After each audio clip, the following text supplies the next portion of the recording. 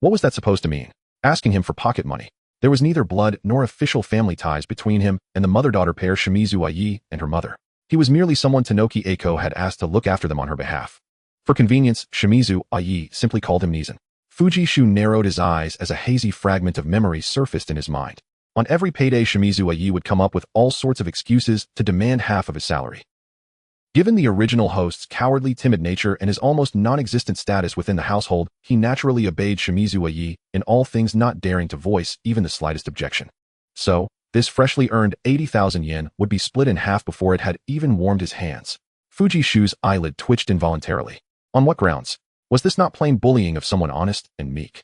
Seeing Fujishu remain silent without saying a word, a trace of suspicion flashed across Shimizu Ai's pretty face. Usually this spineless Nizan would shrink like a quail and nervously hand over the money. Hey, this time it's not just half, it's all of it.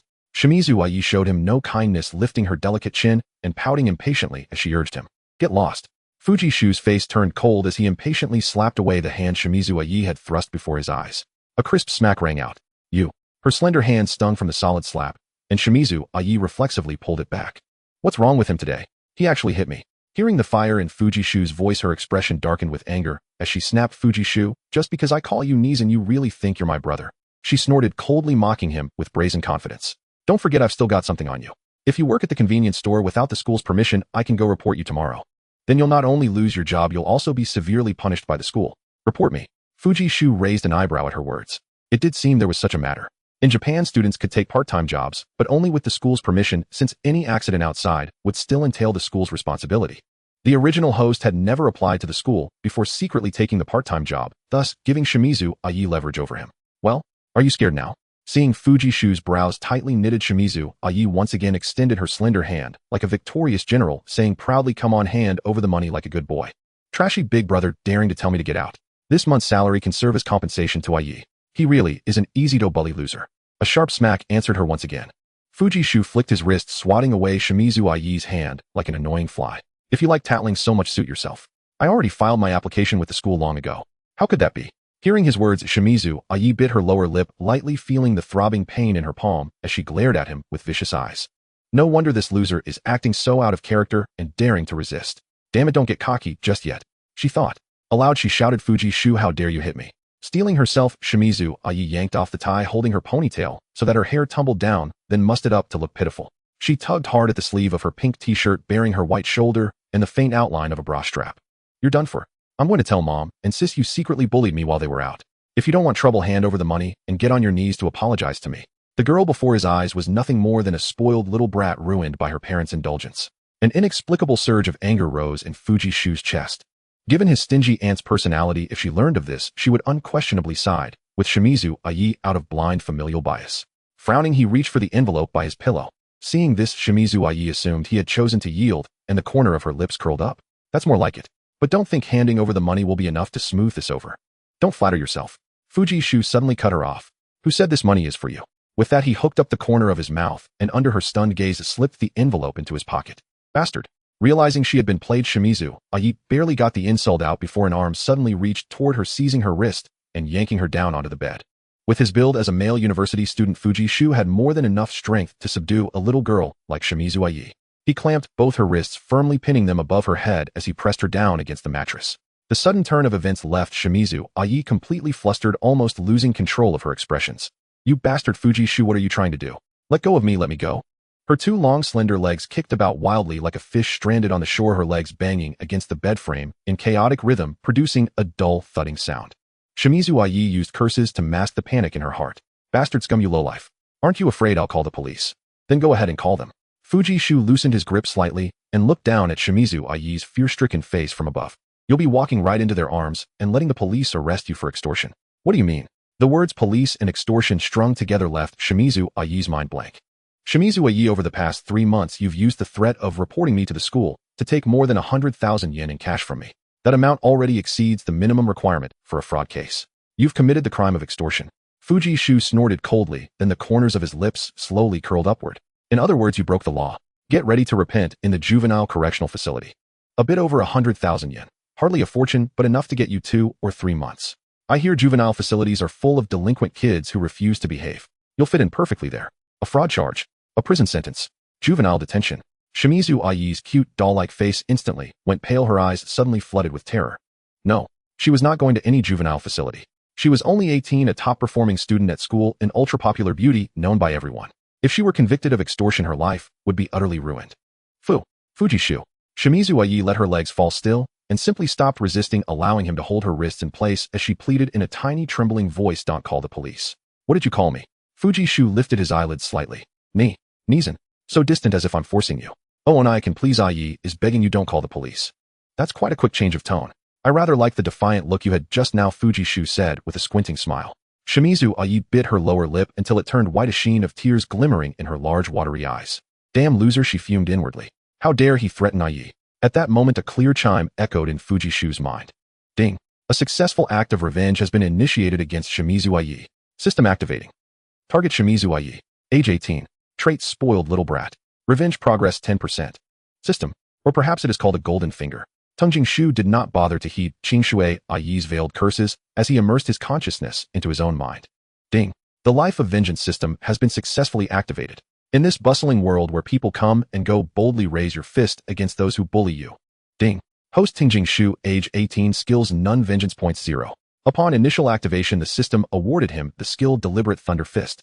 Deliberate Thunder Fist active skill. It allows one to store anger as power or unleash it in an instant to deliver an overwhelmingly powerful strike. His initial act of vengeance against the wicked woman triggered the achievement the first time. This may be his naive first experience, but it surely won't be the last. Reward skill Recording Echo. Recording Echo passive skill automatically captures surrounding sounds and converts them into mobile audio at any time. Ding. A successful act of vengeance against Qingshui Ai rewarded him with 100 vengeance points. The host may use these points at the system store to exchange for any skill or powerful item. Deliberate Thunder Fist. Isn't that a skill from a game? It sounds quite impressive, though its true might remains uncertain. Had the system been activated a few minutes earlier, perhaps he could have tried it on Qingshui Ai. Coming back to his senses, Tungjing Shu redirected his gaze toward Qingshui Ai. Big brother. After being silently stared at for over 10 seconds by Tungjing Shu, Qingshui Ai's delicate frame shuddered as she averted her eyes. "I'm sorry. At worst, Ai can apologize to you," she offered contritely, while inwardly cursing, "Damnable riffraff, damn. If apologies were effective, what would the police be needed for?" Having been swindled out of over 100,000 yen, a mere insubstantial "I'm sorry" was all she offered to sweep the matter under the rug. Do good people deserve to be held at gunpoint? Tungjing Shu shot a mocking glance at Qingshui Ai. "So, what do you want?" "What do I want? Of course I intend to call the police." "No, don't call the police. As long as you refrain from doing so, I can agree to anything you ask." Qingshui Ai's gaze wavered as she averted her head, unwilling to meet Tungjing Shu's eyes. She discreetly glanced at Tungjing Shu's face. Although he usually appeared somewhat weak and inept, his looks were undeniably handsome. As she appraised Tungjing Shu, he too was scrutinizing her. His gaze swept over Qingshui Ai's delicate visage, her exquisite collarbone, the gentle rise and fall of her chest trailing down to her smooth abdomen. "No, this is not acceptable." Startled by Tungjing Shu's unabashed stare, Qingshui Ai quickly crossed her legs and clasped her arms over her chest to shield herself. "Didn't you say you'd agree to anything?" Tungjing Shu leaned in close to Qingshui Ai's face. As their eyes met, a warm breath caressed her cheek, and she could almost hear the strong throb of his heartbeat. Boom, boom. It wasn't Tungjing Shu's sound, it was the pounding of her own heart. Apart from that, overwhelmed by the youthful aura enveloping her, Qingshui Ai had no choice but to blush, turn her head, and close her eyes. With a dismissive tch, Tungjing Shu straightened up and sneered, "Don't get your hopes up. Ooh, I'm not interested in you at all. If you want me not to call the police, that could be arranged." Tungjing Shu's tone paused, and Qingshui Ai subtly reopened her eyes. Imitating Qingshui Ai's earlier gesture, he extended his hand before her and grinned. "Where's the money? Hand it over. You owe me over 100,000 yen. "What money?" "Of course, the money you swindled away from me before. No, it's all gone." "Gone?" Tungjing Shu furrowed his brows. That was the money he had arduously earned through endless work, standing tirelessly at the convenience store from afternoon till night, his smile nearly frozen in place. That kid didn't even leave a single coin behind. Instead, Tungjing Shu laughed coldly and retorted, "Oh, so you spent it all? Then serve as my slave to repay your debts. I'm hungry, bring me dinner." He glared maliciously at Qingshui Ai. "You?" Qingshui Ai's delicate form trembled, as if subjected to a traditional reversal of power, her face betraying a hint of defiance. Instinctively, she wished to refuse, but when confronted with Tungjing Shu's icy gaze, she reluctantly decided to comply. "Yes, I understand." She mumbled in assent, releasing the grip on her wrist that Tungjing Shu had held, casting him a reluctant glance before pushing the door open and heading down to the kitchen. Ding. A successful act of vengeance against Qingshui Ai, rewarding him with 100 yen in cash and 200 vengeance points. Character Qing Shui, i.e. age 18. Attribute female imp vengeance progress 30. In social circles she is seen as the exemplary student and the obedient girl by elders, yet in truth, she is a little demon who takes pleasure in abusing others and draining their finances. Feel free to unleash your vengeance upon her. It seems the system is fanning the flames. Teng Jingshu smirked as he glanced at the 1,000 yen note that materialized in his hand. Retribution, or rather vengeance. That Qing Shui, i.e. even earns cash rewards for it. This system seems rather unorthodox, doesn't it? Recalling the mention of vengeance points, Teng Jingshu immersed his consciousness into the shop. Skills refreshes every Monday at 0001. Basic Chinese cuisine, 100 vengeance points. Basic vehicle driving, 100 vengeance points. 3. Basic mastery of professional knowledge, the host's current major being sociology, 200 vengeance points. Items refreshes every Monday at 000. Steel elixir, when ingested, it significantly boosts strength and defense for 5 minutes, rendering one immune to some pain, although it induces a 3-hour period of weakness after the effects wear off. According to the system, skills are categorized from basic, intermediate, advanced to master level in ascending order. It's a bit trivial. Teng Jingshu remarked with exasperation as he glanced at the system panel. In his previous life, he already knew how to cook and had secured his driving license long ago. Although Japanese cars have right-hand steering, unlike those in Huawei, their operation remains largely similar, requiring only a brief period of adjustment. After passing on 2 skills, Teng Jingshu fixed his gaze on the basic mastery of professional knowledge skill. The original host attended a public junior college in Arakawa Ward, majoring in sociology. In a Japan that embraces joyful education, the academic performance of ordinary students is unsurprisingly as one might expect. Although he was not at the bottom of his class, he was by no means exemplary. That is to say, if Teng Jingshu wished to graduate with honors and escape his dismal family situation, he would have to start from scratch and relearn everything step by step.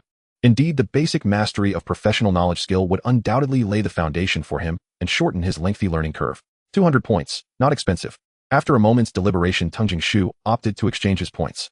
The next moment, accompanied by a slight dizziness in his head, a bundle of knowledge suddenly flooded Teng Jingshu's mind, as if a bulging school bag had been stuffed into his desk.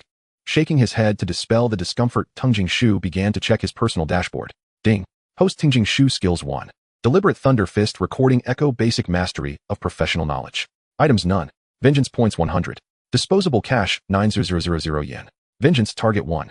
Qing Shui Yi. Qing Shui Yi. Age 18. Attribute female imp. Vengeance progress 30. The door creaked open shortly after, pushed by Ai Shimizu, who had just come downstairs. She walked over with a bowl of instant noodles that had yet to be soaked, her expression emotionless. Here, your dinner. Ai Shimizu tossed her hair with a displeased expression, slamming the bowl of noodles onto the desk with a tone filled with disdain. Teng Jingshu smirked. I asked you to bring me a proper meal, and you come back with instant noodles. Having instant noodles is already good enough. Ooh, I can't cook. He said. It sounds like you're blaming me for something. Teng Jingshu picked up the plastic fork stuck in the noodle cup, lifting the lid to reveal a rush of steam. Since that's the case, you can also take care of the bento for school tomorrow at noon then. He twirled the noodles on his fork, blowing gently on them as he began to eat leisurely. You idiot, I've already told you I can't cook. Ai Shimizu exploded, puffing her cheeks and shouting angrily. That's your problem. Teng Jingshu sipped the piping hot noodle broth. By the way, not just tomorrow, but every day, starting from tomorrow. He turned to Ai Shimizu, shooting her a look that brooked no refusal. You? Ai Shimizu's teeth almost ground together, her chest visibly heaving with anger, a surge of rage rushing up from her feet to the top of her head. Damn it, damn it, damn it. He's just a lousy fish, and yet he has the audacity to boss me around. But she had no way to retaliate against Teng Jingshu. The situation had completely reversed as she had fallen into Teng Jingshu's hands. No way. Ai absolutely cannot just sit by and let this happen. With a scheme in mind, Ai Shimizu turned her face away and feigned indifference with a nonchalant "oh." After quickly finishing the bowl of noodles, Teng Jingshu felt a warm satisfaction in his stomach, his fatigue from work instantly erased. Glancing at Ai Shimizu, Teng Jingshu said softly, Why are you just standing there? Hurry up and clean up, I'm going to sleep now. Yes, Ai Shimizu replied softly, though her mind was in turmoil. She picked up the noodle cup, pushed open the door, and left the room. Back in her own bedroom, she tossed the instant noodles into the trash bin. Ai Shimizu lay on her bed, rolling back and forth like a little caterpillar. Bastard, bastard, bastard. He was just a lousy fish before, and now he dares to ride on my head. She picked up a plush toy, imagining it, as Teng Jingshu from across the room, repeatedly striking it with her little fists. Just wait and see, you won't just give up easily. That night, Ai Shimizu harbored a belly full of schemes. The next morning, after Teng Jingshu got up and washed up, he changed his clothes, slung his backpack over his shoulder, and went downstairs. The living room on the first floor was empty, with breakfast laid out, and only Ai Shimizu sat at the table. It seemed that Aunt Momonoke Eiko had gotten up early for work. As for his rarely seen sister Rin, Ai Shimizu's older sister, she attended a private boarding university, and he could only see her during the weekends when she came home. Usually only Tungjing Shu, Ai Shimizu, and Momonoki Eiko were at home. Hey, race the bento you wanted. At the dining table, Ai Shimizu took a bite of toast, while chewing, pushing a well-covered bento box toward Tungjing Shu. I made an excuse saying I was growing and needed more food, so I had Mom make an extra portion. She was only a little over 1.5 meters tall, and when sitting on the stool, her thin legs and white ankle socks barely touched the ground. Have you forgotten what to call me after just one night? Tungjing Shu walked over and stuffed the bento box into his backpack. Got it, Onaikin. Ai Shimizu pouted, giving Tungjing Shu a disdainful glare. If a little person gets carried away, Tungjing Shu would not tolerate her like Momonoki Eiko did. Seeing Ai Shimizu's impatient face, he immediately grabbed a boiled egg from her plate. Tongue, Onaikin, that's my breakfast. I know, but it's mine now. You bastard, have you sunk so low as to steal my breakfast too? Ai Shimizu exclaimed indignantly. Well said. Tungjing Shu took a bite of the boiled egg, his face calm as he remarked. I only took one of your eggs, and you're this upset. You 3 women have occupied my house for so many years, should I not be angry? You? Knowing she was at fault and unable to argue with Tungjing Shu, Ai Shimizu snorted coldly and declared in short, don't get too cocky too soon. Haha, I'm just reminding you. Tungjing Shu stuffed the remaining eggs into his mouth and gulped down the milk Ai Shimizu had just poured. He reached out and gently pinched Ai Shimizu's cute face towering over her. In response to her astonished gaze, he said, don't treat me like the old me, the one who let you 3 women isolate and bully him, who never fought back or spoke up. Tungjing Shu's lips curled slightly. From today onward, the roles have reversed. He pinched Ai Shimizu's face firmly. Bye-bye, see you tonight. Releasing his grip, Tungjing Shu slung his bag over his shoulder and pushed open the door of the Tungjing residence. Ai Shimizu sat there, her mouth slightly agape, dazed by Tungjing Shu's departing smile. Was this guy declaring war on their mother-daughter duo? He seemed rather handsome and quite manly. Hiss. Ai Shimizu suddenly inhaled sharply, realizing belatedly that she was touching her reddened face. Tungjing Shu. Ding. Successfully launched a revenge against Ai Shimizu. Reward 100 revenge points. Ding. Character Ai Shimizu, age 18, attribute mischievous girl, revenge progress 35. With his backpack, Tungjing Shu walked down the street from Nanchiu town. He attended Arakawa University, a district-run school. Given that it was a public institution, the teaching standards were predictably low and most students were just passing their days. Although the learning environment was lacking, Tungjing Shu had his own abilities, and there was no telling he couldn't achieve success in other areas in the future. Japan's junior colleges are a blend of vocational and university education, typically lasting 2 to 3 years, with essential courses in Japanese, English, and calculus alongside specialized subjects. It was the second semester of college, having just started not long ago. The September mornings were still cool, and students wandered in small groups across the campus. Tungjing Shu headed straight for the sociology building for first-year students and turned into Class 1B at the corner of the second-floor staircase. He walked to an empty seat by the window and sat down, stuffing his backpack into the desk hole. At the back by the window, the hometown of the king. However, due to family changes, Tungjing Shu had developed a timid and introverted personality, not only having no connection with the king, but also appearing weak at school, often bullied by delinquent students. Fujiwara Itsuki spread his textbook open amid the classroom's clamor. Thanks to the skill, basic mastery of professional knowledge, he no longer felt utterly lost, as he had been a month ago upon arriving, staring blankly at the pages as if deciphering celestial script. As he flipped through the textbook, key concepts gradually surfaced in his mind, aligning seamlessly with each passage. Fujiwara sensed an uncanny certainty. Even if he attended not a single lecture from this moment onward, he could likely breeze through the final exams. The effect is remarkable. Even this rudimentary skill had spared him countless hours of grueling solitary study. What then might intermediate or advanced mastery of professional knowledge accomplish? Might it catapult him straight into professional certification exams, or even onto the podium as a professor?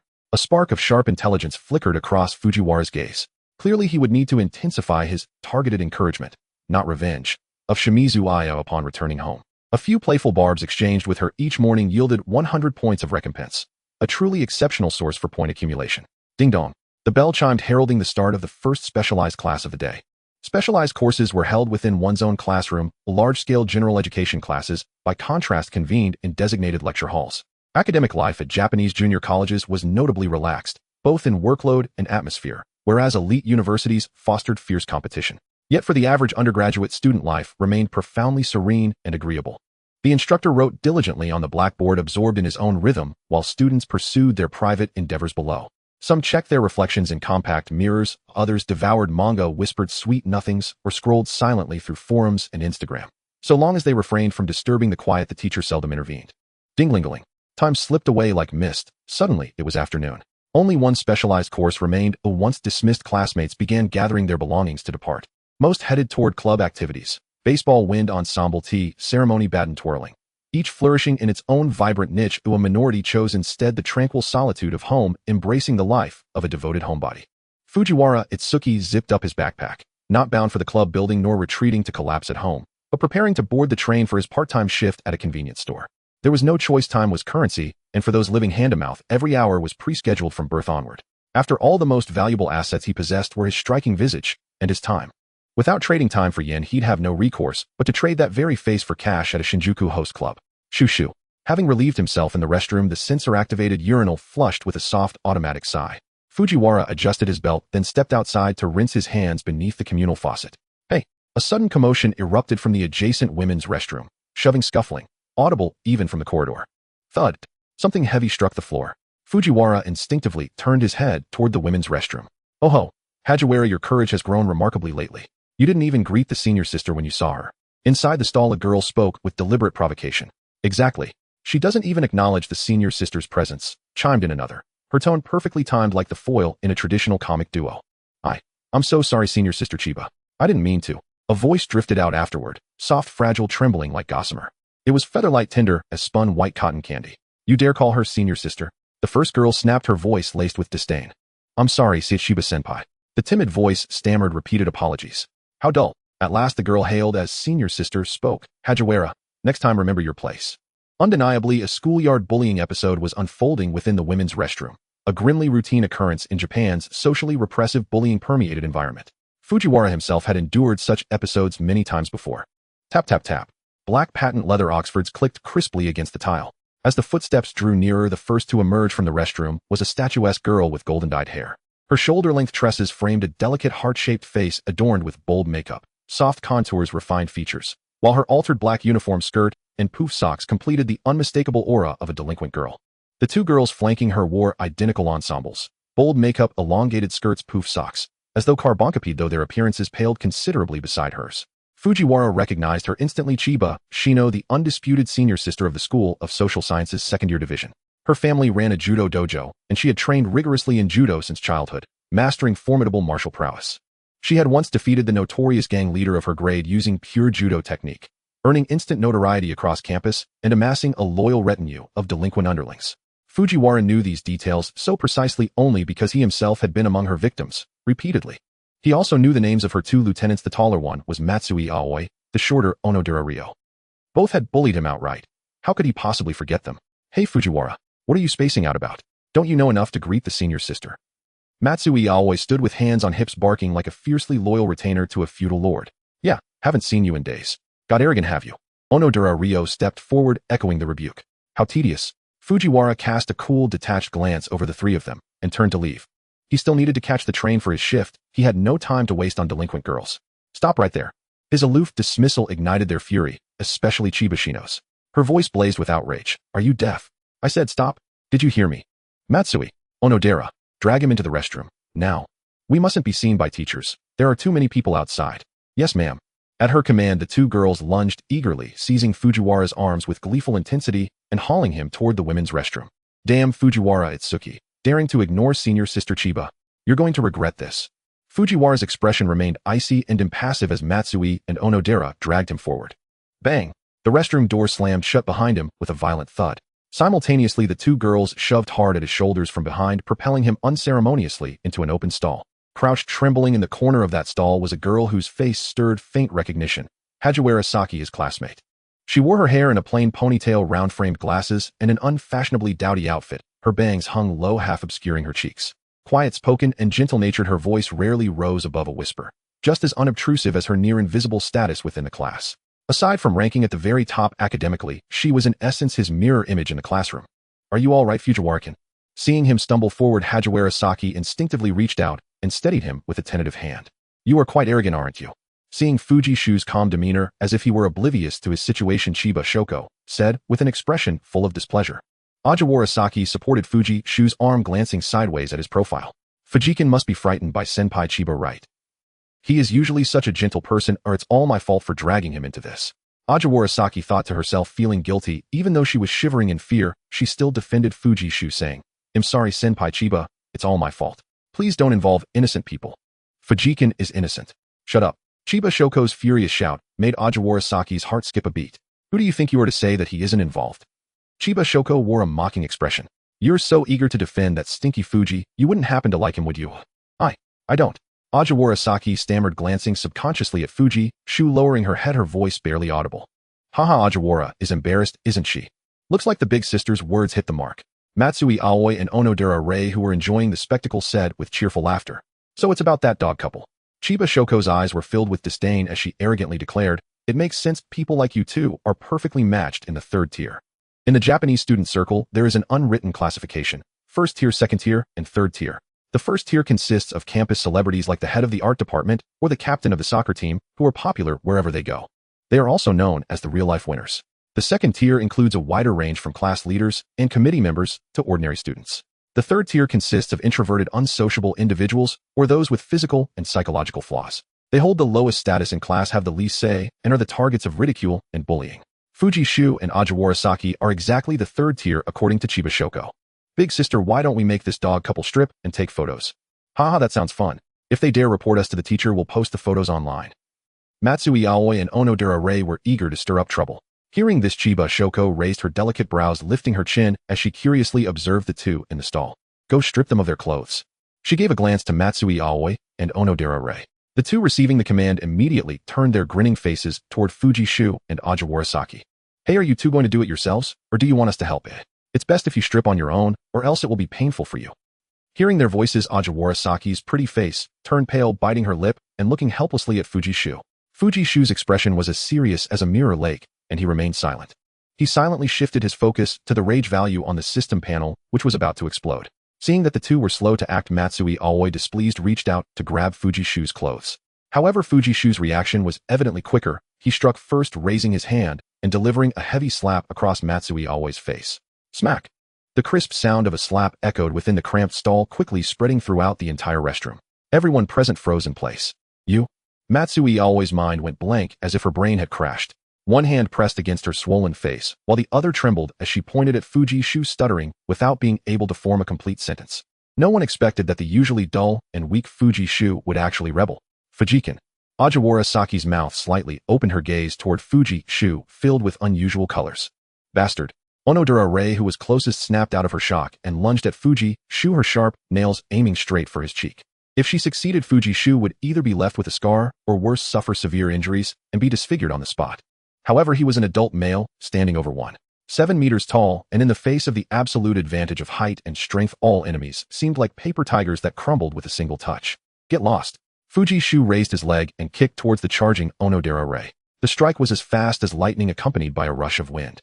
Thud. Onodera Rei was immediately kicked to the ground, rolling twice like a gourd blown by the wind before finally coming to a stop. In the blink of an eye, the two little delinquents of Chiba Shoko had lost their ability to fight. Matsui Onodera. Looking at the two little girls lying on the ground moaning, Chiba Shoko's face was filled with disbelief. How dare he? How dare he fight back? He was clearly just a weakling from the third tier. Chiba Shoko's anger surged as she glared fiercely at Fuji Shu. Ajiwara Saki looked at Fuji Shu with a gaze full of shock. Fujikin. So amazing, like a martial arts star. Before she had time to be shocked for a few seconds, Chiba Shoko suddenly charged in and entangled herself with Fuji Shu. The narrow stall barely fit 3 people, forcing Ajiwara Saki to squeeze beside the toilet. In martial arts, when it comes to practicality, hard-hitting martial arts like karate and boxing aren't even ranked. The truly formidable ones are wrestling and judo. In actual combat, no matter how fast your punches or kicks are, not even the toughest person can withstand a throw from behind. And Chiba Shoko was a master specializing in judo. She stood about 1.7 meters tall with a tall and slender figure, delicate arms, and beneath her skirt were 2 straight and elastic white thighs. Chiba Shoko seized the opportunity to grab Fuji Shu's arm, throwing herself at him like a moth to a flame, colliding with him full force. Immediately after, she tightly locked Fuji Shu's arm, stabilizing her lower body, and the 3 parts of her hips, waist, and back all exerted force simultaneously. Over the shoulder throw. Chiba Shoko wore a smile of assured victory. In the next second, her smile instantly turned to astonishment, then gradually to confusion and disbelief. How can he be so heavy? This guy is weak as a breeze, at most weighing 120 pounds. She was a judo blue belt who could even take down wrestlers weighing over 200 pounds. Impossible. Absolutely impossible. Chiba Shoko's face flushed red as she exerted all her strength to try again, but Fuji Shu remained unmoved, standing firm. Senpai Chiba, is that all you've got? Fuji Shu smiled slightly, leaning closer to Chiba Shoko's ear and whispering, now it's my turn. After saying this, he interrupted the continuous influx of rage value from the system panel into his body. Having endured Chiba Shoko for so long, Fuji-shu was simply testing the limits of his accumulated rage.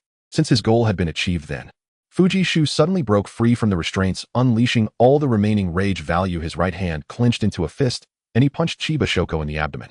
Accumulative, explosive fist. Pooh! Shinya Xiaoji let out a dry heave, as if she were about to vomit her organs. She clutched her painfully aching stomach, kneeling before Fuji-shu like a boiled shrimp. Her forehead was drenched in cold sweat, and Shinya Xiaota's whole body trembled, as if a storm was raging in her lower abdomen. It hurts so much. Will my ribs break? How can this guy be so strong? Big sister, are you okay? Are you alright? Seeing this situation, Matsui Aoi and Onodera Rei rushed over, rolling and crawling to express their concern.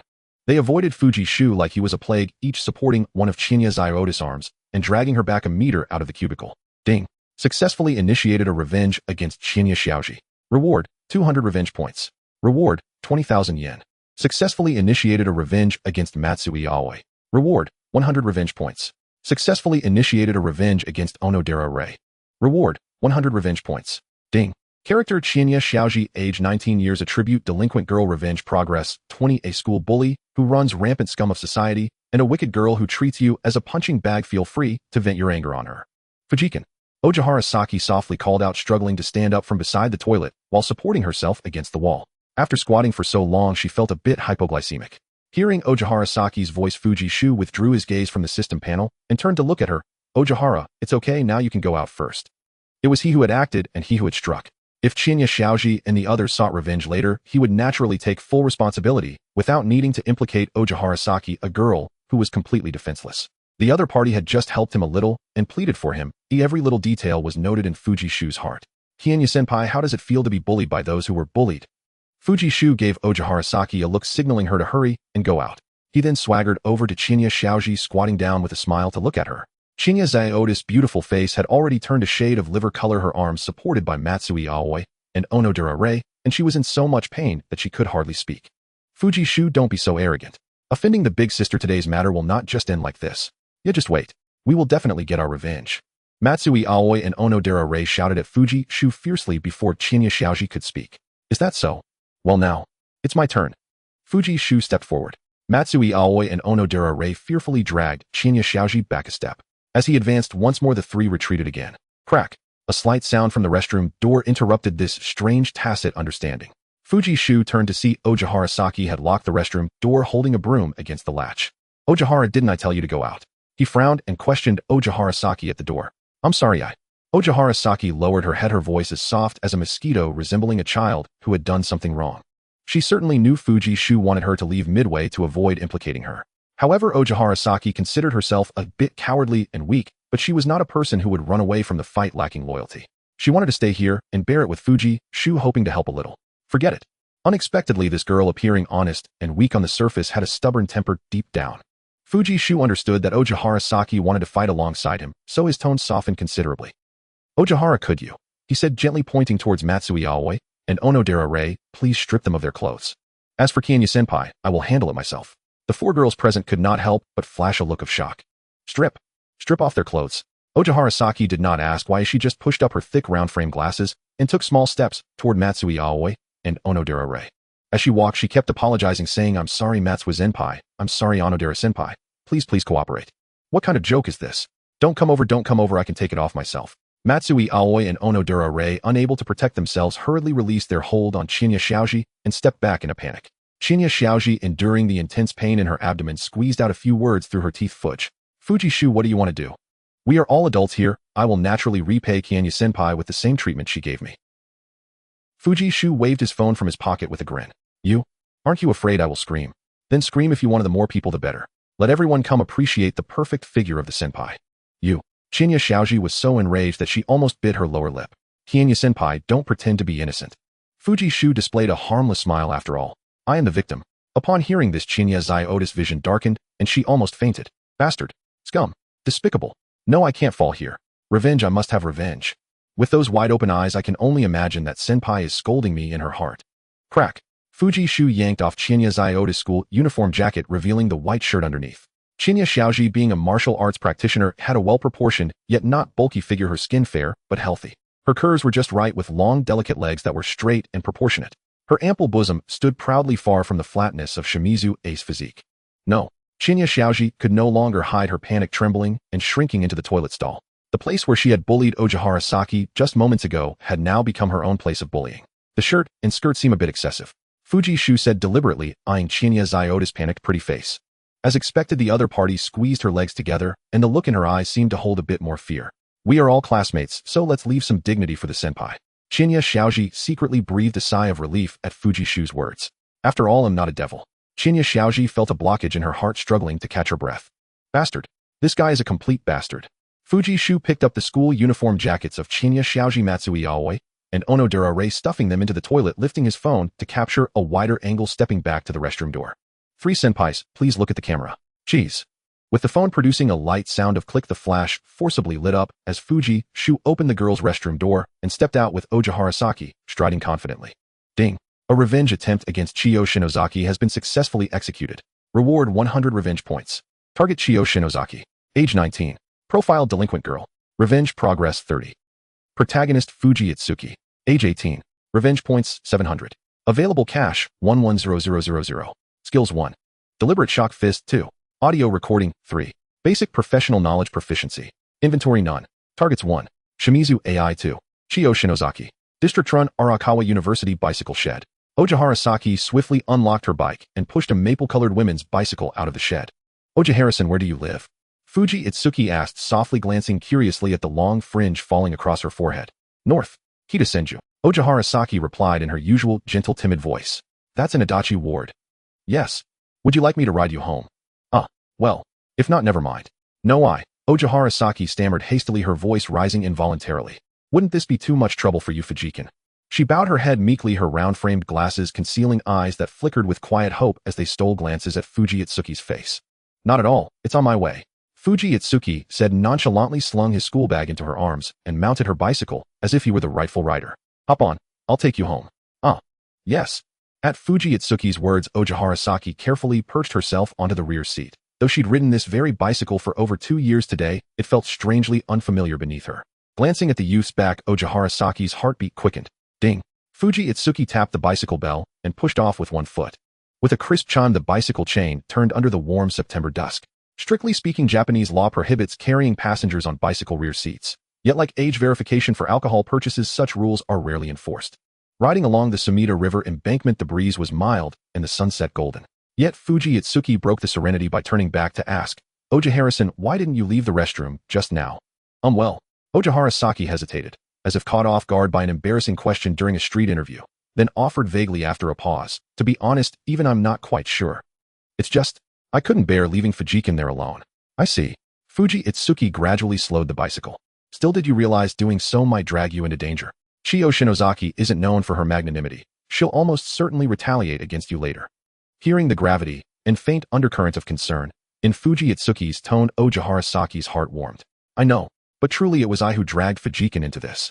You were merely passing by the restroom. That misfortune struck because of me. That's not how it works.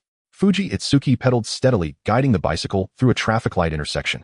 The school is small. We'll inevitably cross paths with Chiyo Shinozaki again. Besides, I've endured her bullying long before today.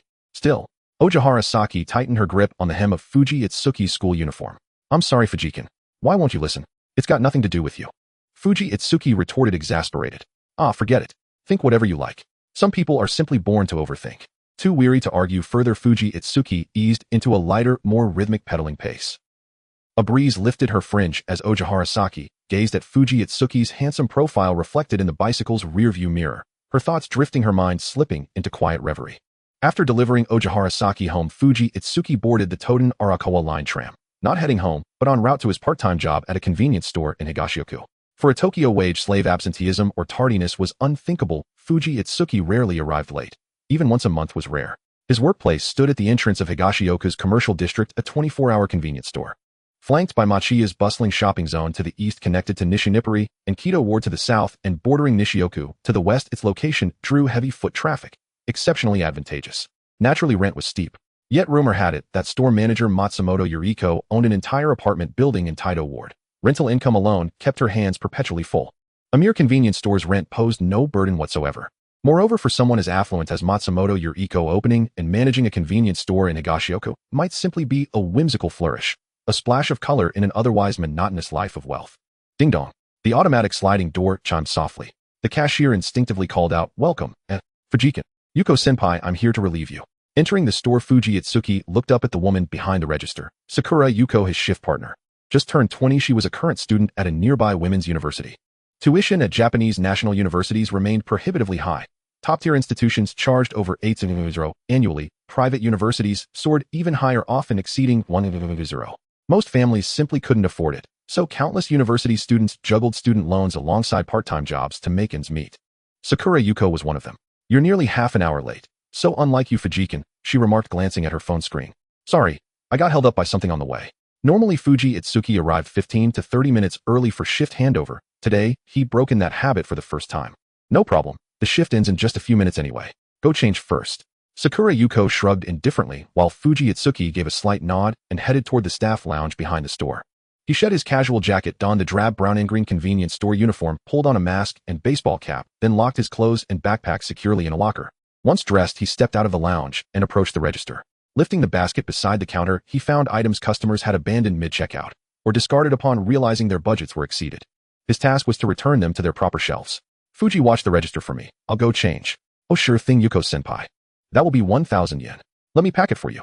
At the checkout counter, Fuji Itsuki finished the transaction and placed the daikon radish and kombu from the Odin pot into a paper bag, then watched the customer depart with quiet attentiveness.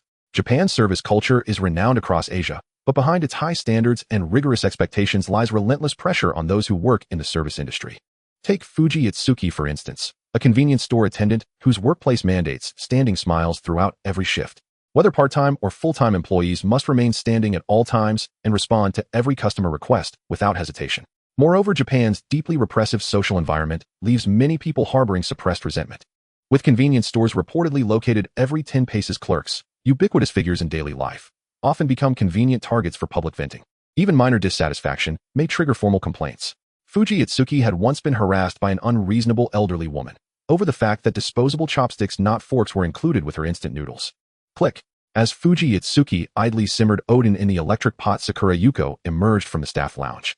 Her drab brown-green uniform jacket had been replaced by an oversized khaki trench coat, her crisp white shirt now layered beneath a knitted turtleneck. The unflattering dark green miniskirt was gone, substituted by a knee-length brown capri pant, revealing slender, luminous legs beneath. Adjusting her makeup in a small hand mirror as she walked, Sakura Yuko slung a black tote bag diagonally across her right arm, transforming in an instant from an ordinary convenience store clerk into a fresh, elegant urban woman.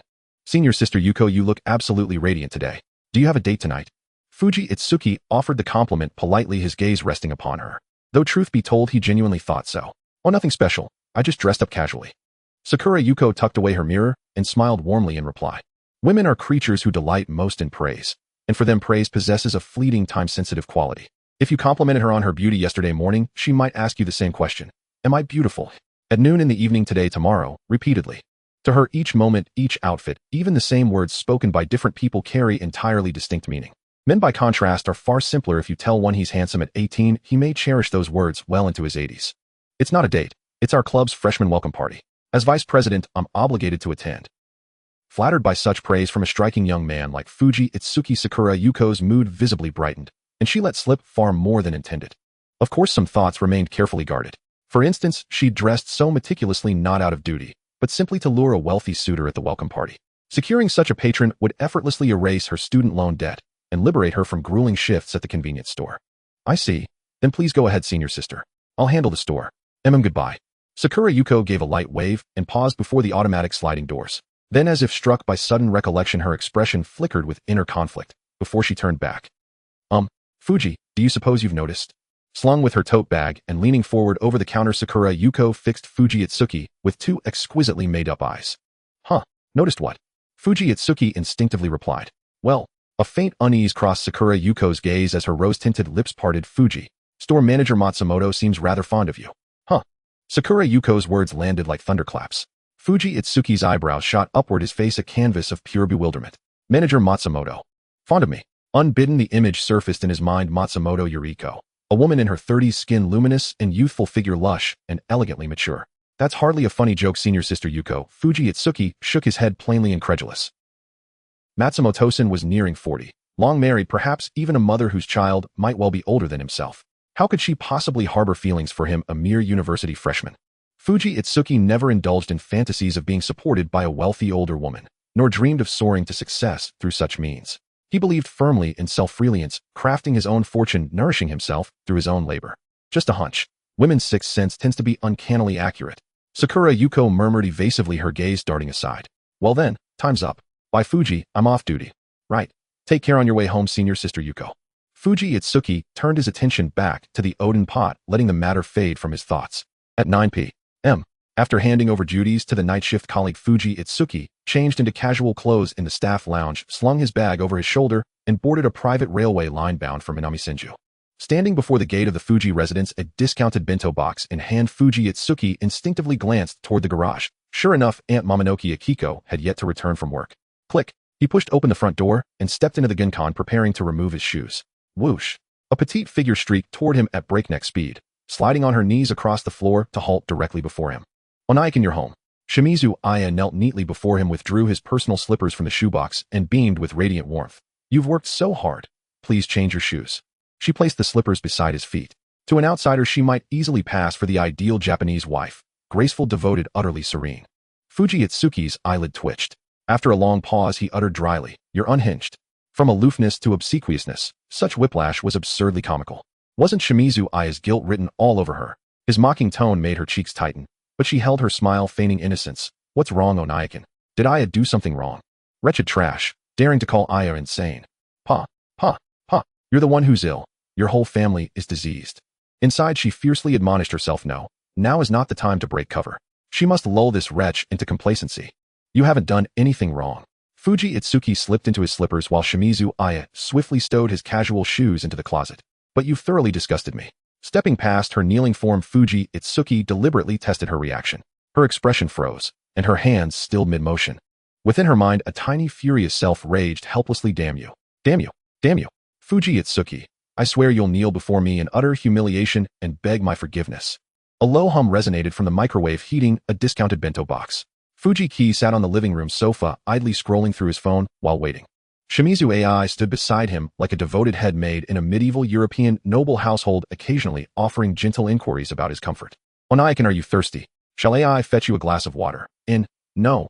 Fear you might poison it. Then would you like Ai to peel you an apple? No. Fear you'll slip poison into it like the Wicked Witch in Snow White. Then may Ai need your legs to help you relax? No, fear you'll. Fuji Ki lifted his eyelids slightly. Go ahead. At his consent, Shimizu Ai instantly brightened into a sweet smile, nestling close beside him on the sofa and gently tapping his thighs with her small fists. Excellent.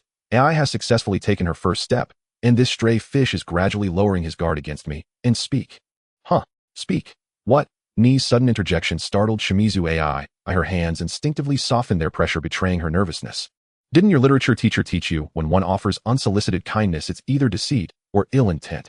Fuji Ki set his phone aside and gazed calmly at Shimizu Ai. What do you mean, deceit and ill intent? Ai doesn't quite understand. Her mind raced like a cosmic explosion. Seizing inspiration, she declared, Didn't you tell me to serve as your indentured servant to repay my debt? So I'm simply trying my best to earn your forgiveness sooner. Oh, is that so? Of course.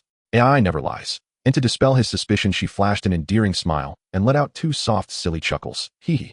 When did you grow so dutiful? Fuji Ki curved his lips upward and reached out, pinching Shimizu Ai's soft cheeks between his fingers, molding them playfully, like handling an exquisitely crafted doll. He had no idea what scheme she was hatching, but he knew precisely who she was. A little demoness who habitually masked her true self before others. How could she possibly bow in submission to someone she'd once tormented? This cunning girl certainly harbored ulterior motives. He's such a fine teacher, Onaikin. Shimizu Ai's eyes crinkled into crescents as she tilted her delicate, impish face toward him, like a docile kitten seeking its master's affectionate stroke. Well said. I'm almost tempted to reward you with some pocket money. Fuji Ki smiled approvingly and lightly ruffled her hair. Really? Her eyes sparkled, her expression now unfeigned, genuinely alight. After all, once severed from Fuji Ki, the steady ATM, her own allowance barely covered her expenses, vanishing entirely before month's end. Truly, I held myself back. Her rhythmic kneading halted mid-motion. She froze utterly like a paused film frame. After a long pause, she forced a brittle laugh. Onaikin's such a joker. Ai nearly believed you. Ding. Na chime rang sharply from the microwave. Fujiki strode into the kitchen, retrieved the steaming bento, and ascended the stairs, leaving Shimizu Aii seated silently on the sofa. Seeing this, Shimizu Aii clung to him like a stubborn medicinal plaster, her slender legs carrying her up the stairs with quick light steps. Tap, tap, tap. Back in his bedroom, he tossed his school bag onto the bed and sat at his desk, opening the plastic bento box to eat. And why did you follow me up here? I just wanted to see if Onaikan needed anything done. In her dark, lively eyes darted about slyly. Then go draw me a hot bath. I'll shower after eating. And yes, Onaikan. And she straightened, immediately nodded earnestly, and withdrew, closing the door behind her with quiet, impeccable courtesy. Initial trust established with the stray fish, and Operation Felf Tree proceeds swiftly. AI must press on and redouble her efforts. Once she'd left, Fujiki chewed a generous slice of barbecued pork while glancing at his system interface. His revenge points had accumulated to 700, but the driving and cooking skills available in the system shop were already within his mastery. Were they upgraded to intermediate level, he might consider purchasing one to test its efficacy. Besides, how could a penniless wretch like him afford a car? The sole Honda in the household remained perpetually in use by Momoko now. As for cooking, he'd fully delegated it to Shimizu Ai and expected to wield a spatula himself only rarely henceforth. And must wait until next Monday's shop refresh to see if any practical skills appear. Fujiki mused inwardly, then shifted his gaze to the sole item in the shop steel compound. Upon ingestion, it dramatically enhanced strength and physical resilience for 5 minutes, and conferred partial immunity to pain. However, it left the user severely weakened once its effects wore off. That's just adrenaline. Fujiki snorted dismissively. The system's grandiose phrasing amused him. Purchase confirmed. Mockery aside, acquisition was inevitable. At only 300 points, it lay well within his means. And with the shop due to refresh in mere days, who knew when this item might reappear? Ding! And the system chimed, transaction successful. Yet no vial appeared in his hand. Instead, the compound resided securely within his personal storage space, accessible instantly via conscious command. That convenience spared him the perilous fumbling for a tiny bottle mid-crisis. Finishing his meal, Fujiki gathered his clothes and entered the second-floor bathroom. The next morning, Shimizu Ai greeted the day with the same demure, deferential demeanor. For a fleeting moment, Fujiki even wondered whether she'd suffered a mental collapse or developed full-blown Stockholm syndrome, astonishingly tolerant of his barbs. Enough. Let's steal meat, sword, flood, meat, earth. Was he truly afraid of a spoiled brat coddled by her mother? He stuffed the bento box into his school bag and walked to the entryway to slip on his flats.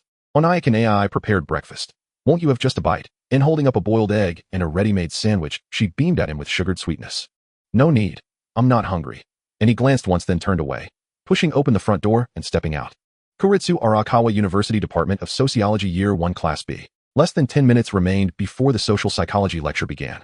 Ojihara Saki sat in the front row, glancing repeatedly over her shoulder toward a window-side seat at the back, only to find it stubbornly empty, her expression betraying a quiet, unmistakable disappointment. Fujiyasuji Itsuki entered through the rear classroom door precisely as the bell was about to ring. As a commuter student, he relied solely on his own 2 legs. Walking from home to campus took no less than 20 minutes.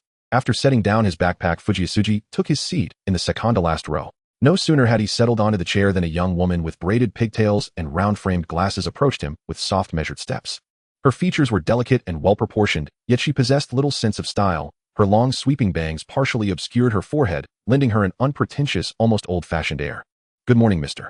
Fujiyasuji. Ojihara Saki greeted him gently. Good morning, Miss Ojihara. After what happened yesterday, did you manage to sleep last night?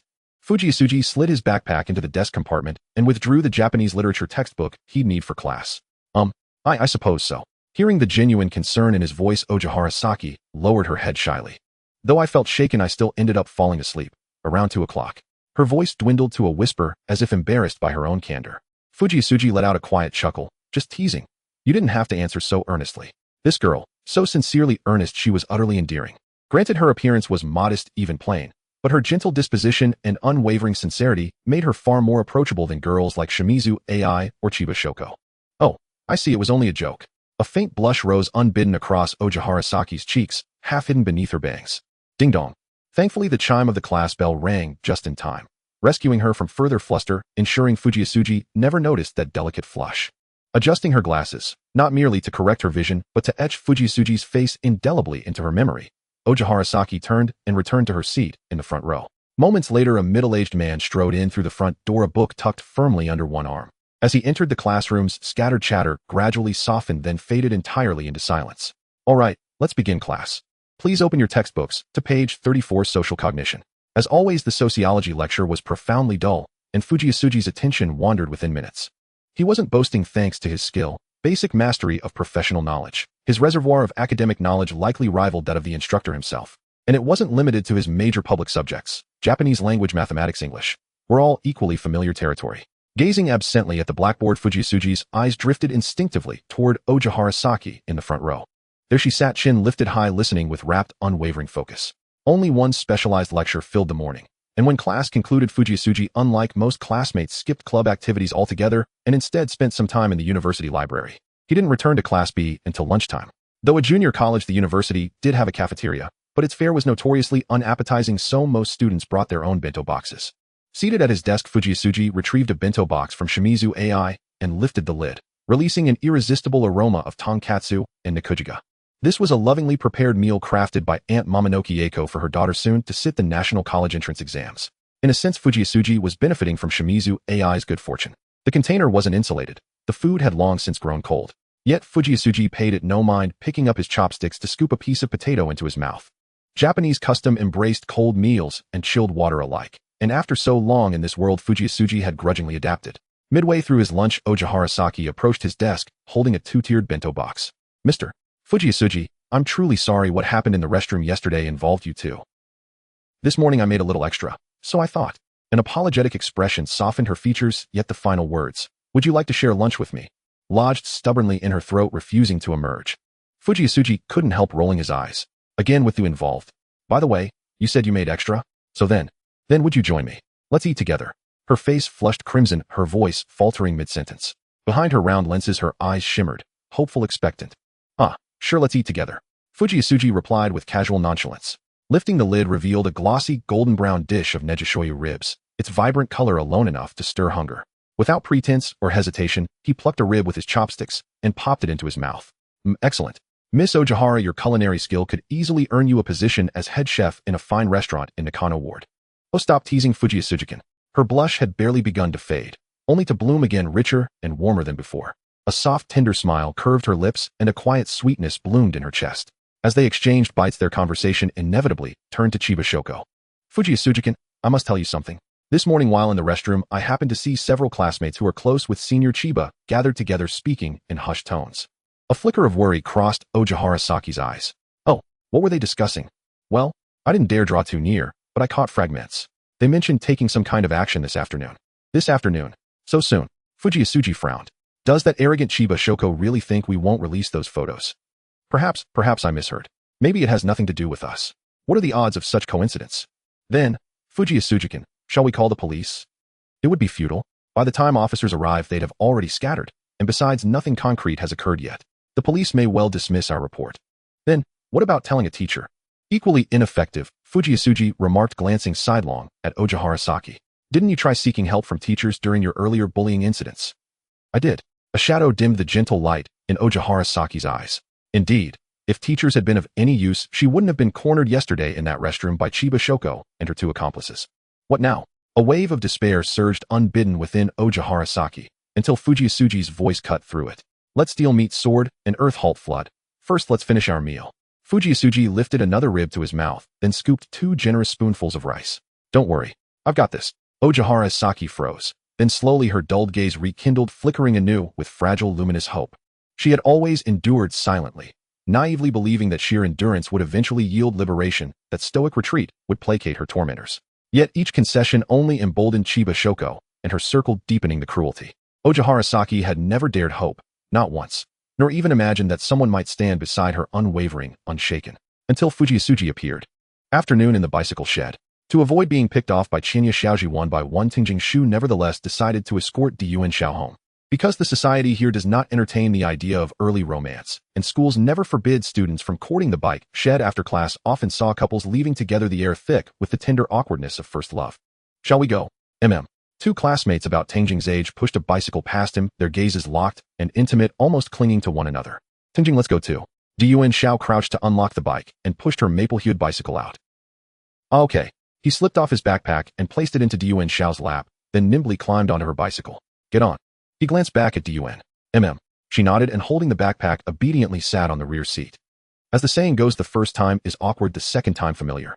This time she was no longer the shy, fumbling girl of yesterday. Her anxiety had mellowed into quiet enjoyment. Whoosh! Tingjing's long legs drove the pedal. The bicycle sliced the air and surged past the couple at once. Tingjing, thank you for bringing me home again today. No trouble at all, I have nothing else to do anyway. Tingjing pedaled, drifting slowly through the campus.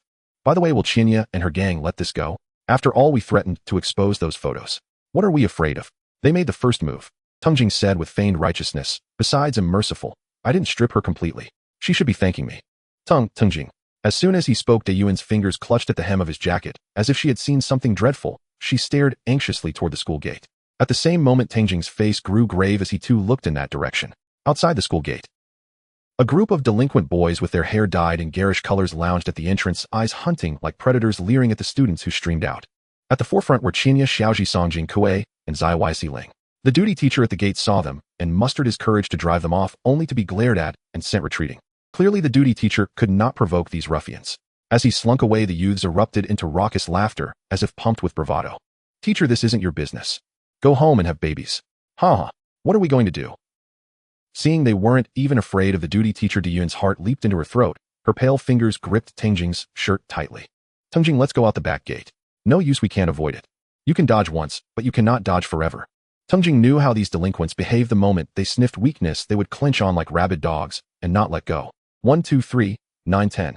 Apart from the 3 girls led by Qinya, there were about 7 other boys. This is trouble. Tingjing frowned. Though he prided himself on not being afraid to fight, facing 10 men alone was undeniably thorny. Unless he could give himself a temporary boost. Wait, boost. An idea flashed through his mind. He turned and called to Dean, and insult me, quick, hurry. His skill Shui Hongchuan could convert anger into strength. In other words, the more fury he accumulated, the mightier he became. Like the Incredible Hulk from the neighboring Marvel universe. Huh, why? Don't ask, just insult me. Tingjing's plea nearly short-circuited Dayuan's brain. When she finally sorted through the jumble in her head, she tried tentatively, Tingjing, you idiot. Tingjing almost let out a laugh. This guy, she thought, even sounds meek when he's being insulted. The tension that gripped them suddenly fractured under Tingjing's smile. Dayuan's face flushed crimson. Thinking he was joking to ease the mood, she stiffened when he said earnestly, say more. Be harsher. Idiot. Idiot. Idiot. At a time like this, you still have the nerve to joke, Tingjing. Her words carried a note of genuine feeling. Don't try to be brave, Tingjing. You'll get hurt. Can't we slip out the back gate and figure something else out? Dayuan's whole heart ached for the boy. Ah, it's working. Staring at the anger meter flickering on his system panel, Tingjing felt a stirring deep within him. Dayuan, ride out the back gate first, it'll come shortly. He swung down from the bicycle and set the kickstand for Dayuan Xiao. Tingjing. At this, Dayuan knew at once what he intended. Usually meek and easy to bully, she drew on an unexpected courage and grabbed his hand. Tingjing, don't go. There are so many of them. Her eyes pleaded and her voice had never sounded so clear. We can go find the principal or call the police. Surely there are other ways. Tingjing, please. Dayuan. Feeling the softness of her small hand, his gaze lifted past the fringe at her forehead and caught a glimpse of her exquisitely delicate features. Tingjing's mouth curved into a smile, then settled into serenity. At last his eyes hardened, and he said with resolute conviction, perpetual flight will solve nothing. Better to stride forward with dignity and face whatever comes rather than kneel and beg others to shoulder your hope. Don't worry, you'll be back soon. With that, he shook off Dayuan's hand and turned unflinching. At the gate of Huangchuan School. Boss, is that him? A yellow-haired delinquent leered and pointed at Tingjing. Isn't that Tingjing from Sociology B class? So it's that guy, the coward from B class. Ha ha ha, I used to pick on him. Qinya Ziotis' pretty face was etched with hatred as she glowered at the handsome youth swaggering from the gate. The punch she landed yesterday had nearly knocked the bile from her stomach. As the head of the second-year cohort, Qinya could not tolerate a coward daring to usurp her authority. Hey, you punk, your name's Tingjing, right? The yellow-haired thug strode up with a baseball bat, head tilted, his face all provocation. If you have the name right, then it would be me. Tingjing slowly rolled up his school uniform sleeve. The yellow-haired boy grinned and said, good. Admit it. Now, kneel before our boss and apologize, or he flicked the solid wooden bat, and with a sudden hard look snarled, it'll break your legs. In the full light of day beneath a clear sky, a yellow-haired delinquent was hurling verbal threats at Tingjing Shu in plain view of everyone. The gathered onlookers wore indifferent faces. Even the teacher on duty at the school gate turned his back. Hey, Gao Qiao, don't just talk, show us. Teach him a lesson, Gao Qiao. Make him bark like a dog, ha ha. The delinquent clique cheered raucously. The yellow-haired troublemaker called Gao Qiao was shoved into the spotlight, his expression curiously pleased by the attention. You heard him right. Still want to bark like a dog? First, kneel and apologize. Gao Qiao suddenly swung his baseball bat down onto Tingjing Shu's shoulder. The blow came with ruthless intent. There was nowhere to dodge. At the sight of it, many in the crowd could already envision the ensuing bloodied ruin. Some looked on with schadenfreude, some turned their heads in pity, while the gang grew ever more frenzied. Tingjing Shu chose not to evade. He simply raised his fist. like a drawn bow, and a full moon unleashed. His fist flew like a falling star cleaving the wind, faster, harder, stronger than the bat, and struck the yellow-haired delinquent squarely on the cheek. There was the sharp sound of teeth breaking. Beneath that mop of yellow hair, the cheek convulsed wildly to the right, the lips turned outward, and the upper and lower jaws clattered together. A scream pierced the air. With a single blow, Gao Qiao toppled to the ground. The baseball bat flew from his hand. Silence fell like a spell. Oh, everyone present seemed frozen in time, the scene suspended, as if beneath the shutter of a camera. The delinquents gaped in disbelief, their laughter cutting off abruptly, as though a fly had lodged in their throats. "Shut up," Teng Jingshu said flatly, flicking his left wrist with an unreadable expression. "You bastard, don't get cocky," the others snarled. "All of you get him." Enraged, they brandished bats and iron pipes and surged toward Teng Jingshu. Facing the tide of attackers, Teng Jingshu remained calm. He bent and picked up the baseball bat from the ground. On his system panel, the anger meter spiked, erupting like a sudden volcano. Come on, he thought. In truth, he had long since been boiling with rage. In the next instant, the anger transmuted into power and poured into him without end. Teng Jingshu did not retreat. He charged forward alone against the crowd. "Get out of the way." He swung the bat at the fastest attacker. The heavy strike smashed into the man's shoulder blade. With a pained cry, the man was rendered incapable of continuing the fight after a single blow. Riding the momentum, Teng Jingshu struck another assailant in the waist, then narrowly evaded an iron bar aimed at his thigh. He glared viciously at the remaining foes. "Damn it, everyone! Attack together," they bellowed. Two had already collapsed in a flash. The four delinquents left had clearly learned their lesson. They split up to block his sight lines and closed in from the four cardinal directions. Teng Jingshu frowned, focused on the system panel's steel elixir, and selected it. He swallowed it. A searing warmth injected into his heart, and carried by his blood, quickly spread through his body. His heart began to beat with a powerful, steady rhythm. Picking a direction, he gripped the bat and struck out. Under overwhelming physical prowess and strength, Teng Jingshu moved as if no one stood in his way, felling one delinquent after another with 3 or 4 blows. Blood and saliva sprayed across the ground. In less than half a minute only, he remained standing. "Get lost." With a single kick, he sent the stunned Song Jing Kuei and Xiao Yi Si Ling sprawling and stepped over them toward the leader, Qian Yi Xiaozi, who lay collapsed on the ground. "We meet again, senior sister Qian Yi," Teng Jingshu murmured as he slowly crouched. His once handsome face had been streaked with darkening blood, his tailored uniform rumpled, only the cuffs still immaculate. Qian Yi Xiaozi went pale and forced out the syllables, "Teng Jingshu." Before she finished, Teng Jingshu reached out and slapped her elegant face. The force behind the strike had been amplified by many factors. It was extraordinary. Qian Yi Xiaozi staggered, stars dancing before her eyes, her hair disheveled as she nearly fainted. "Still not satisfied, senior sister," he said, gripping her fair chin and forcing her to meet his gaze. Qian Yi gave a scornful snort, her eyes full of malicious glee. "You wild dog, let go of our boss," a harsh voice suddenly barked from behind. The first fallen yellow-haired delinquent, Gao Qiao, had somehow risen. He raised his bat high and aimed it at Teng Jingshu's head. Under the elixir's effect, Teng Jingshu's hairs stood on end. Instinctively, he unleashed the remainder of his anger and, turning, coiled and struck with a stored, devastating blow. The impact landed with a brutal crack. "My tooth!" Jie Qiao cried, blood flecking his lips along with fragments of a broken tooth. He stumbled back and was hurled away. Teng Jingshu picked up a discarded bat and glanced at Gao Qiao's pained, contorted face. "Hey, you're Gao Qiao, right?" he asked coldly. "You were so arrogant just now. Now you look like a dead dog." He held the bat and approached slowly, each step deliberate. "Sneak attack, were you? Kneel and beg forgiveness. Bark like a dog. Break my leg." Under dozens of staring eyes, Teng Jingshu raised the baseball bat high over his head. Then, like a meteor striking the earth, the bat fell with the crowd's collective breath held. A heavy crack and a scream. "Ah, my leg." Teng Jingshu spat a mouthful of blood and tossed the bat aside. Looking around, he saw the onlookers all recoil, each taking a cautious half-step back. Against 10 men by himself. Was this man the reincarnation of Ben Duo Zhongsheng? The crowd mentally labeled him deeply hidden and terrifyingly powerful. Unfortunately, Teng Jingshu could not hear their whispers. If he could, he would have shrugged lightly and said so. About the level of Master Yi from Foshan. Glancing at the dwindling time on his system panel, Teng Jingshu drew a deep breath and hurried back toward the campus in long strides. "It's over. Let's go." He placed both hands on his bicycle.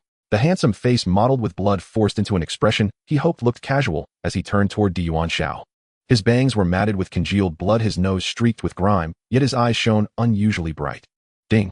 You have successfully launched a revenge against Qinya Xiaoji.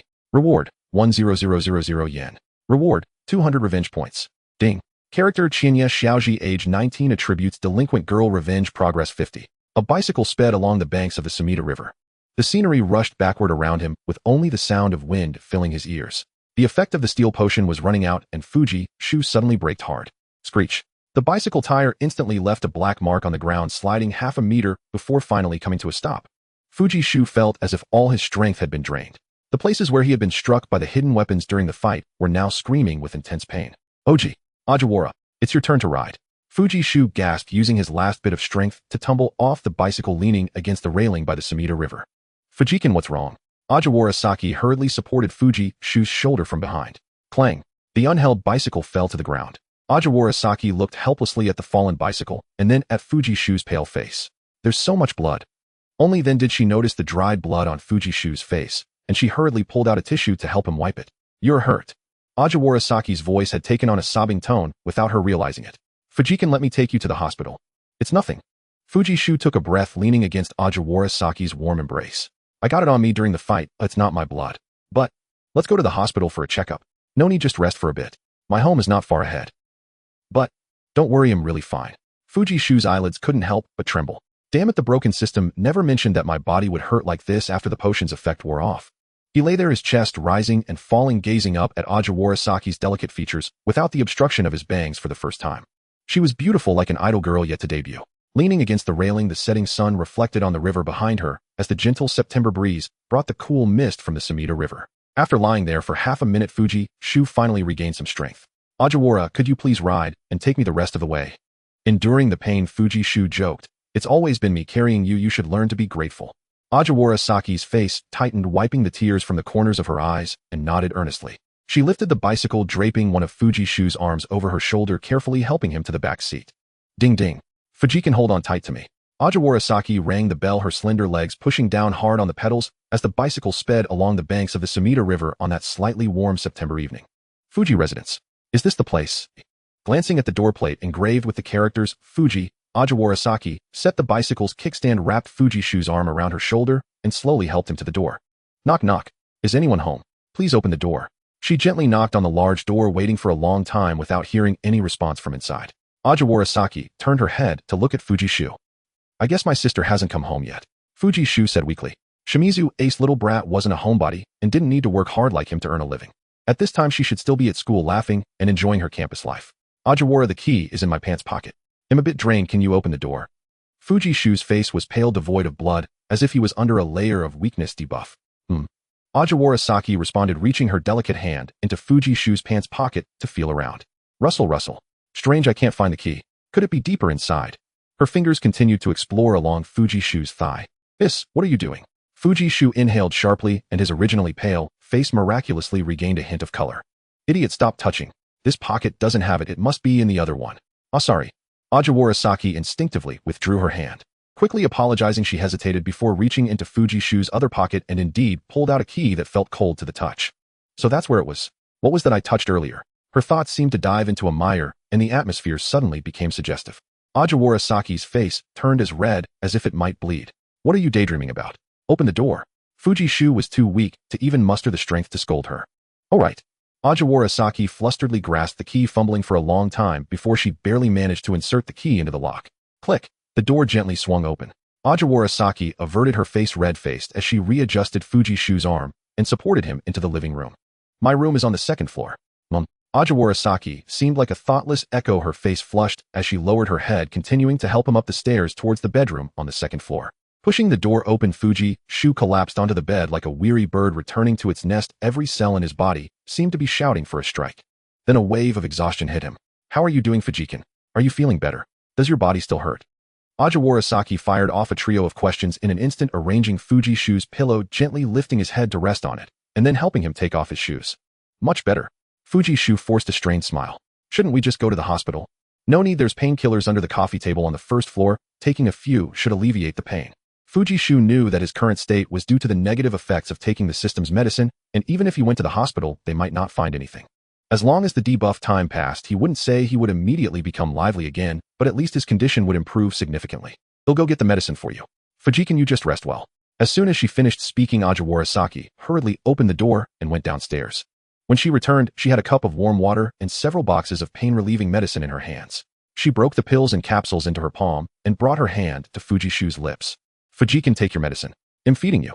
Upon hearing this, Fujishu's body instinctively shivered, especially after catching a glimpse of Ajiwara Saki's pure and beautiful face. Ajiwara, you can't feed me. Beautiful girls shouldn't be feeding others medicine. Thank you, I can manage by myself. With a grateful smile directed at Ajiwarasaki, Fuji Tatsuki politely declined. Helpless after trying for a long time, unable to muster even a shred of strength, he ultimately had to let Ajiwarasaki handle him like a rag doll, opening his mouth wide to swallow the medicine before she followed up with a few sips of water. Ajiwarasaki returned from the bathroom with a clean towel sitting on the edge of the bed, carefully wiping away the blood from his cheeks and hair. Before long, a handsome and delicate face was fully exposed to Ajiwarasaki's view. Thud. Her breathing grew increasingly rapid, and even her heartbeat seemed to skip a beat, her hand holding the towel frozen in midair. Recalling the embarrassing incident that had just occurred at the front gate, Ajiwarasaki's ears quickly turned red at a visible pace. Caught off guard, the blush crept across her cheeks and then to her fair neck. There was even a tendency for it to continue spreading downward. What's wrong? Are you scared? Seeing Ajiwarasaki staring blankly with her head lowered, Fuji Tatsuki softly asked. I'm a little. To suppress the fluttering emotions within, Ajiwarasaki continued along Fuji Tatsuki's topic. Such a big incident, the school shouldn't just ignore it, right? A brawl at the school gate is already a serious incident for the school. As the instigator, Fuji Tatsuki would definitely bear responsibility, even though he was the victim. Because the school doesn't care who wins or loses as long as it doesn't get seen, it is as if it never happened. After all, it's better to avoid trouble. But this time is different. It happened during the peak dismissal time at the school gate. With hundreds of eyes witnessing, the school could no longer pretend to be blind. At a time like this, it's better not to hope the school will uphold justice. If justice were to come, it would have arrived long ago. I'm just a bit worried they might turn the tables on us. It's fine, there are so many people at the school gate watching. They made the first move, and I was just acting in self-defense. Fuji Tatsuki spoke calmly, as if discussing someone else's affairs. Moreover, they have guilty consciences and definitely wouldn't dare to call the police. Even if it escalated to the police, it wouldn't be a big deal. 10 against 1, anyone with eyes could see who the real victim was. The police would only determine that Fuji Tatsuki had overreacted in defense and would probably just require him to cover a bit of medical expenses. Hearing Fuji Tatsuki's voice, the worry in Ajiwarasaki's brow gradually faded. She didn't know when it started, but Fuji Tatsuki had quietly built a world in her heart, making her instinctively rely on and trust him. Don't just talk about me, what about you? Fuji Tatsuki raised an eyebrow, looking at Ajiwarasaki. Didn't I tell you to wait for me at the back gate on your bike? Why did you act on your own like last time? You don't know that staying at the front gate could also make you a target. Ajiwarasaki was left speechless, her head lowered as she fiddled with her fingers. I'm sorry, Fujikin, but I didn't help you much to begin with. I definitely can't abandon you at a critical moment. Ajiwarasaki's voice grew smaller, almost inaudible to Fuji Tatsuki, yet he could still sense what she was saying. I'm not blaming you. Seeing her eyes glistening with tears on the verge of crying, Fuji Tatsuki's tone softened considerably. He was about to say something when a clear female voice suddenly rang out from the yard outside. I'm back. From the voice, it should be his younger sister, Shimizu Ai. Whose bike is this parked at my front door? This is so inconsiderate. Fuji Tatsuki couldn't help but twitch the corner of his mouth. Ajiwarasaki's cute face also displayed a hint of embarrassment. Fujikin, it's getting late. I should head back now. Yeah, I can't accompany you in this state. Be careful on your way. I will. Ajiwarasaki nodded, her bottom just leaving the edge of the bed when she seemed to suddenly remember something, hesitantly saying, Fujikin, can we add each other online? Sure, my phone is in the pocket of my jacket. His words abruptly cut off as if sliced cleanly. I'll do it myself. Fuji Tatsuki's face showed difficulty as he awkwardly reached for the inner pocket of his jacket. Damn it, I should have put my phone in my backpack. Why didn't I think of that during the fight? Let me do it. Ajiwarasaki gently pressed down his raised hand, volunteering for the task. Despite having turned red due to a certain beautiful mistake, he said softly, just the pocket on the inside of the jacket. Ajiwarasaki blinked, sitting sideways on the edge of the bed, unzipping Fuji Tatsuki's jacket, a fair and slender hand slowly reaching inside. Having learned from the previous experience, Ajiwarasaki was much more cautious, carefully extending her tender fingers into the pocket to steadily retrieve the phone. Phew. In the cramped room, Ajiwarasaki instinctively let out a sigh of relief. Are you nervous? Hearing the exhale, Fuji Tatsuki's voice came softly. No, not at all. Looking up, she was met with a handsome face that seemed to smile ambiguously, while her own face was filled with signs of nervousness. It's just hot. Yes, it must be. Oh, it's too hot, huh? Fuji Tatsuki narrowed his eyes. At the same time, a voice came from outside the door. Hey, is anyone home? Click. The door was pushed open from the outside, revealing a cute and youthful face. Onaikin, you're back. Hey, who's this? Shimizu Ai looked curiously at the girl who appeared in her older brother's messy room. She was about 165 centimeters tall, much taller than herself, with very fair skin, the kind that looks like someone who stays indoors all the time. Her figure was slim, probably just slightly heavier than herself, not exceeding 100 pounds. Although she was not dressed strikingly, without her glasses and with a different hairstyle, she would definitely be a stunning beauty. The bike outside must be hers, right? No wonder Onaikin came back so early today, but it turns out he's on a date with a girl. Damn, I hope this doesn't ruin my plans. Ajiwara Saki also looked at the girl before her who was only about 150 centimeters tall. She was cute, sweet, full of vitality, and exuded a youthful atmosphere. Compared to her, Ajiwara Saki felt like a warm corpse devoid of any charm as a girl. Is she the sister Fujikin mentioned before he came in? What a cute girl is she, must be very popular at school. Standing in front of Shimizu AI, it seemed that she was affected by the other's bright aura, and Ajiwara Saki suddenly felt a bit at a loss, hastily operating her phone to add Fuji Tatsuki online. Fujikin, I'll head back now. Yeah, be careful on your way. Bye, Fujikin. Ajiwara Saki politely nodded at Shimizu AI and left the Fuji residence with a complex mood. Onaikan, who was that sister just now? Ai Shimizu pointed towards the door, her eyes full of curiosity. When did the brother of the miscellaneous fish start dating? Fujiju glanced at her and replied, no comment. However, his indifference did not deter Ai Shimizu, who clung to him like a piece of chewing gum. Why are you asking so much? She is about the same age as me, as she must be a classmate. Ai Shimizu sat on the edge of the bed, gently shaking Fujiju's arm. Just a classmate. Onaikan, aren't you being dishonest? What else could it be? I guess she's your girlfriend. Ordinary classmates can't just enter such a private space as your bedroom. To avoid further entanglement with this annoying brat, Fujiju said blandly. If he weren't in such a weak state, he would have already given Ai Shimizu an internationally recognized hand gesture to tell her to get lost. Did you actually tell me? Ai Shimizu exclaimed with slight surprise. Normally, this brother of the miscellaneous fish should have maintained a cold, dead face and arrogantly told her to stay away, right? Today, he actually opened up to her so easily. It seems the gentle approach over the past few days has worked. Ai Shimizu felt a surge of joy in her heart. Yo, the brother of the miscellaneous fish must trust me more than half now. How could he tell me such intimate information about his girlfriend? The tree-cutting operation will soon reach its harvest time. What are you laughing about? Oh, just some happy things. Happy things. Feeling Fujiju's suspicious gaze, Ai Shimizu quickly changed the topic. By the way, Onaikan, I just came back from the convenience store and brought you some chocolate. Chocolate? Yes, do you want to eat it now? She said, while taking out a few pieces of chocolate wrapped in golden foil from her pocket. Fujiju hesitated for a few seconds. He had heard that sweets could relieve pain and lift one's mood. Since he was almost in agony, trying it seemed harmless. Sure, thank you, Ai. Can you feed it to me? Huh. Wait, are you really going to eat it?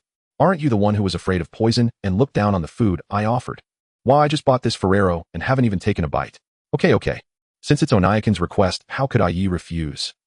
Ai Shimizu forced a sweet smile, painfully opened the chocolate wrapper and nervously placed the chocolate into Fujiju's mouth.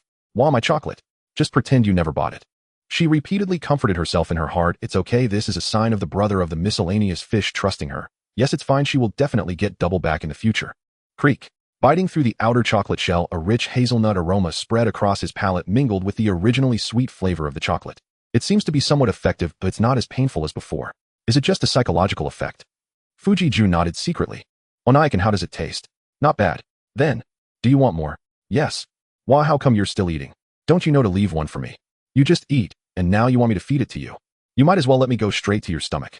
The little person in her heart was weeping, but Ai Shimizu maintained a casual demeanor, stiffly peeled the wrapper, and then shoved the chocolate into Fujiju's mouth. This intimate action inevitably caused her fingers to brush against Fujiju's lips, stirring a faint, indescribable feeling in her heart. Thanks to Ai Shimizu's feeding, Fujiju gradually regained some strength and expected to fully recover in a few hours. Onaikan, are you full? No. Then, should I go to the convenience store to buy you a bento? Damn it, why is this miscellaneous fish's appetite so big? Can't you be filled by the chocolate? Ai Shimizu held her hands in front of her hips, wearing a standard, Ai Shimizu style, fake smile on her face. What does Onaikan want to eat? Beef bowl, I guess. What a coincidence, I also want to eat beef bowl. Fujiju lightly replied, glancing at Ai Shimizu. Seeing her standing still with eyes full of expectation towards him, he understood. The money is under the pillow, I take it yourself. This brat has always been a spendthrift, often eyeing his stash. Now that it's close to the end of the month, her wallet must be empty by now. How can I be so shameless? Ai Shimizu politely declined, but her body was honest, sliding over to pull out Fujiju's wallet from under the pillow. You can't catch a wolf without a child. Chaka-kun didn't sacrifice in vain. The brother of the miscellaneous fish actually told me where he hides his secret stash. This trust is simply amazing. Ai will definitely not let the brother of the miscellaneous fish down. Just kidding. The little person in Ai Shimizu's heart was laughing wildly as she used her index and thumb to pull out a bill, then reluctantly stuffed the wallet back under the pillow. Onaikan, I'm going now. The sooner you go, the sooner you return. Seeing the desire in Ai Shimizu's eyes for the wallet, Fujiju was not surprised. The Fuji family adopted a free-range education style. Aunt Momonoki Eiko was the head of the Fuji family, holding all the economic power.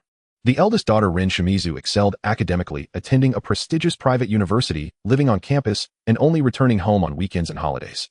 Each week, she received 5,000 yen, approximately 2,400 RMB, as allowance. The youngest daughter, Ai Shimizu, though still in her senior year of high school, also received 5,000 yen in pocket money each month. Moreover, breakfast and lunch bento were prepared early in the morning by their mother, Momonoki Eiko. They only needed to handle dinner each day. As for the only male member of the household, Fuji-ju, not only did he need to handle all 3 meals himself, but his monthly allowance was also a pitiful 5,000 yen, approximately 240 RMB. That averages to about $8 a day, which is akin to Bear Grylls level survival in the bustling Tokyo, where every inch of land is precious and consumerism reigns. No wonder the original owner, despite being over 1.7 meters tall, always gave off a frail impression, as if he could be toppled over with a single push. Of course, eating rice balls and discounted bento every day, unable to fill his stomach, how could he not be weak? To make ends meet, Fuji-ju had to find part-time work to earn money. And on top of that, he had to give half of his salary to Ai Shimizu, this little brat, in extortion. Sigh, working. Fuji-tree raised an eyebrow, feeling as if he had forgotten something. Oh no, I still have to work tonight. But now it's almost 6 o'clock. Moreover, in his current state, whether he could even ride to the convenience store was questionable. In desperation, Fuji-tree had no choice but to endure the pain in his body and pick up the phone to call his colleague Sakura Yuko. Moshi, Fuji, what's up? The call connected quickly and Sakura Yuko's pleasant voice came through. Yuko-senpai, it's like this, I'm not feeling well today. Can you cover my shift tonight? Please, I'll make it up to you next week.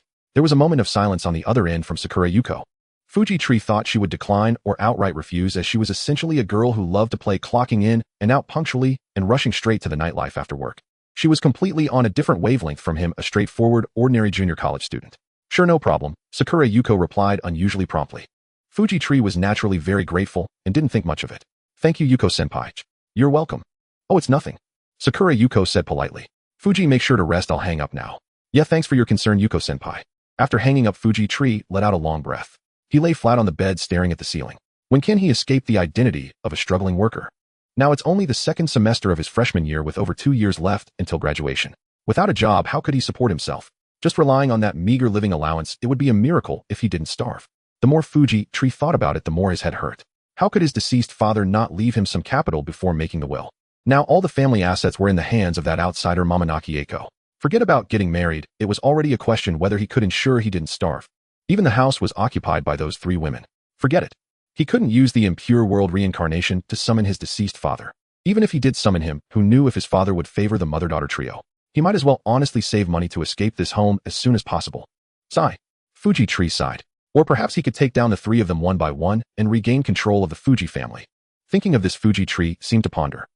At 10 o'clock in the evening at the Ajiwara household, after taking a shower and changing into light pink pajamas, Ajiwara Saki glanced at her mother's room, then hurried back to her bedroom and dove into the covers. Click. Turning off the light, the room was instantly plunged into darkness. A few seconds later, a faint white light flickered in the darkness, illuminating Ajiwara Saki's face. Ajiwara Saki lay on her side, cradling her phone, adjusting the screen brightness, and opening line. Finding Fuji-tree's avatar among her few friends, Ajiwara Saki clicked the chat box, her finger hovering over the phone keyboard, contemplating how to start the conversation. Are you there, Fujikin? After typing a line, she quickly deleted it, feeling that her way of striking up a conversation seemed a bit too old-fashioned. Fujikin, are you asleep? She typed a new line, deliberating whether to include punctuation, biting her lip and nervously clicking send. Half a minute later, the message status changed from delivered to read. Not yet. Meanwhile, in the upstairs bedroom of the Fuji residence, the light had long been extinguished, and using the moonlight coming through the window, Fuji-tree pressed the send button. Fujikin replied to me. Staring at the words on the phone screen, Ajiwara Saki felt a rush of joy and quickly continued typing. Fujikin, is your injury feeling better? Yeah, much better. It doesn't hurt anymore. This statement was genuine and not just Fuji-tree putting on a brave front. Now that the debuff time of the medication had passed, though he wasn't bursting with energy, he was undoubtedly feeling better with only a bit of external injury left. From this perspective, the medication produced by the system was certainly stronger than adrenaline. That's good. Ajiwara Saki let out a sigh of relief for Fuji-tree in her heart. Her fingers hovered over the screen, her gaze wandering, momentarily unsure of what topic to discuss next. After holding it in for a long time, Ajiwara Saki wrote, "What did you have for dinner, Fujikin?" When she sent the message, she was a bit stunned herself. It felt awkward, as if she were a groundhog that only knew how to dig, shrinking her neck, wanting to slice open the comforter and dive into the cotton core. Silly Ajiwara Saki, what are you trying to do? Why do I keep asking Fujikin such boring questions? Heaven pitiful, her 18 years of life had indeed limited her interactions with the opposite sex. The most recent was 2 months ago, when her literature teacher praised her essay, and she replied, "Thank you, teacher." Due to her mother's influence, Ajiwara Saki had not only never dated, but also had no male friends at all except for Fuji-tree, who was currently chatting with her online. I had beef donburi, what about it? Nothing. Is there something? Nothing. Really nothing. Then I'm going to sleep. Don't. The atmosphere thus fell into an awkward silence with their back and forth. Compared to the quiet, shy, and even somewhat embarrassed Ajiwara Saki, Fuji Tree on the other end wore a bemused expression. This guy must have grown up eating kawaii, right? Is chatting with me such a difficult thing to bring up? Should I tease her a bit? Fuji Tree grinned and typed 3 words in the chat box. Pick up the phone. The next second, beep, beep, beeped. Suddenly the phone rang in the silent bedroom, startling Ajiwara Saki, who quickly lowered the volume and pulled the covers over her head. She pressed the answer button, holding the phone to her ear, and softly said, "Hello. Is this Ajiwara?" came Fuji Tree's youthful voice. "Yeah, it's me, Fujikin. Are you asleep?" "Not yet, just finished showering. What did you have for dinner?" "Ah, chicken tofu and miso soup. What about you, Fujikin?" "Nothing, just asking, ha."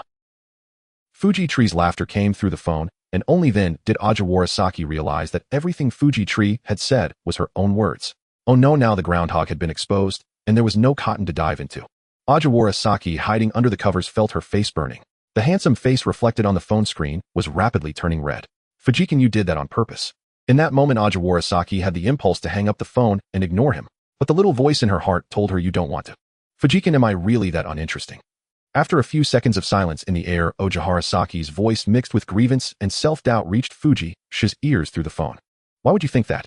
I find Ojihara to be a very interesting person, more interesting than anyone I've ever met." Fuji replied softly. This straightforward and candid compliment made Ojihara Saki's heart flutter. More interesting than everyone else. A warm feeling spread from her heart, as if she were enveloped in honey. "Fujikin is joking again." Ojihara Saki's voice was barely a whisper. "This is no joke," Fuji said earnestly. Having traversed for so long, he found himself surrounded by either difficult and annoying girls like Shimizu Ai or arrogant delinquents like Chibashino. It was indeed a crisis-ridden situation, walking on thin ice, as if he had disturbed a den of bad women surrounded by wicked girls. Only Ojihara Saki remained untainted, clearly just as much at the bottom of the class as he was, yet she could speak up with righteousness in critical moments. Good and bad things can sometimes be revealed through comparison.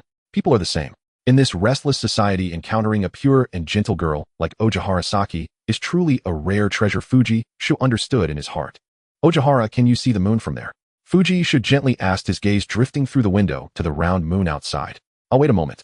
Ojihara Saki pulled back the covers, glanced outside the window without putting on her slippers, and stepped barefoot onto the floor, walking over to the window. Whoosh! As she opened the window, a cool night breeze rushed in, causing Ojihara Saki to shiver instinctively. "I can see it, Fujikin." "What's wrong?" She looked up at the silver moon hanging high in the sky, seemingly sensing something pressing her cheek tightly against the phone, her heart racing as if a little deer were frantically jumping around. "It's nothing, thank you for bringing me home today and helping me with my medicine." "It was nothing, Fujikin." Ojihara Saki replied softly, her expression visibly downcast. She had thought. The atmosphere fell silent once again. This time it was Ojihara Saki, who was usually not good at expressing herself, who broke the silence first. Fujikin." She gathered her courage and said, "Let's go to school together tomorrow. You're still injured, I'll ride my bike to pick you up in the morning." The timid little groundhog bravely chose to come out of its burrow for the first time. The air was fresh, the night breeze cool, and this feeling was more wonderful than she had imagined. "Sure, then I'll trouble you." Fuji agreed without a hint of hesitation. "Good night, Ojihara, see you tomorrow." "Good night, Fujikin." Facing the gentle breeze, Ojihara Saki revealed a radiant smile, her heart still racing. "I actually took the initiative to suggest going to school with Fujikin." "You're amazing, Saki." Ojihara Saki closed the window, flopped onto her bed, tightly wrapped her legs around the blanket, and rolled back and forth like a caterpillar.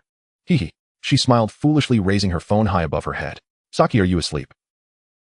The voice from outside the door instantly extinguished all of Ojihara Saki's enthusiasm, and she nearly lost her grip on the phone, almost hitting her face. "Mom, I'm going to sleep right away." Ojihara Saki anxiously turned off her phone screen and tucked it under her pillow. "Get some rest, you have classes in the morning." "Got it, Mom." Once the footsteps faded away, Ojihara Saki let out a sigh of relief. She took out her phone again and set an alarm for half an hour earlier than usual.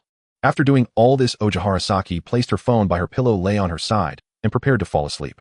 With her eyes closed, all the events of the day one by one slowly floated in her mind like slides. Ojihara Saki couldn't help but reveal a sweet smile. The MVP of today is Kikun. No, it should be the right hand that pinched out of curiosity. On the Fuji residence side. After hanging up the phone, Fuji let out a big yawn. Toot toot. Just as he was about to pull the curtains and go to sleep, 2 honks from a car suddenly echoed from downstairs. Fuji looked in the direction of the sound. A white Honda car was slowly backing into their garage. That was the car his deceased father bought while alive, and who was driving it now goes without saying. Before long, a woman dressed in OL professional attire, her legs wrapped in black stockings, stepped out of the driver's seat. She had a full-figure curvy hips and an impressive career line. With a face somewhat similar to Shimizu AI, she wore thin-framed glasses. Although she was referred to as his mother, her appearance was youthful and charming, more like an older sister to Shimizu AI and Shimizu Rin. This is the head of the Fuji family, the mother of Shimizu Rin and Shimizu AI and Fuji-shi's guardian, Momonoki Eiko. Momonoki Eiko is 38 years old with two daughters, Shimizu Rin and Shimizu AI, both taking their biological father's surname. As for herself, according to Japanese tradition, she should be called Shimizu Eiko after her husband. However, since her ex-husband's death, she reverted to her maiden name. Fuji-shi merely glanced at her before turning his gaze away. For this woman with whom he had no blood relation, yet who was entrusted by his father, it would be a lie to say that Fuji-shi felt no resentment. She had taken over the family wealth, pushing him, the only bloodline of the Fuji family, to the periphery with her two daughters. Most importantly, it was not just that she openly favored her two daughters, as she also insisted on giving him only 500 yen a month for living expenses to keep him dependent. It should be noted that while the Fuji family is not a prestigious family, the car, house, and savings of at least 10 million yen left by his deceased father after 20 years of hard work are substantial. Yet Momonoki Eiko only gives him an average of 8 yuan per day, barely enough to buy a rice ball at 711 convenience store. Isn't this forcing him, a student, to abandon his studies and work part-time? To speculate maliciously, Momonoki Eiko probably does not want him to continue his studies. After all, she has two academically excellent daughters and looks down on him, who is merely a dropout from a junior college. Yeah, I'm back. A mature and intellectual voice of Momonoki Eiko resonated from the living room on the first floor. Click. She turned on the living room lights. She unhooked her calves, took off her high heels at the entrance, and changed into cotton slippers. AI, are you asleep? Momonoki Eiko tossed her bag on the coffee table, pressed down her body-hugging skirt, leaned against the sofa, and grabbed a kettle from the coffee table to pour herself a glass of water. Mom, you're back. Shimizu AI, wearing a cool mint-colored nightgown, peeked her head out from the top of the stairs. Are you still awake? Just right, I brought you yakitori from the izakaya. Come down and eat. Okay. Upon hearing this, Shimizu AI immediately hurried down the stairs. Seeing this, Momonoki Eiko took out the packed yakitori skewers from her bag. Just as Shimizu AI was about to take a bite of a chicken heart skewer, she instinctively thought of Fuji-shi upstairs. If I deliver supper to the useless older brother right now, his trust and fondness for me would definitely increase by a lot. As expected of you, Shimizu AI. What's wrong? Is it not to your liking? Momonoki Eiko gently asked, noticing her daughter's hesitation to eat. No, I want to give a few skewers to Anakin too. Huh, what do you call him? Nizan. Fuji Anakin. No need to be so affectionate, he's only a few months older than you. Oh, I understand now. Shimizu AI nibbled at the yakitori, unsure if she fully grasped it. The next morning, when he got up, aside from some swelling in a few areas on his back, Fuji-shi's body had mostly recovered. Glancing at the system panel, he noticed that the shop had not yet refreshed. He found himself looking forward to the skills and items that would refresh next Monday. But that was a matter for next week. After getting up and washing up in the bathroom, Fuji-shi changed his clothes and went downstairs with his bag. In the living room on the first floor, he packed a bento box into his backpack and also took a boiled egg and a sandwich from Shimizu AI. Dingling. Just as he stepped out of the house, he heard the ringing of a bicycle bell at the gate of the yard. Good morning, Fujikin. Ojihara Saki was sitting on the bicycle seat, revealing a shy yet polite smile. Fuji-shi glanced at Ojihara Saki in surprise and asked, How long have you been waiting, Ojihara? I just arrived too. Did you have breakfast?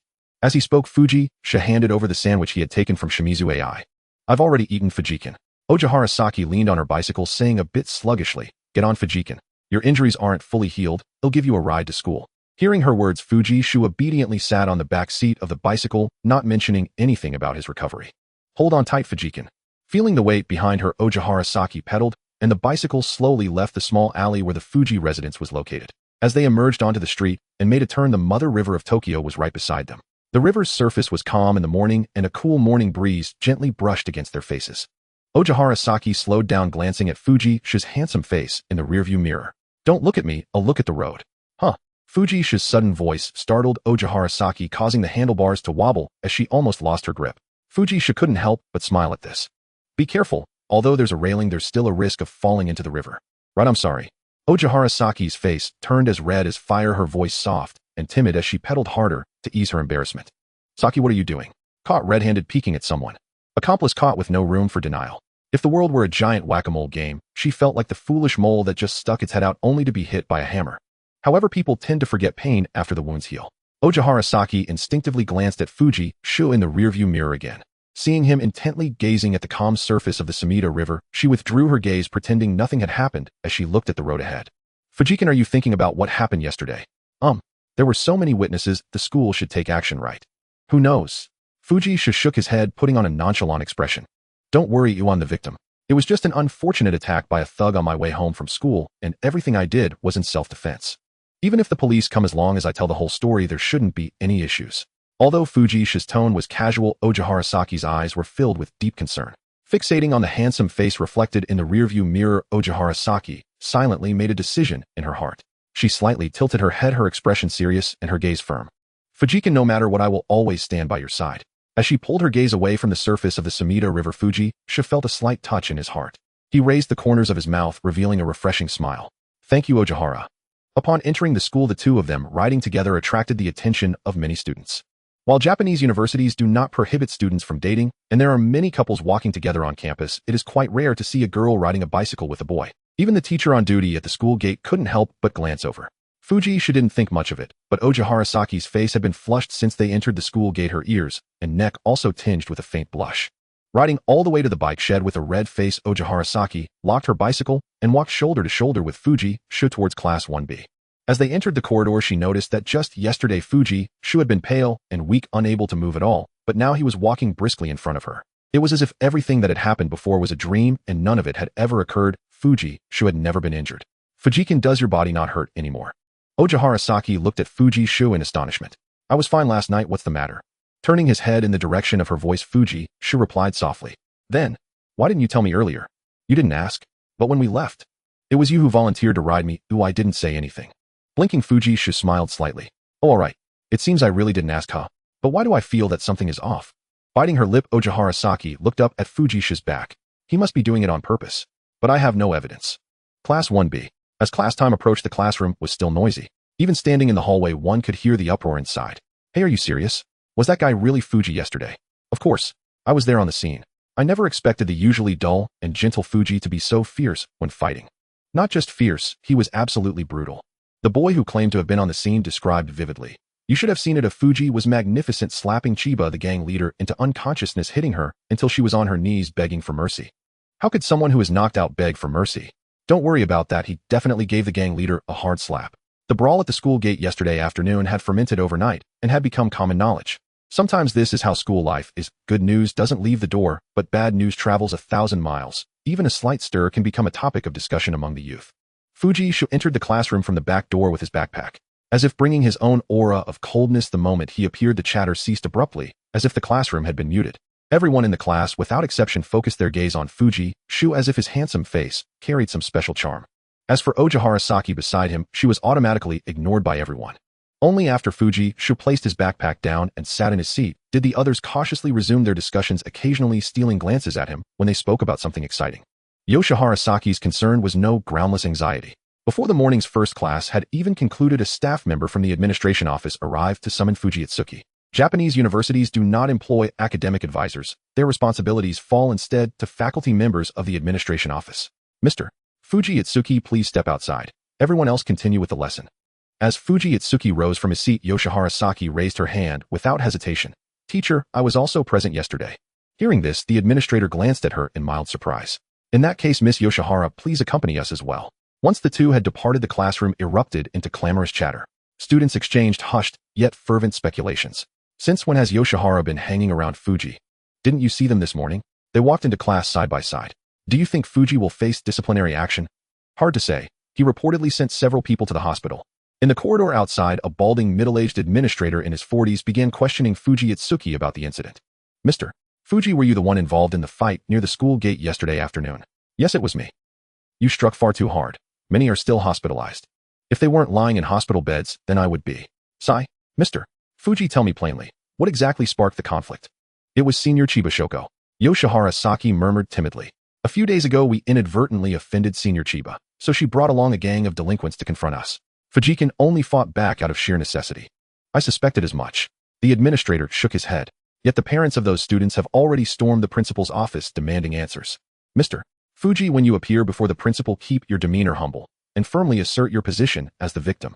Having taught Fujitsuki for some time, the administrator was well aware of his ordinarily gentle disposition, and thus offered these quiet words of counsel. Understood, Fujitsuki replied, impassively nodding once. Meanwhile, the principal's office buzzed like a crowded marketplace. A woman's furious shriek pierced the air from afar. Where is that little beast who dared strike my son? Are you shielding him? My wife speaks the truth.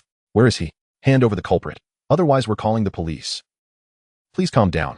A teacher stepped forward with an awkward smile, only to be met with a torrent of spittle. Calm down.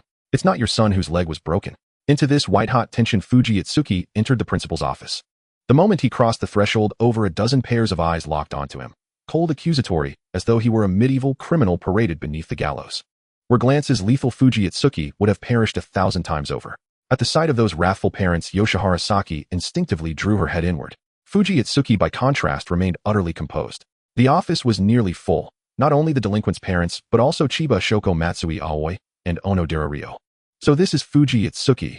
A middle-aged woman with a fiery red mushroom-cut sharp features and diminutive stature glared at him, her scowling visage uncannily reminiscent of the crimson puffshroom from Plants vs. Zombies. Beside her stood another short-statured man, his expression equally incensed. When no one in the office responded, the woman's composure visibly frayed. Without pause or inquiry, she swung her arm and slapped Fuji Itsuki across the face. So you're the little beast who broke my son's leg. Ah, Mrs. Takahashi, please calm yourself. Fortunately, Fuji Itsuki's homeroom teacher stood nearby and swiftly intercepted the enraged woman. Mrs. Takahashi, let us discuss this rationally. Violence solves nothing, especially not in the principal's presence. The student is here now. Let us first hear his account. Account?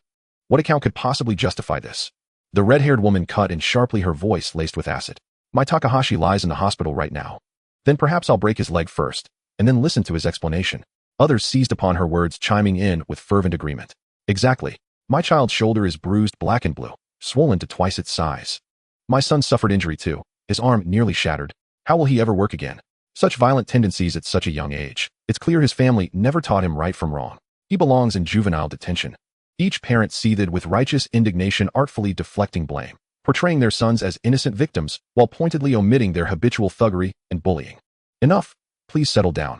The principal of Arakawa High School, a woman in her 40s with stern features and piercing eyes, sat upright behind her desk, fingers steepled. Her voice alone imposed silence, but the parents' faces remained contorted with simmering resentment, as if resolved to remain until justice, or at least satisfaction, was served. The principal turned to the middle-aged man standing before Fuji Itsuki. Mr. Ohata, have Fuji Itsuki's guardians arrived yet? Mr. Ohata, the administrator from the administration office, bowed slightly. Madam Principal, Fuji Itsuki is an orphan. Both of his parents have passed away. At these words, expressions rippled across the room. Fuji Itsuki's brow furrowed faintly. His biological parents had indeed passed, but that did not mean he lacked a legal guardian. Had the school failed to contact Momonoki Akiko? Yoshihara Saki gazed at Fuji Itsuki, her eyes clouded with quiet alarm. Is Fujikin truly an orphan? Unbidden, her mind conjured an image, a resolute, solitary youth bearing the weight of loss, raising his younger sister alone. With no parents to shield him and a younger sister to protect, he endured schoolyard cruelty in stoic silence, swallowing every insult, every tear deep into his chest. So he's just a stray dog, unclaimed, untrained. No wonder he lunged at my son like a rabid cur. The red-haired woman sneered. That's enough, Mrs. Takahashi. The principal fixed her with a disapproving glance, then turned to Fuji Itsuki. Mr. Fuji, please tell us what truly occurred. Fuji Itsuki spoke calmly. Madam Principal, yesterday afternoon after classes ended, I left campus as usual with my backpack. At the school gate, Senior Chiba Shoko suddenly appeared, accompanied by several classmates, and advanced toward me with unmistakable hostility. They looked menacing, some brandishing baseball bats, others steel pipes. I engaged them solely to defend myself. Lies. The red-haired woman exploded. My son is gentle. How could he possibly wield a bat to ambush someone at the gate? You must have provoked him. He confronted you in anger, and you broke his leg in retaliation. Madam Chiba, please say something. The parents looked toward the pillar of support on the stage, which was none other than Chiba Shoko's mother, Chiba Rume. Tunjing Shu followed their gaze. The first thing that caught his eye was a pure black kimono tailored to fit perfectly, concealing the woman's exquisite figure beneath it. With thin lips, willow-like eyebrows, and an oval face, her demeanor was gentle, resembling a kind, neighborly lady. However, her strikingly beautiful face, somewhat reminiscent of Chiba Shoko, seemed to carry a hint of subtle sorrow. The black kimono was also known as mourning attire, typically worn only when a family member passes away. As the saying goes, to appear graceful, one must wear mourning. This kimono not only did not diminish Chiba Rumai's charm, but instead added an aura of pitiable elegance. Shoko, why don't you speak? Chiba Rumai's voice was gentle as her warm gaze fell upon her daughter. Called out by her mother, Chiba Shoko first shot a resentful glare at Tunjing Shu, then impatiently said, yes, I did bring Takahashi and the others to find Tunjing Shu. Upon hearing this, the venue instantly erupted in shock. What? Madam Chiba, what does this mean? You must clarify this for us. My son is still lying in the hospital. If he suffers from aftereffects, who will take responsibility for that? Chiba Shoko became the target of everyone's ire, pouting as she shifted her tone. But everything has its reasons. The reason is, Chiba Shoko pointed towards Tunjing Shu. He Tingjing-shu is a perverted voyeur. A few days ago, he secretly took photos of me, Matsui, and Onodera in the restroom. We three are just helpless girls, and after discovering this, we couldn't do anything about it. So we could only seek help from Takahashi and the others, asking Tingjing-shu to delete the photos. Who knew this guy would be so despicable, refusing not only to agree, but also beating Takahashi and the others into the hospital? Chiba Shoko's words were shocking. With a slight upturn of her lips, she feigned a pitiful look. Once the office fell silent, it was soon engulfed in chaos again. I was wondering why my child would inexplicably block someone at the school gate. It seems I underestimated this little brat of violent voyeur, who clearly has no proper upbringing. Principal, is this the educational standard of Arahama High School? I propose we expel this little brat immediately and call the police to have him arrested. Matsui Aoi and Onodera Rei, seeing the situation sway against Tingjing-shu, also began to pour oil on the fire. Wiping non-existent tears, Matsui Aoi sobbed, "Woo-woo, Tingjing-shu almost tore my clothes off." Right, same here. If you don't believe us, you can check his phone. He definitely hasn't deleted the photos. Onodera Rei's gaze unconsciously drifted towards Tingjing-shu's pocket. That's not true, you're lying. Suddenly, a discordant voice emerged amidst the public condemnation. Clearly gentle, yet imbued with strength, Ajiwara Saki, usually timid, surprisingly stood protectively behind Tingjing-shu. It's clearly all your fault. You bullied us in the restroom, you wanted to strip us and take photos, and Tingjinkin was just retaliating. It was you who started it yesterday afternoon. You shouted that you would break Tingjinkin's legs. You made Tingjinkin kneel and apologize. Why twist the truth? Tingjing-shu was merely resisting. Is it a crime to resist? Ajiwara Saki's voice was hoarse as she realized her cheeks were already wet with tears. Ajiwara. Tingjing-shu tightly grasped Ajiwara Saki's soft fair hand. Tingjinkin, what should we do? Why doesn't anyone believe us? It's clearly those three who are lying. Ajiwara Saki's eyes glistened with tears as she sobbed, helplessly holding Tingjing-shu's hand. Ajiwara, stop talking. You can't wake those who pretend to be asleep. They are just choosing to believe selectively. Tisk, you little brat, you're quite good at stirring trouble. With no evidence, why should anyone believe you? The middle-aged woman with red hair had a bitter expression, her small eyes disdainfully fixed on Tingjing-shu. Seeing the standoff where each side held firm, the female principal adjusted her glasses. Tingjing, may I check your phone? However, that is your privacy. You have the right to refuse, or you can call the police to let them obtain evidence from your phone. I respect your choice. No need to check. Tingjing-shu pulled out his phone from his pocket and displayed the photos from that day when the 3 jackets were removed. I do indeed have photos of Chiba Shoko and the others in my album. Just as he finished speaking, Mrs. Takahashi jumped in to mock him eagerly. Great, now we have both the person and the evidence. Let's see how this little brat will argue. The voyeur has already confessed. We can call the police to deal with this. Principal, hurry and notify the whole school to expel Tingjing-shu. Other parents chimed in with her. The female principal's brow furrowed as she hesitated. Tingjing, do you have anything to explain? Of course, even in court, the defendant has the right to defend themselves against the charges. Facing the accusations and insults from everyone, Tingjing-shu remained remarkably calm. He nonchalantly opened a folder on his phone, glancing at the group of parents. Actually, aside from the photos I just showed you, I also have a recording. A recording. Everyone in the office couldn't help but perk up their ears. At the same time, Tingjing-shu gently pressed the play button. Hey Tingjing, what are you dazed about? You didn't even greet the boss when you saw her. Right, it's been a few days, you think you're tough now, huh? Matsui Onodera quickly dragged this guy into the restroom. There are too many people outside. Don't let the teachers find out. Hey boss, why don't we have them strip down and take pictures? Haha, this is interesting. If they dare to report us to the teachers, we'll post the photos online. Hey, are you two doing it yourselves, or do you want us to help? You'd better strip down yourself. Don't make it hard for us, or it will hurt a lot. Recording ability, passive skill, automatically records surrounding sounds and converts them into phone audio anytime. This was Tingjing-shu's first time using this skill, and he didn't expect the effect to be unexpectedly good. The spacious principal's office echoed with the sound of the phone recording. The highly recognizable voices of the 3 entered everyone's ears. The parents grew increasingly alarmed, especially Chiba Shoko's mother, Chiba Rume, whose gentle face was filled with disbelief. I can't believe the truth is like this, bullying backfiring. Does that mean our son was beaten for nothing? Let's see how Madame Chiba will handle this. With the audio playing, Chiba Shoko and her companions no longer appeared confident. Their faces turned pale, as if they had something stuck in their throats. It's fake, it's all fake. Chiba Shoko's beautiful face was filled with panic. It's forged. The recording must have been fabricated by him. Ew, I never said such things. Matsui Onodera, you must quickly explain to everyone. Matsui Aoi and Onodera Rei, whose names had been mentioned, had already been stunned by the recording, their faces pale as they struggled to utter a complete sentence. How utterly absurd. Since both the recording and the photos reside on my phone, if you claim the audio is forged, then I might just as well declare the photographs fake. Fuji Itsuki cast a wry, mocking glance toward Chiba Shoko. Shoko, what on earth is going on? Chiba Rumiko too sensed something amiss, her gentle features flushed with sudden anxiety. Confronted by her mother's relentless interrogation, Shoko's psychological defenses shattered in an instant. She cried out defiantly, Mother, whose word do you truly believe? His or mine? That morally coercive retort struck Rumiko like a physical blow. Her vision dimmed, and she nearly collapsed. Mother and daughter shared an unspoken bond. In that moment she knew, beyond doubt, that her beloved daughter Shoko was the one who had lied. Slap. With resolve hardening in her heart, Rumiko raised her arm and struck her daughter across the face. You wretched child. Mother, you struck me. Shoko cradled her stinging crimson cheek, staring at her mother with eyes wide in disbelief. Silence. Rumiko commanded, her voice sharp as shattered glass.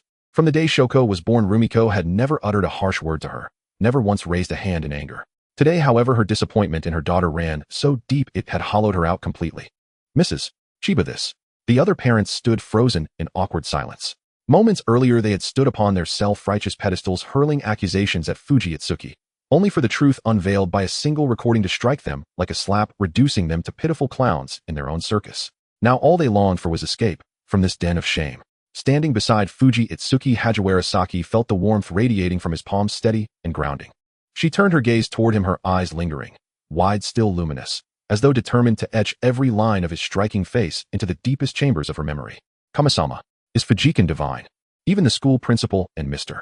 Ohata from the administrative office could not help but steal repeated awestruck glances at Fuji Itsuki. This young man is no ordinary soul. Taking a deep, steadying breath, Rumiko suppressed the searing grief and fury churning within her and addressed the assembly. I fully understand your fierce devotion as parents. Since this incident originated with my daughter Shoko, I as her mother shall personally bear all medical expenses, without exception. I sincerely apologize for the trouble my daughter has caused you all. Bowing deeply, Rumiko offered a formal full prostration on Shoko's behalf. You are far too kind, Mrs. Chiba. My son is terribly mischievous. He may well have injured himself by accident. In that case, we shall take our leave now. After exchanging perfunctory pleasantries, the parents turned to depart, only for Fuji Itsuki to step swiftly forward, blocking the doorway to the principal's office. You little beast, what do you think you're doing? Mrs. Takahashi shot him a furious glare. Who exactly are you insulting? Fuji Itsuki's internal rage meter had long since surged past its limit. No longer willing to restrain himself, he lifted his leg and delivered a brutal kick straight into Mrs. Takahashi's abdomen. Thud. Frail and slight, she flew backward like a tumbleweed, colliding headlong with her husband and sending him crashing to the floor. Clutching her stomach, Mrs. Takahashi's wrinkled features contorted in agony. Trembling, she pointed a shaking finger at Fuji Itsuki. You mongrel dog, you dared strike me. And what if I did? Slap. Still unsatisfied, Fuji Itsuki strode forward and backhanded her across the face.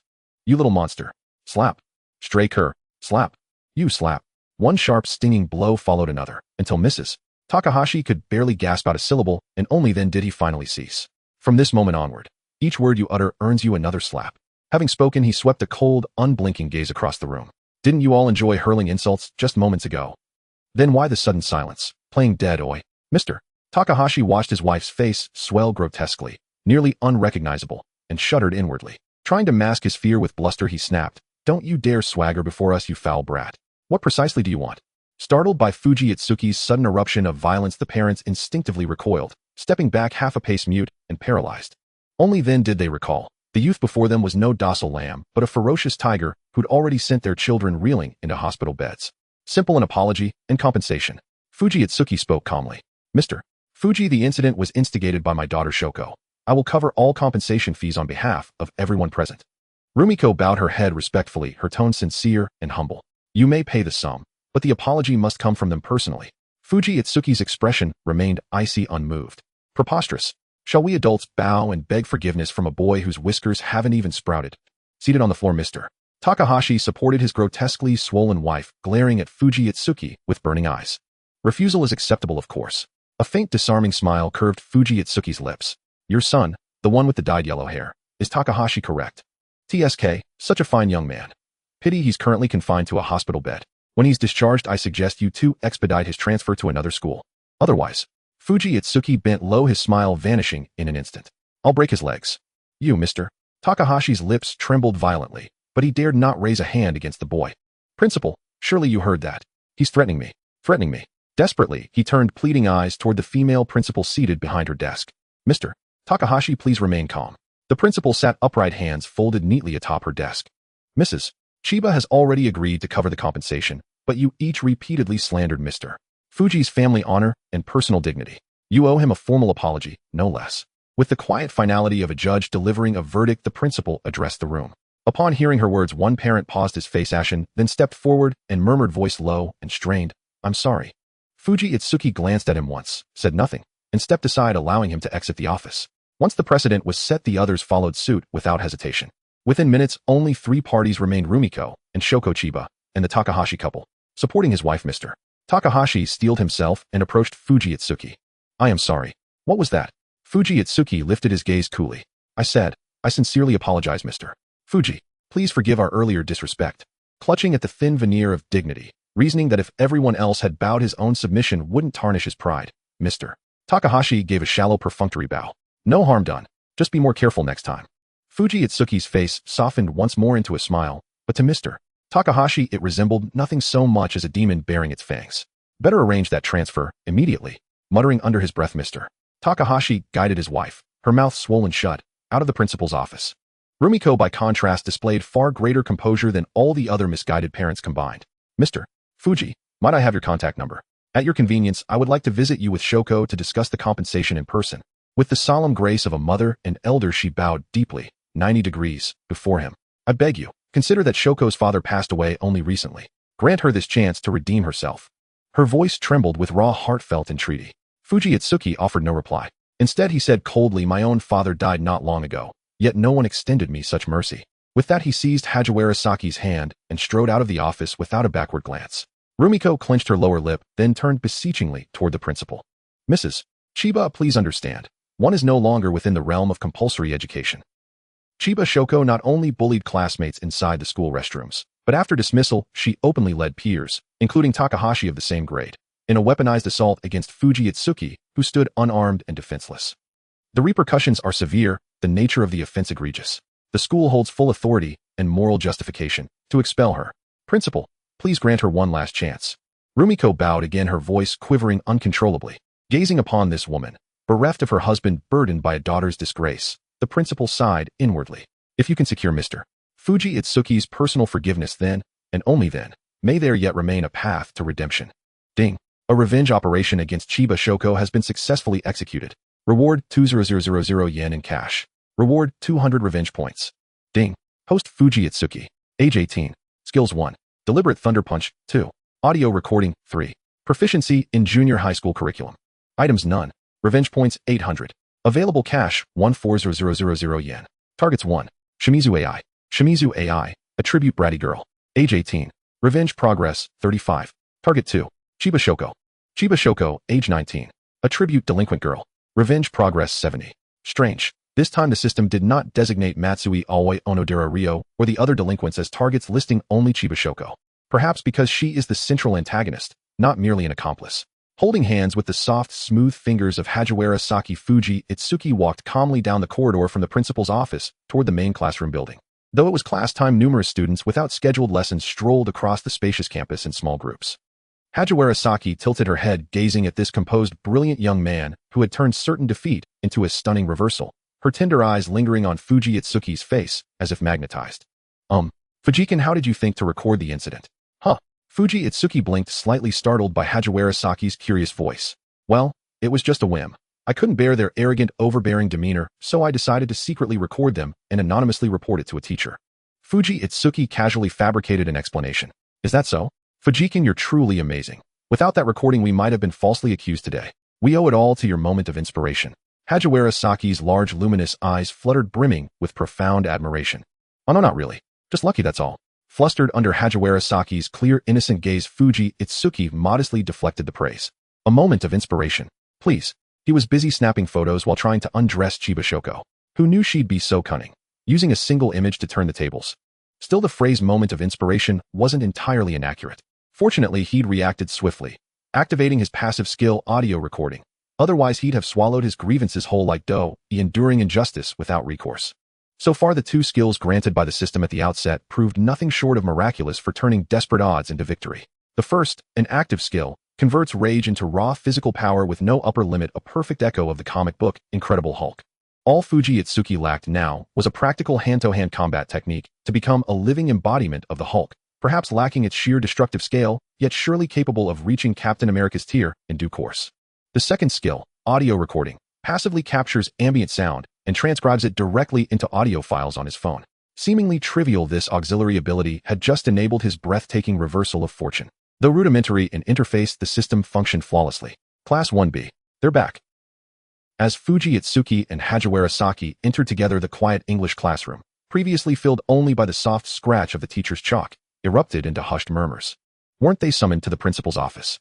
They looked completely unscathed, as if nothing ever happened. I heard many parents gathered there this morning demanding answers. Quite a spectacle. So Fuji must have won right. One thing I really want to know, are Hajiwara and Fuji dating now? Hajiwara Saki flushed faintly under the curious stares of classmates who'd once scorned and ostracized her. Only then did she realize. Her hand was still clasped in Fuji Itsuki's. Ahem. The English teacher cleared her throat, glancing pointedly at the pair. Though technically university students' public displays of affection during class were best kept discreet. Sigh. Times had truly changed. Her own college years held only yellow-painted bicycles and brief, trembling love letters. Never such bold, open tenderness within school grounds. Hagiwara and Fujisen, please return to your seats. The English teacher picked up her chalk again. Everyone settle down. Let's resume the lesson. Returning to their front row seats, the warmth of Fuji Itsuki's palm still lingered in her palm.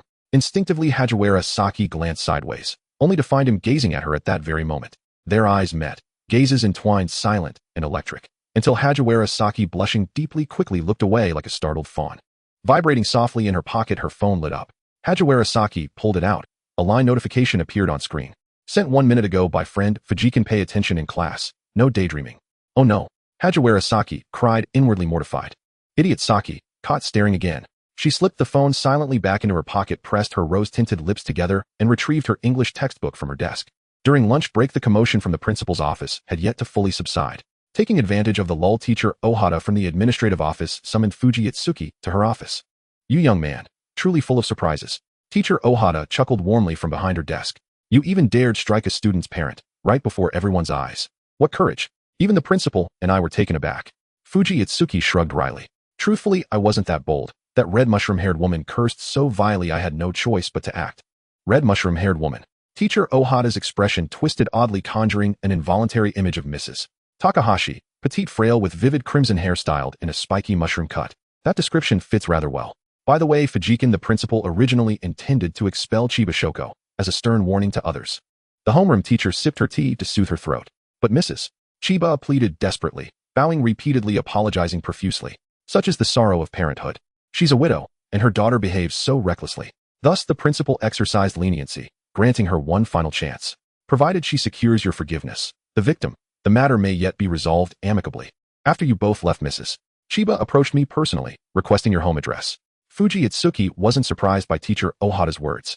Japan enforces 9-year compulsory education. However, high schools and universities retain disciplinary authority, including expulsion rights. Chiba Shoko's case was neither trivial nor catastrophic. No lives were lost, no permanent disability occurred. The most severely injured person suffered a broken leg, recoverable within several months, nearly fully restored. What made the incident grave was its severe reputational damage, witnessed firsthand by countless eyes at the school gate. The institution required a credible, measured response. As a fellow parent, teacher Datian could empathize with Chinya Lemai's feelings. One could say that school bullying is simply an extension of family education. If you will not teach your child, others will inevitably teach them for you. Seeing Tungjing Shu silent, he continued, Mrs. Chinya also asked me about your usual temperament. I told her that Fuji is always a gentle, quiet child. This time I suspect he merely snapped back after being bullied to his limit. She looked so guilty when she heard that, constantly bowing her head to apologize to me. Fuji, the decision is yours to make now. The school will not interfere with your choice. I understand, teacher. Tungjing Shu nodded as if he bore it lightly. Go home now, class is about to begin. Yes. Thank you for telling me and for stopping that red spouting mushroom earlier. Hearing the phrase red spouting mushroom, teacher Datian found himself half amused, half exasperated. No need for thanks. I am a teacher, protecting students is my duty. Hearing this, Tungjing Shu bowed slightly and left the office. That afternoon after school in the bicycle shelter, he fumbled with the lock, while Diyuan Xiao fretted inwardly, should she ride with Fuji or should he ride with her? Diyuan, today, I want to accompany you home. Standing behind her with his backpack, Tungjing Shu spoke softly. Huh, why? Diyuan Xiao's pretty face showed surprise, like a child caught in wrongdoing. She blurted, I can ride and give Fuji a lift. It's not a matter of who gives whom a ride. Tungjing Shu smiled faintly. I have to catch the train to work, so I can't see you home today. Work? Yes. In Dongweiju as a cashier at a convenience store. He had called yesterday to ask Zhuotsang Yuzi to cover a shift. Out of gratitude, he needed to arrive early today. I see. Diyuan Xiao secretly relaxed. So he was going to work. She had feared that riding together had embarrassed him. Dongweiju isn't that far from school. Fuji, let me cycle you there. No need, taking the train will be faster. Tungjing Shu shook his head. Then at least take me to the station by the school gate. Diyuan Xiao lowered her head slightly, her fingers nervously twisting together. Faced with that, Tungjing Shu could only yield. All right, please take me to the station. What a helpless fellow. Come on up, Fuji. Given his permission, Diyuan Xiao's face brightened into a radiant smile. She patted the saddle gently, like a valiant female knight offering an invitation. It'll be quick, I won't delay you. Feeling the weight on the rear seat, she rotated the pedal and carried Tungjing Shu out of Arakawa High's bicycle shelter. On the way to the station, Diyuan Xiao glanced at Tungjing Shu's face in the rearview mirror from time to time. Has Fuji already started university and is now working at a convenience store to make ends meet? Thinking of his orphan status, the softest part of Diyuan Xiao's heart seemed to be touched. Her mind painted scenes of Tungjing Shu and Qing Shuai Yi, who after their parents' tragic deaths had clung to one another, supporting each other through hardship. All manner of melodrama sprang to mind, as if from a primetime housewife serial. Remembering Qing Shuai Yi's neat-clothed sweet face and radiant smile, she seemed untouched by suffering. Fuji must be sheltering that little sister with the utmost care. If Tungjing Shu could read minds, his brow would already be knotted, and he would spread his hands in helpless exasperation. He would then point at Diyuan Xiao's head. Depend on each other for survival. Brother-sister devotion. What strange things do you have in your head, Diyuan Xiao? Don't be fooled by Qing Shuai Yi's meek obedient exterior. Who knows how many mischievous schemes that little demon hides in her belly. On the system panel, Qing Iota's progress and revenge had already reached 70%, while Qing Shuai Yi, the first object of retribution, stood at merely 35%. Ever since that little she-devil extorted several months' wages from him, he and she had, if not sworn eternal enmity, at least fallen into a fiery mutual loathing. The two of them could scarcely wait to hack each other to pieces in Tokyo Bay, the loser to sink into the Pacific. The station wasn't far from school, and they had little time to talk on the way. Fuji, bye. See you tomorrow. Yes, bye. Contact me online if anything. After waving farewell, Tungjing Shu turned and entered the station. Dong Weiju, the convenience store. The automatic door chimed as it opened. Yusen Pei, am here to take over the shift. Tungjing Shu entered the store with his backpack. Hearing the voice, the cashier behind the counters, Watsong Yuzi, poked her head out surprised. Oh, so early. It's only 3:30. Tungjing Shu's shift normally ran from 4 to 8 in the afternoon or 5 to 9 at night. Weekend hours varied according to the manager's roster. Thanks for covering my shift yesterday. I wanted to come early to take over in person, Tungjing Shu said with a sincere expression. Oh, it's nothing. You're considerate. Zwitsong Yuzi's face flickered with a hint of discomfort. But she gave no sign of unease. Her pretty face smiled brightly. We'll go change now. Keep an eye on the register, please. It's still early. He'll stroll around Omotesando and have afternoon tea. All right. Tungjing Shu nodded, his gaze following her into the staff room. Does Yusen Pei not study at all? Or does she, and he simply hasn't noticed? In Tungjing Shu's impressions, Watsong Yuzi always had endless plans after work. Either she shopped in bustling districts like Omotesando or danced the night away at bars and clubs. Hardly the image of a diligent university student. One must remember that even Japan's national institutions are fiercely competitive, with many ordinary families striving desperately to climb the social ladder through education. And the difficulty of graduate entrance exams in Japan is no less than at home. Never mind, Tungjing Shu murmured, shaking his head. Everyone has their own fate and choices. He himself was just an ordinary junior college student, no right to meddle in other people's concerns. Zwitsong Yuzi changed into a casual jacket, touched up her makeup, and stepped out of the staff room with a wave. Bye, see you tomorrow night. No, rather see you in the morning. It's Friday after all. Bye, Yusen Pei. Tungjing Shu waved as he watched her leave the store. Is today Friday? He checked his phone's calendar. Indeed, it was Kinyobi. So many events had clustered these past days. Qing Shuai Yi Qinya Xiaoji, that he had lost track of time. For a part-timer like him, weekends were not much different from weekdays. He would be working anyway, though weekend pay might be a little higher. Fujiwara Itsuki worked steadily at the convenience store until 6 in the evening. Click. He removed the drinks from the basket one by one and slotted them into the upright refrigerator until it was fully restocked, then closed the fridge door. Ding dong. A soft chime sounded from the automatic sliding doors. Before Fujiwara Itsuki could even lift his head, he called out instinctively, welcome. Only after rising from in front of the refrigerator did he notice the familiar figure who had just entered the store. She appeared to be in her early 30s, strikingly beautiful with an elegant statuesque figure. She wore a relaxed off-white cardigan, its open front revealing a crisp, white blouse beneath, accentuating her graceful silhouette. Her lower half was clad in a sleek black pencil skirt that hugged her curves, its hem framing a pair of smooth, luminous legs. Though the classic black and white ensemble was timeless on her, it radiated an unmistakable, captivating allure. It was the store manager, Matsumoto Yuriko. Manager, what brings you here today? Fujiwara-kun, it's you. Is Sakura-sen around? I need to speak with her. Sakura-senpai left early. I'm the only one on duty right now. Oh really? How unfortunate. I seem to have missed her. Matsumoto Yuriko lightly rested her chin on her palm, as if gently chiding herself. Her exquisite eyes swept over Fujiwara Itsuki, and her crimson lips parted. Please, Fujiwara-kun, carry on with your work. Don't mind me. They'll just check the stockroom. With that, she glided away, her lithe form swaying with quiet grace, brushing past him with a delicate, fragrant breeze. Yes, manager. The moment he saw Matsumoto Yuriko Sakura Yuko's words surfaced unbidden in Fujiwara Itsuki's mind. Fujiwara, have you noticed? The manager seems rather taken with you. Sakura-senpai must be joking. There's nothing unusual about the manager. Her gaze is perfectly natural. It wasn't prejudice against Matsumoto Yuriko, not at all. Nor did he harbor any bias toward wealthy, beautiful women like her, nor even toward the idea of being supported by one. He simply loathed living under someone else's roof. He'd endured enough condescension and exclusion from the three women of the Fujiwara household. Every move constrained, every choice dictated.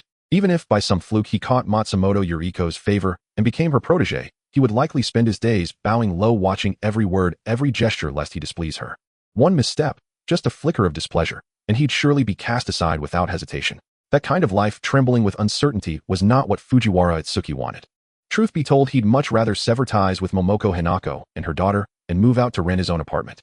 Yet the Fujiwara family estate, per the will, remained under Momoko Hinako's stewardship. Lifting the drink-filled basket, Fujiwara Itsuki walked toward the register.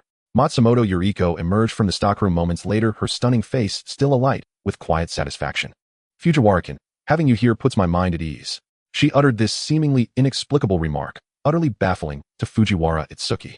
Huh. He stood frozen for a few seconds, utterly perplexed by the unsolicited praise, yet replied politely, Thank you, manager, for your kind words. No need to be modest, Fujiwara-kun. You've truly worked hard these past weeks. Matsumoto Yuriko smiled warmly, her eyes holding his gaze with unwavering intensity. At those words, Fujiwara Itsuki braced himself, perhaps for promotion, perhaps for dismissal, only to hear her add almost instantly, Carry on with your duties, Fujiwara-kun. I must take my leave. I have other matters to attend to. Yes, have a safe journey, manager. Only after her graceful figure vanished from sight did Fujiwara Itsuki exhale slowly. How utterly inexplicable. He hadn't done anything extraordinary, so why had she praised him? Was it merely encouragement, like offering a carrot to a donkey to keep him laboring diligently? What a headache. Fujiwara Itsuki massaged his temples. Sakura Yuko's words lingered stubbornly in his thoughts, deeply rooted, impossible to shake loose. Fujiwara-kun, have you finished your shift? At 9 p.m. Fujiwara Itsuki had barely stepped out of the convenience store when a line message arrived from Hajiwara-saki. Yes, I've just clocked out and am heading to the subway station now.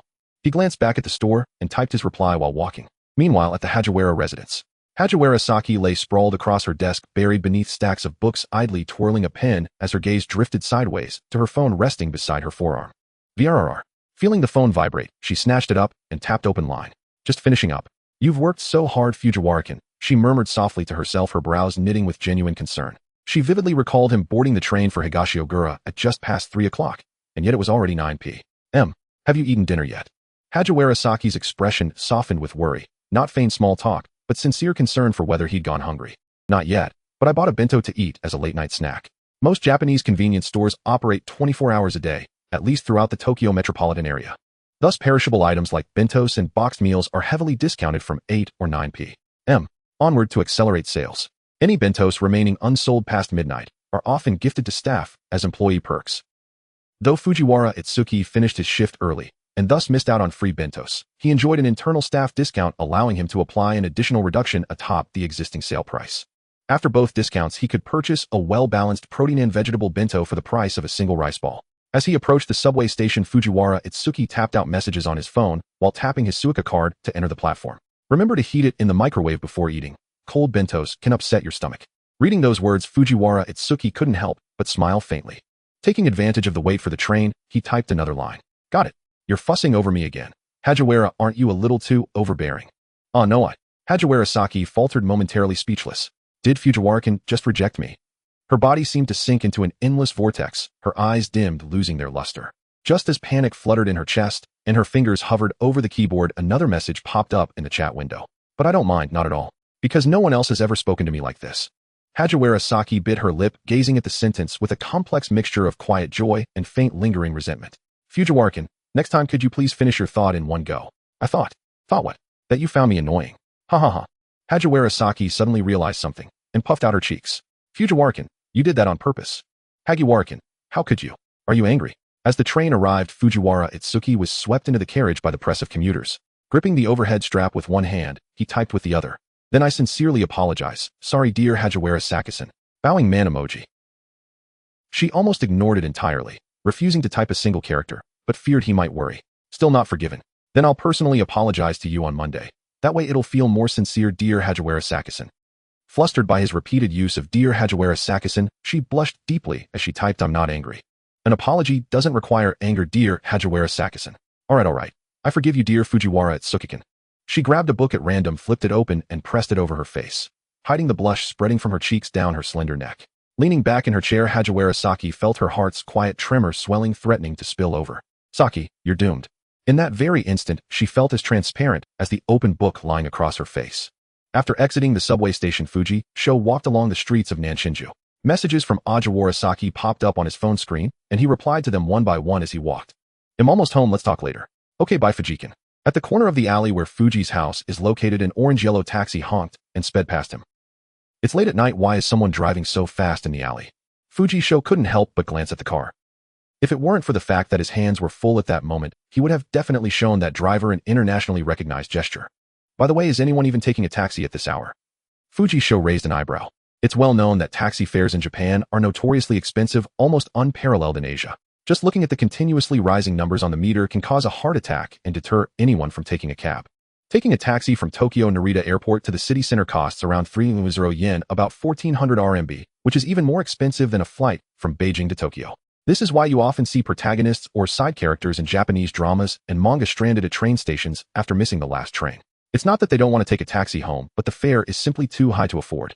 After 10 o'clock at night, taxi drivers even charge an additional 20. Such an expensive mode of transportation hardly seems affordable for someone living in a small area like Nanshinju. Vroom. Just as he was feeling bored, the sound of a car engine suddenly came from ahead. The aforementioned orange-yellow taxi was now parked steadily in front of his house. Click. The taxi door opened, and a slender snow-white leg leisurely stepped out. The girl had long black hair at the prime age of 18 or 19. Her naturally cool and sophisticated face was exquisite and perfect, as if meticulously sculpted. Her features resembled those of Momonoke Eiko, but carried an air of indifference, as if she were uninterested in the world around her. She wore a beautifully patterned high-quality private high school uniform, with a fitted black blazer on top complemented by a light blue tie and the words Saikai Women's University embroidered on the left chest. The lower half consisted of a knee-length pleated skirt paired with black stockings that revealed a small section of her white, well-proportioned calves. The girl was light on her feet, tall, standing at about 168 meters. Her appearance made Fuji Sho momentarily forget that he was in Arakawa, the economically lowest-ranking area in Tokyo's 23 wards. One might think she was a wealthy young lady from Minato or Chiyoda. The girl was none other than the eldest daughter of Momonoke Eiko, the elder sister of Shimizu Ai. One was a high-cold girl luxurious enough to take a taxi home from a prestigious private school, while the other was a self-sufficient boy taking the subway to a regular university. Though seemingly unrelated, these two were coincidentally in the same frame. If they had never met before, they would be like two parallel lines in life never intersecting. This only evokes a sense of the world's disparities, where the children of the rich and the poor are engulfed in inequality from the moment they are born. Yet they happen to live under the same roof, which couldn't help but be intriguing. Raising sons in poverty, raising daughters in wealth. Fuji Sho shook his head self-deprecatingly, kicking a stone by the roadside. Tisk, clatter. Dragging a black suitcase, Shimizu Rin pushed open the door and re-entered the Fuji residence after a week. Although the accommodation at the private school was not bad, no matter how beautifully it was praised, it couldn't compare to one's own home. You're back. Hearing the sound of the door opening, Shimizu Ai, sitting on the sofa watching TV, turned her head. Oh, it's Wonshin. Seeing her sister, whom she hadn't seen for a few days, Shimizu Ai displayed a surprised expression and rushed into Shimizu Rin's arms. Wonshin, why didn't you call me before coming back? I thought you were staying at school this week. Of course not, school is school, and home is home. Shimizu Rin gently ruffled her sister, Shimizu Ai's hair. Home is always more comfortable than school. In front of her sister, her cool face rarely showed a hint of a smile. After Shimizu Rin, Fuji Sho walked in half a minute later. Glancing at the two in the living room who were acting out a sisterly bond, he said nothing and went upstairs. Shimizu Rin cast a faint glance at his back. Everything at home really is comfortable for both body and mind. Except for that annoying guy. I'll want you in your back too.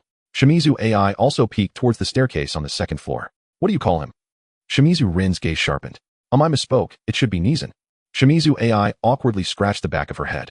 No need to call him brother, he's not worthy. Shimizu Rin's cold voice carried an undeniable tone. Oh, okay, Wonshin. Shrinking her neck, the once arrogant Shimizu Ai now acted like a frightened quail. Has Wonshin become fiercer again? Are there only fierce women at the women's university that have led Wonshin astray? Shimizu Ai couldn't help but shiver. Then I definitely don't want to attend any women's university. Going to a public university like Wonshin seems pretty good. Until after 10 o'clock, the head of the family, Momonoke Eiko, returned from work. The living room on the first floor filled with noise again. Fujisho sat at his desk in the second-floor bedroom, faintly hearing the sound of the TV downstairs along with the chatter of the three women sitting together. Rin, this is your living allowance for the week. Momonoki Eiko took out a stack of bills from her bag and handed them to Shimizu Rin without counting. Receiving the money, Shimizu Rin simply responded with a soft showing no extra expression. Instead, Shimizu Ai puffed out her cheeks and angrily shouted, Mom, you can't be biased towards Wonshin. What about mine? Of course there's love for Ai too. Momonoki Eiko took out a few more bills saying, how could Mom forget about Ai? Thank you, Mom. Shimizu Ai immediately received it with joy. Unlike the cheerful atmosphere in the living room, the second-floor bedroom was different. Fujisho held a pair of chopsticks, picking up a piece of chicken to chew. As expected, the bento had already gone cold. On Saturday morning, Fuji Itsuki rose early. He had a morning shift at the convenience store. Open 24 hours a day, the store offered him a comparatively fortunate schedule compared to his colleagues who had pulled an all-nighter. After rising and completing his morning routine, Fuji Itsuki dressed neatly and opened the window to air out the room. A crisp September breeze swept in, gently brushing across the strands of hair above his forehead. Seizing the cool air, he began tidying his rumpled bed. Just as he bent down to fold the blanket, a figure slipped unannounced through the wide-open door. No knock, no hesitation. Tap, tap, tap. Hearing the measured footsteps behind him, Fuji Itsuki didn't lift his head, continued folding the blanket without pause. Well, you actually get up early. Mizuhashi Rin leaned elegantly against the doorframe, her white t-shirt fluttering softly in the breeze as she rested her hands beneath her chest. Must be something urgent then. She'd shed yesterday's refined private academy uniform, replacing it with a breezy casual outfit. Tokyo's September mornings gradually warmed into midday heat. Thus Rin wore a loose pure white t-shirt that revealed the delicate curve of her collarbone paired with denim shorts. Her long pale legs fully exposed to the air. Doesn't seem to concern you, does it, Onizen? Rin was 19, a second-year business student, exactly 1 year older than Fuji Itsuki. At home, he addressed her formally as Onizen, just as Mizuhashi Aia called him Nissen.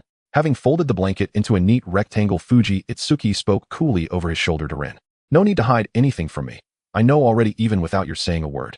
Her beautiful eyes seemed to pierce straight through the soul laced with quiet disdain. You're off to work, aren't you? Fuji Itsuki paused mid-motion, set the blanket aside, and turned. Did Aia tell you? Would such a trivial matter require anyone else to tell me? Leaning against the doorframe, Rin tilted her chin upward slightly. A straggler like you surely isn't rising before dawn to study at the library, is he? Her exquisite eyes held a faint trace of contempt reflecting Fuji Itsuki's face. Let me guess. Construction day labor, convenience store clerk, or perhaps a daily wage worker at the Taito District wholesale market. Only brute force jobs, those requiring no intellect, would hire someone like you, a member of society's lowest rung. Though you do have a rather handsome face. Have you considered becoming a host at a high-end nightclub? One night's tips would eclipse your monthly salary. What exactly are you trying to say? Fuji Itsuki narrowed his eyes. If Onizen came all this way at dawn just to pimp me out to a pleasure district establishment. He pointed firmly toward the door and said coldly, then please leave. His sharp, confrontational tone made Rin frown faintly, her gaze flickering with genuine surprise. The boy who once bowed his head in silent submission upon being scolded now dared meet her gaze directly, clashing heat. How intriguing. As if provoked, she gave a subtle shrug of her shoulders and continued, I came to advise you to abandon your studies immediately. There's no point wasting any more time. A junior college is not for you. Drop out and start working properly, right away.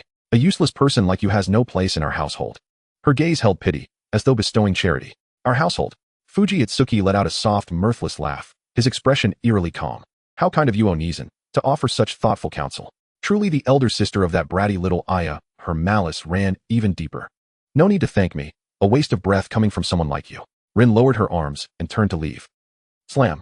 Oh, but how could I possibly let you go so easily? Yet Fuji Itsuki moved faster, stepping forward in one stride to block her path, then slamming the door shut with a sharp, resonant crack.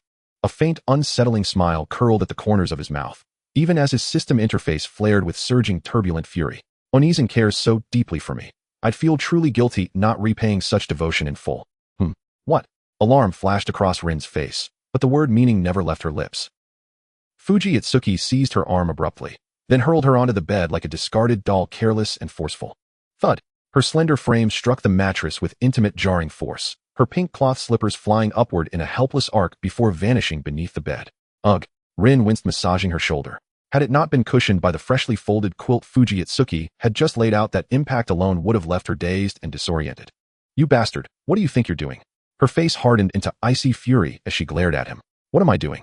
Why? Repaying you, Onizen, of course. He emphasized the word repaying with deliberate weight, then shoved her shoulder hard, pinning her neck beneath his forearm, pressing her down onto the bed with unyielding force. The world spun violently. When consciousness returned, Rin found herself immobilized, every joint locked as if nailed in place, her body utterly drained of strength. How dare he? He actually dared. Rin trembled inwardly, pupils contracting sharply. Stay calm. Stay calm. The more perilous the moment, the more essential composure becomes.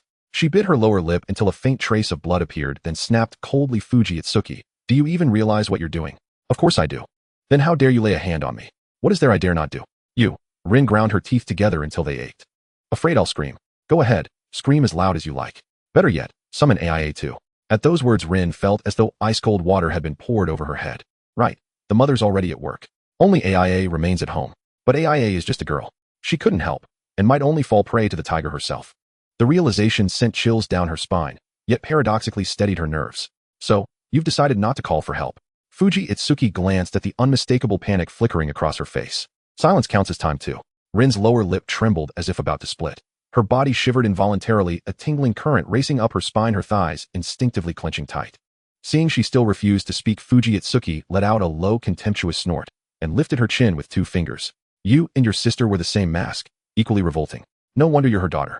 That single sentence condemned the entire Mizuhashi family, and Rin's expression shifted instantly, her cool, composed eyes now burned with solidified, seething hatred. What's wrong? Angry now? Judging by that look of utter loathing, Onizen must already be picturing me in 8 pieces, yes. Creak. Fuji Itsuki tightened his grip on the hinge of Rin's jaw, forcing her delicate lips into a perfect O, her beautiful face contorting in sharp pain. Drop that condescending self-appointed superiority, right now. His voice cut like winter frost. In the end, you are merely a wild chicken from the common district sent to the Phoenix Institute using my family's money. Not only do you lack gratitude, but you also flaunt your strength in front of me. Fuji Shu slightly leaned down, his nose nearly touching the tip of Shimizu Rin's. Seeing his approaching move, Shimizu Rin immediately closed her eyes and clenched her fists tightly. As long as the other party dares to make any rude moves towards her, she would fight to the death. However, after waiting several seconds, she still did not see Fuji Shu's next action. Upon opening her eyes again, she was met with Fuji Shu's mocking expression. Shimizu Rin's heart was ablaze with anger, rage surging to her head, and she realized she had been played. Ding ding ding. The ringtone of the phone in her pocket rang at an inopportune moment, and Fuji Shu released Shimizu Rin's chin and took out his phone. It's already 8 o'clock. He turned off the alarm clock and seemed somewhat disinterested as he adjusted the wrinkles in his clothes. Let's call it a day. My time is precious, and I have no time to waste with you. After all, I'm just a manual laborer struggling to make a living every day, unlike Rin, who sits in a spacious and bright classroom without worrying about living expenses. Cough, cough. Shimizu Rin rubbed her chin as she sat up from the bed, her eyes blazing with fury, wishing she could swallow this boy alive. Tch. Fuji Shu merely scoffed at her and then opened the door. Relying on being a top student from a private school, you look down on everything thinking you are superior. Bang! The door was slammed shut. Accompanied by the fading footsteps, a voice drifted in from outside. Just that. Shimizu Rin gritted her silver teeth. Fuji Shu. Ding. Successfully initiated a revenge against Shimizu Rin. Reward, 200 revenge points. Reward, 10000 yen. Ding. Character Shimizu Rin, age 19 years, attribute cold and arrogant girl, revenge progress 20, a top student at Seiya Women's University Business School. She prides herself on being exceptionally smart and superior, looking down on ordinary students like you, considering you a waste of resources at home, determined to drive you out. Please feel free to initiate your revenge against her. It was 8:30 in the morning. The convenience store on weekends was busy due to high foot traffic, thus requiring 2 people on shift. Fuji Shu's partner this week is Sakura Yuko. He glanced at the duty roster hanging on the wall of the convenience store and put on a baseball cap. The staff uniform of the convenience store is dark green, which would appear somewhat tacky to the average person's aesthetic. Fortunately, the cap is black, otherwise it would look too strange for Fuji Shu. At this moment, the large store was empty, with only Fuji Shu present. Sakura Yuko had yet to arrive, probably still sleeping in. Fuji Shu showed no intention of calling to urge her, pushing the cart slowly and steadily to restock the empty shelves. Just after 10 o'clock, a truck emblazoned with the words "Custom Bento" stopped steadily in front of the convenience store. Fuji, you're on duty again this week. A young man named Narita Taishur, a delivery worker from the deli, jumped down from the driver's seat of the truck. Since he was only a few years older than Fuji Shu, the two had nearly become acquaintances. Yes, I'm on shift this morning. Fuji Shu adjusted his baseball cap as he took the delivery list from Narita Taishur. In that case, how about I drive you out for some excitement tonight? Narita Taishur winked mysteriously, just like a classmate from a past life, dragging you to a game center after class. Excitement. Fuji Shu raised an eyebrow at him. The location is in Shinjuku, and the girls there like young, handsome guys like you. I have no money. Don't worry, with your looks they'll pay to be with you. Forget it. Fuji Shu decisively shook his head, struggling to move the stacked bento boxes in the truck onto the cart. He considered himself not a pure-hearted boy, but the older women in Shinjuku were clearly not something he could handle at his current state. Moreover, people tend to be lazy, but once accustomed to a life of indulgence, he feared he would truly become the male host from a brothel, as described by Shimizu Rin. While they were chatting, Sakura Yuko arrived waving her hand as she ran over panting from afar. Sorry Fuji, I overslept and made you handle everything alone until now.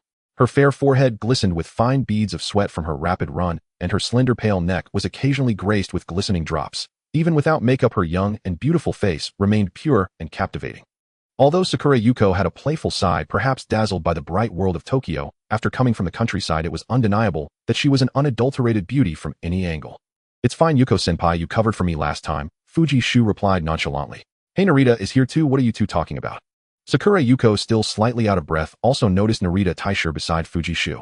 We were discussing taking Fuji to Shinjuku tonight for a little adventure. Narita Taisher laughed heartily. Smack. He signed the delivery list with his name and slapped it on Narita Taisher's chest. Fuji Shu helplessly urged, Narita, you should go deliver to the next place.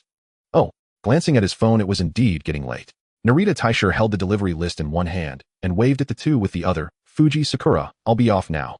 As he spoke, he climbed back into the truck's driver's seat and drove away slowly. Fuji Shu pushed the cart into the convenience store. Behind him, Sakura Yuko, with dark circles under her eyes, quickly changed into her uniform in the staff lounge and came out to help Fuji Shu pack the bento into the warming cabinet. Yuko-senpai didn't sleep well last night. Fuji Shu asked, noting the clear dark circles around Sakura Yuko's eyes. I only slept for 4 hours. Sakura Yuko yawned widely as she spoke. Last night I treated a few friends from the club to karaoke, and we had fun until the early hours before returning. Yuko-senpai, it's only been a few days since payday. You didn't spend it all in one night, did you? No, I used.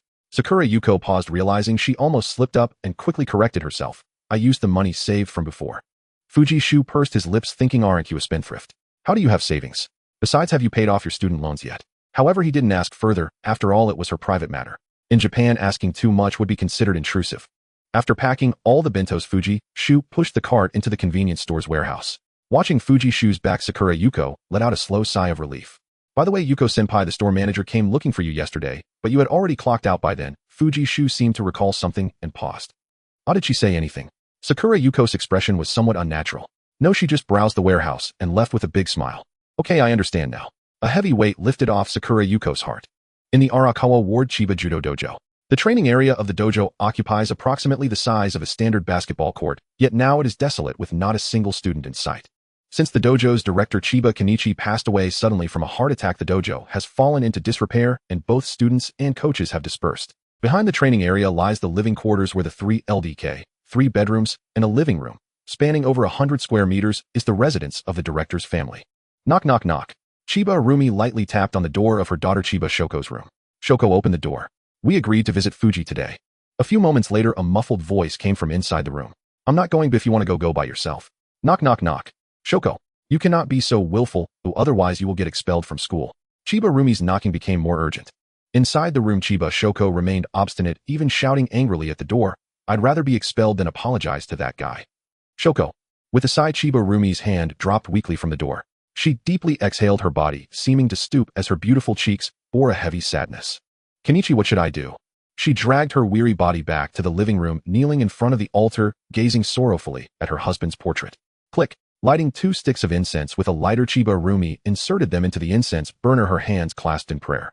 Kenichi, if you are watching from above, please bless me for a smooth journey. If Shoko gets expelled, her life will be ruined. At noon, Fuji Ju arrived punctually to clock out from work. After bidding farewell to Sakura Yuko, he headed straight toward the train station. Click. When he returned home, it was already 12:30. The living room was empty, and he had no idea where Momonoki Eiko and her 2 daughters had gone. Fuji Ju changed into slippers at the entrance. Onaiken, you're back. Hearing the sound of the door opening, Shimizu AI poked her head out from the top of the stairs. Have you eaten lunch? There are leftovers in the fridge, let me heat them up for you. As she spoke, she stepped down the stairs, her cute face full of concern and sincerity. As he looked at this girl who was just over 1 meter and 50 centimeters tall and petite, Fuji Ju couldn't help but think of Shimizu Rin's cold face. Compared to the cold and sharp-tongued, arrogant Shimizu Rin, the seemingly harmless and amiable Shimizu AI appeared much less annoying than before. Especially since Shimizu AI had been behaving well lately, not causing any trouble. Fuji Ju's acceptance of her undoubtedly increased. Okay, then I'll trouble you with that. After stuffing his removed shoes into the shoe cabinet, Fuji Ju walked over to the sofa to wait. Soon sounds of rustling emerged from the kitchen. Shimizu AI couldn't cook, so her idea of heating up food was merely putting the dishes in the microwave for a bit. With a ding, Shimizu AI wearing heat-resistant gloves meant for baking emerged from the kitchen, carrying steaming hot food. Onaikan, it's time to eat. She called out sweetly, opened the rice pot at the dining table, and after serving Fuji-ju a bowl of rice, she handed him the chopsticks. Seeing Fuji-ju repeatedly accepting her kindness contrasting with his previous cold rejection and suspicion of her poisoning him, Shimizu AI couldn't help but smile subtly to herself. Looks like it's time to wrap up the tree-cutting plan. The bait has completely relaxed its vigilance against me. At the dining table, Shimizu AI continued to be attentive, pouring water and serving food for Fuji-ju. In response, Fuji-ju maintained an attitude of accepting everything.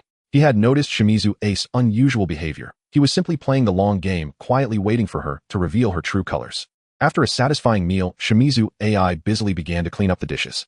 Anyone unaware would think she was a full-time housewife of the Fuji family. Fuji-ju casually tossed out a "I'll leave it to you" and turned to head upstairs to his room. Swish. The sound of a ballpoint pen scratching against paper filled the air. After finishing a problem, Fuji-ju skillfully capped the pen, resembling a master swordsman sheathing his blade. Japanese universities also assign homework, and failure to submit it might hinder passing the final exams. The teachers are not necessarily merciful enough to give you a hand. Knock, knock, knock. Just as Fuji-ju put down his pen and stretched, Shimizu AI knocked on the door and quietly entered. Onaikan, are you doing your homework? Blinking her eyes, Shimizu AI entered with a plate of cut fruit and glanced at Fuji-ju at the desk. I prepared some fruit for you. Thanks, just put it on the table. Shimizu AI turned around, closing the door with a barely noticeable smile, placing the fruit plate beside the exam papers. Onaikan, you've been writing homework for so long, you must be tired. Let AI help you with a shoulder massage. She lightly stepped over to Fuji-ju's back. A gentle breeze carrying a faint fragrance reminiscent of gardenia-scented shampoo brushed past him as Shimizu AI stretched out her soft fair hand, gently kneading his shoulder. The bait has indeed let down its guard against me. All the efforts to gain affection over these days were not in vain. Her eyes sparkled slightly, seeing that Fuji-ju showed no resistance. She boldly took the pen from his hand and tossed it aside. Then she intertwined her fingers with his. Shimizu Ai's sudden intimate gesture made Fuji-ju raise an eyebrow, yet he maintained a composed expression, not revealing any emotions. Tightly holding Fuji-ju's palm, feeling the warmth emanating from his hand, Shimizu Ai's cheeks flushed as she said, Onaikan, actually AI. Actually AI, I like you a long time ago. Qing Shui AI's eyes brimmed with tenderness as she pressed Teng Jingshu's hand against her chest, speaking with deep affection. Before Teng Jingshu could question her sanity the next moment. Click. The phone's camera forced out a flash, and Qing Shui AI pressed the shutter button, her previous shyness instantly replaced by a triumphant smile. Hee, I finally caught my chance. The pent-up frustration of the past few days erupted as Qing Shui AI was overjoyed, almost bursting with laughter. Didn't see this coming, did you, you filthy fish? She waved her phone triumphantly, the screen displaying the moment Teng Jingshu's hand rested against his chest. Frowning, Teng Jingshu asked in confusion, Qing Shui AI, were you acting as the obedient little sister all this time just to take this photo? What else could it be? To let you, this filthy fish, lower your guard, I endured humiliation and obeyed you all for today. Qing Shui AI seemed to recall past humiliations, her delicate face now filled with anger. You disgusting guy, you actually made me help you run a bath, fed you chocolate, and even had me prepare lunchboxes and clean up. Even my mother wouldn't treat me like this. And you're just a filthy fish daring to mount me. Listening to Qing Shui AI's insults, Teng Jingshu's expression remained surprisingly calm. Qing Shui AI, aren't you afraid I'll tell the police about your identity as a fraud? TCH. Qing Shui AI disdainfully clicked her tongue. Looks like you still haven't realized your current situation, huh? This is lewdness, blatant lewdness. And the target is a cute girl like me. What fraud are you talking about? It's all nothing but baseless nonsense. After all, who would believe a lewd person's words? After saying this, she strutted confidently to Teng Jingshu's pillow. In front of Teng Jingshu, the owner of the room, Qing Shui AI, he lifted the pillow and took out his secret stash of money, stuffing it into her pocket without counting. Such actions were not only provocative, but also completely disregarded Teng Jingshu as a defeated foe to be toyed with and humiliated. Contrary to her expectations of him being furious and embarrassed, Teng Jingshu's tightly furrowed brows did bring Qing Shui AI some satisfaction. At this critical moment, this filthy fish is still pretending to be deep. Feeling unsatisfied, she sat at the edge of Teng Jingshu's bed.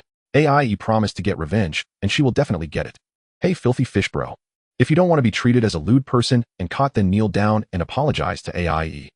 With her arms crossed, her right leg resting on her left, she looked down on him with a haughty and disdainful gaze. Due to her short stature, her slender legs clad in white socks swung playfully.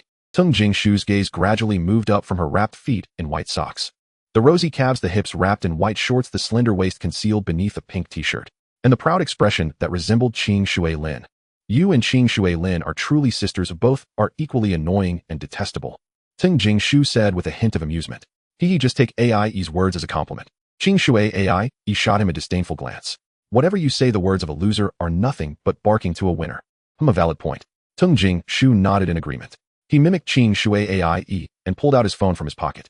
But it seems you're getting a bit too ahead of yourself. Recording activate. A clear voice slowly emerged from the phone's speaker. You acted as the obedient sister for so many days just to take this photo. What else could it be? To let you, this filthy fish, lower your guard, I endured humiliation and obeyed you just to make you let your guard down. Looks like you still haven't realized your current situation, huh? This is lewdness, blatant lewdness. Who would believe a lewd person's words? Tung Jingshu confidently pressed the pause button. Qing Shui AI, do you think the police will choose to believe your dishonest words or trust the one with evidence? You? Qing Shui AIE's face turned pale, wishing she could slap herself for speaking too much. She slid off the edge of the bed. Tung Jingshu, you despicable, shameless, lowly person. You actually recorded me secretly. We're just doing the same thing, aren't we? Didn't you also secretly take photos? Tung Jingshu walked slowly towards Qing Shui AIE unhurried. I'm just using your methods against you. Why are you acting so frantic? Stopping in his tracks, Ting Jingshu bent down to look at Qing Shui AIE, who was sitting on the ground with a flustered expression. Under the sunlight streaming in from the window, she appeared to be enveloped in Tung Jingshu's shadow. Weren't you going to call the police? Weren't you going to make me kneel and apologize? Aren't you going to take away the money I've worked hard for?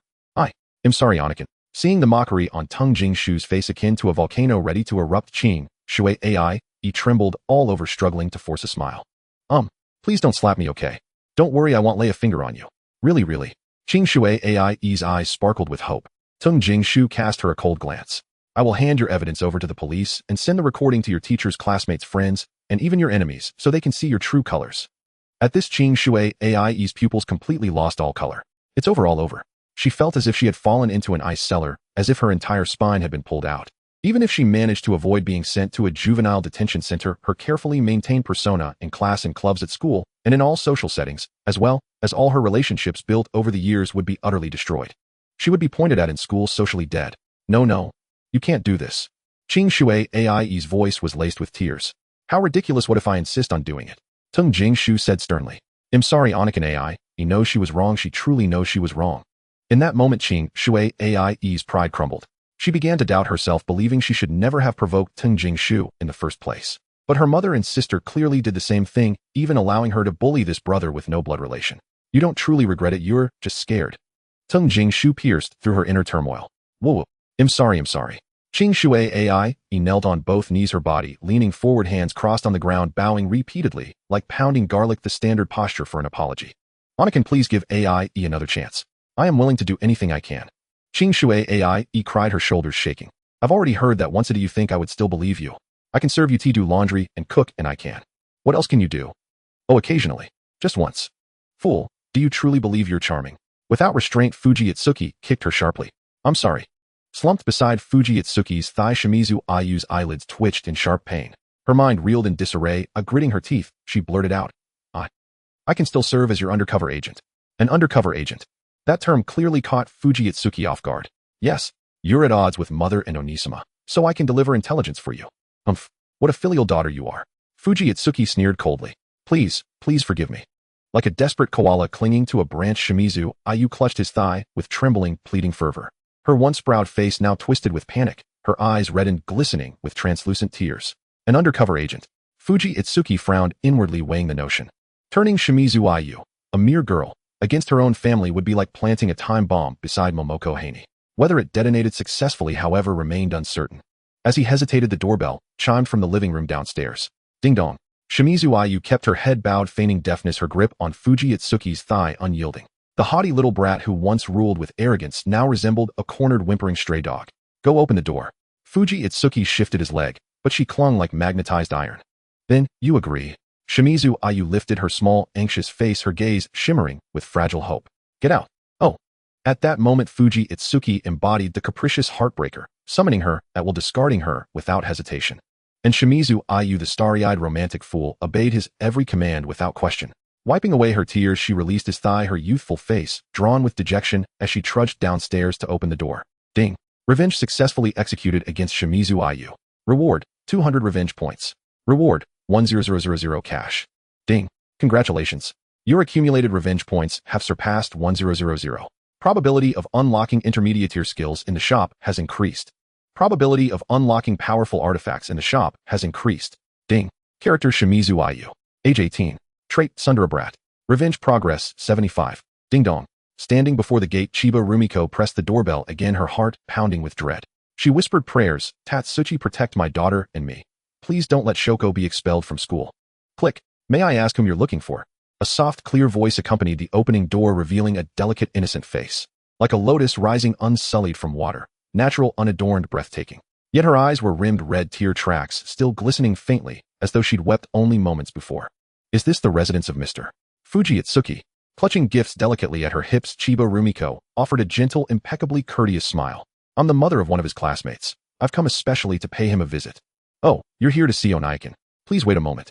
Shimizu Ayu glanced briefly at this unfamiliar aunt, elegant, poised, bearing gifts, her beauty and grace rivaling even her own mother Momoko Haney. Half closing the door, Shimizu Ayu hurried to the foot of the stairs and called up toward the second-floor bedroom. "Onaikin, a beautiful lady is here to see you. A classmate's mother. Why would she visit Onaikin unannounced? Let it be something auspicious. Perhaps he'll grant me mercy if he's in a good mood." Simultaneously, Shimizu Ayu began whispering silent prayers of her own. Understood. At the words, "beautiful lady," Fuji Itsuki's mind instantly conjured the image of Mrs. Chiba, dressed in black kimono, ethereal as a rain-dampened narcissus, fragile and heart-rendingly tender, standing in the principal's office. Descending the stairs, Fuji Itsuki glanced toward the entrance. And there she stood, Chiba Rumiko, the very woman who bore gifts and waited with quiet reverence, the mother of Chiba Shoko. Unlike her somber black kimono that day, today Mrs. Chiba wore a mist blue polyester short-sleeve blouse, paired with a white polka midi skirt, elegantly concealing her slender snow-pale legs. She wore white sandals, her 5 delicate toes painted with pale aqua nail polish, curled slightly in nervous tension. Mrs. Chiba's ensemble radiated the refined allure of mature femininity, her faint, weary expression lending her an even more poignant, fragile charm. "Please come in, Mrs. Chiba," Fuji Itsuki said coolly. Though the principal and homeroom teacher had entrusted him to handle the matter independently, their tone betrayed unmistakable sympathy toward her. At the sound of his voice, Chiba Rumiko's lovely face lit up visibly. She bowed deeply in gratitude. "Forgive my intrusion. It was unavoidable. I sincerely hope Mr. Fuji will pardon me." He hadn't shut the door coldly in her face. There was still room for negotiation. She had already taken the first crucial step. "Auntie, these slippers are brand new. No one's worn them yet." Shimizu Ayu retrieved a pair of pristine women's slippers from the entryway shoe cabinet. She reminded herself fiercely play the part of the dutiful, well-mannered younger sister. Never shame Onaikin. This was a pivotal moment. One misstep now would bring consequences too dreadful to imagine. "Thank you." Handing the gift over to Shimizu Ayu, Chiba Rumiko slipped off her white sandals and eased her feet into the slippers, then followed Shimizu Ayu inside with quiet, hesitant steps. "Onaikin, I'll prepare tea for you both." After placing the gift on the coffee table and guiding Chiba Rumiko to the sofa, Shimizu Ayu, knowing the two needed privacy, gracefully retreated toward the kitchen. As a member of the school's tea ceremony club, she possessed refined knowledge of proper brewing techniques. "Actually, there's no need to trouble yourself." Glancing at Shimizu Ayu's retreating back, Chiba Rumiko opened her mouth, then paused, words unspoken. Now alone in the living room, only Fuji Itsuki and Chiba Rumiko remained. With hands nervously resting on her knees, she lifted her gaze to meet the boy before her. Youthful, strikingly handsome, yet untouched by worldly weariness. According to teacher Oda, Fujizan was an orphan. She hadn't expected he had a younger sister. "Shoko, how could you torment such a pair, brother and sister, utterly alone in the world?" It's all my failure as a mother. Mr. Fuji, I sincerely apologize for this unannounced visit. Truly, I had no choice. I don't have your number, so I asked teacher Oda for your address. These are all trivial matters. Aunt Chiba, please get to the point." Fuji Shu sat with his legs crossed, his gaze steadily fixed on Chiba Rumiko. "Yes, I apologize for being too verbose earlier. I came today to sincerely apologize on behalf of my daughter Chiba Sayako." Chiba Rumiko slightly leaned forward, her tone respectful, even addressing Fuji Shua Jr. with honorifics. In Japan, where seniority is highly valued, this act was akin to overturning the heavens, magnified immensely. Fortunately, there were no outsiders here. Otherwise, Fuji Shu might have had reason to suspect that the other party was trying to flatter him to death. "Onaikin, Aunt, the tea has arrived." Before they could chat for long, Shimizu Ai brought out a set of tea utensils that had been sitting in the cupboard for ages, nearly gathering dust. The tea bowl still had droplets of water on its surface, clearly having just been washed. She knelt in front of the tea table, skillfully pouring tea for the two. While it was called pouring tea, it was really just taking hot water from the dispenser and pouring it from the teapot into cups containing tea leaves. That was all. However, for Shimizu Ai, who previously was clueless about such things, this was a significant improvement. Fuji Shu glanced at her attentively, while Chiba Rumiko softly expressed her gratitude with a "thank you." After completing the task, Shimizu AI revealed a radiant smile, almost sitting right beside Fuji Shu. The steam from the tea bowls wafted gently across everyone's faces. However, Fuji Shu clearly had no mood to savor the tea and bluntly stated, "Mrs. Chiba, since this is an apology, why isn't Chiba Sayako present? I've never seen a situation where the person involved is absent during an apology." This, Chiba Rumiko's heart tightened, and the worst-case scenario she had anticipated indeed came true. She clasped her hands, nervously hesitating. "Sayako is ill." Chiba Rumiko turned her face away. What kind of illness could prevent her from even walking? "In my opinion, she simply doesn't want to come to apologize, does she?" Fuji Shu mercilessly exposed Chiba Rumiko's excuse. "No, Sayako has truly repented." Seeing her lie uncovered, Chiba Rumiko's expression flustered, her beautiful face filled with a strong plea as she looked at him. "Mr. Fuji, please be magnanimous and forgive her this once. Sayako's father Kenichi recently collapsed from a heart attack while teaching judo, and by the time he was taken to the hospital, it was already too late. And Sayako was at the dojo at the time, witnessing her father go from being vibrant to being carried away on a stretcher and then covered with a white cloth as he was taken to the morgue. Sayako respected her father very much and revered Shibaryu Judo. It was just that she could not bear the shock and made such a mistake at school. She had always been a very sensible and obedient child." Heh. In response to such an explanation, Fuji Shu responded with a cold laugh. "Just because she couldn't bear the shock, does that give her the right to bully and humiliate her classmates at school? Just because she couldn't bear the shock, does that mean she can threaten me and Ajiwara in the bathroom to strip and take photos to upload online?" Fuji Shu crossed his arms and asked with interest, "Mrs. Chiba, both my parents are deceased, and my experience is far worse than that of Chiba Sayako. Does that mean I can also not bear the shock and act irrationally toward you?" At these words, both women present instinctively shivered. Onaikin, what powerful offensive strength. Shimizu Ace's bright eyes flickered, secretly glancing at the handsome profile of Fuji Shu. Moreover, it was stated so clearly and logically, making it convincing. She silently marveled. Having listened to the conversation between the two for so long, she had roughly grasped the events leading up to this point. The beautiful lady referred to as Mrs. Chiba by Onaikin had a daughter who was running rampant in school, misbehaving, and accidentally kicked a steel plate, provoking Onaikin, which was why she came sincerely today with a gift to apologize. Unlike Shimizu Ace's sentiments, Chiba Rumiko felt as if struck by lightning, frozen in place. "Mr. Fuji is right. My father's death should not be an excuse for Sayako to bully her classmates. Kenichi, Sayako, what should I do?" A wave of inexplicable sadness surged from within, and Chiba Rumiko found herself at a loss for a moment. Thud. In desperation, she got up from the sofa, her elegant body pressing down the white polka-dot skirt beneath her knees. Unexpectedly, Chiba Rumiko pursed her pink lips and directly knelt on the floor of the Fuji household. "I'm sorry, Mr. Fuji. As a mother, all the faults lie with me for not teaching my child well. If Mr. Fuji has any grievances against Sayako, please vent all your anger on this incompetent mother. It is my failure to raise her well." Her resolute actions made Fuji Shu raise an eyebrow, while Shimizu AI stared wide-eyed in shock. "Oh no, Aunt, can you do anything? These are my words." Shimizu Ace's mouth opened slightly. Seeing that Fuji Shu had not responded, she cleverly turned her head away. "Should I perhaps take the initiative to avoid this and give Onaikin some space to operate? No, one sheep can be released, and so can two sheep. What if Onaikin wants to resolve both matters at once?" As she pondered this, a blush unconsciously crept onto Shimizu Ace's cheeks.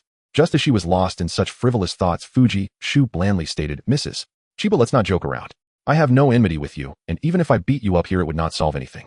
At the mention of the word beat, Fuji Shu's eyelid twitched and his back ached slightly. The wounds from a fight a few days ago had not fully healed. However, his expression remained unchanged, and his stern refusal did not extinguish Chiba Rumiko's intentions. She lowered her posture even further, even pleading with a pained expression. "Mr. Fuji, please give my Sayako a chance to reform, I beg you. I promise to discipline her strictly, keep her away from those bad influences, and ensure she never bullies her classmates again." As she spoke, Chiba Rumiko took out a thick envelope from her bag, holding it with both hands and presenting it to Fuji Shu. "Mr.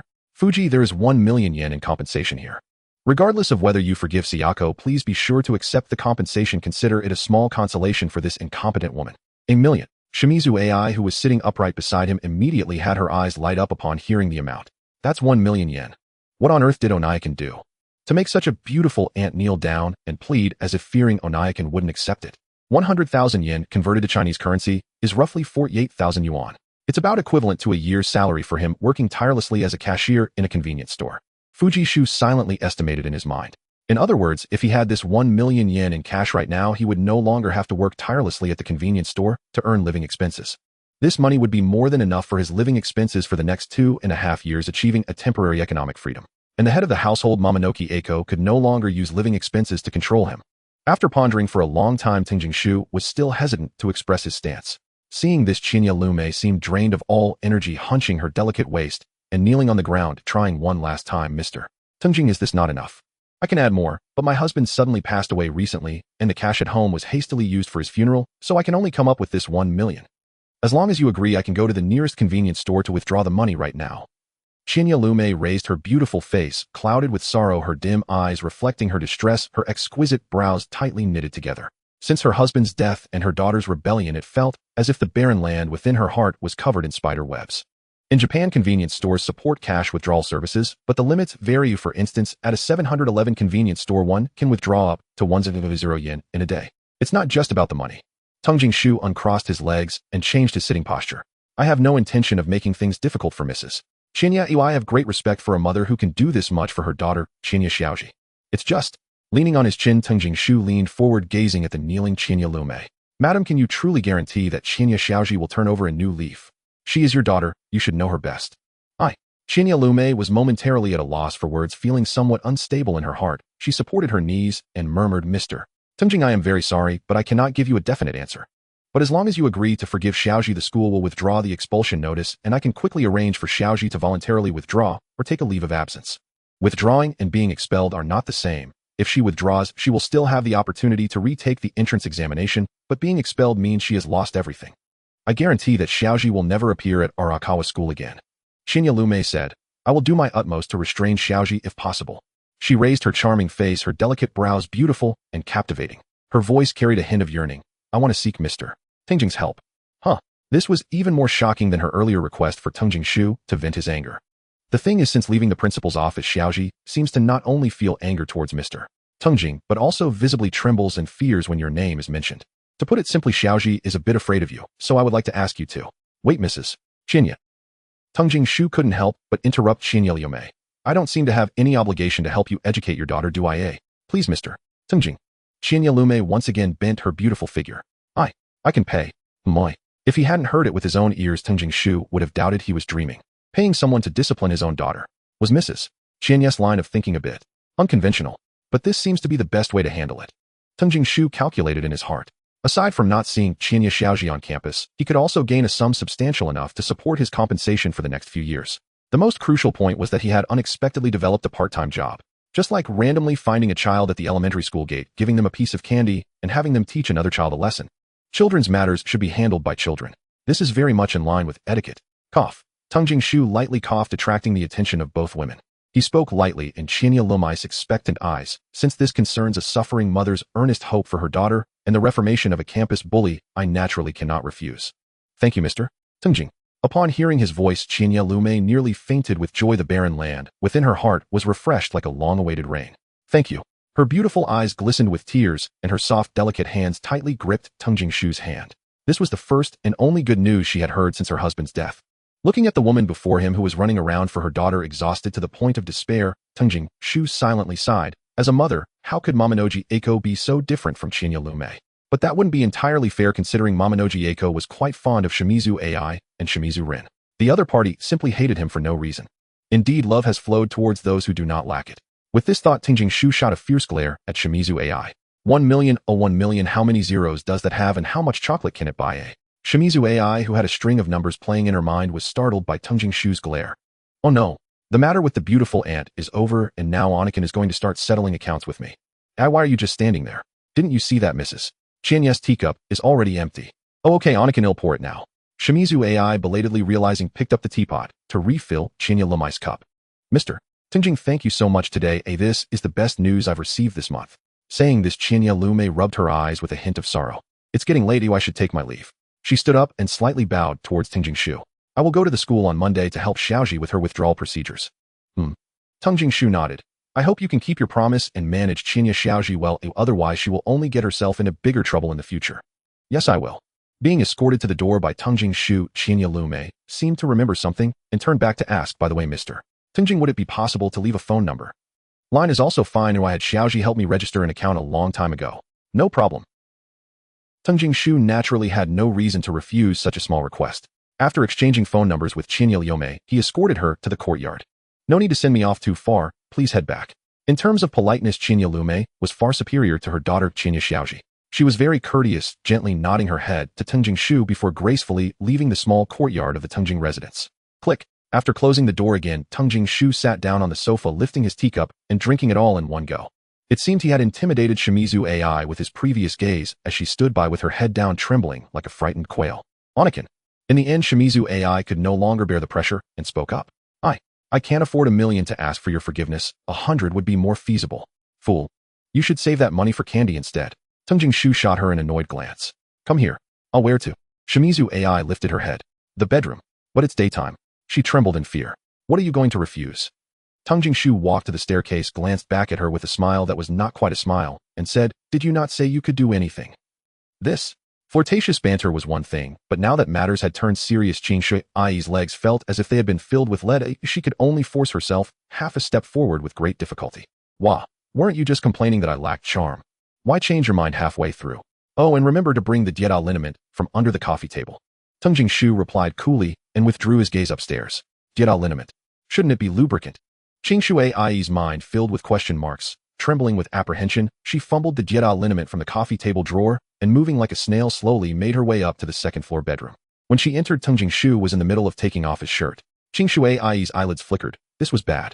If she turned and ran now, was there any chance she could escape from her beloved big brother's grasp? It seems running won't help. Unless I surrender myself to the police station willingly.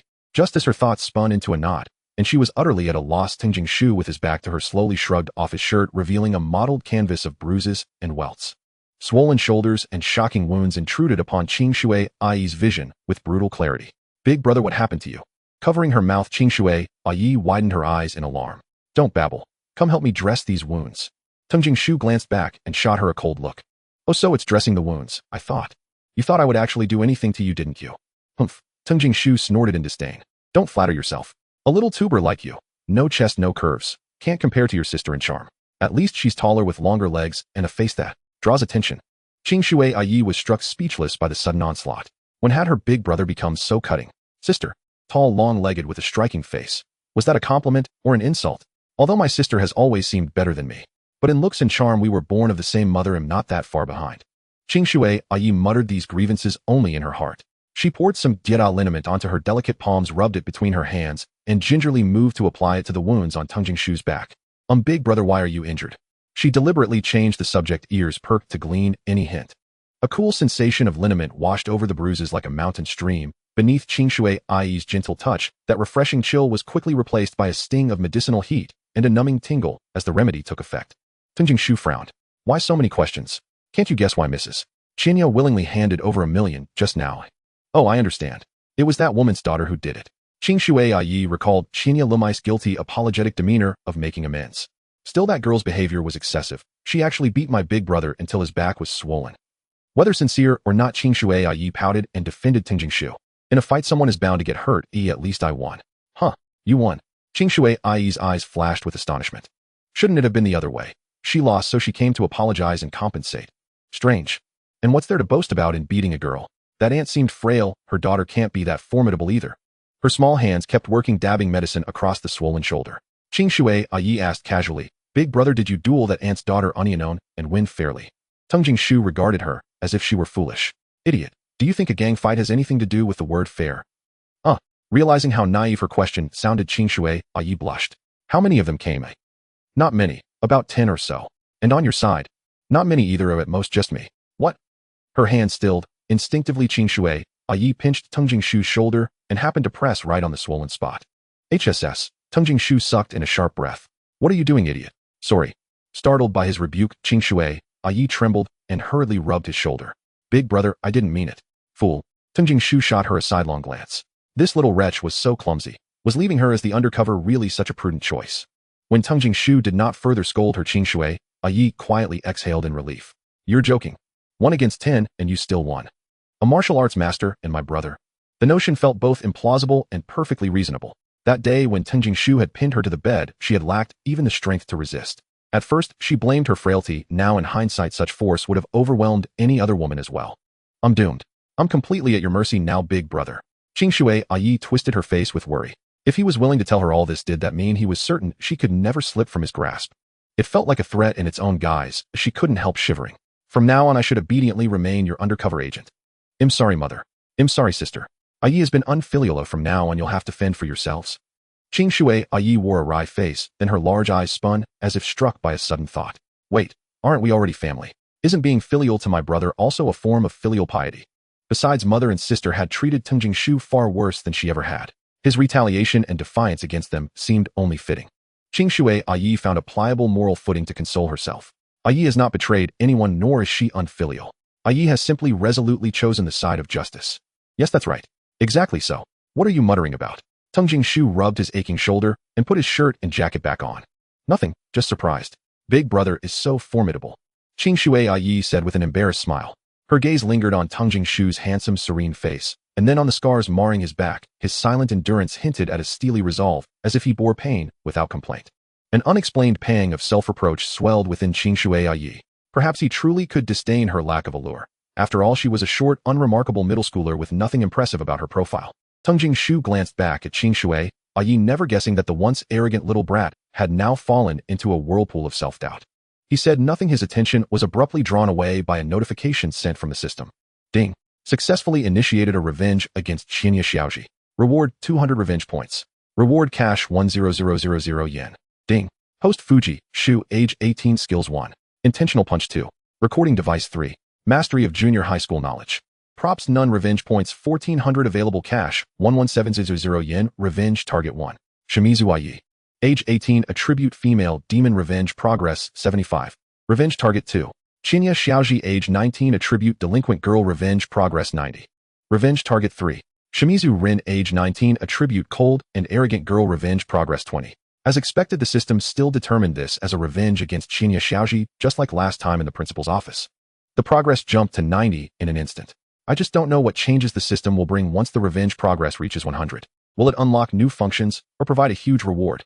Fuji Shu couldn't help but feel excited, then turned his gaze to the revenge points and available cash, which were 1,400 points and 117,000 yen. 1,400 points is undoubtedly a considerable number for him at this moment. Now he just needs to quietly wait for them all to refresh. With this thought, Fuji Shu withdrew his gaze and refocused his attention on Shimizu Ai. Is this female demon still harboring rebellious thoughts? It's been so long, yet the revenge progress remains at 75. She is the first revenge target determined by the system. Hey, turn around and face away from me. He glanced at Shimizu Ai's timid and lovely face, her delicate waist, her straight and fair thighs beneath her white shorts, and her ankles slightly exposed from her pink slippers. Oh, why?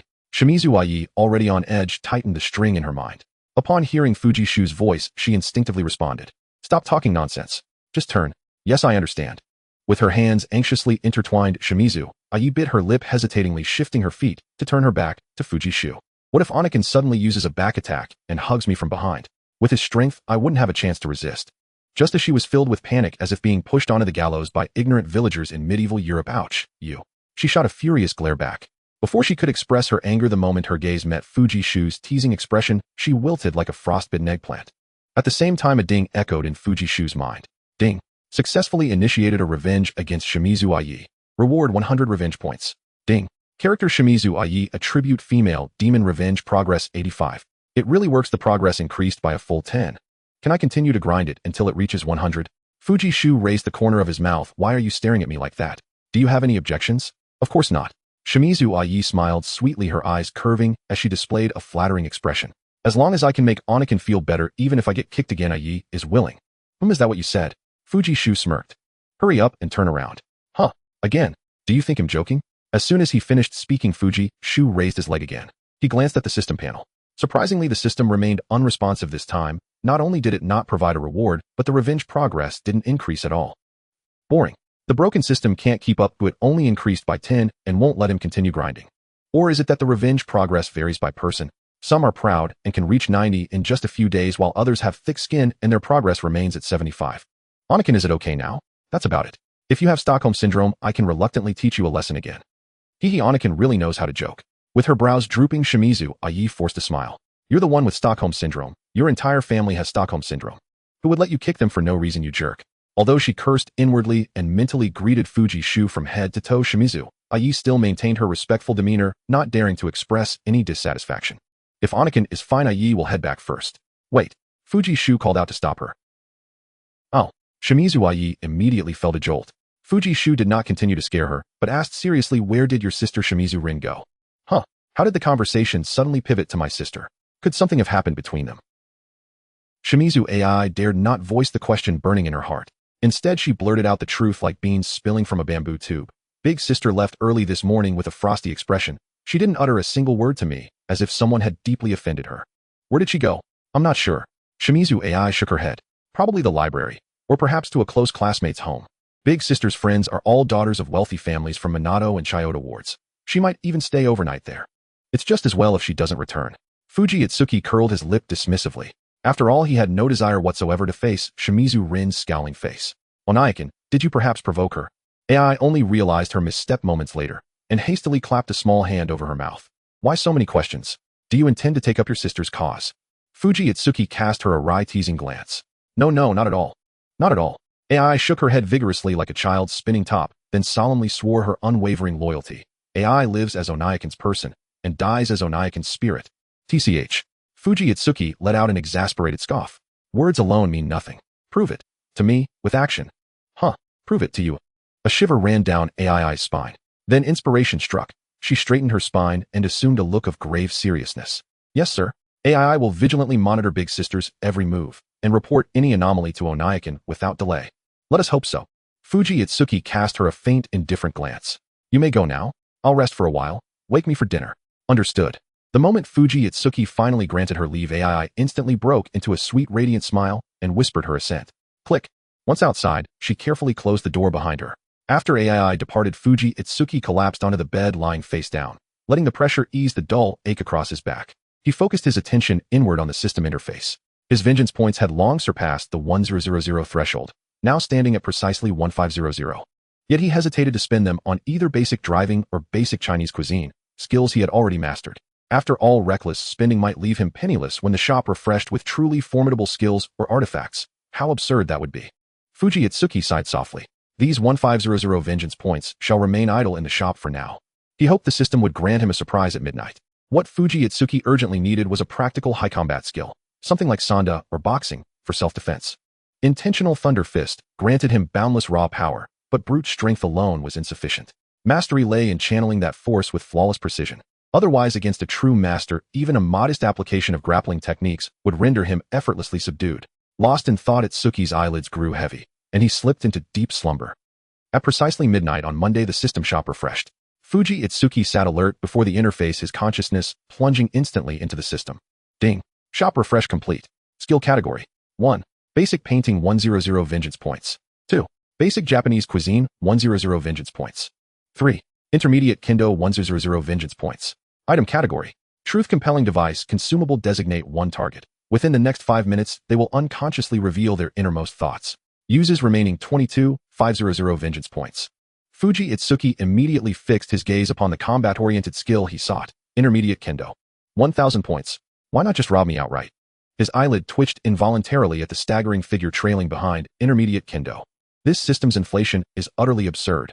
If intermediate costs 1,000, what would advanced demand? 10,000. Even maxing out a single target's vengeance progress wouldn't yield 10,000 points. So, shall I purchase it or not? Itsuki furrowed his brow. Though Kendo lacked the immediacy of Jeet Kune Do or Sanda, unarmed arts optimized for peak combat efficacy, it still aligned closely with his expectations. Moreover, it was the sole intermediate-tier skill available in this refresh, its intrinsic value self-evident. Purchase it. In the end, Itsuki clenched his teeth and confirmed the exchange. Better to convert dormant points into tangible combat prowess, even incrementally, than let them gather dust on the interface. Ding. Purchase successful. As 1000 vengeance points vanished, torrents of Kendo mastery flooded Itsuki's mind, vivid, rapid, and inexorable. Chinese Jin, Western sabers, Japanese katana. Each stroke a symphony of cleaving, slashing, and thrusting. Like Lady Gongsuan's legendary sword dance from ancient verse, arriving like thunder silencing wrath, departing like rivers and seas settling into crystalline stillness. Whoosh. Instinctively, Itsuki snatched the umbrella hanging from his desk corner and executed a dazzling flourish. Not half bad. Then, like a venerable swordsman sheathing his blade, he rehung the umbrella neatly upon the desk's edge. You get what you pay for. Intermediate-tier skills delivered several-fold greater efficacy than their basic counterparts. When he gripped the umbrella's handle, it felt perfectly natural, effortless, intuitive, as though he'd trained in swordsmanship for over a decade. But how does it translate into actual combat power? A beautiful swordplay performance meant little if it failed to deliver in real confrontation. Strength could only be measured through trial. Itsuki's fingers itched with restless energy. He suddenly craved a hapless sparring partner. Should I drag little Shimizu AI out of bed for a quick lesson? A fleeting impulse stirred within him, then swiftly receded. Better not. Storming into her room at midnight would likely reduce AI to trembling tears clutching her quilt in terror. After all, she was merely a middle schooler. Shaking his head, Itsuki redirected his focus to the system shop once more. Truth-compelling device. It compels someone to speak their unfiltered truth. Stroking his chin, Itsuki fell into contemplation. Judging by its description, this artifact possessed extraordinary utility. Most crucially, it synergized seamlessly with his passive ability, voice recording, amplifying their combined effect beyond simple addition. One forces confession, the other preserves it. The result approximated hypnotic compulsion. Yet the device came at a steep price, 500 vengeance points, enough to purchase 5 basic tier skills. And it was consumable. Only 2 uses remained. Coincidentally, Itsuki's entire balance stood at exactly 500 points. Next time, definitely next time. He reined in his surging urge to splurge. After all, the item would remain safely in the shop, no risk of vanishing. He could wait until genuine necessity arose. The next shop refresh was still 7 days away. In that span, he could easily accumulate surplus vengeance points, then acquire it without hesitation. With that thought, Itsuki switched off the light and drifted slowly into sleep. It was just past 7 on Monday morning when he woke up.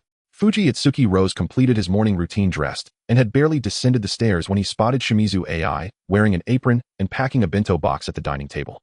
Onaikan, you're awake. Hearing the sound from the staircase, Shimizu AI turned her gaze toward him. This is your lunch bento. I've also prepared breakfast for you. Eggs, milk, and a sandwich. As she spoke, she placed the sandwich and boiled eggs into a triangular paper bag and slid it along with the bento across the table. Thank you. Without pretense or hesitation, Fuji Itsuki tucked the bento into his school bag and stepped out of the Fuji residence, hurrying to his 9 a.m. class. Good morning, Fujikin. Just as he reached the garden gate, a soft, yet vibrant voice called out. Ojihara Saki balanced lightly on her bicycle, one hand resting on the handlebars, the other raised in a gentle wave. A warm smile lit her face in the morning light. Good morning, Ojihara. Fuji Itsuki glanced at her in mild surprise. Why didn't you message me before coming? I woke up early and worried you were still asleep. So I decided on my own. Ojihara Saki tightened her grip on the handlebars, her reply vague and evasive. In truth, she'd spent yesterday restless and unsettled. Fuji Itsuki hadn't messaged her once, and this morning, unable to bear the uncertainty any longer, she'd simply pedaled over to check on him. I see, but I'm nearly recovered now. You needn't wake early to pick me up anymore. Though his words were polite, his body betrayed him. He obediently settled onto the bicycle's rear seat. I just happened to be passing by. Fuji Itsuki's casual remark seemed to douse Ojihara Saki's enthusiasm entirely. Her voice instinctively softened. If you truly dislike it, I won't come tomorrow. I never meant to imply I disliked it. Detecting the faintest tremor of wounded pride in her tone, Fuji Itsuki immediately clarified. It's only that I feel uneasy relying on you so often. I don't wish to burden you. Then, could we take turns riding? She murmured delicately. All right. I surrender to you. At that, Fuji Itsuki could only sigh wryly. This girl, truly unyielding. Minami Senju lies in Arakoa Ward, Kita Senju in Adachi Ward. Yet they are remarkably close, separated only by the Sumida River. From Ojihara's home, it takes less than 10 minutes by bicycle to reach the Fuji residence. Their bike glided slowly along the riverbank, heading toward school. Ojihara, are you free this weekend? Fuji Itsuki gazed briefly at the placid surface of the river beyond the railing, then turned his eyes forward to Ojihara Saki's back. Ah, yes. Glancing at Fuji Itsuki's handsome profile in the rearview mirror, Ojihara Saki nodded gently. She wasn't merely free. She was idle to the point of restlessness. Influenced by her mother, Ojihara Saki had grown up with few friends. Her mother, frequently required to work late into the night, rarely had time to accompany her. Each weekend, after finishing her homework, Ojihara Saki would remain at home alone, watching television, reading manga, her social life virtually non-existent. Is something the matter, Fujikin? Ojihara Saki tilted her head slightly and asked softly. Could he possibly be asking me out? Would their relationship blossom beautifully through a formal date? Her eyes shimmered with quiet excitement, her heart thudded rapidly against her ribs. Again and again she stole glances at Fuji Itsuki's face in the mirror, cheeks, flushed, breath quickened, awaiting his reply. Nothing much, just that I'd like to invite you to my place this weekend. Fuji Itsuki said it lightly. To your house. Ojihara Saki slowed her pace. Isn't that too soon? Shouldn't it begin with strolling through town, sipping coffee, watching films, then naturally holding hands and confirming their bond? To leap straight to bringing someone home. That wasn't how shoujo manga unfolded. Too fast, far too fast. She wasn't ready, not yet. Too soon. Fuji Itsuki arched a brow. What on earth are you thinking? I want you to tutor me. Don't we have our major subject exam coming up soon? Just tutoring. What else did you imagine? Noticing her flustered silence, Fuji Itsuki narrowed his eyes slightly. And no, Fujikin, you're teasing again. Flustered Ojihara Saki masked her embarrassment with a forced smile. Is that so? My nose has always been exceptionally keen. What does that have to do with noses? Because I can smell when a woman lies. Without warning, Fuji Itsuki leaned close to Ojihara Saki's ear and whispered, his warm breath brushing her cheek. Youthful tender, lifting strands of hair beside her ear. Ojihara Saki's pupils contracted sharply, her heartbeat surged. Screech. With a sudden jerk of the brakes, the bicycle tires shrieked against the pavement, leaving a black skid mark half a meter long. Thrown off balance by the abrupt stop, Fuji Itsuki lurched forward, his nose colliding squarely with Ojihara Saki's shoulder, his arms instinctively wrapping around her waist. Ojihara Saki, what are you doing? Wincing, Fuji Itsuki rubbed his nose. Sorry Fujikin. Are you alright? Didn't mean to. You startled me just then, whispering so suddenly. Ojihara Saki stammered, flustered, her eyes brimming with concern. You really are. Fuji Itsuki rolled his eyes. Seeing him rub his nose with nonchalance, her worry gradually gave way to quiet relief. Suppressing a giggle, she asked softly, Fujikin, does your nose still hurt? Will it affect your ability to detect lies? Oh ho, Fuji Itsuki widened his eyes. So you did do it on purpose. Instantly his hands darted mischievously toward her sides, the most ticklish spot. Giggle, no, I'm ticklish. I'm sorry, I truly am. Only after ruffling her hair until it tumbled loose and bending her forward in helpless laughter did Fuji Itsuki reluctantly withdraw his hands. My, how bold today's youth are. An elderly woman pedaling past on her bicycle, grocery basket in tow, cast them a curious, amused glance. Fujikin. Hearing the woman's teasing remark, Ojihara Saki bit her lower lip, blushing fiercely as she shot Fuji Itsuki a shy, reproachful look. Flushed and flustered, she retrieved her hair tie and began resecuring her disheveled strands. After a moment's thoughtful pause, Fuji Itsuki assumed a solemn expression. Miss Ojihara Saki, given your unsanctioned abrupt braking maneuver, I have carefully deliberated and hereby revoke your driving privileges. Rise, please. It's my turn to ride. Saying this, he seized the opportunity while she was tying her hair, gently but firmly guiding her off the seat. A word of warning. I'm ticklish too, but for safety, Sake, no sneak attacks while I'm cycling. With her hair neatly tied, Ojihara Saki murmured almost inaudibly, then settled sideways onto the rear seat and quietly wrapped her arms around Fuji Itsuki's waist. Amid the bustling morning rush of students heading to school, Fuji Itsuki cycled into Arakawa High. After locking their bicycles in the shed, Fuji Itsuki and Ojihara Saki slung their backpacks over their shoulders. Their glances met fleetingly, then side by side they walked toward Class B first year for their sociology lecture. Having rested over the weekend, the classroom buzzed with even livelier energy than usual on Monday morning. Hey, did you hear? Chiba-san from second year was just taken to the principal's office by her parents. What happened? Was she expelled? No idea. I think she's withdrawing voluntarily. The school hasn't announced anything yet. Could it be Fuji? Is he that formidable? Capable not only of fighting but forcing the queen bee herself to drop out? She'll keep it down. Fuji's here. Fuji Itsuki and Ojihara Saki parted ways in the hallway outside their classroom, one slipping in from the back row, the other entering through the front door to take her seat in the first row. To their classmates in first year B, Fuji Itsuki was the top-ranking scholar, Ojihara Saki an average student at best. Utterly unrelated, yet somehow, no one knew quite when, they had quietly drawn near. Before the 9 a.m. major subject class began, the arrival of teacher Oda from the student affairs office confirmed the earlier speculation about Chiba-san's withdrawal. Fuji Itsuki, can please accompany me to the principal's office? Standing at the classroom entrance, teacher Oda gave Fuji Itsuki a slight nod. Yes. Rising from his seat, Fuji Itsuki offered Ojihara Saki a reassuring glance, then left the classroom and followed teacher Oda down the hall. As Fuji Itsuki departed, the classroom erupted anew. Hey Ojihara, do you know what's going on? A girl seated in the front row stretched her neck toward Ojihara Saki, eager for details. Others nearby pricked up their ears. They dared not approach Fuji Itsuki, whose reputation preceded him, but felt no such restraint toward Ojihara Saki. After all, she was utterly ordinary, unremarkable, unassuming, surely incapable of transforming overnight into someone as enigmatic and inscrutable as Fuji Itsuki. I'm not entirely sure either. But whatever it is, it must be good news for Fujikin. Recalling the quiet confidence in his parting glance, Ojihara Saki felt an unexpected sense of calm settle deep within her. In the administration building inside the principal's office, Fuji Itsuki encountered Chiba Shiko once more, standing upright beside her mother. Chiba Rumiko, arms folded across her chest, every trace of arrogance vanished from her expression. Yet the moment Fuji Itsuki entered, she shot him a defiant glare. Like a tigress stripped of her fangs, though robbed of her bite, she refused to yield even an inch of her ferocity. Fuji Itsuki, we've asked you here to confirm certain matters.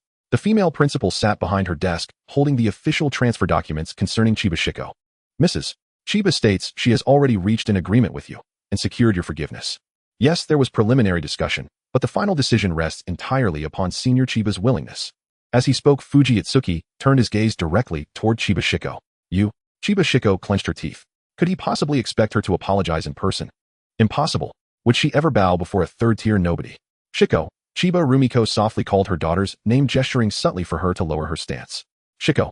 When her daughter remained unmoved, Chiba Rumiko raised her voice, firm yet refined. Yes. Clenching and releasing her fists, Chiba Shiko bowed her head, slowly, stiffly, as if her spine had been removed, yielding under her mother's insistence. I'm sorry, Fuji Itsuki-kun, please forgive me. In that instant, every shred of her pride crumbled to dust beneath the gaze of this striking young man. Chiba Shiko's slender frame slumped forward, drained of all strength. Understood. We hope Senior Chiba reflects deeply during her period of withdrawal from school. Observing this, the principal calmly signed the withdrawal approval form. With the stroke of her pen, the document became official. Chiba Shiko stood motionless, hollowed as though her very soul had slipped away. Ding. A revenge against Chiba Shiko has succeeded. Reward, 100 revenge points. Ding. Character Chiba Shiko, age 19, attributes delinquent girl, revenge progress, 100. Ding. Revenge progress for target 2, Chiba Shiko has reached 100. System upgrade in progress. Glancing at the words upgrading displayed on the system panel, Fuji Shu turned and left the principal's office. As for Chiba Rumi and Chiba Shoko, they had to stay behind to handle some procedures. Returning to school, Fuji Shu entered the classroom through the back door. Why was Fuji called to the principal's office again? It doesn't sound good. I don't know, but Chiba Daidu will definitely be fine in the end. Right, it's not like this is the first time she's bullied a classmate. The previously noisy classroom suddenly fell silent, as if a soundproofing device had been installed over the loudspeakers. Everyone's gaze unconsciously turned to Fuji Shu, as if something extraordinary lay within his not particularly tall or strong body. Only after Fuji Shu returned to his seat did the chatter resume. Taking advantage of the time before class, Ajiwara Saki boldly walked over from the front row, sitting in the empty seat in front of Fuji Shu. Fujikin, why did the principal call you over again? Ajiwara Saki asked, curiously, resting her chin on her hands, her eyes fixed on Fuji Shu. It's nothing, just a witness. Fuji Shu replied softly, pulling out the textbooks he needed for class from his backpack and placing them on the desk. He didn't lower his voice, most of the class could hear him. Witness. Ajiwara Saki tilted her head slightly. Just to confirm that I have accepted Chiba Shoko's apology and allow her to proceed with her withdrawal. Chiba-senpai is dropping out. Yes, the principal has already signed the agreement and Chiba Shoko is still preparing the paperwork. She'll probably be packing her personal belongings from her locker and leaving school soon. Fuji Shu patiently explained to Ajiwara Saki, his expression calm, as though discussing something unrelated. However, his understated voice sent waves of shock through the ears of nearby classmates. Did I hear wrong? The big boss of the second-year department, Chiba Daido, is dropping out. That's nonsense. The big boss has bullied classmates countless times, and several guys reported her to the teachers, yet nothing ever came of it, right? Then how do you explain that Chiba Shoko was taken to the principal's office by her parents today? I don't know, she probably just got scolded or warned by the principal. The classmates were in a flurry of discussions, some believed it while others were skeptical. In Japan, school bullying has always been a persistent topic, with about 1/3 of students experiencing bullying to some extent. Most of these students chose to endure, with only a few daring to resist or transfer schools. Hey, look outside the window. Is that Chiba Daidu? A Sharpie boy suddenly pointed at the window. Hearing his voice, several curious classmates rushed over, their heads crowded together at the window, looking towards the school gate. Fuji Shu also turned to look. Not far from the teaching building, Chiba Shoko was walking towards the school gate, carrying a backpack and a large bag. Her head hung low, standing next to Chiba Rumi like a walking corpse, seemingly afraid that others would recognize her. This must be a joke. The big boss is actually transferring. Leaning against the glass window, everyone's eyes were filled with disbelief. No one ever thought that the tides would turn. It was the once proud and unyielding big boss of Arakawa School, now shamefully withdrawing. And the instigator was none other than the seemingly weak and average Fuji Shu, who, aside from his handsome face, was known for his dull and meek personality. Everyone's expressions varied. In an instant, various looks of admiration, curiosity, and fear focused on Fuji Shu. With her hands cradling her chin, Ajiwara Saki listened to her classmates' discussions, her gentle eyes never leaving Fuji Shu's face. What are you doing, daydreaming? Ignoring her classmates' gazes, Fuji Shu irritably poked her forehead with his finger. Ajiwara Saki shyly rubbed her brows. The teacher is coming, let's go back. Fuji Shu glanced at the approaching figure in the classroom corridor. Ajiwara Saki softly replied, not saying much more, reluctantly withdrawing her gaze and heading back to the front row. The other students, seeing the teacher enter the classroom, scattered like birds and beasts. At 3 in the afternoon, after the last public class was over, Fuji Shu was still persuaded by Ajiwara Saki to ride her bicycle to the train station, then take the train to the convenience store where he worked in Higashioku. Whenever he thought about the convenience store, Fuji Shu felt a sense of hesitation. Currently, aside from the wages he had saved from working plus the rewards from the system and compensation from Chibarumi, he had a total of 11700 yen. This was roughly equivalent to 5700 RMB, enough to cover his living expenses for the first 2.5 years after graduation. Since the money issue had been resolved, did he still need to work tirelessly every day as a cashier at the convenience store? Forget it. Fujishu shook his head. He'll finish this week or maybe this month and then think about it. Like most salarymen wanting to change jobs, he chose to play it safe and wait until the end of the month to inform his boss of his resignation. Glancing at the system panel's upgrade progress, it had reached 35, and it was estimated that it would be completed by tomorrow at the latest. Click. The train doors opened and Fujishu walked out of the station towards the convenience store. Ding dong. The automatic sliding door chimed. Hey, everyone is here. As soon as he entered, several pairs of eyes turned to look at him. In the large convenience store, 5 people were standing. Aside from Sakura Yuko, there was also a girl around Fujishu's age named Asada Kazuha, who was a student from a nearby school. The remaining 3 were regular employees at the store. One was a young man about the same age as Narita Taishur, and the other 2 were older women. Despite it being an ordinary, uninspiring Monday afternoon, 6 employees, including Fujishu, unexpectedly gathered at the convenience store. The atmosphere in the store was silent, as if the air had become stagnant. Fuji, you finally made it. Hey, everyone has been waiting for you. The first to break the silence was Sakura Yuko, who stood behind the cash register with her arms crossed. Next to her, Asada Kazuha, who was about the same age as Fujishu and had a decent relationship with him, said, Fuji-senpai, the manager, is looking for you. What's the matter? Why is he looking for me? Fujishu asked, glancing at the 5 people in the store. Did the manager not notify you? Asada Kazuha blinked. There was a thief at the store. A lot of items were stolen, estimated to be worth around 200 yen. Huh. Hearing Asada Kazuha's words, Fujishu couldn't help but raise an eyebrow. A thief in the store. Items worth over 200 yen, 100 RMB, were stolen. 200 yen, that's definitely far beyond the minimum standard for theft according to Japanese law. In Japan, shoplifting at convenience stores is quite a common occurrence. This can be observed in numerous films. Due to the oppressive social environment, many corporate workers resort to shoplifting at convenience stores to relieve their stress. But it seems that the presence of thieves in the store has nothing to do with me, right? Why do people look at me strangely? Fujishu furrowed his brows and asked Asada Kazuha, so was the thief caught? I remember the store's surveillance was on 24 hours a day. The surveillance just happened to be broken. Asada Kazuha cast a strange glance at Fujishu. That can't be right. Oh, I remember it was fine just yesterday. Fuji-senpai, to be precise, the surveillance was only down for 1 day. It has been functioning normally except for last Wednesday. Only down for a day. Could it be that the surveillance was too tired from working and decided to take a break? Fujishu smirked. Most likely someone is playing tricks. Moreover, it is highly likely that it was an inside job. Just as they were speaking, the store manager, Matsumoto Yuriko, gracefully walked out from the break room. Fujikin, you're here. Just the person I wanted to ask something. The moment Matsumoto Yuriko saw Fujishu, her eyes brightened slightly. Today she wore a black vest with a pure white soft camisole underneath her mature and beautiful face, carrying a youthful charm. Matsumoto Yuriko slightly parted her red lips. Fujikin, last Wednesday afternoon was your shift, right? Yes, it was my shift. At that moment, Fujishu was still unaware of anything amiss, nodding in response. Were you in the store at that time? Of course I was. He instinctively blurted out, but the words got stuck in his throat. He had always been diligent since joining, never showing up late or leaving early. But that afternoon an accident happened. Out of nowhere, Chiba Shoko and a few delinquent boys cornered him at the school gate. Although he quickly dealt with those punks, he took a precautionary potion provided by the system, and after the fight he fell into a weakness period lasting several hours. At that time, he couldn't even walk, let alone come to work. Manager, I was sick that day and not in the store. Remembering the sequence of events, Fujishu couldn't help but soften his tone. But I didn't receive any notice of your leave. Matsumoto Yuriko pinched her fair chin with her fingers, her beautiful eyes scrutinizing Fujishu. Fujishu paused for a second. I didn't want to take leave, so I asked Yuko-senpai to cover for me. Manager, that's the truth. Yuko Sakurazawa behind the cash register raised her hand to timely explain for Fujishu. I was the one covering for Fuji that day. However, she suddenly changed the subject. When Fuji called me, it was already nearly 5 o'clock in the 1 or 2 hours in between. Yuko Sakurazawa hesitated. Hearing her words, everyone present understood. It turned out the thief had come in during that unmonitored window to commit the theft. And that day the surveillance just happened to be broken. Several store employees exchanged subtle glances, looking at Fujishu with suspicion. Was it really a coincidence that it broke down? Facing the doubting gazes, Fujishu maintained a calm expression, betraying no sign of emotional change. He certainly knew what his colleagues were thinking. How could the thief have known the surveillance was down? Moreover, it was only down that one afternoon. Someone must have leaked the information or tampered with the surveillance in advance. To think maliciously, it would imply that Fujishu was embezzling.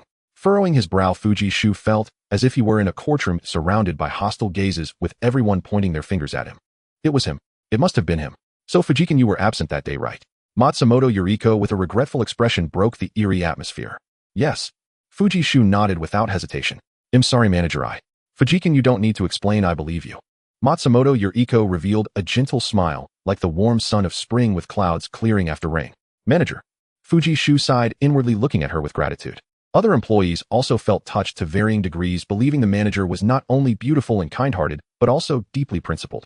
Only Yuko Sakurazawa turned her head away, mockingly curling her lips. TSK.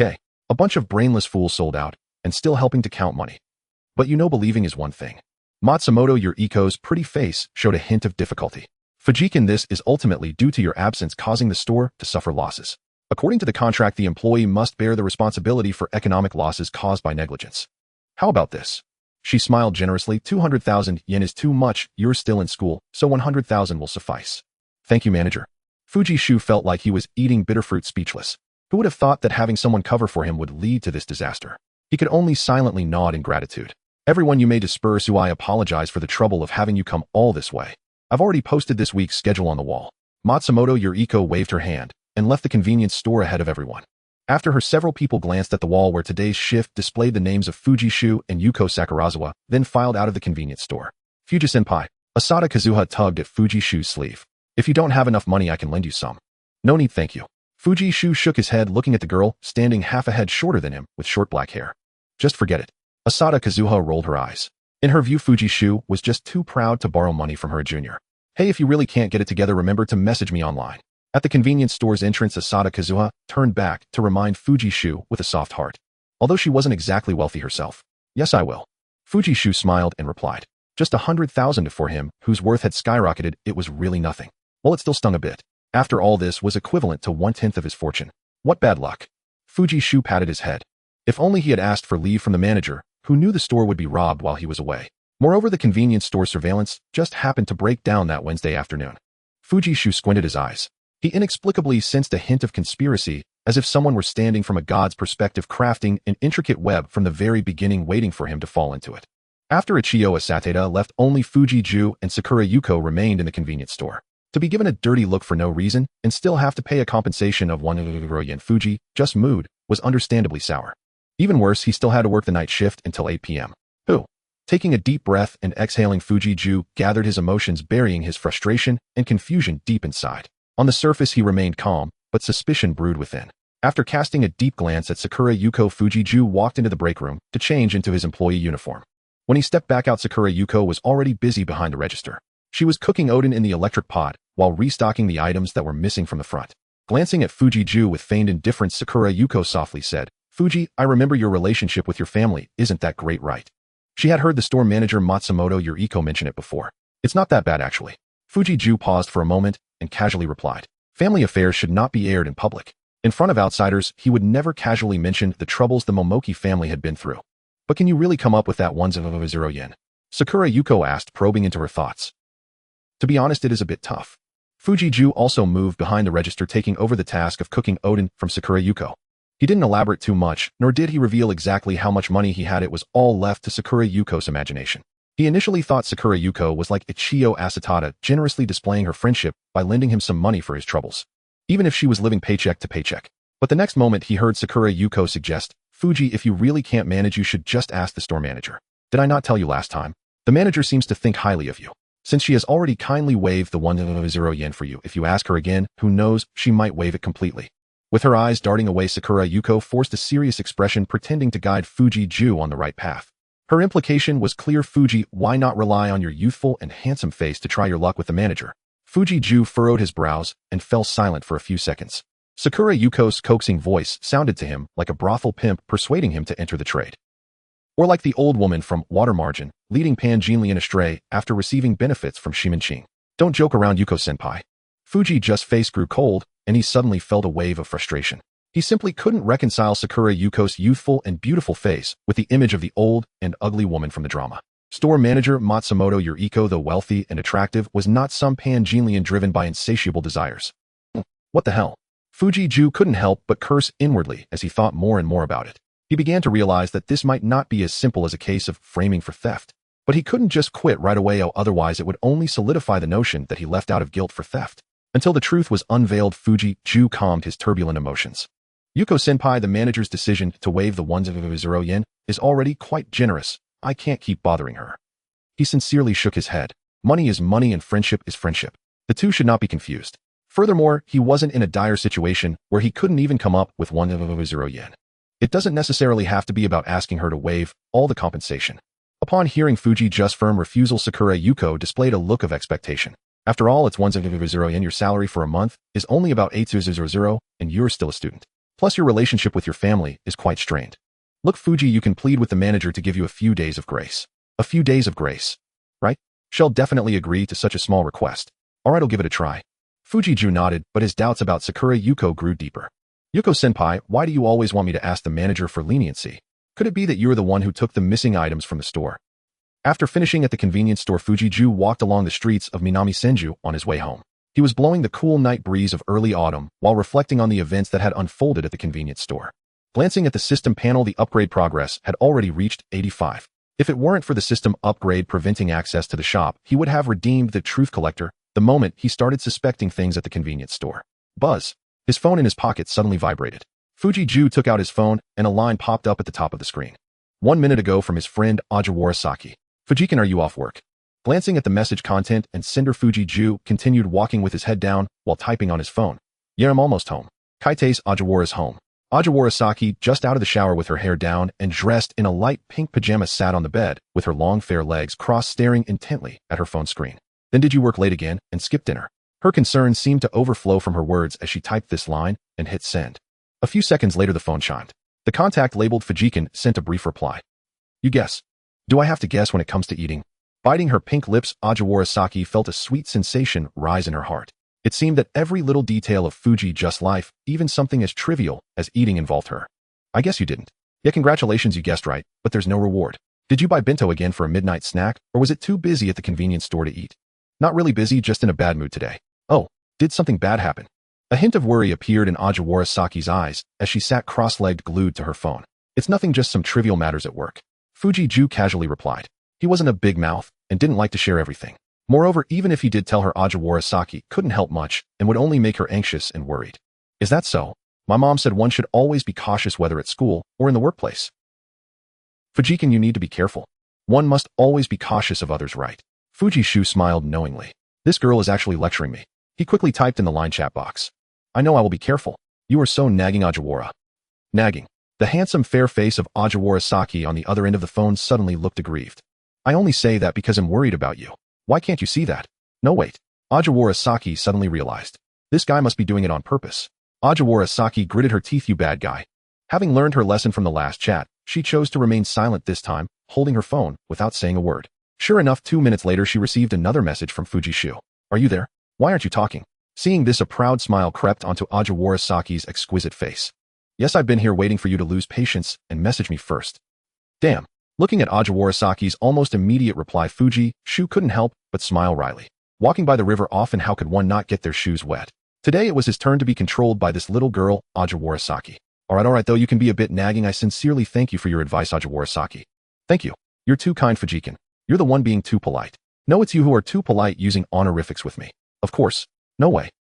It was clearly a dull, unnutritious, and even unreasonable chat, yet both of them couldn't help but smile, enjoying it sincerely. Chatting back and forth with Ajiwara Saki, all the frustration Fujishu felt at the convenience store was unknowingly swept away. Click. Pushing the door open and returning to the Fuji residence, Fujishu took off his shoes at the entrance. Onaikin, you're back. Sitting on the living room sofa watching TV, Shimizu AI slid in front of Fujishu with the speed of a 100-meter dash.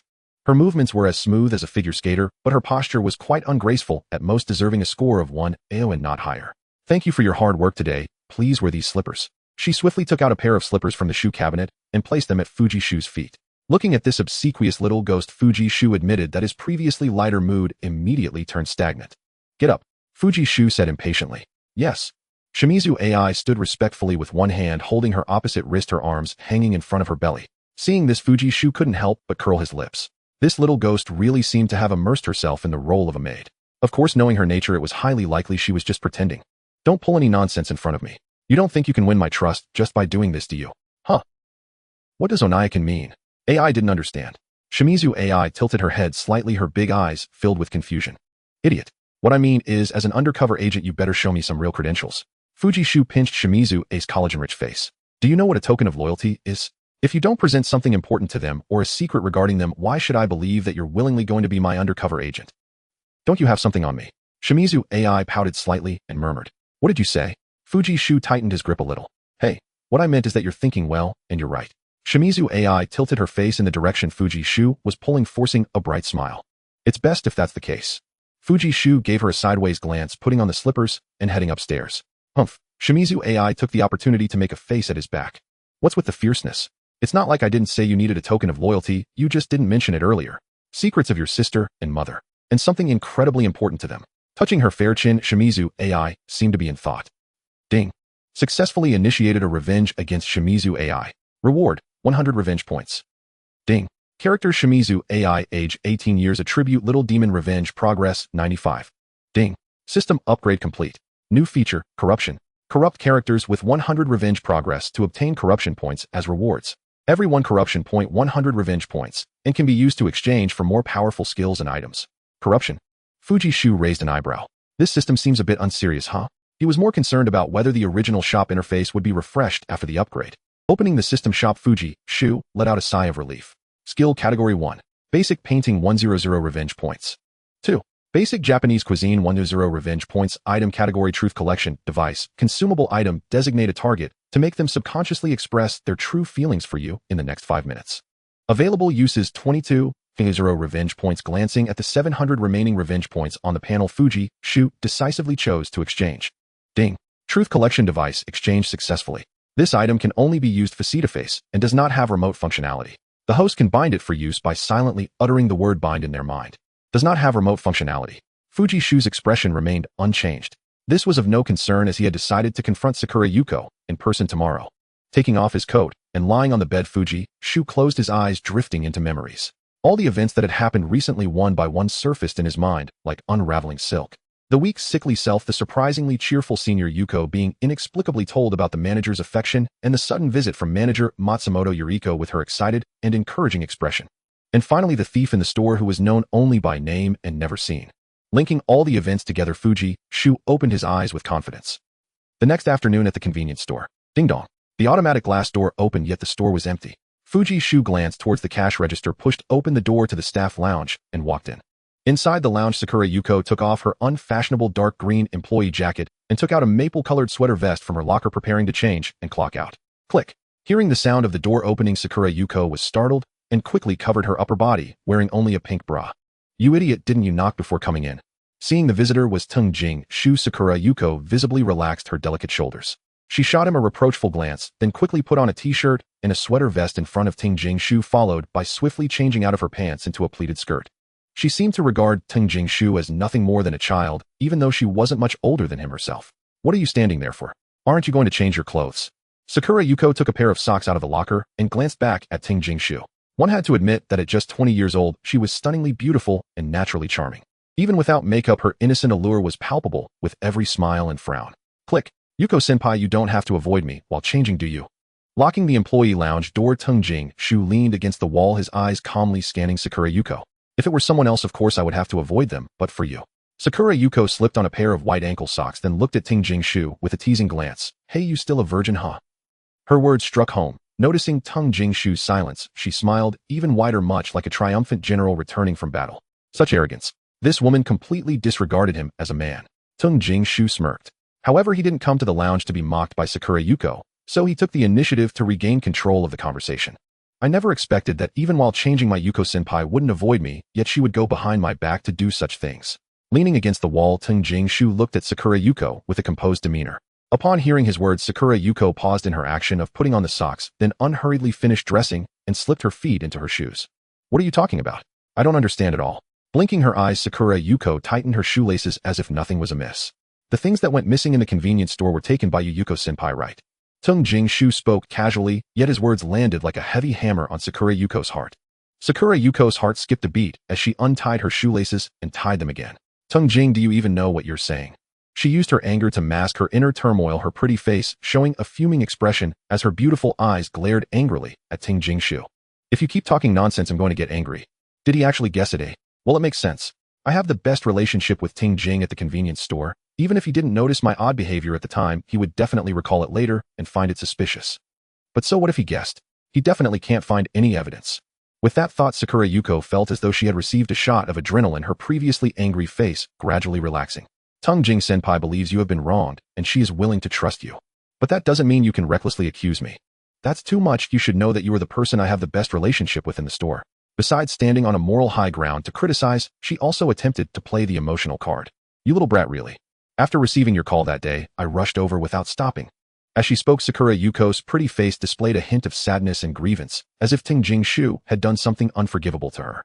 Anyone who saw her pitiful and pure appearance would not only self-doubt immediately, but their hearts would also waver a bit. Yuko-senpai, you know my character. I wouldn't speak without certainty. However, Tingjing Shu crossed his arms, slightly raised his chin, and spoke with a tone of absolute certainty. I not only know it was you, but I also know it was the manager who instructed you to do it. Boom. It was like a thunderclap striking Sakura Yuko's head, her aggrieved expression instantly freezing on her face. Sakura Yuko's face stiffened, her heart pounding rapidly, and even her eyes couldn't stop trembling. Impossible. How could he know? He must be tricking me, he must be. Tingjing, your jokes are getting more and more outrageous.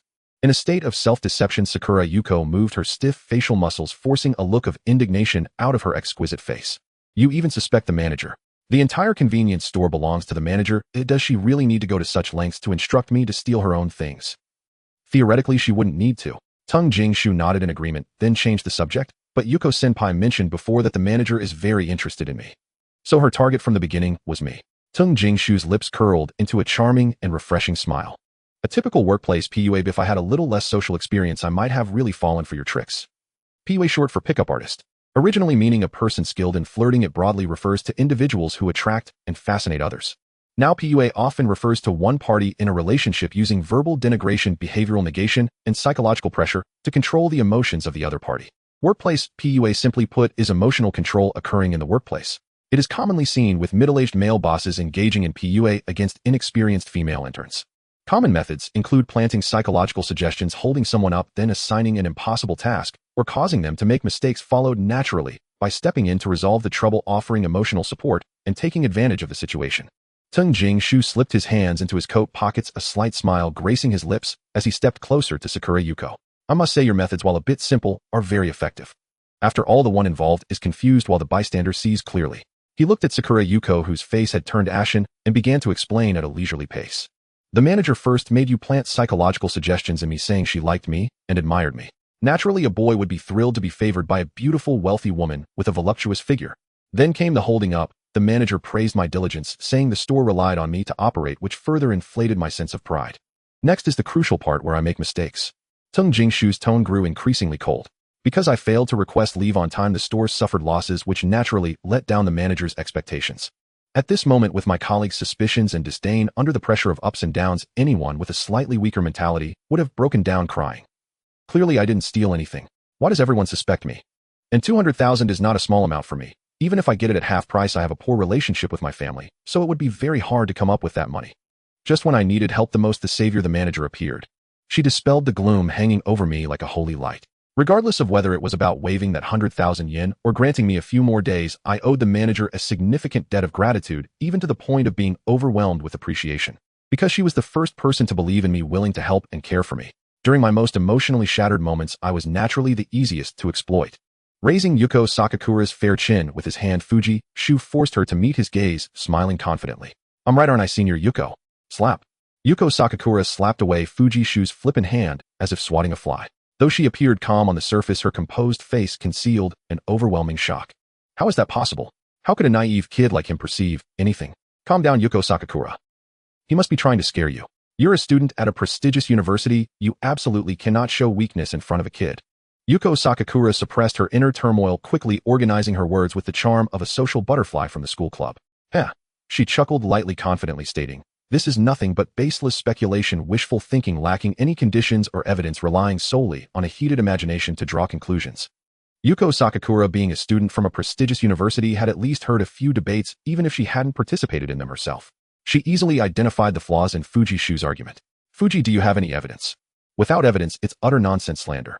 She tampered with the store's surveillance, so Fuji Shu would never find any footage from Wednesday afternoon. More crucially, she was following the orders of the manager, Matsumoto Yuriko. The judges and the boss are on my side. What can a kid do even if he discovers it?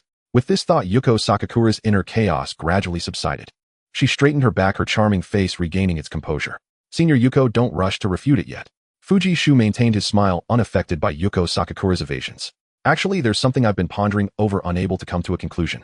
The manager, who is undeniably beautiful, wealthy, and well-dressed with youthful skin and a great figure, should be able to pursue me openly or subtly hint at it. Why must she resort to such underhanded tactics to manipulate me?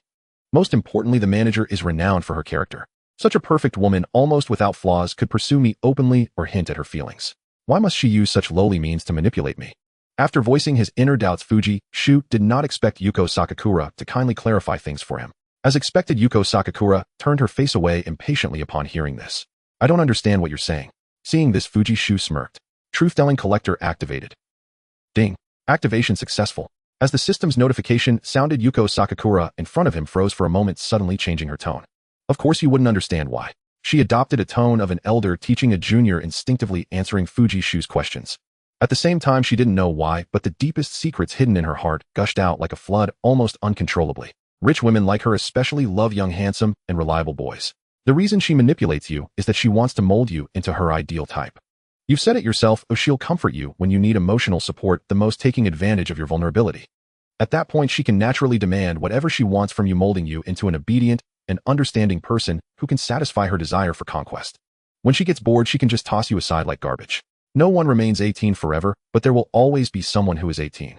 Once the novelty wears off, it won't be too late for her to find someone new.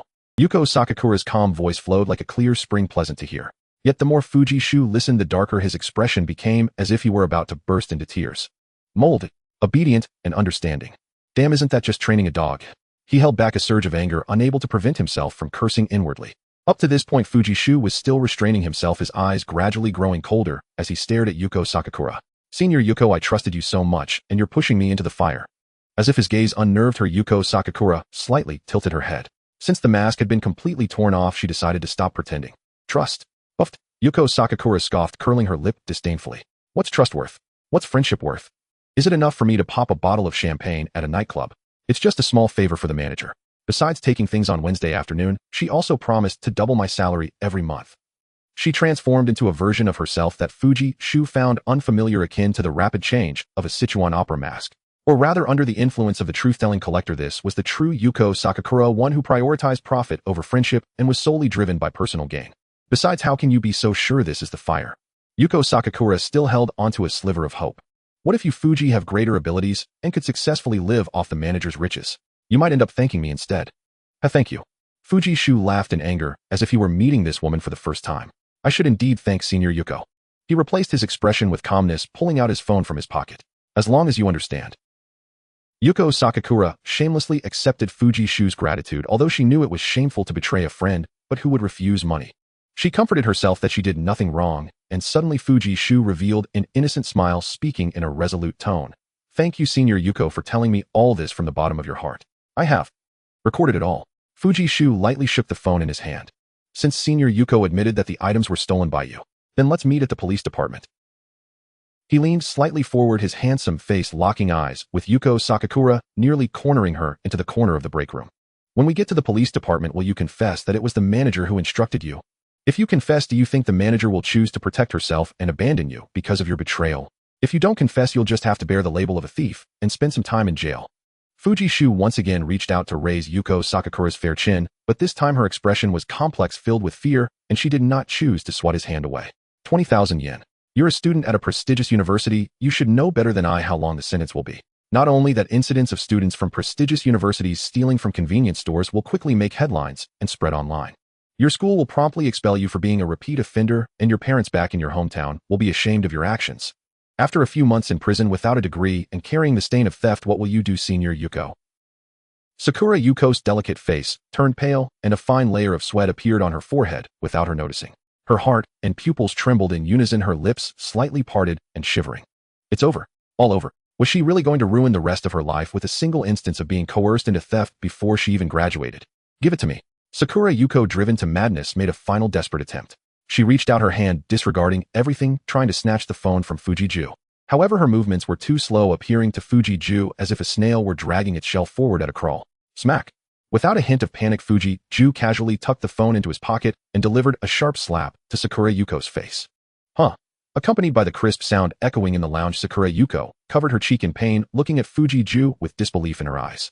Yuko-senpai, you'd better calm down, otherwise besides theft you'll also be charged with robbery.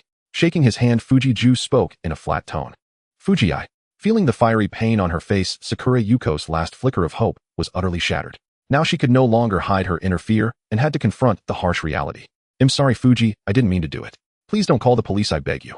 Tears welled in her eyes as she spoke softly and humbly, pleading repeatedly. It's all the manager's fault. She coerced me. I didn't want it this way. Crystal tears flowed down her cheeks as Sakura Yuko clung to Fuji-ju's arm, pleading with a voice full of sorrow. Even in a panic, this woman remained so beautiful, like a delicate puppet that had lost its soul, tears streaming endlessly from her hollow pupils. Coerced. Fuji-ju shook off Sakura Yuko's hand. Yuko-senpai, you don't think of me as a fool, do you? The manager is the mastermind and you are the executor. You two are cut from the same cloth. When you were accepting benefits, why didn't you come forward and tell me you were forced? Sakura Yuko was left speechless by his retort, only able to keep apologizing. I'm sorry, Fuji, just let me off this once for the sake of our past relationship. Mentioning relationship ignited the anger in Fuji-ju's chest. Smack. He lightly patted Sakura Yuko's face. Yuko-senpai, you really shouldn't say such meaningless things. As you mentioned before, our friendship isn't even worth the price of a bottle of champagne. Besides, aren't you a Moonlight Clan member? You probably have nothing to your name, right? I indeed have no money. Biting her lips, Sakura Yuko wiped her tears from the corner of her eyes, inadvertently revealing a different kind of charm in her brows and eyes. Noticing her meaningful gaze, Fuji-ju instinctively frowned. Stop pretending. That day Narita was supposed to take you to Shinjuku to see the world. I don't think I didn't hear it. Seeing Fuji-ju remain silent, Sakura Yuko couldn't help but roll her eyes dramatically. Fuji-ju scoffed. Yuko-senpai, to be blunt, you've probably been to nightclubs more times than I've been to the restroom. What do you mean? The literal meaning. You? Sakura Yuko's expression became complicated. How could she not hear the sarcasm in Fuji-ju's words? She didn't consider herself a good girl and was indeed a frequent visitor to nightclubs. But every time she went to a nightclub, her purpose was very clear: to take shortcuts and snag a wealthy sugar daddy for her future. Until she caught a golden turtle son-in-law, she understood the importance of cherishing herself and investing in herself more than anyone else. Believe it or not, my first kiss is still intact. It's still intact today, right? Fuji teased. Fuji-ju. A vein throbbed on Sakura Yuko's forehead as she reached out and grabbed Fuji-ju's collar. Ding dong. Excuse me, is anyone in the store? A woman in her 40s or 50s walked through the automatic sensing door into the convenience store and, finding the store empty, called out from the cash register. Rustle, rustle. Soon faint sounds came from the employee lounge. Sorry for keeping you waiting. Dressed in an employee uniform, Fuji-ju emerged from the lounge, adjusting the cap on his head. Upon seeing that the cashier was a handsome young man, the woman said nothing more, took 2 packs of toilet paper, paid, and left the convenience store. Ding. A revenge operation against Yuzuko Sakura has been successfully executed. Reward 200 revenge points. Reward 2000 in cash. Ding. Character Yuzuko Sakura. Age 20. Traits ruthless and materialistic. A stunning social butterfly at school and a warm, approachable senior colleague in the workplace. Yet in truth, a woman who worships money above all else, willing to sacrifice anything, even friendship, for wealth. Revenge against her is yours to command. Progress 30. Ding. A revenge operation against Yuzuko Sakura has been successfully executed. Reward 300 revenge points. Reward 3000 in cash. Ding. Character Yuzuko Sakura. Revenge progress 70. Already at 70. Her progress seemed swifter than that of Chiyoko Kiba. Glancing toward Yuzuko Sakura as she emerged from the staff lounge, Fuji Itsuki said nothing, merely slid the cash from the recent transaction into the register drawer. Fuji. Yuzuko Sakura nervously clutched the hem of her skirt, faltering mid-sentence. There's nothing more to say, Fuji Itsuki replied, casting her a glance heavy with unspoken meaning. You? Sensing the boy's mocking gaze, Yuzuko instinctively averted her eyes. Ahem. Her cheeks flushed, heat rose around her head like shimmering vapor. Under the steady gaze of such a handsome young man, Yuzuko cleared her throat softly and spoke gently. Fuji. You won't call the police, will you? That depends entirely on your own choice, senior. Fuji Itsuki's expression settled back into calm neutrality. What do you mean by that? Yuzuko's voice choked off abruptly, her wide eyes brimming with shock. Was she being forced to choose again? Fool. Fuji Itsuki snapped, coldly, shattering Yuzuko's flustered thoughts like a bucket of icy water dashed over her head. Just because you're beautiful doesn't mean you're everyone's obsession. I'm certainly not lacking for admirers at school. Arms crossed, he regarded her with cool detachment, his voice quiet, yet resonant with quiet authority. Simply return everything you took from the convenience store, restock it properly in the warehouse, and tomorrow, while on shift with other colleagues, accidentally discover it yourself. The false accusations of theft will collapse instantly. That's all. Yes, that's all. All right. Yuzuko lowered her head, pressing her pink lips together. Most importantly, if I cannot handle the store manager myself, you must step forward promptly and turn against her, accusing her outright. Fuji Itsuki added firmly. What? You're going after the store manager? Blinking her large, lovely eyes, Yuzuko's pupils widened in profound disbelief. Fuji, perhaps we should just let it go? After all, Manager Matsumoto is a wealthy, glamorous matron. Having minor quirks is perfectly normal. Facing a woman as affluent and formidable as Matsumoto Yuriko Yuzuko clearly lacked confidence. Normal? What's normal about that?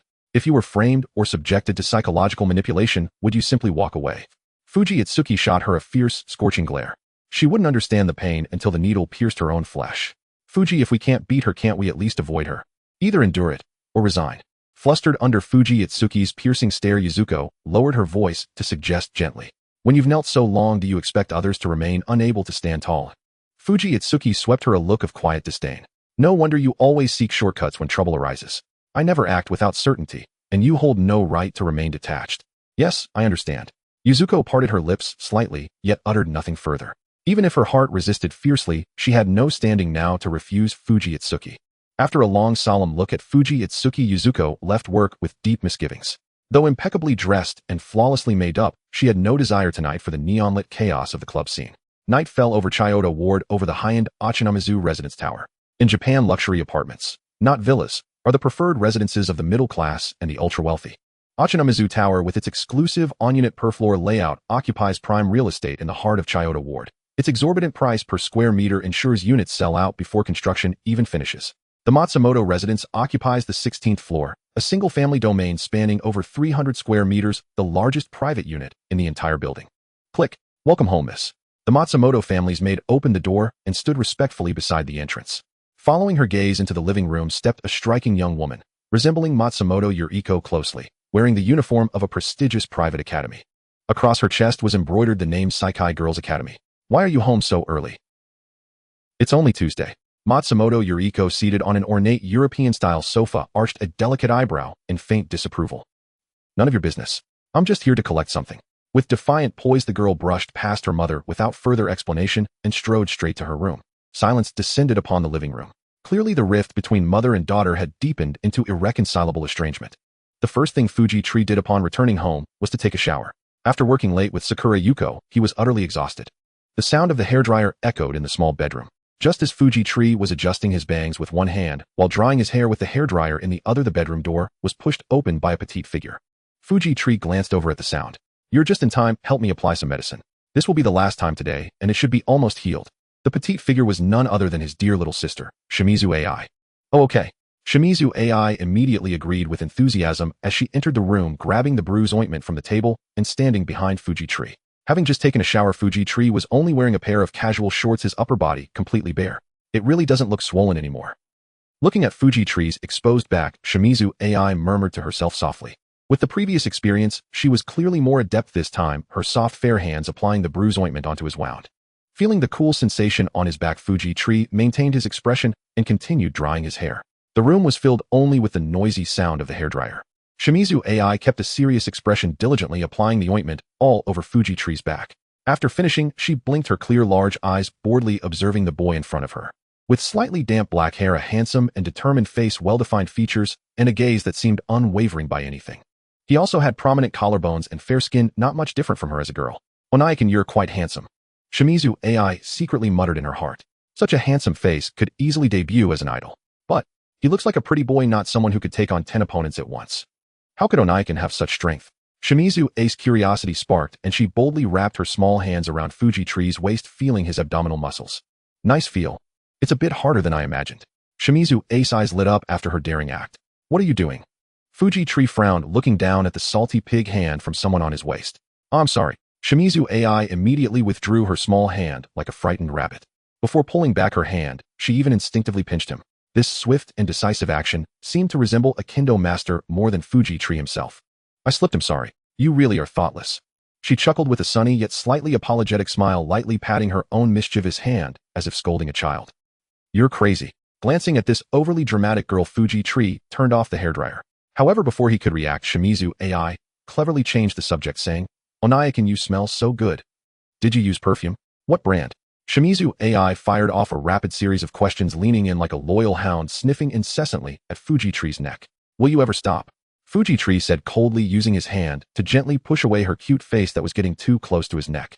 I never have the habit of wearing perfume. If you don't believe me, you can smell it yourself. Shimizu AI continued unrelentingly. Seeing her determined expression, Fuji Tree skeptically leaned down to sniff his shoulder. A faint scent mixed with gardenia wafted into his nose, somewhat familiar, as if he had smelled it recently, yet it wasn't the smell of shampoo or body wash. Fuji Tree raised an eyebrow with a strange expression. Isn't this the scent of Sakura Yuko?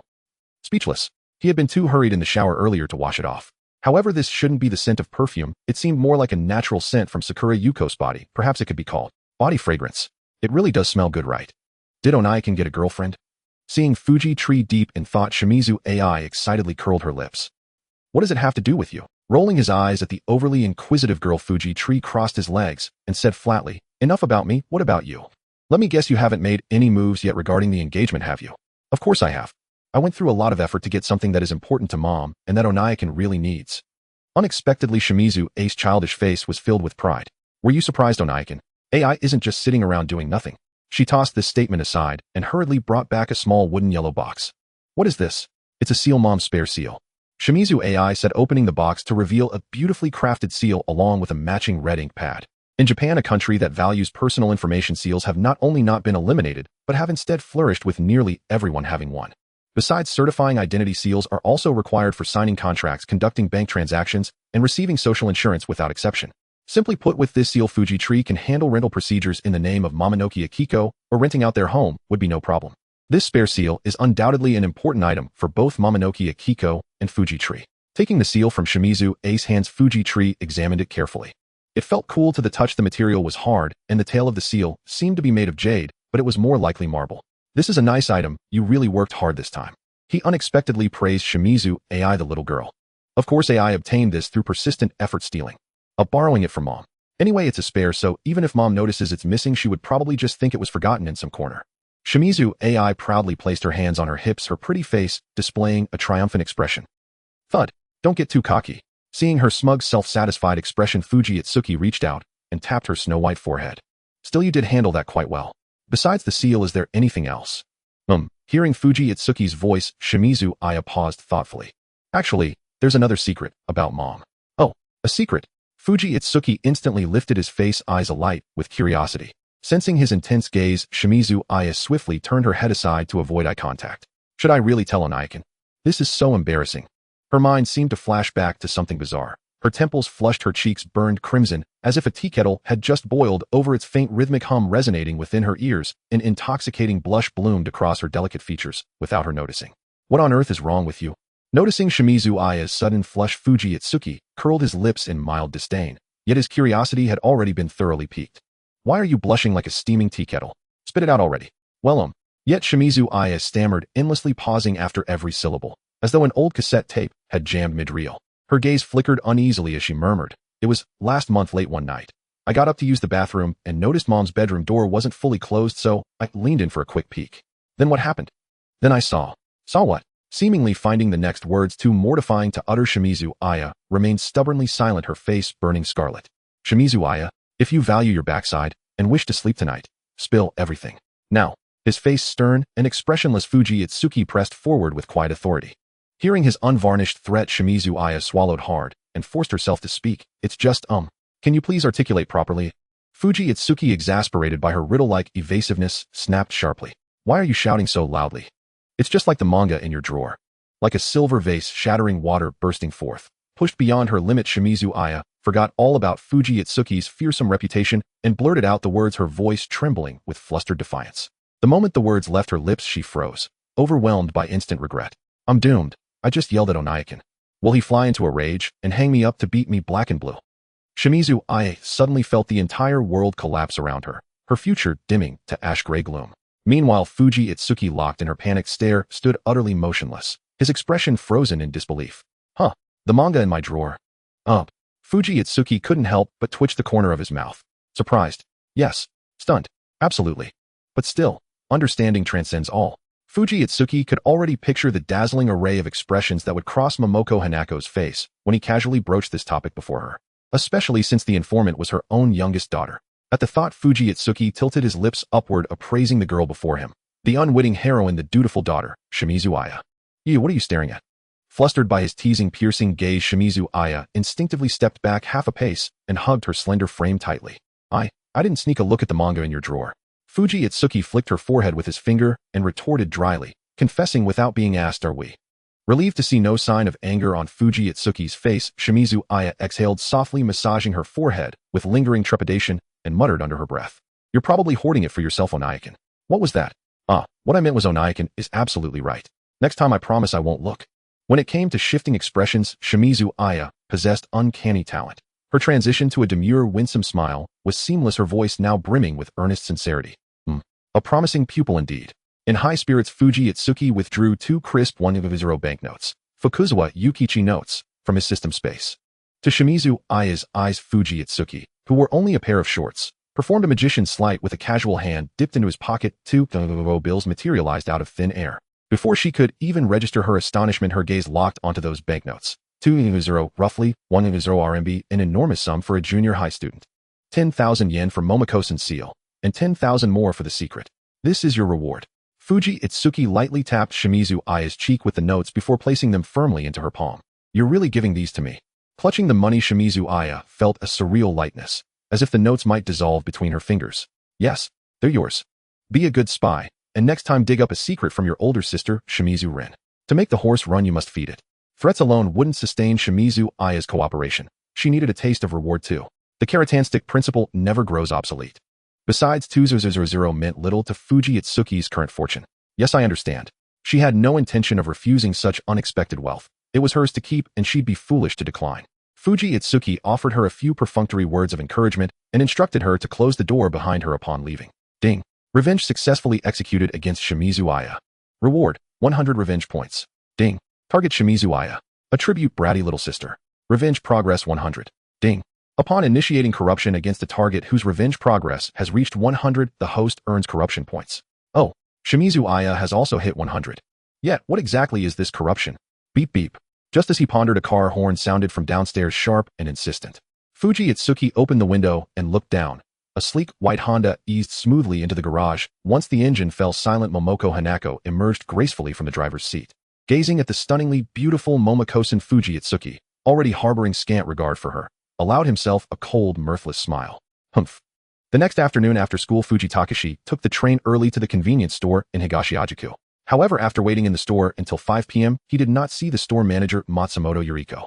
This was to be expected. A wealthy lady like Matsumoto Yuriko only managed to visit the store once a week, which was already quite rare. Unless there were a large batch of new products to be shelved, or it was payday for the convenience store, Matsumoto Yuriko would not take the time to come.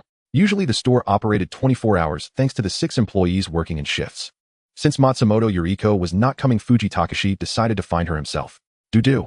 He lightly tapped the screen of his phone and dialed the number of store manager Matsumoto Yuriko. After a series of busy tones, a woman's voice, round and smooth yet mature, came through the receiver. Moshi Fujikin, is there something you need? Sorry to bother you. Fuji Takashi spoke gently. Manager Matsumoto, I have something important to discuss with you. Could we meet? I'll meet. Right now. Matsumoto Yuriko's voice on the other end sounded a bit surprised, but she couldn't help but smile. She said in a tone of regret, but I'm not in Arakawa at the moment. How about this? Fujikin, why don't you come to my house and wait for me? I'll be there as soon as I finish up here.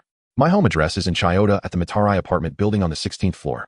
Just tell the front desk my name when you arrive downstairs, and I'll inform them in advance so that the staff can take you up in the elevator. After you knock on the door, the maid will let you in. Just head directly to the study and wait for me. Matsumoto Yuriko had arranged every detail meticulously, clearly showing her deep concern for the young Fuji Takashi. Like a beautiful spider spirit in a carefully woven web ready to ensnare Tang Song at any moment. This is indeed the address. After hanging up, Matsumoto Yuriko, who was at a high-end restaurant in Shibuya, stuffed her phone into her expensive designer bag. Through the glass window opposite the restaurant, the iconic building of Shibuya, the Yoyogi building, stood tall in the distance. Surrounding Matsumoto Yuriko were wealthy ladies, all impeccably dressed, exuding an air of luxury just by their appearance. Some were directors of listed companies, while others owned chains of supermarkets with assets starting from several billion yen. Yuriko, who were you on the phone with? The voice sounded so young. It must be a handsome young lad, right? Yuriko, are you feeling a flutter in your heart because you met a charming guy, eh? Several wealthy ladies couldn't help but tease her. In their circle, having a young handsome man pampered by them was hardly a secret. Some wealthy couples even established rules agreeing to play around separately without disturbing each other. Matsumoto Yuriko did not deny their teasing. Instead, she calmly sipped her coffee. He is indeed a well-behaved young man. Reflecting on Fuji Takashi's handsome face, Matsumoto Yuriko smiled. Once I've trained him, well, I'll bring him to meet you all. You are indeed generous, Yuriko. Then we'll wait for your good news, Yuriko. The wealthy ladies chimed in, laughing lightly. Listening to their compliments, Matsumoto Yuriko patiently savored her coffee, admiring the bustling scenery of Shibuya outside the window. Glancing at her watch, only 10 minutes had passed. Fujikin should have set off by now. Matsumoto Yuriko held her coffee cup, remaining unfazed. Training a young man like Fuji Takashi filled with youthful energy was like boiling a frog in warm water. The more anxious the other party waited, the more their sharp edge would be dulled, and their heart would be easier to conquer. Moreover, she specifically invited Fuji Takashi to her home to let him experience the luxurious lifestyle of the rich. Young people who does not yearn for the glamorous world, dreaming of reaching the sky in one step. Stirring her rich coffee leisurely with a spoon, Matsumoto Yuriko smiled, as if imagining the scene where Fuji Takashi would comply with her every wish. Half an hour passed, and Matsumoto Yuriko leisurely left the cafe. After she left, several wealthy ladies who had long felt displeased with her immediately changed their expressions. That bitch, what's she pretending for? Acting all high and mighty in front of us, as if none of us are her equal in family background. It doesn't matter how envious you are. After all, she lost her husband at a young age and inherited a building and several $100 billion. When your husband dies, you'll definitely enjoy life even more than she does. Higashi Ajaku, the convenience store. I got it, Manager Chiyoda, right? I'm on my way now. After hanging up, Fuji Takashi glanced at Sakura Yuko, who was eavesdropping behind a cash register. None of your business. Looks like I'll have to fight this battle alone today. Despite saying this, there was no hint of retreat in Fuji Takashi's tone. Fuji. Sakura Yuko bit her lip, hesitant to speak. How could a billionaire like the manager be swayed by an ordinary student like you? To put it bluntly, being noticed by her is an honor for you. Many people are trying to curry favor with rich ladies, but can't even find the opportunity. Sakura Yuko sighed, watching as Fuji Takashi strode out of the convenience store. Chiyoda Matsumoto residence. Moshi Moshi. The maid Kobayashi answered the call from Matsumoto Yuriko. Kobayashi, there will be a guest coming soon, a boy named Fuji Takashi. Oh, please take him to the study and entertain him. I'll be there shortly. Matsumoto Yuriko's voice on the phone carried a hint of anticipation. Yes, ma'am, Kobayashi replied respectfully. By the way, did Anaya go to school? No, she stayed up all night yesterday and is still sleeping. Should I wake her? The maid Kobayashi instinctively glanced towards the room of Matsumoto Anaya, the daughter of the Matsumoto family. No need to worry about that, as she has her mood swings a few days each month. We'll talk about it when I get back. Yes, ma'am. As Kobayashi hung up the phone, Fuji Takashi also arrived at the bottom of the Achinamizu apartment building. Standing beneath the towering 100-meter building, Fuji Takashi put his hands in his pockets and looked up. To be honest, he had seen many 100-meter tall skyscrapers, but it was his first time stepping into a 100-meter residential building. Let alone one situated in a prime area like Chiyoda, where every inch is worth its weight in gold. The average person would probably only be able to buy a small toilet here after working a lifetime. How desirable it would be to have grand houses in abundance, $1 million for each unit. Fuji Takashi pouted as he walked into the resplendent lobby on the first floor. Just as he stepped inside, a woman dressed as a greeter warmly approached him. So you are looking for Madame Matsumoto Yukiko. Please wait a moment while we confirm with a phone call. A few minutes after the welcoming lady left, a reception staff member wearing a black bow tie approached Fuji, raising his hand in invitation. Mr. Fuji, please follow me. Following the reception staff, they walked through the long guest hall past several resident elevators and freight elevators, and Fuji took the exclusive guest elevator to the 16th floor. The extravagance and display of wealth were even more exaggerated than Fuji had anticipated. Ding dong. The elevator doors opened, and under the respectful gaze of the reception staff, Fuji stepped out into the Matsumoto family's entrance. Meanwhile, inside the Matsumoto residence, rubbing her sleepy eyes, Matsumoto Yakai's daughter, Matsumoto Anika, pushed open the bedroom door and walked into the spacious living room. Xiao Lai, I'm hungry, is dinner ready? She casually glanced at the maid by the tea table who was brewing tea. Miss'll go prepare it right away. The maid Xiao Lai hurriedly paused her actions, wiped her hands on her apron, and walked towards the Matsumoto kitchen. Wait, why are you making tea? Is there a guest at home? Matsumoto Anika suddenly called out to her. Yes, the lady just called and said that a boy named Fujitsu would be visiting. Fujitsu? Still a boy? I've never heard of him before. Matsumoto Anika brushed her long black wavy hair, searching her mind for this name, but found nothing. Could he be that woman's kept boy? Unbelievable. It's fine to play outside, but to bring him home. Her father just passed away a few years ago, and she was already so impatient. Matsumoto Anika's face darkened as she frowned. Xiao Lai, when that guy named Fujitsu arrives, bring him directly to my room. But miss, he is the latest guest. Xiao Lai's face showed difficulty. Do you have an opinion? Matsumoto Anika's cold glance and tone left no room for doubt. Yes, miss. Pressured by her, the maid Xiao Lai had no choice but to bow and agree. As Matsumoto Anika returned to her bedroom, the doorbell rang from the entrance. Ding dong. Standing before the entrance larger than her own living room, Fujitsu pressed the visual doorbell again. Not long after, the door opened from the inside. What came into view was a young woman in her 20s dressed as a maid. You must be Mr. Fuji. Please come in, no need to change your shoes. The maid Xiao Lai stood respectfully at the door, and after Fujitsu stepped inside, spoke softly. Mr. Fuji, please follow me. Miss Anika is waiting for you, she said, walking ahead of Fujitsu, leading him through the long corridor entrance, a spacious living room of over 100 square meters, the kitchen, study, and billiard room. After winding around, they turned a corner in the hallway and stopped at the door of Matsumoto Anika's bedroom. Miss Anika. While following the maid, Fujitsu pondered in his heart. Who is this Miss Anika? The daughter of the Matsumoto manager. But why would she specifically want to see him? Mr. Fuji has arrived. Just as he was filled with confusion, a clear voice like a lark came from within the bedroom. Let him come in. Shall I go back to the kitchen and continue your work? Don't come in unless called. Yes. Nodding in response, the maid Shao Lai helped Fujitsu turn the doorknob, revealing a polite smile as she turned and walked towards the kitchen. Fujitsu nodded at her, grasped the doorknob, and pushed the door open. Upon entering, he was met with a spacious balcony at the end of his sight, several square meters larger than his own room, with a cool night breeze blowing and offering a view of half of the Chiyoda district's night scene. On the wall closest to the balcony hung a certificate for a second-degree black belt in karate, with a bright high-end piano placed below it, the piano cover casually thrown aside, and the sheet music nowhere to be found. The owner of the piano at this moment was sitting on the soft bed with her back to Fujitsu. Upon hearing the sound of the door opening, she yawned and lazily turned around. Her obviously dyed black long hair was slightly curled, revealing a delicate face somewhat resembling Matsumoto Yukiko. Elegant eyebrows, a refined nose, and a charming oval face, all effortlessly beautiful. The straps of her white dress slipped from her graceful shoulders, yet Matsumoto Anika was completely unconcerned, slightly raising her fair neck. With delicate collarbones and gentle curves, she was irresistibly captivating. So this is Matsumoto Yukiko's daughter, Matsumoto Anika. Just judging by her looks, she indeed resembles the manager greatly. As Fujitsu looked at Matsumoto Anika, she was also examining him with her somewhat sleepy eyes. Standing at 175 to 176 cm, he was the ideal boyfriend height in the eyes of Tokyo high school girls. With a tall and slender figure, he was naturally a good clothes hanger. Just a grayish-yellow vintage jacket, paired with fitted straight jeans, made him appear more appealing. Unfortunately, his outfit was all from Uniqlo, unable to escape the fact of his ordinary background. His appearance was also a plus point, fair-skinned and handsome with distinct features, his eyes carrying a calm demeanor that exuded youthful energy. Hey, your name is Fujitsu, right? Is he her lover? Matsumoto Anika sat on the edge of the bed, her watery eyes filled with curiosity and scrutiny. Her, a lover? I believe Miss Anika is mistaken. Ew, I am not Matsumoto's manager's lover, Fujitsu replied without hesitation. Tisk, so he is still her employee. Matsumoto Anika clicked her tongue disdainfully. How thrilling as a superior to secretly seduce one's subordinate without regard for morals. However, it does seem like something she would do. Matsumoto Anika's pretty face was filled with as expected. Miss Matsumoto Anika, what exactly do you want to say?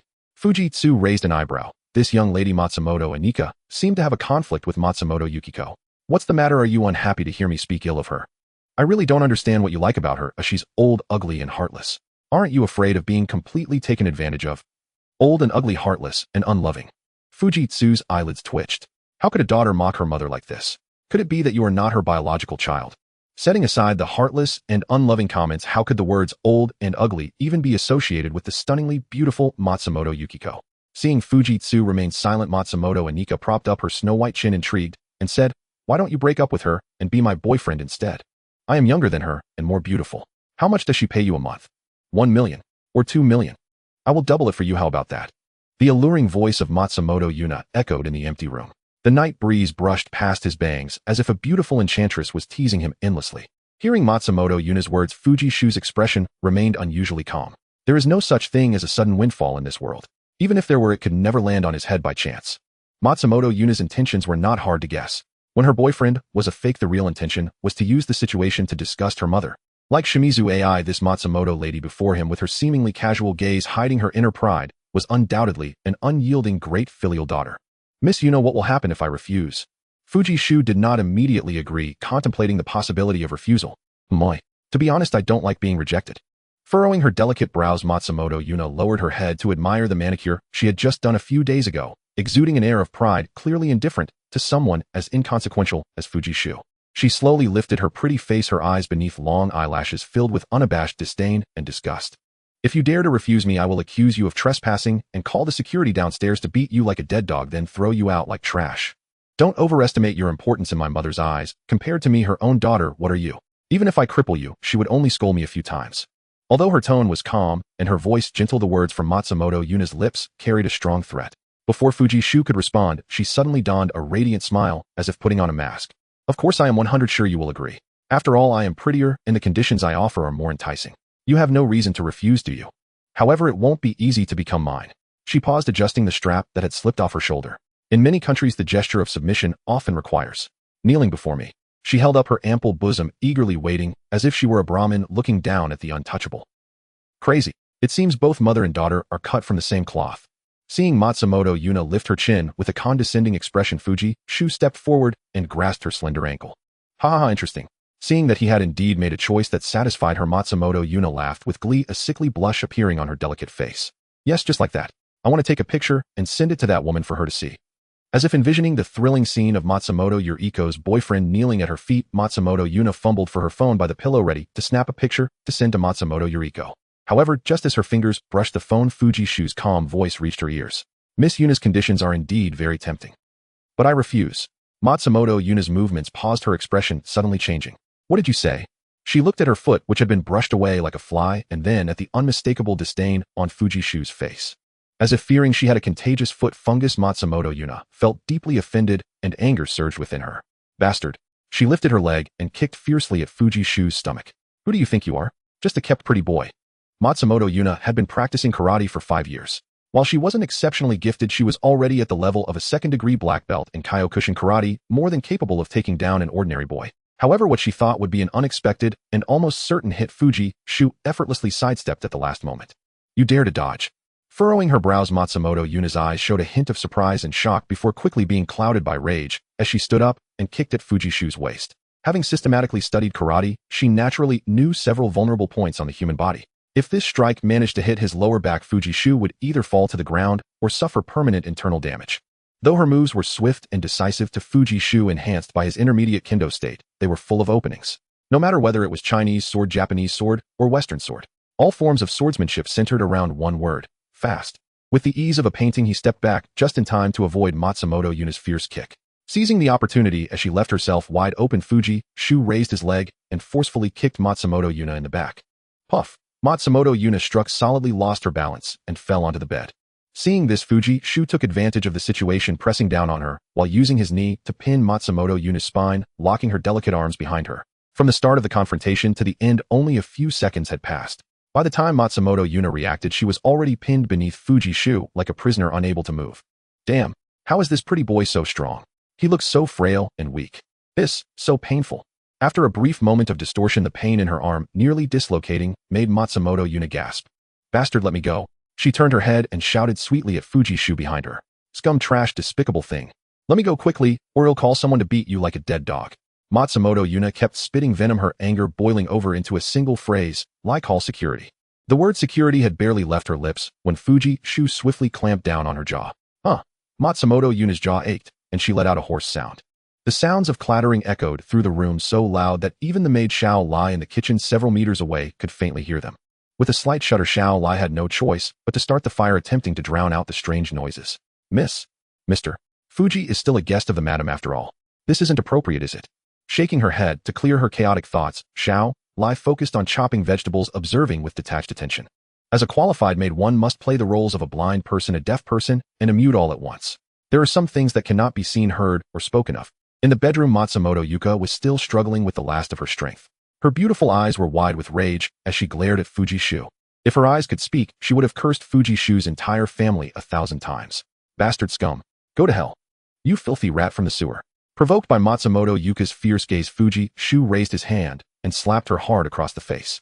With a sharp sound that resonated throughout the bedroom, it was as if the last straw had broken the camel's back, and Matsumoto Yuka finally fell silent. She seemed to be soulless, her hair hanging loosely as she stiffly turned her face back, staring blankly at Fuji Shu. This is the Matsumoto residence. It's my home. How dare you? Like a weed being pulled from the ground, Fuji Shu yanked her soft flowing black waves, forcing her to meet his gaze. The nearly tearing pain on her scalp made Matsumoto Yuka wince, her eyes tightly shut, her delicate features contorted in agony. Miss Yuka, now who is the dead dog? The world felt frozen as a cold voice suddenly pierced through the silence. Opening her eyes, she met his calm, yet oppressive gaze.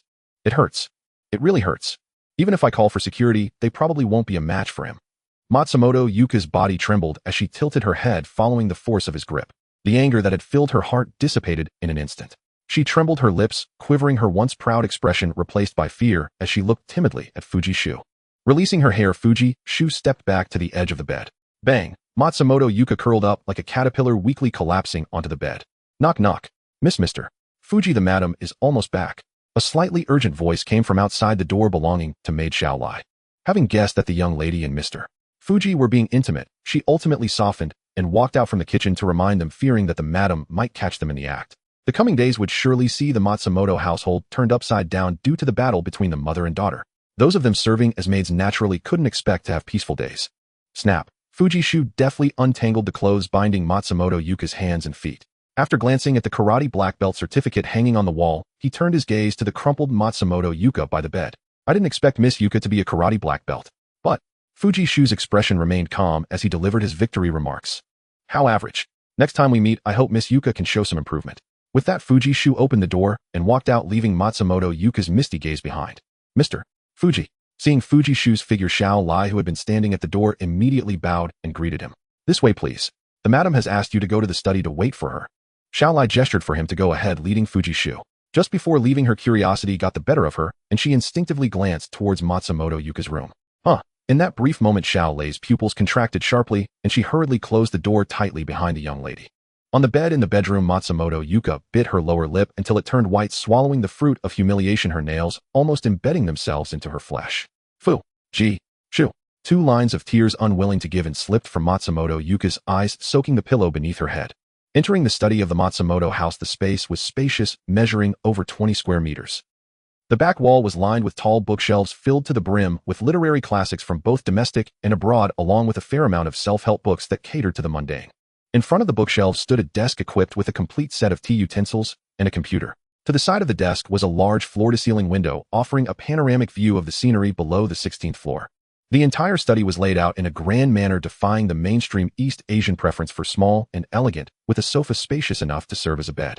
After waiting for a while on the sofa, Fuji Shu turned his head to look at the maid Xiao Lai, who was preparing tea at the desk. Your name is Xiao Lai, right? That woman Matsumoto Yuka just called you that. Yes.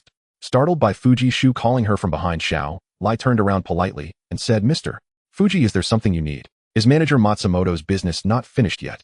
The madam is already on her way. Please wait a moment, Mr. Fuji. It's the evening rush hour, so there might be some traffic. Realizing the guest might be growing impatient, Xiao Lai, as a qualified maid, immediately displayed a gentle smile, trying to ease the atmosphere. By the way, Mr. Fuji, just between us, this is the first time the madam has invited a male guest to our home. Usually only the ladies who are closer to the madam come over. Is that so? That's truly an honor. Fuji Shu echoed, a smile appearing at the corner of his mouth. The manager wouldn't be using me as a guinea pig, would she? TCH. What a pity that she isn't off to a good start. Ding. A successful revenge has been initiated against Matsumoto Ari. Reward 200 revenge points. Reward 20000 yen. Ding. Character Matsumoto Ari, age 19 years. Attributes: spoiled young lady, having grown up with a silver spoon in her mouth. She is a rich girl who has become increasingly dissatisfied with her mother since her father's passing. Her hatred extends even to the walls. Having already held a prejudice against you, this pretty boy's rejection only intensified her disgust. Please feel free to take revenge on her. Revenge progress 30. What has manager Matsumoto done to make her own daughter dislike her so much? Just as Fuji Takashi's consciousness sank into the system, the door to the study was pushed open from the outside. Matsumoto Yuriko hurriedly walked into the room, covering her ample bosom while slightly panting. Sorry, Fujikin, for keeping you waiting. Shibuya has been extremely busy, I simply couldn't break free. Today she was dressed in a white Chanel-style coat paired with a stylish and form-fitting black pencil skirt, carrying a vintage handbag. Although there was no ostentatious display of wealth, the unique charm of a wealthy lady was still palpable. Manager Matsumoto, I just arrived as well. Fujikin, you are quite something. Just the way the manager makes her grand entrance drips with intention. Xiao Lai, you can go out and busy yourself for now. Hearing his words, Matsumoto Yuriko first glanced at the maid Xiao Lai standing by the desk. Yes, madam. After Xiao Lai slightly bowed, closed the door, and left the study, only Matsumoto Yuriko and Fuji Takashi remained in the room. Fujikin, is there something urgent that you wanted to discuss with me? Matsumoto Yuriko's tone was gentle, as she did not take the main seat in the study, but instead sat down beside Fuji Takashi, discarding her authoritative demeanor. It may be a trivial matter for manager Matsumoto, but for me it feels like the sky is about to collapse. Fuji Takashi lowered his head, looking like a small child who had just broken a neighbor's window, ready to admit his mistake. It's okay, just speak up, the manager is here for you. And Matsumoto Yuriko was that gentle neighborly aunt, softly guiding, while gently encouraging him with a light touch on his shoulder. As soon as she finished speaking, Matsumoto Yuriko revealed a look of realization. I understand you are troubled about money, right? Fujikin, although 1,000 yen is nothing to me still. Matsumoto Yuriko's eyes flashed with a barely noticeable excitement as she released her hand, pretending to be troubled, saying, the store's rules cannot be easily changed. Otherwise, if you fail today and he fails tomorrow, how can this convenience store continue to operate? As a mature, wealthy woman with rich management experience, Matsumoto Yuriko found it effortless to handle a pure-hearted boy like Fuji Takashi. She smirked in her heart, already envisioning Fuji Takashi humbly begging for another chance or tearfully requesting an extension. I understand the manager's good intentions. However, the Fuji Takashi in her sight merely sighed, then took out a stack of cash wrapped in an envelope from his pocket, extending it with both hands. So I've come here to compensate today. Manager, this is 100 yen. Oh, please accept it.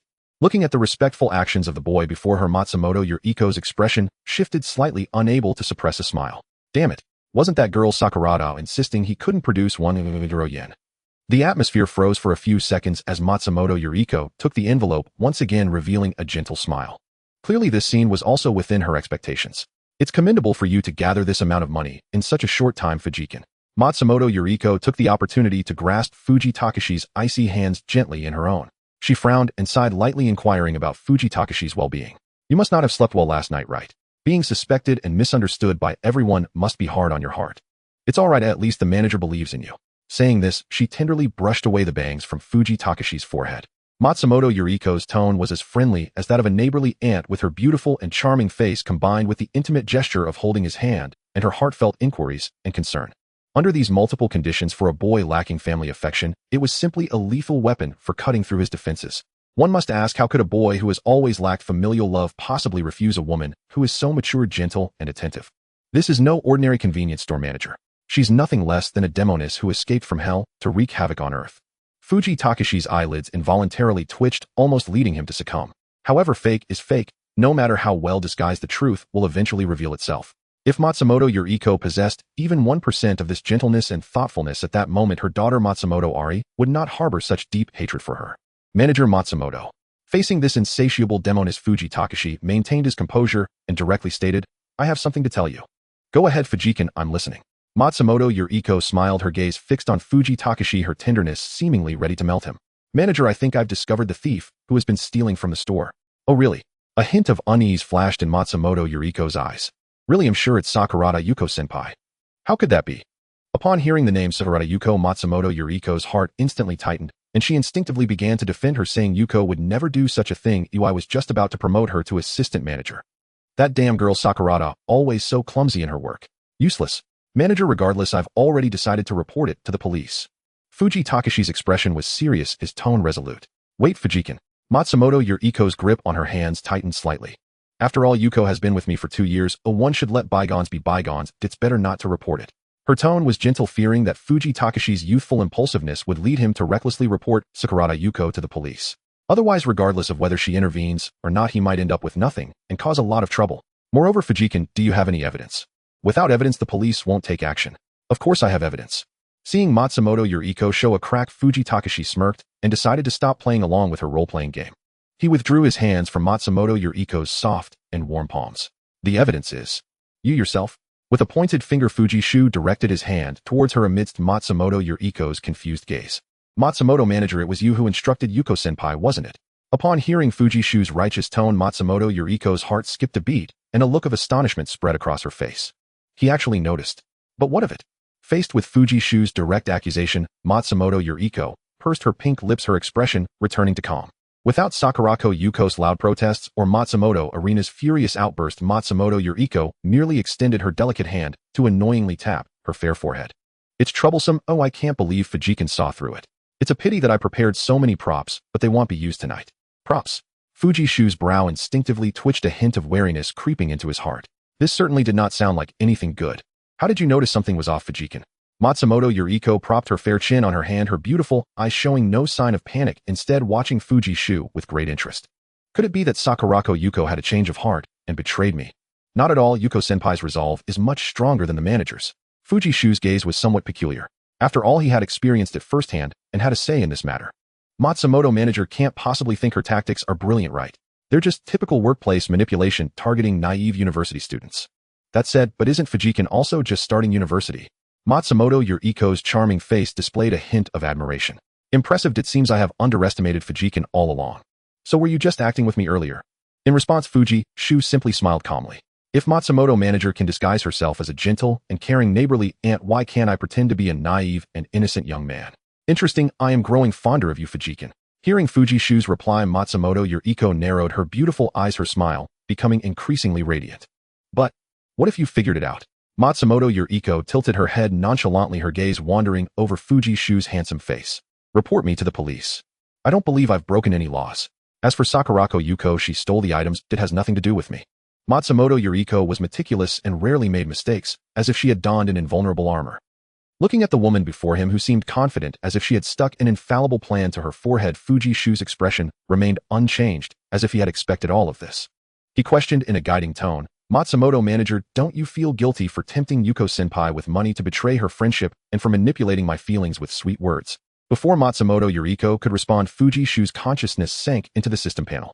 Truth collector bind. Ding. Character Matsumoto Yuriko, binding successful. It's all mutual, I didn't force her, just as I have never forced you. Matsumoto Yuriko's charming face was filled with nonchalance, as if discussing an inconsequential matter. Matsumoto manager is truly carefree. Fujishu sighed, and then smirked. So, doesn't the manager have anything that weighs on her conscience, or a potential weakness? Of course I do. Matsumoto Yuriko spoke rapidly, almost instinctively, revealing the secrets hidden deep within her heart. For instance, I overlooked paying tens of billions in estate tax for Arena's father, and the fire safety issues of that rental building in Taito have been lingering unresolved.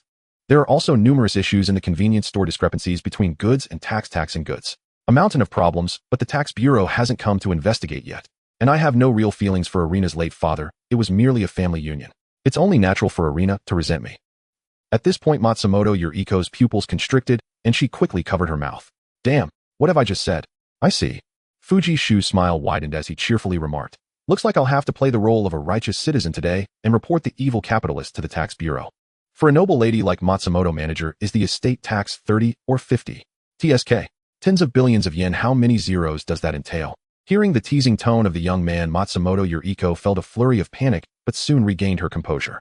Although she didn't understand why she hadn't kept her mouth shut, the urgent matter was how to deal with the young man who knew her secret. Fujikin, you should stop joking. Being audited by the tax bureau requires business suspension for corrections, and it will be difficult for the convenience store to continue operating. Fujikin, you wouldn't want to lose this job, would you? Puffed. Fujishu couldn't help but chuckle. Matsumoto manager, don't try to evade the main issue. It's just a convenience store cashier job, with a monthly salary of less than 100 yen. Losing it is no big deal to me. But Matsumoto manager, you have to cover the tens of billions of yen in taxes. Fujishu leaned closer to Matsumoto Yuriko's cheek. The politicians at the Ministry of Finance are all ruthless individuals who would refuse a performance record of tens of billions of yen. Staring at the young man's face, so close, Matsumoto Yuriko could see his bright eyes, high nose bridge, and the handsome smile at the corner of his mouth. Her mind raced like a well-oiled machine, repeatedly contemplating countermeasures. Matsumoto Yuriko smiled gracefully, but her tone lacked the previous warmth, instead carrying a hint of coldness. I must admit, Fujikin is indeed a step ahead. Let's discuss the terms. How much do you want? 50 million. 1 billion. No wonder they were mother and daughter. When it came to money, both Matsumoto Yuriko and Matsumoto Arena appeared nonchalant. It was as if to them money was just a string of numbers in their bank accounts. Fujishu placed his hand on Matsumoto Yuriko's pink lips, signaling her to stop talking. Matsumoto manager is trying to set me up again. I know the principle of entrapment as well. I can imagine that the moment the money arrives, a swarm of police will burst into my home and arrest me on charges of extortion. Tungjing Shu said calmly that compared to the ephemeral promise of 50 million or 100 million, it would be far more practical for the manager to grant him a promotion and a raise. How amusing. At the mention of a promotion and a raise, manager Songbin Baihizi could not help but smile, as if she had heard a joke, a faint curve forming at the corner of her mouth. Tungjing truly is refreshingly clear-headed.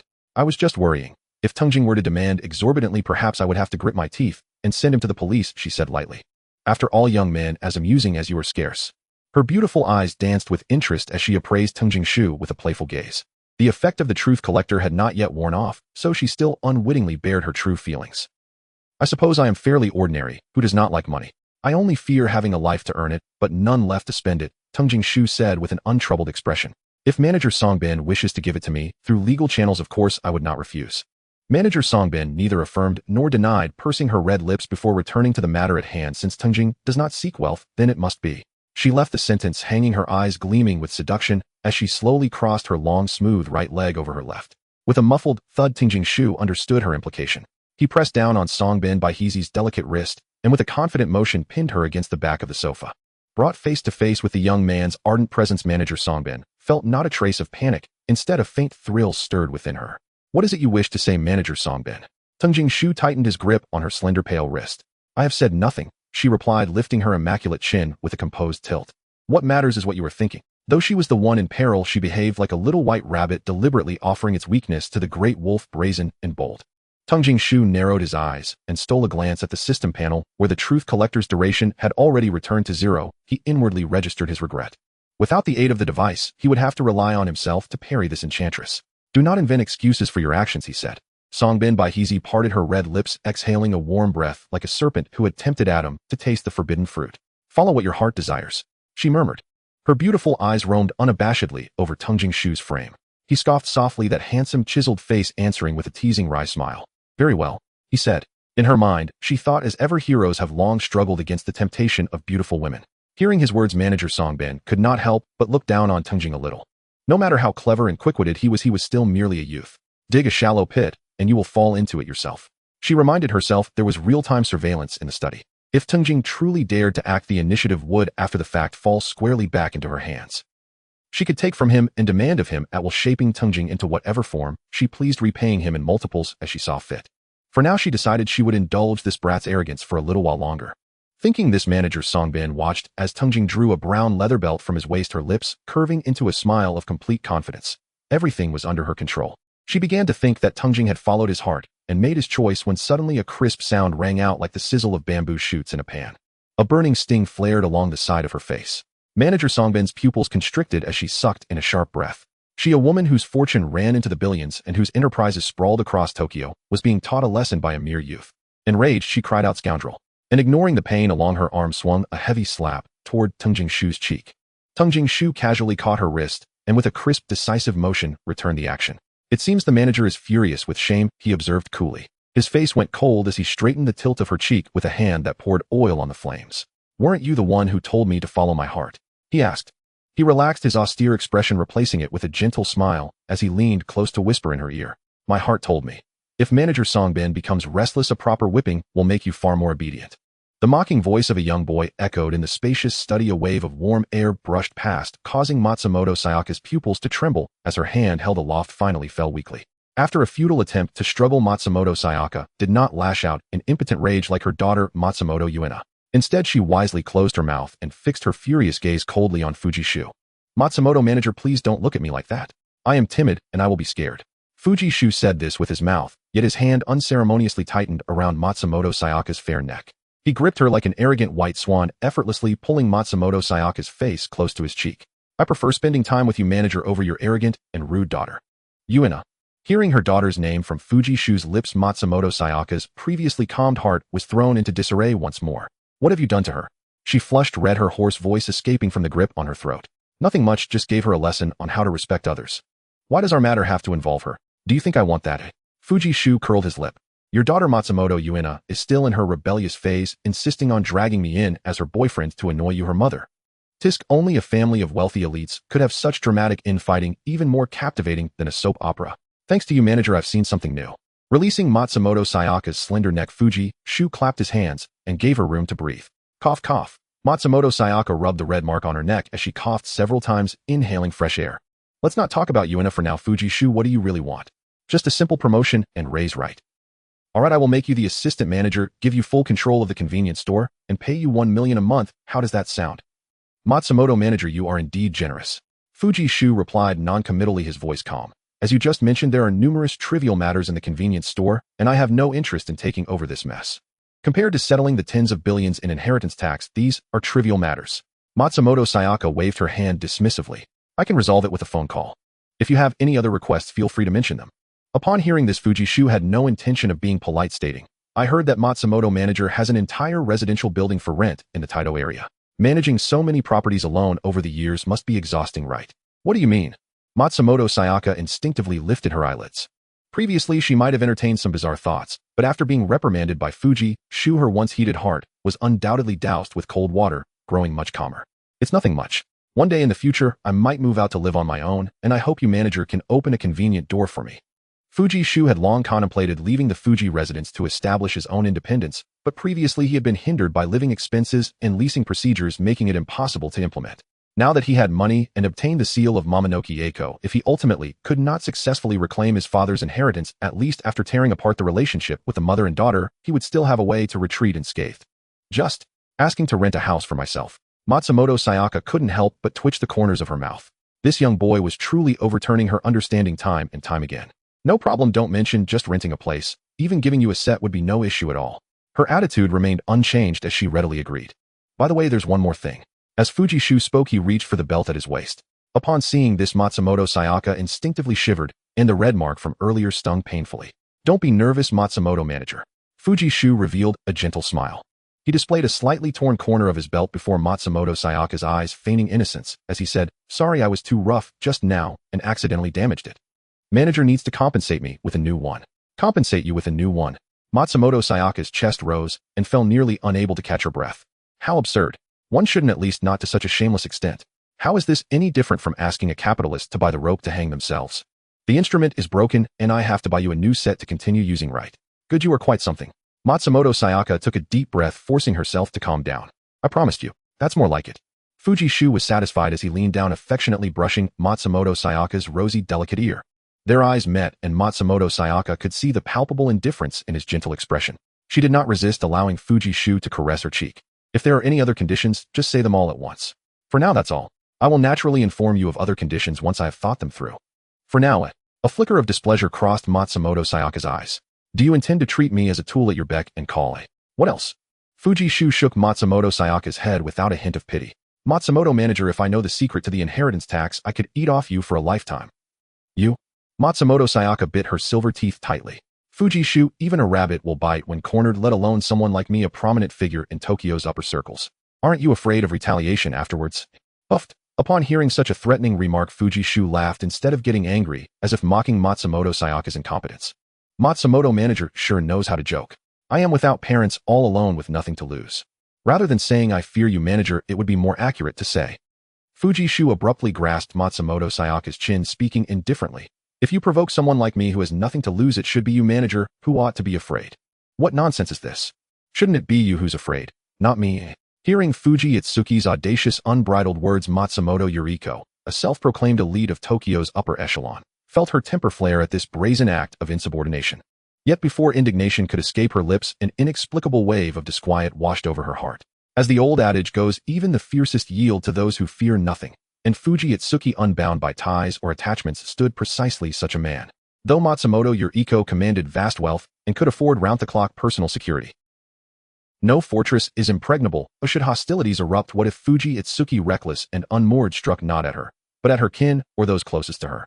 This youth possessed terrifying physical strength who, once seized escape, would be utterly impossible. A wise person knows when to weigh gains against losses. Preserving one's life outweighs enduring servitude, especially when one holds damning leverage over you.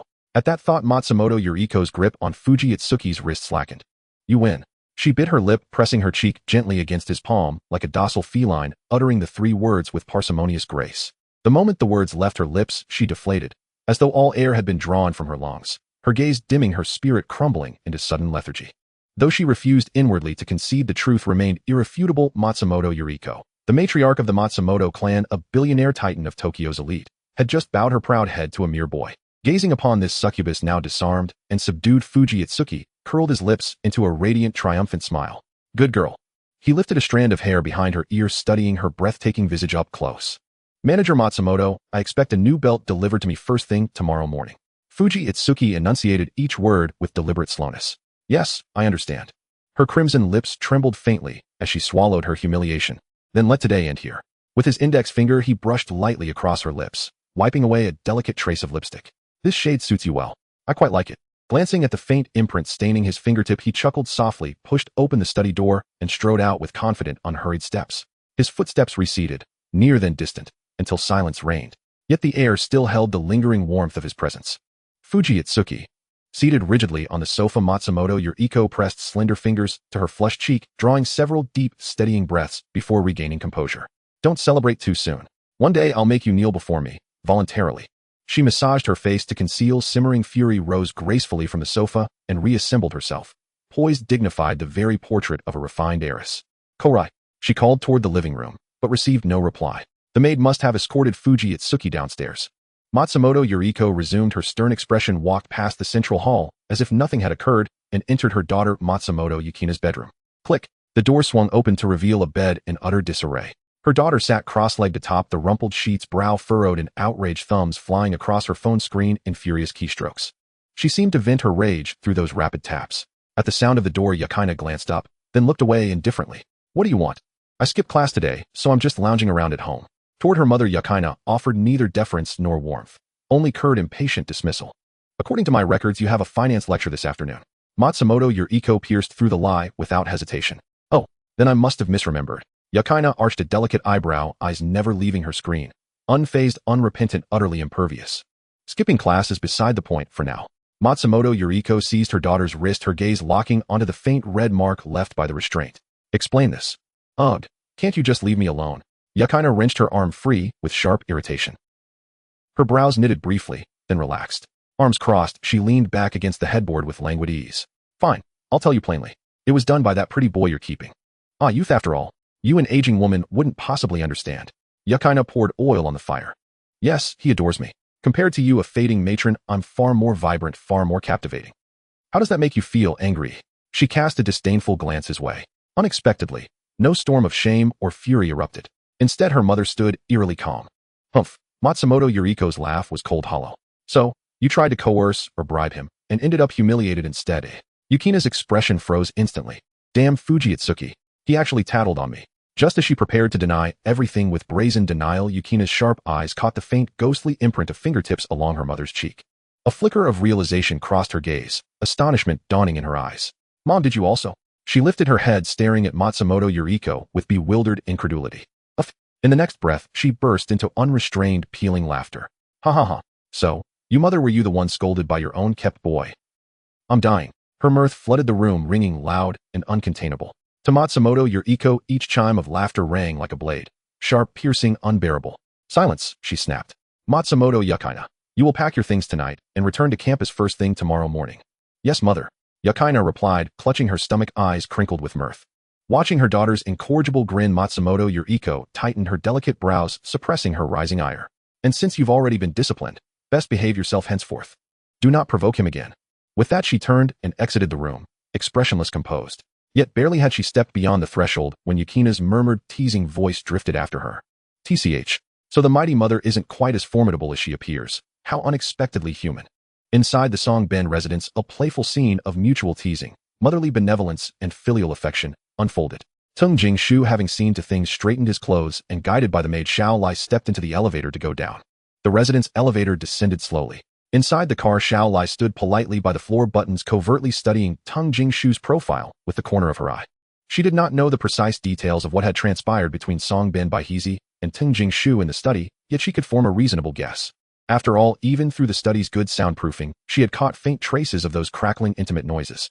For this handsome youth who had managed to hold both the madam and the young mistress in his sway, Xiao Lai blushed and marveled at the Songben household's loose morals, even as she felt a genuine, wholehearted admiration for Tung Jingshu. To be able to satisfy both the wealthy Madam Songben Baihizi and the less affluent Miss Songben Yukai, surely that in itself was a skill. It would not surprise her if before long he should naturally move into the Songben residence, and the three of them come to live together in apparent harmony. The elevator dinged as it arrived. The doors opened and Xiao Lai escorted Tung Jingshu to the building exit. Mr. Tung Jingshu, I've informed the front desk. Next time you can take the residence elevator directly and need not register in the lobby. Since he was likely to become the future head of the Songben household, it was only prudent to cultivate that connection. As a maid, such foresight was part of Xiao Lai's means of survival. Take care, Mr. Tung Jingshu will be going now. And thank you. Tung Jingshu nodded to Xiao Lai and strode off toward the bustling streets of Kaindashinshu. Ding. A notification appeared. Success. One act of vengeance against Songben Baihizi has been initiated. Reward 200 vengeance points. Reward cash 20000 yen. Ding. Character Songben Baihizi. A tribute and scrupulous manager.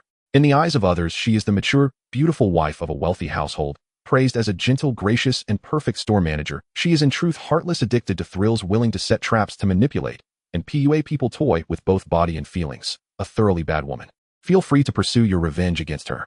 Vengeance progress 30. Ding. Success. Another act of vengeance against Songben Baihizi. Reward 300 vengeance points. Reward cash 30000 yen. Vengeance progress 70. Huangchuan Chu Dongweijiu.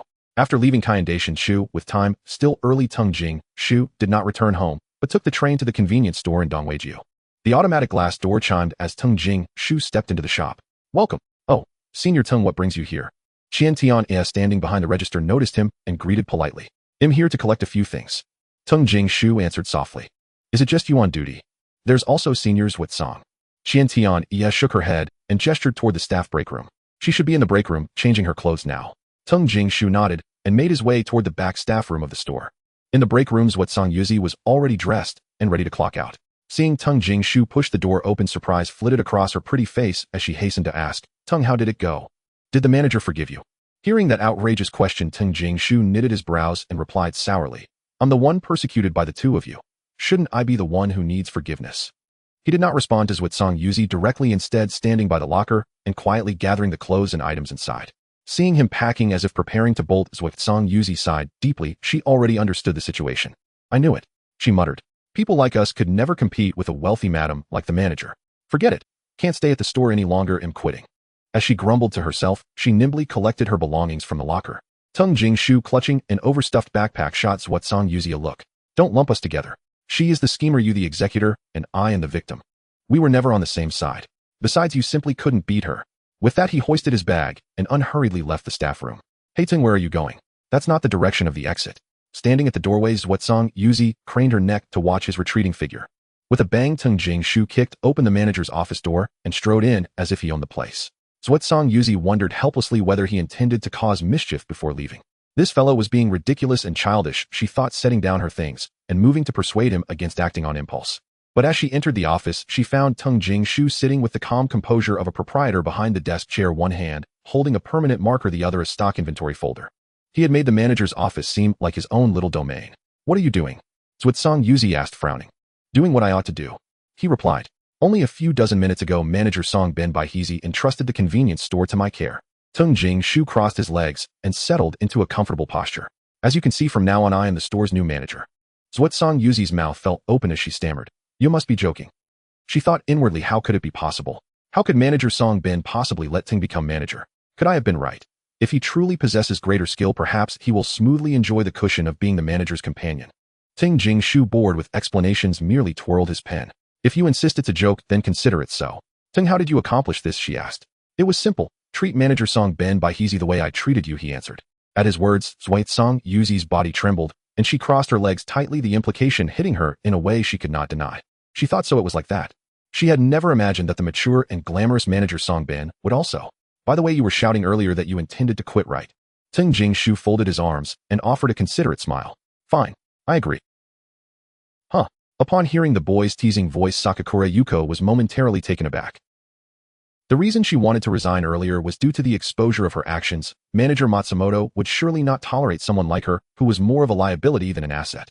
However, now that the victor was Fuji Ituki, everything was a different story. Manager Matsumoto's attention would naturally be drawn to Fuji Ituki, leaving no time to settle accounts with an inconsequential character like her. Fuji. Sakakura Yuko forced a smile and explained, sorry, I was just talking nonsense earlier. Although the convenience store cashier job is a bit tiring, the pay isn't low, not to mention that Manager Matsumoto had previously promised to double her salary. Sakakura Yuko already had a significant amount of student loans to repay, and she certainly did not want to lose this stable job. Is that so? But I took it seriously. Fuji Ituki rested his chin on his hand and pulled out a blank A4 sheet from his folder. To save us all some time, why don't you just write a resignation letter on the spot? Fuji, I'm sorry. Just consider the time we've spent together. Sakakura Yuko's tone softened, but her plea was interrupted by Fuji Ituki. Yuko, our friendship disappeared the moment you betrayed me. Fuji, address me by my title while at work. Yes. Sakakura Yuko bit her lip tightly, lowering her head in grievance. He used to call me Yuko Senpai with such warmth. But now it has turned into the cold Yuko. At some point, Sakakura Yuko realized that a thick barrier had formed between her and Fuji Ituki. The myriad words in her heart finally coalesced into a single sentence. Fuji manager, I'm sorry. Sakakura Yuko spoke in a subdued tone. Isn't it too late to apologize now, eh? Fuji Ituki's expression remained indifferent, still untouched. Click. Sakakura Yuko did not respond to his words, but turned around and skillfully locked the door behind her. Her thoughts were simple, pure, yet bold. Since a rift has formed, let's break through it decisively. What do you mean by that? Seeing the situation, Fuji Ituki frowned slightly. I mean nothing. Sakakura Yuko let her hands fall at her sides and walked sedately towards Fuji Ituki. Stop right there, that's not meaningful. Fuji Ituki maintained a stern face and said seriously, whether it's meaningful or not, you've already experienced it. There's a witness at the front desk, Asada. Besides, there's no surveillance in the manager's office. Since she had already said this much, Fuji Ituki simply chose not to speak further, putting down his raised leg and quietly waiting for Sakakura Yuko to perform. Ding. Successfully initiated a revenge attempt against Sakakura Yuko. Reward 200 revenge points. Reward cash 20000 yen. Ding. Character Sakakura Yuko, age 20, revenge progress 100. Oh. Sakakura Yuko's revenge progress has also reached 100. Fuji Ituki tilted his head to look at the beautiful woman who had just walked out of the restroom, clinging to his arm like a docile cat. Pay attention, it's working hours now. Without lingering in Sakakura Yuko's gentle embrace, Fuji Ituki decisively withdrew his hand. Yes, I understand. Feeling the emptiness in front of her chest, Sakakura Yuko felt reluctant, but did not try to hold him back. She could only silently grumble in her heart. This bad guy wasn't so serious just now. As the two brushed past each other from the back of the convenience store, Asada Ichiha cast a curious glance from the register. Sakakura-senpai, Fuji-senpai, did you two just have a fight? I saw you both storming into the manager's office, and it took a long time for you to come out. Upon hearing Asada Ichiha's words, Sakakura Yuko's face turned red in an instant, and she quickly defended herself. We didn't have a fight, it was just that Fuji was promoted by manager Matsumoto, and I was just helping him move some things. How could I possibly fight with Fuji when we have such a good relationship?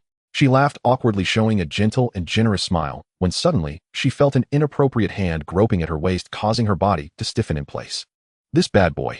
He tells me to be careful, yet he himself is completely unruly. It's probably as she said. Fuji Ituki had no intention of explaining further. After pinching her, he casually slipped his hand back into his coat pocket. Asada, are you on the night shift tonight? He looked at the short-haired girl Asada Ichiha, who was about the same age as him. If he remembered correctly, she had kindly wanted to borrow some money from him a few days ago. Yes, senpai. Asada Ichiha nodded and replied honestly. Thank you for your hard work. I'll discuss a salary raise with manager Matsumoto for you. Fuji Ituki first encouraged her softly and then readily made the promise. Since it was Matsumoto Yuriko's money anyway, and he could also return a favor to Asada Ichiha, he was naturally pleased. Goodbye, I'll be leaving now. After saying this, he took a step forward and walked out through the automatic glass door. Inside the convenience store, Asada Ichiha looked at Fuji Ituki's departing figure with a hint of confusion. A salary raise, really? And why does Fuji-senpai sound so old-fashioned, just like manager Matsumoto? Unlike her head full of questions, Sakakura Yuko stood there alone with a complex mix of feelings.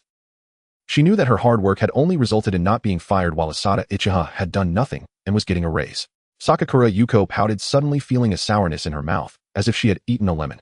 She cast a deep glance at Asada Ichiha and then left the convenience store, dejectedly feeling inexplicably strange about her current state. But she couldn't quite articulate it. It seemed like she was feeling jealous because of someone's actions. By the time he returned to the Fuji residence, it was already 9 in the evening. The living room lights were on, and 2 people were seated on the sofa. Click. Hearing the sound of the door opening, Shimizu AI turned her head to greet him. Onaikin, you're back. In contrast, Shimizu Rin beside her turned her head away like she was avoiding a plague, engrossed in her phone, treating Fuji Shu as if he were air. Fuji Shu responded with a soft sound, changing into slippers at the entrance. It was only when he saw the cool girl on the sofa that he realized today was Friday. Despite having had some unpleasantness with Shimizu Rin last weekend, Fuji Shu was in a good mood now and couldn't be bothered to argue with her. He walked past the living room sofa without saying a word and headed straight up the stairs to the second floor. He pushed open the door and entered his bedroom, plopping down into the chair at his desk. Leaning against the backrest, he sank his consciousness into the system and brought up his personal panel. Ding. Host Fuji Shu, age 18 years, skills 1. Intentional punch 2. Recording voice 3. Basic professional knowledge mastery 4. Intermediate swordsmanship items, none. Revenge points 1600 points. Available cash 1310 yen. Targets for revenge 1. Shimizu AI attribute female demon, revenge progress 100. Targets for revenge 2. Chiba Shino attribute delinquent girl, revenge progress 100. Targets for revenge 3. Sakura Yuko attribute heartless gold digger, revenge progress 100. The revenge points have once again exceeded the 1000 point barrier. Fuji Shu's eyes lit up as he focused on the number 1600 on the panel. It seemed that when the shop refreshed on Monday, he could exchange for intermediate level skills and powerful items again. You see, this time he relied entirely on the miraculous effect of the Truth Collector to pry open the mouths of both Sakura Yuko and Matsumoto Yuriko. Otherwise, even if he discovered something, Sakura Yuko could simply deny everything, leaving Fuji Shu utterly helpless. At that time, he would truly be like a mute eating bitter herbs, unable to voice his grievances. Not only would he unwittingly shoulder the blame of theft, but he would also be toyed with by that wicked woman Matsumoto Yuriko, both in spirit and body. His reputation would be ruined, and after Matsumoto Yuriko grew tired of him, he could be discarded at any time. Don't think that being noticed by a rich woman is necessarily a good thing. Even a man of iron cannot withstand the pressure beneath the steel wool. Unfortunately, the truth collector can only be used twice, and it's uncertain when the next shop refresh will occur. Fuji Shu shifted his gaze to the available cash on the panel. A total of 131000 yen, which roughly converts to over 6000 yuan. Even if it's not a particularly abundant amount, it's enough for him to initially move out of the Fuji residence and live a solitary life. Although he hasn't decided to move out just yet. Moreover, not to mention Matsumoto Yuriko's promise of a 1,000,000 yen monthly salary, having such a wealthy woman at his side means he will never lack for money in the future regardless of what else he might lack. After counting the cash in his small treasury, Fuji Shu glanced at the revenge targets on the system panel. Including Sakura Yuko, whom he had just parted ways with at the convenience store, the female demon Shimizu AI, watching TV downstairs, and the delinquent girl Chiba Shino, whom he hadn't seen in a few days. A total of 3 people had reached 100 in revenge progress. However, regarding the system's mention of the corruption of wicked women, Fuji Shu still had no clue. Troublesome.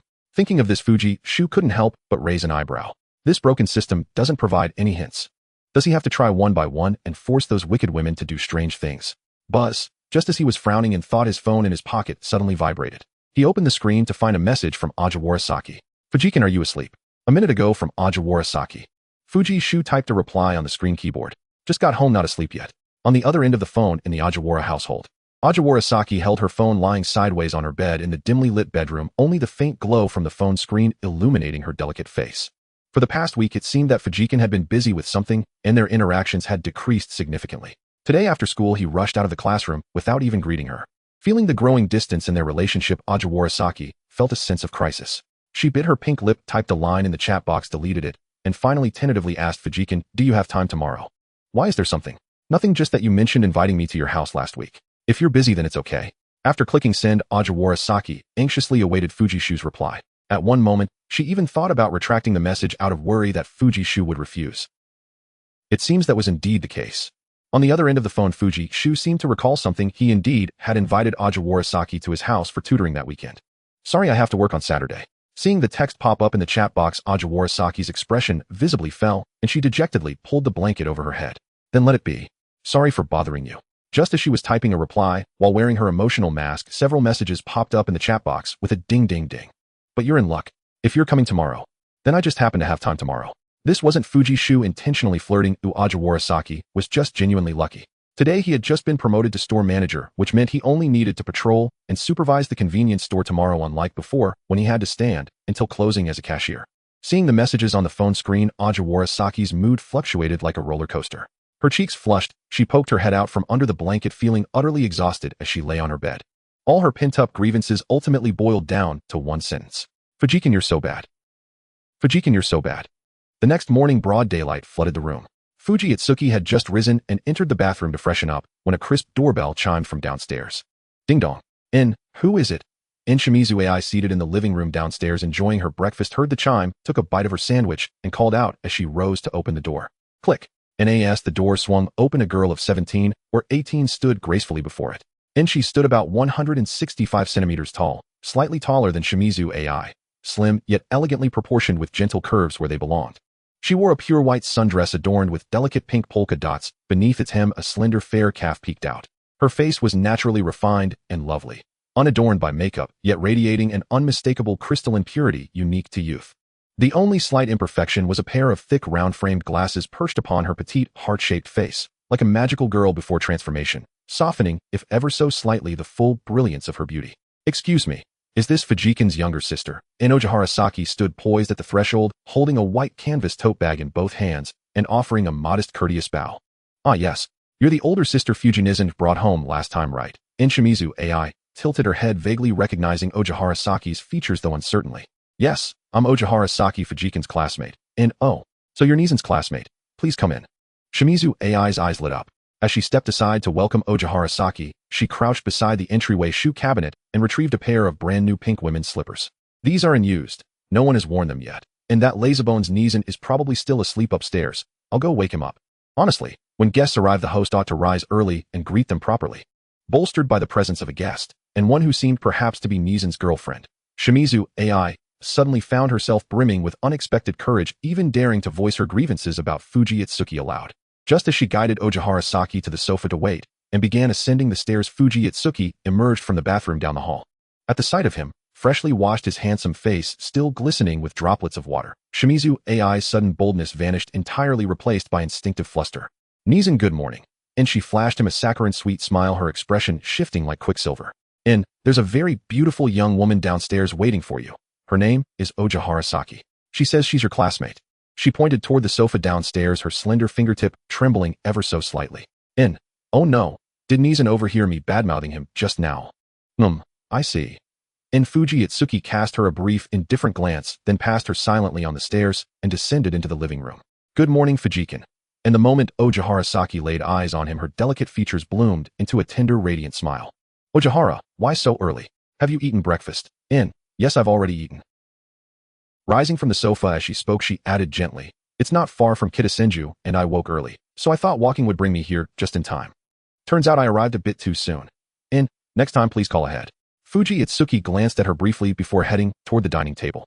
I could pick you up at your place, that would be far too much trouble for you, Fujikin. Not at all. Taking 2 boiled eggs and a slice of toast from the table, he turned his head toward Oja Harasaki. Let's go. To my room. Watching them pass by and disappear into the bedroom, Shimizu AI exhaled deeply. The weight in her chest finally settled. It seemed Nizan hadn't overheard her earlier complaints. Otherwise he'd surely declare her skin itchy again. 3 days without discipline, and she'd be scaling rooftops. Relieved, she lifted her gaze to the closed bedroom door, and felt a fresh wave of curiosity stir within her. Why would Nizan summon such a beautiful young woman to his room so early? It hardly seemed like innocent business. Should I eavesdrop on what they're doing? The mischievous thought flared, then was instantly quashed by Shimizu AI herself. No, better not. The sheer intensity of Fuji Itsuki's presence loomed too large. If caught red-handed again, the consequences were unthinkable. Inside the bedroom, Oja Harasaki stood demurely beside Fuji Itsuki, clutching her canvas tote. Though this was her second visit to his room, the first had been rushed. She'd hurriedly carried the injured Fuji Itsuki inside, leaving no time to observe. Ojihara, please make yourself comfortable. Sit anywhere. I'll be back shortly. With toast dangling from his lips, Fuji Itsuki headed downstairs to fetch a chair. While he was gone, Oja Harasaki turned and quietly surveyed the room's arrangement. A standard single bed lay beneath a sky blue duvet, one corner gently folded back. Beside it stood a pristine white wardrobe over 2 meters tall, its interior sparsely filled, its doors left ajar. Directly opposite stood a writing desk stacked neatly with assorted books, beside which rested an older model computer. All in all, though simple in layout, the room conveyed a quiet elegance, clean, orderly, and uncluttered. No tissues sat on the nightstand. The air held no trace of odd or unpleasant odors. What are you doing? Fuji Itsuki appeared in the doorway, one arm draped over a chair, the other cradling a chilled fruit drink retrieved from the refrigerator. Sorry. Startled by his sudden voice, Oja Harasaki, who had been standing by the headboard smoothing the duvet, dropped the folded fabric at once. I noticed the bed looked a little untidy, so I couldn't help tidying up a bit. No need to trouble yourself. I didn't invite you here to serve as my housekeeper. Fuji Itsuki gave a wry, resigned smile. Setting the chair down, he pressed the fruit drink into Oja Harasaki's hands, then paused, his gaze sharpening with sudden playful intensity. Ojihara, are you unconsciously slipping into some kind of role? What role? Say, Yamato Nadeshiko, or the snail girl, some archetypal paragon of domestic grace. Otherwise, why would you instinctively begin straightening my room the moment you stepped inside? No, absolutely not. At Fuji Itsuki's teasing tone, Oja Harasaki's cheeks flushed crimson in an instant. Yamato Nadeshiko is a classical Japanese ideal, a term honoring women of exceptional refinement, gentle, composed, and impeccably mannered.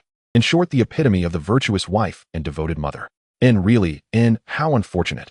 Fuji Itsuki said flatly, then let a faint knowing smile curl at the edge of his lips. As the saying goes, choose a wife for her virtue. Personally, I find girls who are both beautiful and accomplished quite appealing. Oja Harasaki froze mid-step, her thoughts spiraling in a loop. Fujikin likes beautiful, virtuous girls.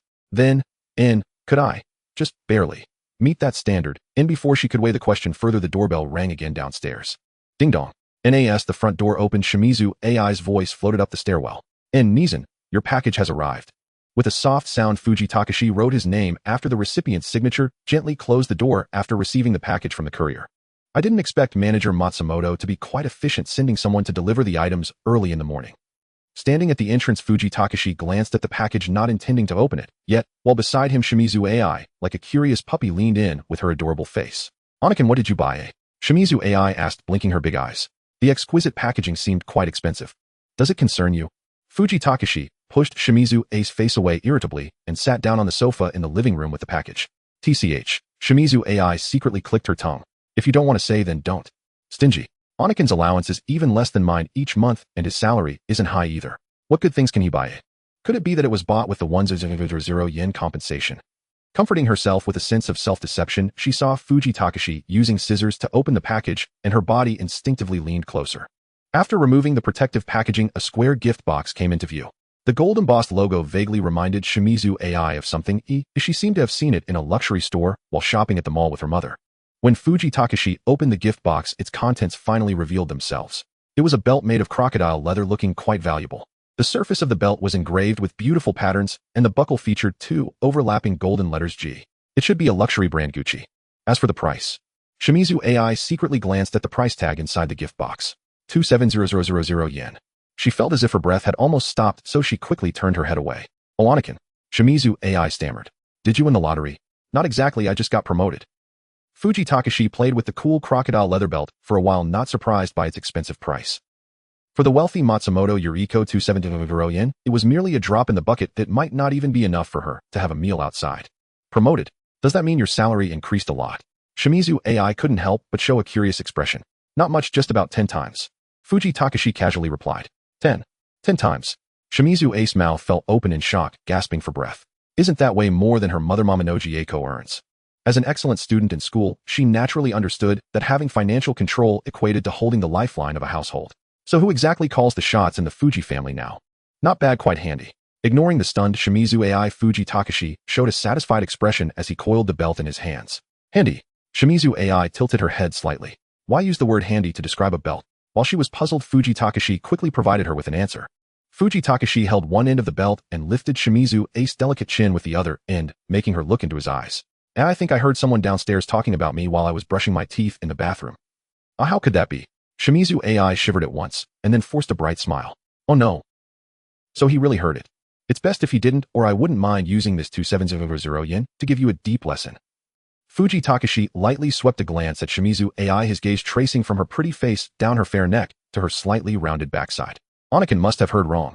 Shimizu A's soft and fair hand climbed onto Fuji Takashi's palm, gently pressing down the belt.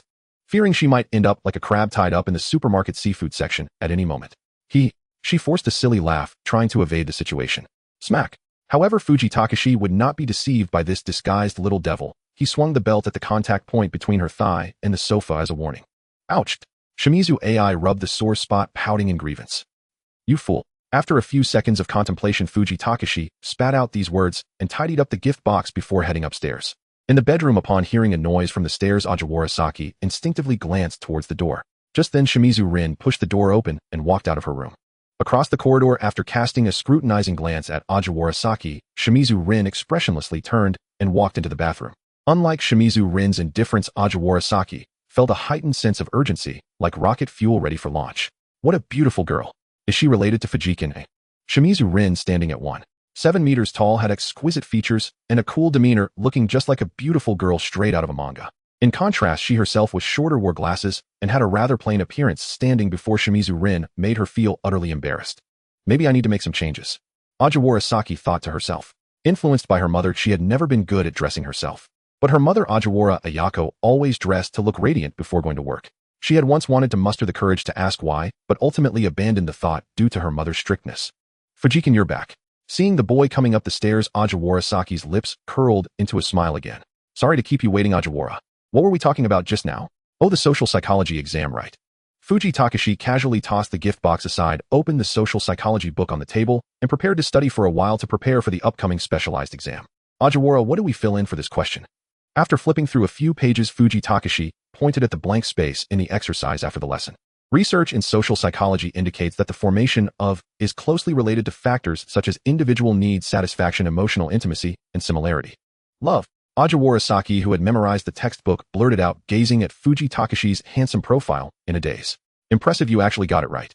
Fuji Takashi flipped to the back of the book to face the answers. When he looked up, he found the girl beside him staring at him without blinking. "Just looking, aren't you going to try a kiss?" Fuji Takashi raised the corners of his mouth, teasing to lighten the mood. "Oh, I'm sorry."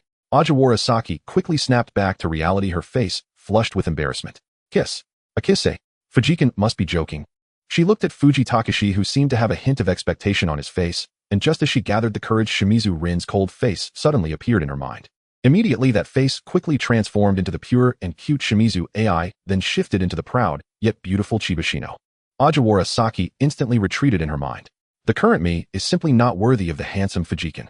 Fujikin, I suddenly remembered I have something to do, so I'll take my leave now.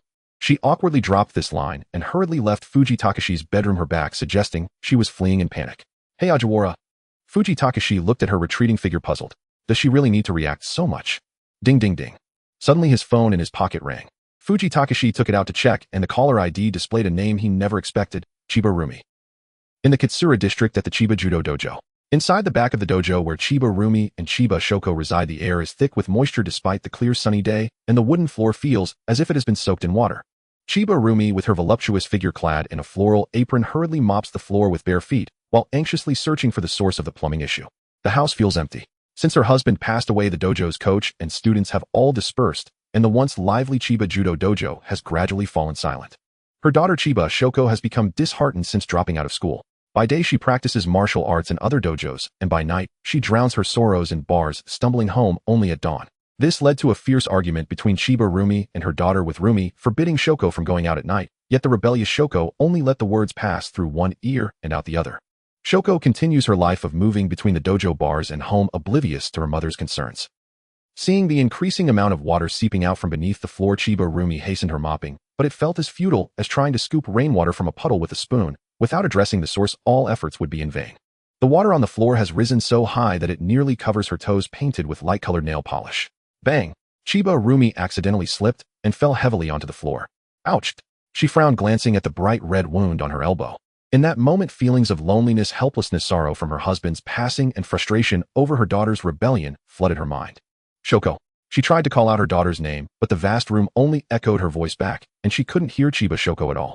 Then Chiba Rumi remembered that Chiba Shoko should still be at the dojo practicing. I need to find someone to help, otherwise I don't know how long you'll be busy alone. She bit her pink lips, got up from the floor, picked up her fallen phone, and opened her contacts. Hello, is this the plumbing company? It seems there's a problem with my pipes. What? It's Saturday, and you're not working. She hung up the phone in disappointment and looked at the other contacts in her phone. Her husband's friends, students, and even her high school classmates.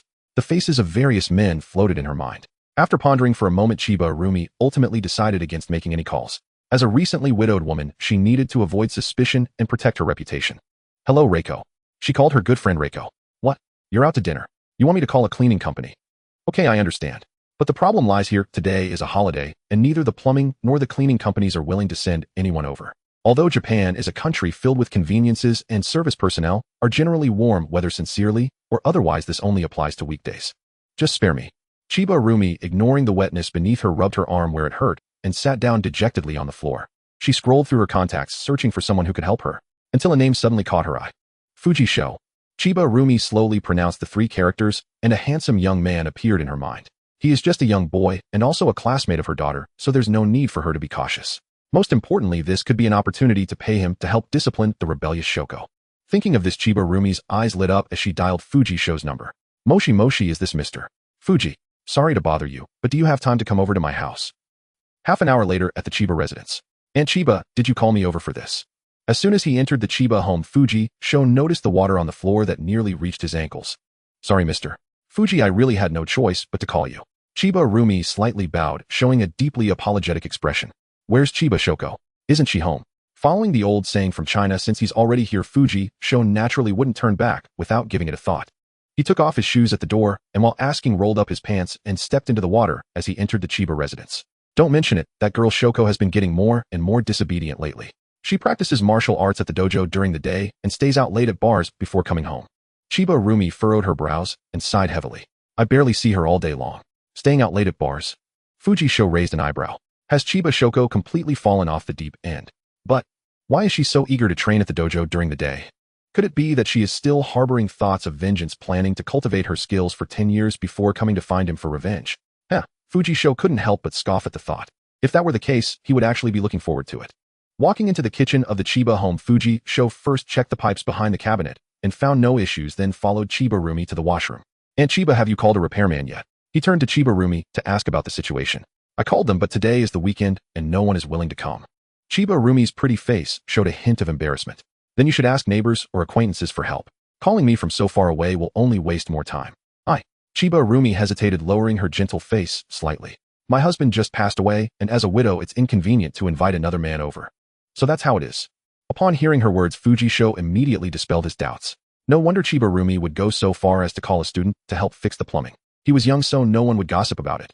And he was also a classmate of Chiba Shoko, so if neighbors asked, he could simply explain that he was visiting his friend's house.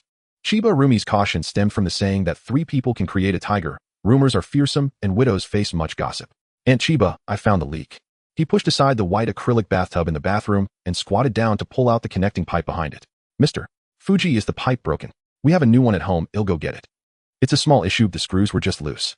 Fujisho checked around the pipe and found no obvious cracks, then took a screwdriver from the toolbox to tighten the connection. But just as he stood up ready to tell Chiba Rumi that the problem was resolved, crack. The pipe, unable to withstand the water pressure, suddenly cracked open, and the fissure quickly spread like a spider web. Splash! In just a few seconds, the old pipe burst open. Water splattered everywhere. Fujisho and Chiba Rumi, who were closest to it, were instantly drenched like drowned rats. What a hassle! After removing the broken water pipe, Fujisho tightened the screws at the joints. And Chiba, this time it's really all set. He put down the screwdriver and took the dry towel that Chiba Rumi handed him, wiping his damp forehead and cheeks. Thank you for your hard work, Fujikin. Chiba Rumi's beautiful and gentle face was filled with gratitude. It's just, I'm sorry for getting your clothes wet. It's nothing serious. Fujisho said nonchalantly, continuing to wipe his hair with the towel. Since your clothes are already soaked, Aunt Chiba, let me help you drain the water in your house as well. Oh, that's too much trouble for you, Fujizan. Chiba Rumi quickly shook her head in refusal. I can handle it myself, Fujizan, you should rest for a bit. I'll make you a cup of tea to warm you up. Aunt Chiba, one should not trouble 2 masters. Fujisho proactively picked up the mop from the bathroom. Besides, you've gotten wet too, haven't you? I can't just let you mop the floor alone while I sit here drinking tea. If we finish quickly, we can both rest sooner. He was a practical person, showing no intention of continuing the pleasantries with Chiba Rumi, and walked towards the living room with the mop. Chiba Rumi hesitated for a moment, feeling a warmth in her heart. At times when she couldn't rely on friends or family, it was only Fujisho who answered her call and agreed to come over to help. Okay, then after we finish cleaning, Fujizan, you must stay a while longer. Chiba Rumi no longer declined, as refusing would only make her seem fussy. I'll personally cook you a big meal. She smiled, gently burying her feelings of gratitude deep in her heart as she followed Fujisho into the bedroom. As the saying goes, men and women working together makes for lighter labor. While at the Fuji residence, Fujisho handled the household chores himself, and the mother-daughter duo of the Taninoki family didn't seem like they could help him tidy up the room. Chiba Rumi, being a housewife, was naturally swift with her chores. Within less than an hour, the accumulated water on the floors of the living room and bedroom was completely cleared away. Chiba Rumi pulled open the curtains on the balcony, letting sunlight pour in, and the humidity in the house gradually began to dissipate. It's finished. Chiba Rumi's delicate shoulders softened, and feeling a hint of fatigue, she knelt on the floor without grace. Thanks to you, Fujizan. She chuckled lightly, casting a grateful glance at Fujisho. It was just a small effort. The boy sitting on the floor replied softly. He supported himself on the floor, leaning slightly back, his gaze drifting through the balcony window, basking in the warm sunlight outside. Chiba Rumi was less than half a meter away from Fujisho, and she could clearly see his slightly damp bangs, his handsome features, the delicate collarbone, and the plain white shirt that seemed almost glued to his body. Gulp. Chiba Rumi's throat felt dry, and she swallowed hard. What the hell? Chiba Rumi, what are you thinking? She quickly realized her lapse and turned her gaze, saying, Fujizan, we can't just sit here waiting for the sun to dry us, can we? If you don't mind, please use my bathtub to take a warm bath to prevent catching a cold. There are some new clothes in the house that you can throw away if you don't like them, and there are also large towels available. Hearing Chiba Rumi's voice, Fujisho turned his head to look over. The woman before him was probably in her early 30s, dressed in a light yellow home outfit with a floral apron hanging from her chest. Due to the earlier burst of the water pipe, Chiba Rumi had also gotten quite wet. Her hair was damp, and the apron clung tightly to her front, accentuating her voluptuous figure. All right. Although they were the clothes of a deceased person, at least they had never been worn, so Fujisho felt no reservations. Aunt Chiba, you go first. I'm not in a hurry. Fujisho adjusted to a comfortable sitting position, lazily soaking up the sunlight. To be honest, enjoying the sun after working is one of life's great pleasures. No way. Chiba Rumi decisively shook her head in refusal. How can I let a guest wait? Fujizan, you wash first. I'll go find you some clothes. After saying this, she stood up and walked into the master bedroom of the Chiba house. When she came out again, Chiba Rumi was holding a set of brown shirt and shorts, but there was no underwear. Fujisho said nothing and walked straight into the bathroom with the clothes. Let it hang empty, it was hot outside anyway, and he could cool off. Swish swish. Watching the boy walk into the bathroom, accompanied by the sound of water, the shower began to spray. Chiba Rumi was in a flurry, standing in the center of the living room, pushing the faintly enchanting feeling deep into her heart. Just then her long quiet heart began to race, due to Fujisho's presence. I must be too tired.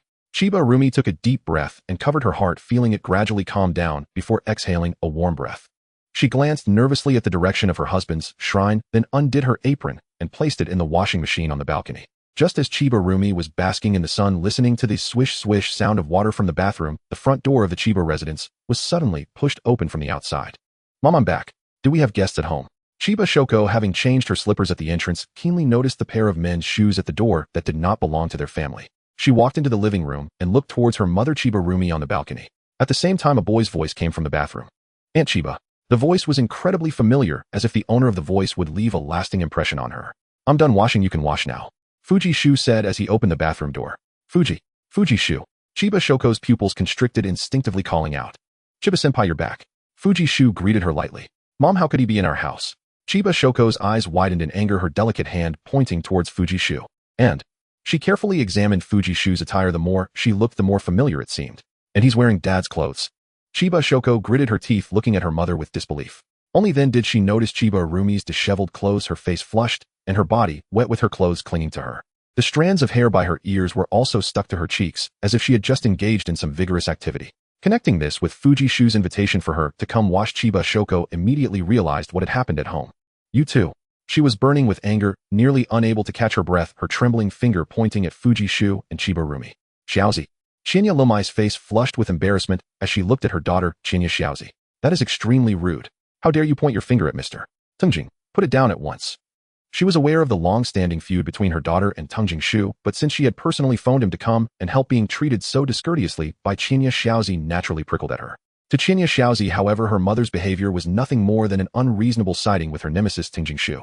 Tengjing Shu merely shrugged, adding fuel with a casual smirk. "It's fine, Aunt Qianya. It's not the first time senior sister Qianya has given me the cold shoulder." "You?" Hearing Tengjing Shu's mocking syrupy tone, Qianya Xiaozi ground her teeth. The pretty face beneath her golden hair twitched involuntarily. That bastard. Nothing but a pretty face who flaunted his influence thanks to her mother, and all the while pretending to be some helpless victim. All of those moves, they were exactly the tricks she had once used against Tengjing Shu herself. "If my presence makes senior sister Qianya uncomfortable." Tengjing Shu dried his damp hair with a towel. When he felt sufficiently dry, he politely said to Qianya Liumei, "Aunt Qianya, allow me to take my leave." He pressed the towel into Qianya Lumai's hand and turned toward the front door. "Oh, Mr. Tengjing."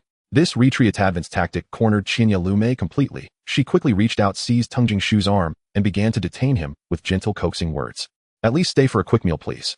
"Xiaozi doesn't mean it that way." She gripped his wrist firmly, then turned with a stern expression to glare at her daughter, Qianya Xiaozi. "Xiaozi, what are you standing there for? Apologize to Mr.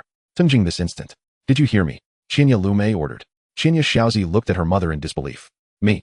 Apologize to the one who made me drop out of school? Mom, are you out of your mind?"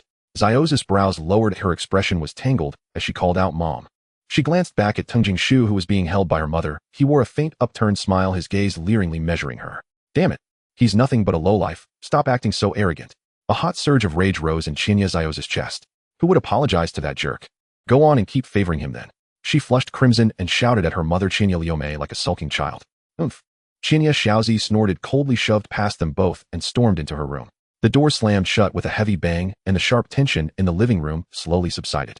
Qianya Liumei, exhausted by her daughter's defiance, slumped onto the sofa. She forced a strained smile toward Tengjing Shu, her gentle beauty shadowed by fatigue. "Mr. Tengjing, I apologize for the scene. Since dropping out, Xiaozi's emotions have been very unstable." Tengjing Shu adopted an air of nonchalance as he sat down beside Qianya Liumei. After all, dealing with a defeated opponent like this was well within his capabilities. "It's my fault for not disciplining her strictly enough. When her father was alive, Xiaozi was a much more obedient child." Qianya Liumei covered her face with her hand, her slender shoulders trembled with a mournful note in her voice. "If Jianni watches over us from the heavens, head surely reproach me harshly. You can't place all the blame on Aunt Qianya." Tengjing Shu patted her frail shoulder and spoke softly in consolation. "Senior sister Qianya is already 18 and she has her own considerations in life. Even a mother cannot completely control every aspect of her daughter's path." Hearing Tengjing Shu's words, Qianya Liumei felt a small measure of relief. "But," she sighed, lowering her head, "I can't just let Xiaozi sink further. She's been spending every night at bars and doesn't come home until the early hours." At that, Qianya Liumei suddenly looked up as if struck by a thought. Her eyes brimmed with a hopeful pleading as she turned toward Tengjing Shu. "Mr. Tengjing, please help me." She clasped his hand tightly in both of hers. Supplication was written across her lovely egg-shaped face. Tengjing Shu raised an eyebrow at the warmth in her palms. Internally he wondered, what does this have to do with me? He was puzzled. How had this suddenly become his matter?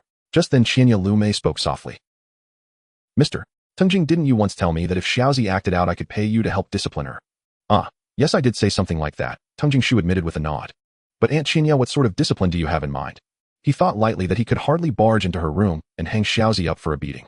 That would be cruel, but then again for the right price, almost anything could be negotiated. If possible, I want Xiaozi's life put back on the right track. Sensing the atmosphere was growing too intimate, Qianya Lumei's cheeks flushed faintly, and she released Tengjing Shu's hand. Aunt Qianya, be clearer about what you mean, Tengjing Shu said, puzzled. What did she mean by right track? Before becoming a gang leader, Xiaozi had been a troublesome, aimless delinquent. Mr. Tengjing, I mean that although Xiaozi quit school, she could still retake the college entrance exam. Qianya Lumei straightened, bowed respectfully to Tengjing Shu, and said solemnly, so I hope you can take steps to help her discard bad habits and quietly prepare at home for next year's exam. Whatever her grades, at least give her a chance to go back to school. Please, Mr. Tengjing. Qianya Lumei knelt on the sofa, folding her shapely legs beneath her and bending forward with earnest pleading. Through her loose loungewear, Tengjing Shu caught a glimpse of the gentle curve at her chest. Aunt Qianya, I'm just an ordinary student, not someone who runs a reform school. He glanced away after a few looks, crossing his legs and putting on a mock serious posture. The notion that he could make that golden-haired delinquent Xiaozi sit quietly at home and study was laughable. He might as well string her up and give her a good flogging. If one beating failed, two would do, subject her to enough discipline, and she would grow obedient. Coincidentally, Songbin Bai Hezi had just gifted him a rather costly belt. It was very handy. Seeing Tengjing Shu's silence, Qianya Lumei bowed, even lower, squeezing her waist imploringly. Please, Mr. Tengjing. He'll pay 5,000 yen. Hearing the figure, Tengjing Shu cleared his throat and showed a flicker of hesitation. Aunt Qianya, you know senior sister's temperament. She won't be tamed so easily. The implication was clear. Raise the price. 1 million yen. Determined that her daughter change, Qianya Lumei doubled the offer without blinking. Deal. The sum evidently met Tengjing Shu's expectations. He agreed with a smile. I'm counting on you. Qianya Lumei brightened and once more held Tengjing Shu's hand. The two of them secretly reached an unspeakable $1 million deal while carrying Qianya Xiaoji on their backs. After this, Qianya Lumei entered the bathroom with her clothes to take a shower, while Fuji Shu wandered around the Qianya residence in boredom. Fuji Shu was not in a hurry regarding the discipline of Qianya Xiaoji, as the money had not yet arrived. He looked at the memorial portrait placed in front of the altar in the living room, walked over, picked up a lighter, and lit a stick of incense. After all, wearing someone else's clothes, lighting incense is a way to express condolences. After inserting the incense into the burner, Fuji Shu turned and walked toward the kitchen of the Qianya household. To say the least, Qianya Lumei truly lived up to her role as a full-time housewife. The kitchen was tidy and bright, and upon opening the refrigerator, various fresh vegetables filled it to the brim. Fuji Shu skillfully put on an apron, took out frozen pork from the refrigerator to thaw in the sink, and deftly chopped a potato on the cutting board. He paused, put down the knife, and suddenly realized that he could only make authentic Chinese cuisine. As for Japanese food, he felt he was only half prepared and should avoid embarrassing himself. He seemed to recall something, pulled up the system panel, and immersed his consciousness in the system shop. Skills 1. Basic painting 100 revenge points. 2. Basic Japanese cuisine 100 revenge points. With a thought, Fuji Shu immediately exchanged for both basic Japanese cuisine and basic painting. Such inexpensive and practical life skills would surely come in handy in the future. Just 200 points, he could find opportunities to bully. No, he meant to take revenge on Shimizu AI and Shimizu Rin, and perhaps he would hit a jackpot again. As the revenge points on the panel changed from 1600 to 1400, Fuji Shu had fully mastered the skills of painting and Japanese cuisine. Just as he was chopping the chicken leg with a bang bang bang, Qianya Lumei, dressed in a loose khaki t-shirt and form-fitting shorts, entered the kitchen, brushing her smooth black hair. Mr. Fuji, what are you doing? Qianya Lumei spoke first, as if snatching the cutting task from Fuji Shu's hands. There's no reason for a guest to cook. I'll leave this to me, and you can relax on the sofa. I apologize, though I was just a bit eager. Fuji Shu replied with a faint smile. Mr. Fuji can cook. A curious expression appeared on Qianya Lumei's gentle and beautiful face. Aunt Qianya, have you forgotten? I am an orphan. If I couldn't cook, I would have probably starved to death. I'm sorry. Hearing the nonchalant tone in Fuji Shu's voice, Qianya Lumei fell silent for a moment, her delicate face showing a hint of guilt. Oh, Mr. Fuji, could you help me out? She beamed a gentle smile. If someone helps, it would lighten my load, just like how we worked together to tidy up the room earlier. Sure, since I'm doing nothing anyway. Fuji Shu also smiled warmly. If the system could assign side tasks, he would definitely see a continuous favorability 111 popping up over Qianya Lumei's head. Amidst the clattering of pots and pans, the two busily worked in the kitchen. Do. Suddenly the phone in Qianya Lumei's pants pocket rang. She pressed the green answer button and held the phone to her ear. Moshi. It's the staff from the funeral home. What is it? Oh, it turns out a few of Jian Yi's belongings were left uncollected. Yes, I'll go over now. After hanging up, Qianya Lumei stuffed her phone back into her pants pocket. Mr. Fuji, I apologize for leaving you. I need to go to the funeral home to collect my husband's belongings. He'll leave the house to you for now. As she said this, Qianya Lumei herself was taken aback. It seemed that while repairing pipes, cleaning, and cooking together, she had unconsciously regarded Fuji Shu as a close family member. No, it should be more like a trustworthy friend. Don't worry, Aunt Chinya, I will call Chinya Shueji out for dinner on time. Okay. Fuji Shu replied softly on the surface, while secretly pondering how to take care of the discipline of Chinya Xiaoji while Chinya Lumei was away. Then I'll trouble you. Chinya Liumei, unaware of his intentions, walked into the bedroom to change clothes. When she came out again, she was holding a large bundle of Fukuzawa Yukichi. Mr. Fuji, here is 1 million. If you don't want cash, we can do a bank transfer when I return. With that, Chinya Lumei directly stuffed the money into Fuji Shu's arms and hurriedly grabbed her car keys to leave the Chinya residence. This, Aunt Chinya, doesn't she fear that I might run off with the money? Fuji Shu turned to look at her departing figure, and after storing the money in the system space, he served a steaming plate of chicken to the dining table. If he guessed correctly, Chinya's Iota's strong reaction earlier was likely because she mistook him for her mother's lover. After all, he and Chinya Lumei were both in disheveled clothes and had invited each other to take a shower, which was hard not to misunderstand.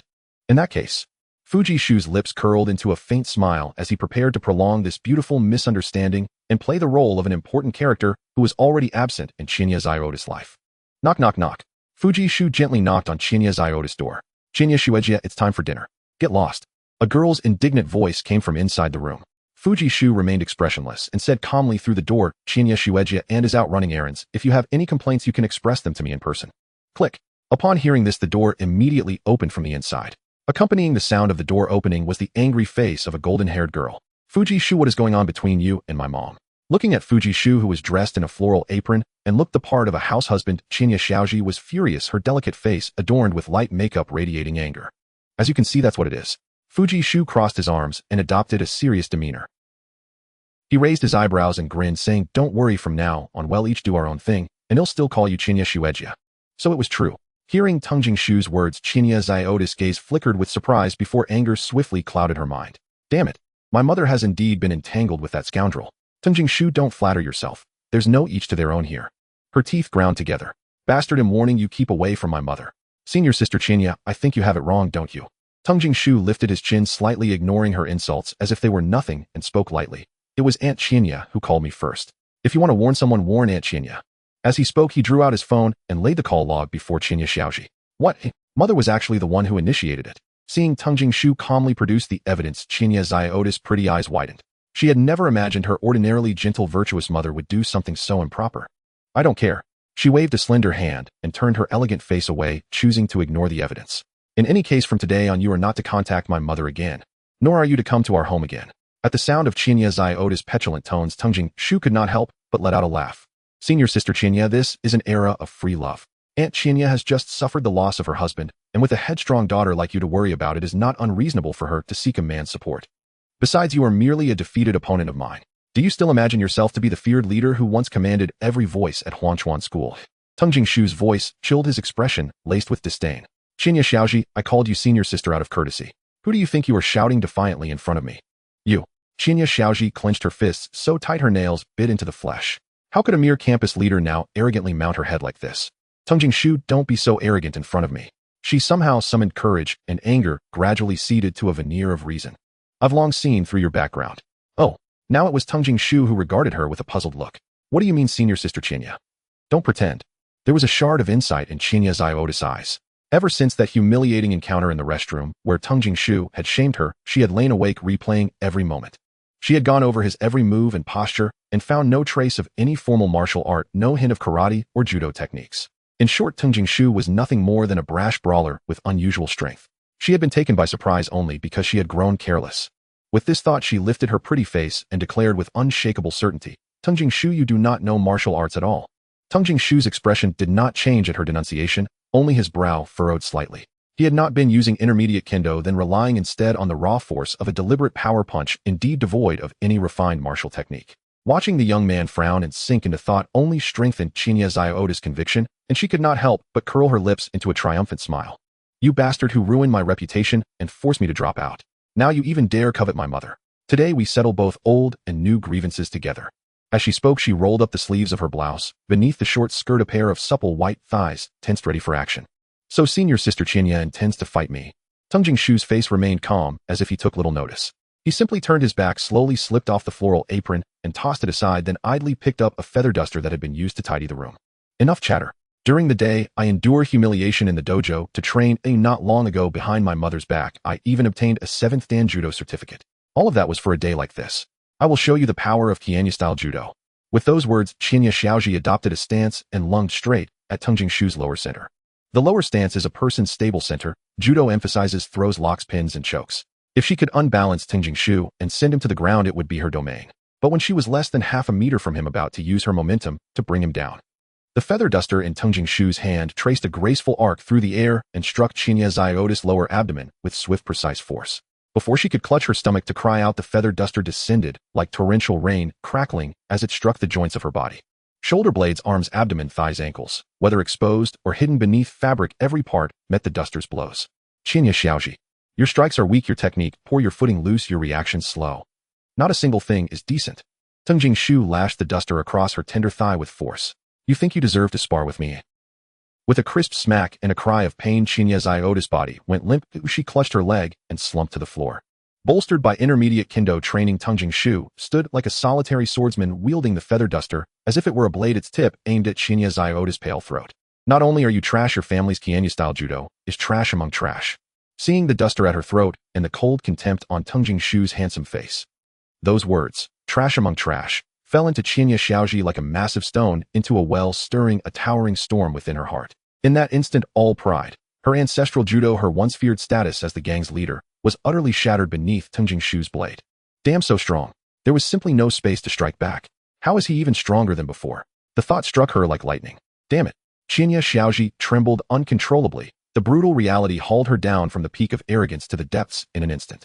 Both heart and body ached. A mist rose in her eyes, and before she could stop it, tears began to fall. She sobbed and wiped at the wetness, trying vainly to salvage a shred of dignity. But no matter how she reached up to wipe them away, the tears flowed unceasingly, refusing to be stilled. Wah. You are not. Qianya Xiaoji's shoulders shook. Her golden hair, once glossy and obedient, seemed to lose its luster. You said you did not know martial arts, didn't you? Her eyes were rimmed red as she looked at Teng Jingshu with tear-filled pleading. The once imperious Qianya leader now resembled a wronged, whimpering pup. You are not wrong. I truly do not know unarmed martial arts, Teng Jingshu said calmly, then slowly curved the corner of his mouth. But I never said I did not understand kendo. The way of the sword. Kyoba Shoko's hollow eyes streamed with tears as her body collapsed lifelessly onto the floor, utterly drained of strength. Whether martial arts or swordsmanship, defeat was defeat. From this moment onward, she had no path to redemption. Stop your sniveling. Fuji Itsuki callously lifted Kyoba Shoko's chin with a feather duster. Didn't you just now sneer, get lost, and curse me as a bastard senior sister? Then keep being arrogant, keep shouting. Snap. Fuji Itsuki struck her shoulder with the duster. HSS. Kyoba Shoko instantly recoiled, her graceful frame tightening as she drew in a sharp, icy breath. I'm sorry. She surrendered, the pride now crushed beneath Fuji Itsuki's foot, forcing the words from her throat. Too quiet. I can't hear you. I'm sorry. A flush of humiliation burned across Kyoba Shoko's delicate cheeks as she raised her voice against her will. Back at school, it was my fault. I shouldn't have joined Onodera and the others in bullying you and student Ojihara. So, is that all your remorse amounts to? Fuji Itsuki lifted her chin once more. I truly apologize, Kyoba Shoko whispered hoarsely, craning her neck upward, tears brimming as she met his gaze. Moi. Fuji Itsuki narrowed his eyes slightly, yet that single subtle gesture shattered her last defense like the final straw breaking the camel's back. Sobbing uncontrollably, her voice raw and trembling, she begged his forgiveness. I was wrong. I truly understand my error. Wah. Her shapely, supple form pressed flat against the floor, her forehead struck her own wrist with a heavy, solemn thud. A textbook Dajiza, full prostration, forehead to ground. She began questioning herself. Had she truly been mad to drag Fuji Itsuki into the girls' restroom that day for a beating? What good is mere regret? Can spilled water be gathered back into its cup? Just moments ago you demanded we settle both old and new grudges. Wasn't that your very cry, eh? Fuji Itsuki's expression remained cold as he discarded the duster and kicked Kyoba Shoko over. I'm sorry. She bit her rose-pink lips, rising shakily from the floor, her eyes pleading with him. I'm the one who erred, not my mother. Please don't contact her again. I don't want her forming a new family with someone else. Fuji Itsuki, please. Tears the size of pearls spilled ceaselessly from Kyoba Shoko's eyes as she clenched her teeth on her pink lower lip. Gone was every trace of the haughty, untouchable delinquent queen she'd once been. I'll do anything for you. Anything you say. A faint knowing smile curled Fuji Itsuki's lips. This was exactly what he'd been waiting for. Fine. Fuji Itsuki murmured softly, crouching down to gently stroke Kyoba Shoko's golden hair. His hands cradled her delicate, lovely face as their eyes locked. Senior sister Kyoba, You withdrew voluntarily, so you still retain eligibility for the National University Entrance Examination, correct? Whether a high school or university student, voluntary withdrawal, unlike expulsion, preserves one's right to sit the exam. Wow, what do you mean? Staring up at Fuji Itsuki's handsome face, so close she could feel his breath, she felt her heart spiral into chaotic disarray, his sudden tenderness utterly disorienting. Didn't you just vow to do anything? Fuji Itsuki's lips curled higher as his voice rang with unwavering authority. I command you study diligently and gain admission to the University of Tokyo. Gain admission to Todai. A thunderclap split her mind, leaving only stunned hollow silence. I'm sorry. She moistened her pink lips, then bowed her head stiffly like a puppet whose strings had gone slack. I can't do it. Can't, huh? Then don't blame me. He withdrew his hands from her cheeks and rose, cold, detached, as if discarding a spent tool, and turned to walk away. Don't go. Kyoba Shoko lunged forward, clutching the hem of Fuji Itsuki's trousers. Could you loosen the condition just a little? She lifted her face, gazing up at him with desperate, pleading eyes, like a beggar on the roadside awaiting alms from a passing stranger. Or, perhaps replace it entirely. That was the University of Tokyo, the sacred summit in every Japanese student's heart. How could she, an ordinary student, with a deviation value of 50, possibly scale such heights? Yet Fuji Itsuki's expression remained impassive, unmoved. You're a defeated general. What gives you the right to bargain for leniency? Kyoba Shoko's slender frame trembled faintly as she strained to think. I. Her voice faltered, her cheeks burning crimson, as she stammered, unable to meet his eyes. Humph. Fuji Itsuki scoffed. Do you honestly believe you're captivating? Your hair dyed the color of a golden retriever, pierced ears stacked with rings, bubble socks, thick eyeshadow. You smoke, you drink. Every vice fully indulged. And you vanish into bars night after night, never seeing daylight. Where, pray tell, is the trace of a maiden left in you? Shamed by his scathing words, Kyoba Shoko lowered her head even further, as if trying to bury herself into the earth. Shut up. She squeezed her supple pale thighs together tightly. I've never even been on a single date. How could I possibly be as wretched as you claimed? Huh, Fuji Itsuki sneered. Is that so? With a swift motion, the curtains were drawn open, allowing the fervent afternoon sunlight to pour in through the window. Fuji Tree opened the window to let in some air, dispersing the lingering scents within the room. He went to the balcony to take down the clothes that Chiba Yum had hung out to dry earlier. I've already prepared the meal. If you're hungry, heat it up and eat it yourself. Fuji Tree glanced over at Chiba Shoko. From today onward, no more visits to the dojo or the bar. Just stay at home and focus on your studies. Even if you can't get into Tokyo University, at least aim for a school with a deviation score above 60. A deviation score of around 60 for Japanese universities roughly equates to the domestic 211 schools, such as Saitama University and Nara Women's University, both of which have a deviation score around 60. Setting the bar high might lead Chiba Shoko to give up, while setting it too low could reinforce her bad habits and neglect her studies. A score of 60 was just right to keep her energy focused on learning. Don't harbor any false hopes. I will check on you at irregular intervals. Did you hear me? Humph. Chiba Shoko crossed her arms and leaned against the headboard, seemingly ignoring him, letting out a cold huff before turning her head away. Seeing this, Fuji Tree refused to indulge her and walked over, gripping her chin. What's this? Can't you recognize your own position and dare to give me attitude? Feeling the masculine aura radiating from Fuji Tree, Chiba Shoko lowered her head, resembling a docile golden retriever, pressing her cheek against his hand. Yes, I understand.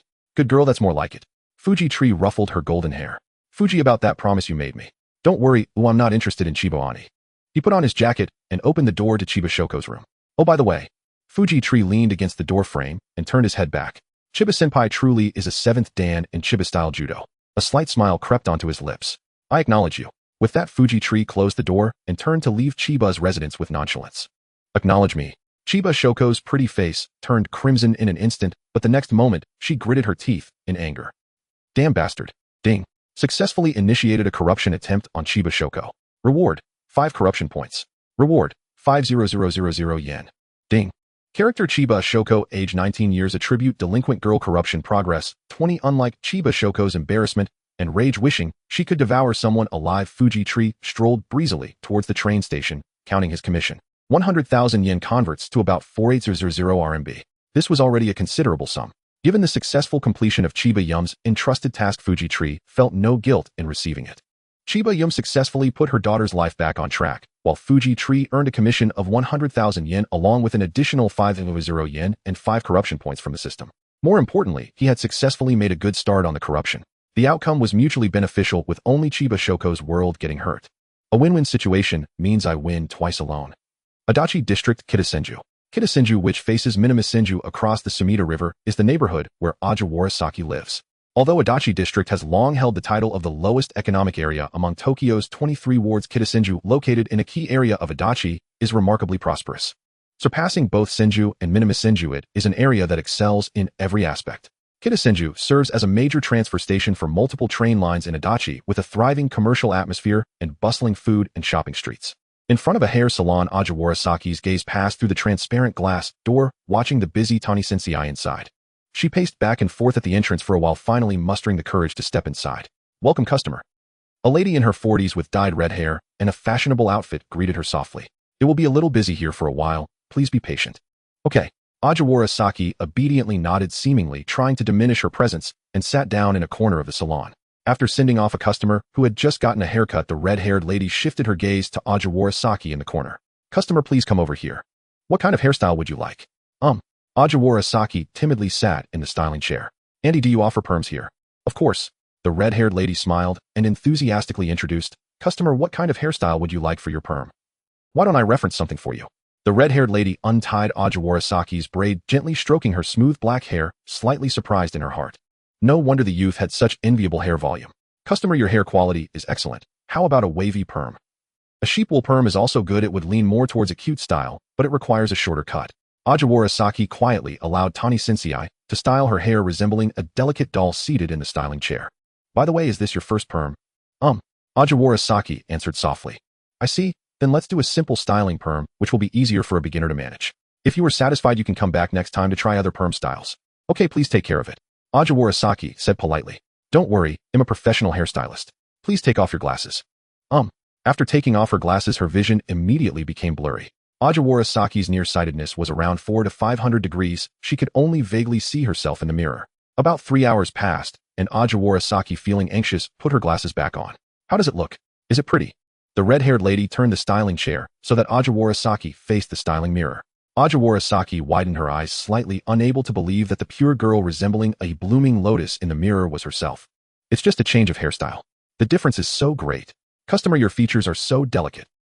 You should visit the shopping streets of Shibuya and Ginza. There are many talent scouts there. With your beauty, you could definitely debut and become a big star." The red-haired lady clapped her hands, generously showering her with compliments.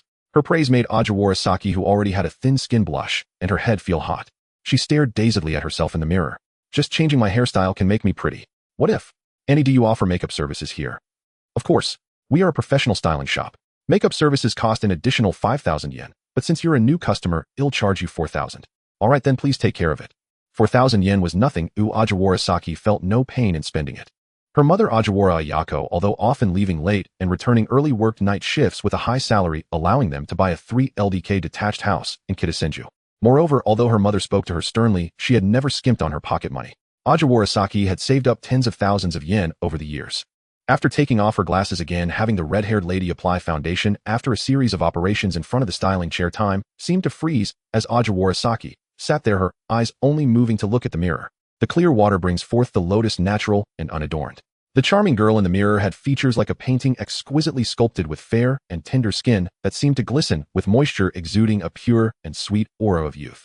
Just like an inconspicuous passerby after forming a contract with a pet, transformed into a dazzling magical girl. "Auntie." Ajiwara looked at the red-haired lady with the gaze of a creator. "May I ask, can you teach me how to do makeup?" You don't know how to do makeup?" The red-haired lady looked slightly surprised. "How rare. Is it really possible that there are still young girls who don't know how to do makeup these days?" "Sure." Despite her surprise, the red-haired lady readily agreed. Just when Ajiwara thought she would have to pay for a class and follow behind to learn step by step, the red-haired lady pulled out her phone from her pocket. "If you want to learn makeup, you can follow my Instagram account. I share makeup tips every day, and there are even free makeup tutorials available there. Oh, and if you want to improve your fashion sense and learn how to dress, I also have a secondary account." Ajiwara tilted her head in confusion, her beautiful face seeming to become even cuter. In Arakawa Ward Chiba residence. Click. With a key, Chiba Rumiko unlocked the door, one hand carrying a plastic bag, while the other pushed the door open, stepping into the Chiba home. The living room was empty, devoid of any presence. The dishes on the dining table had long gone cold, showing no signs of having been touched. "Mr. Fuji." Chiba Rumiko called out into the vacant room, walking to the balcony, only to find that the clothes she had previously hung out to dry had already been taken. Could it be that he went back? Chiba Rumiko murmured to herself, then pushed open the door to her daughter Chiba Sayaka's room. "Sayaka, Mr. Fuji." Upon seeing the scene in the bedroom, Chiba Rumiko's voice suddenly caught in her throat, her warm eyes filled with surprise. Her daughter Chiba Sayaka, who usually rebelled and was rarely seen during the day, was unexpectedly sitting at the head of the bed, intently reading a book. Has the matter already been settled? Is Mr. Fuji really this efficient? Chiba Rumiko felt a slight doubt in her heart. Mom, are you looking for Mr. Fuji? Chiba Sayaka shifted her gaze from the textbook, looking up at her mother. So he left before you came back. What a pity. Oh, I saw that the food on the table hadn't been touched at all, Chiba Rumiko said with a hint of regret, then stretched her fair neck to look at the book in Chiba Sayaka's hands. Sayaka. She hesitated. Are you studying? Sort of. Chiba Sayaka replied vaguely. I've decided not to go out and mess around for a while. I plan to stay home and prepare for next year's exams.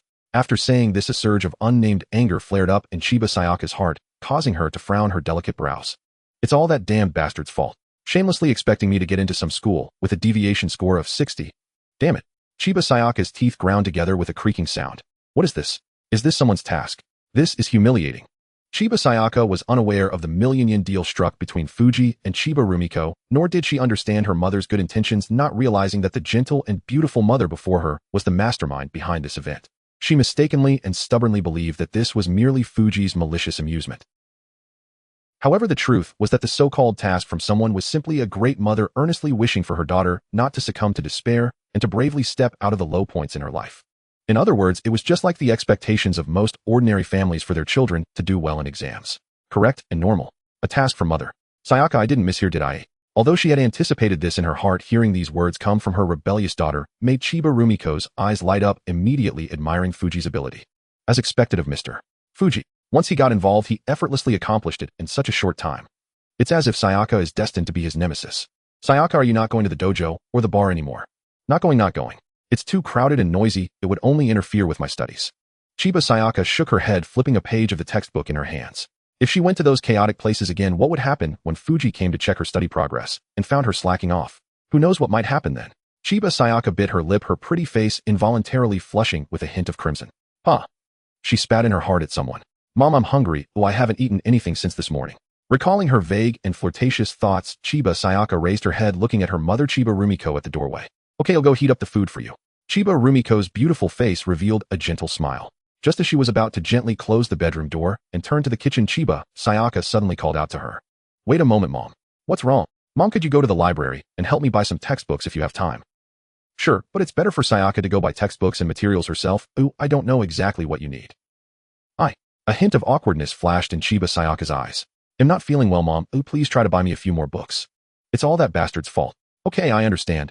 Chiba Rumiko nodded, having no objection to her daughter's request. She quietly closed the bedroom door and walked towards the Chiba family's kitchen. In Adachi Ward, near Kitasenju. After leaving the hairstylist, the air seemed to become much fresher. It must be the illusion after a makeover, Ojihara Saki thought to herself. She held her phone, walking along the streets of Kitasenju while checking the 2 new follows on her Instagram. One was about beginner makeup tutorials, and the other was about teenage fashion. In this age of internet traffic, there was no shortage of online tutorials for women's makeup and fashion. Following the recommendations of the Instagram blogger Ojihara Saki, entered the mall and purchased several sets of cosmetics. The terms used by the saleswoman regarding concealers, sunscreens, skin friendliness, and skincare left her utterly confused. However, Japanese salespeople are generally very patient. Seeing that Ojihara Saki looked young and sweet, they not only personally demonstrated the products on her face, but also gifted her several sets of samples before she left. Thank you. Ojihara Saki softly expressed her gratitude. This was her first experience of enjoying the so-called beauty dividends in her life. How should one put it? Her mood was somewhat peculiar, as if walking on cotton candy. Everything felt light and airy. Carrying a few shopping bags out of the cosmetics store, Ojihara Saki aimlessly wandered through the mall. After scrolling through the teenage fashion on Instagram, her eyes brightened, and she turned to enter a nearby Uniqlo. Upon entering the Uniqlo clothing store, a young saleswoman immediately approached her. Seeing Ojihara Saki, whose features were exquisite and resembled a young idol, the saleswoman widened her eyes slightly, and then revealed a standard smile. Excuse me, would you like me to recommend something? How about this jacket? It's a popular item of the season.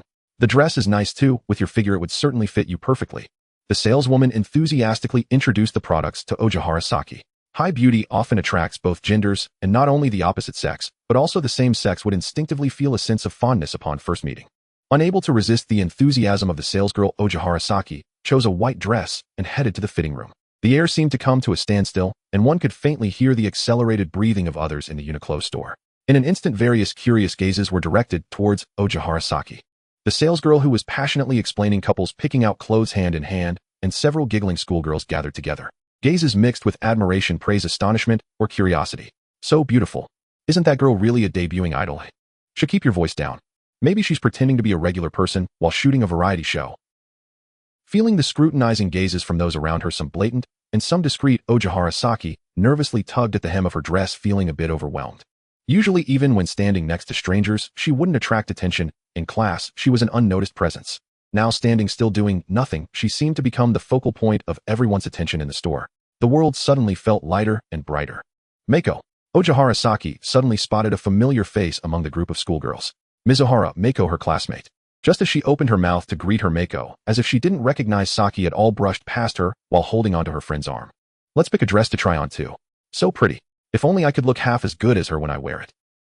The girl named Mizuhara Mako walked past Ojihara Saki, glancing at her before heading towards the back racks of the store. Noticing Mako's slightly envious gaze, Saki extinguished her desire to greet her. Mako. Seems like she didn't recognize me. They'll take this one, please wrap it up for me. Ojihara Saki stood in front of the fitting mirror, looking at her pure and sweet reflection, a slight smile spreading across her lips as she turned to the salesgirl. Customer, you look truly beautiful, the salesgirl sincerely complimented.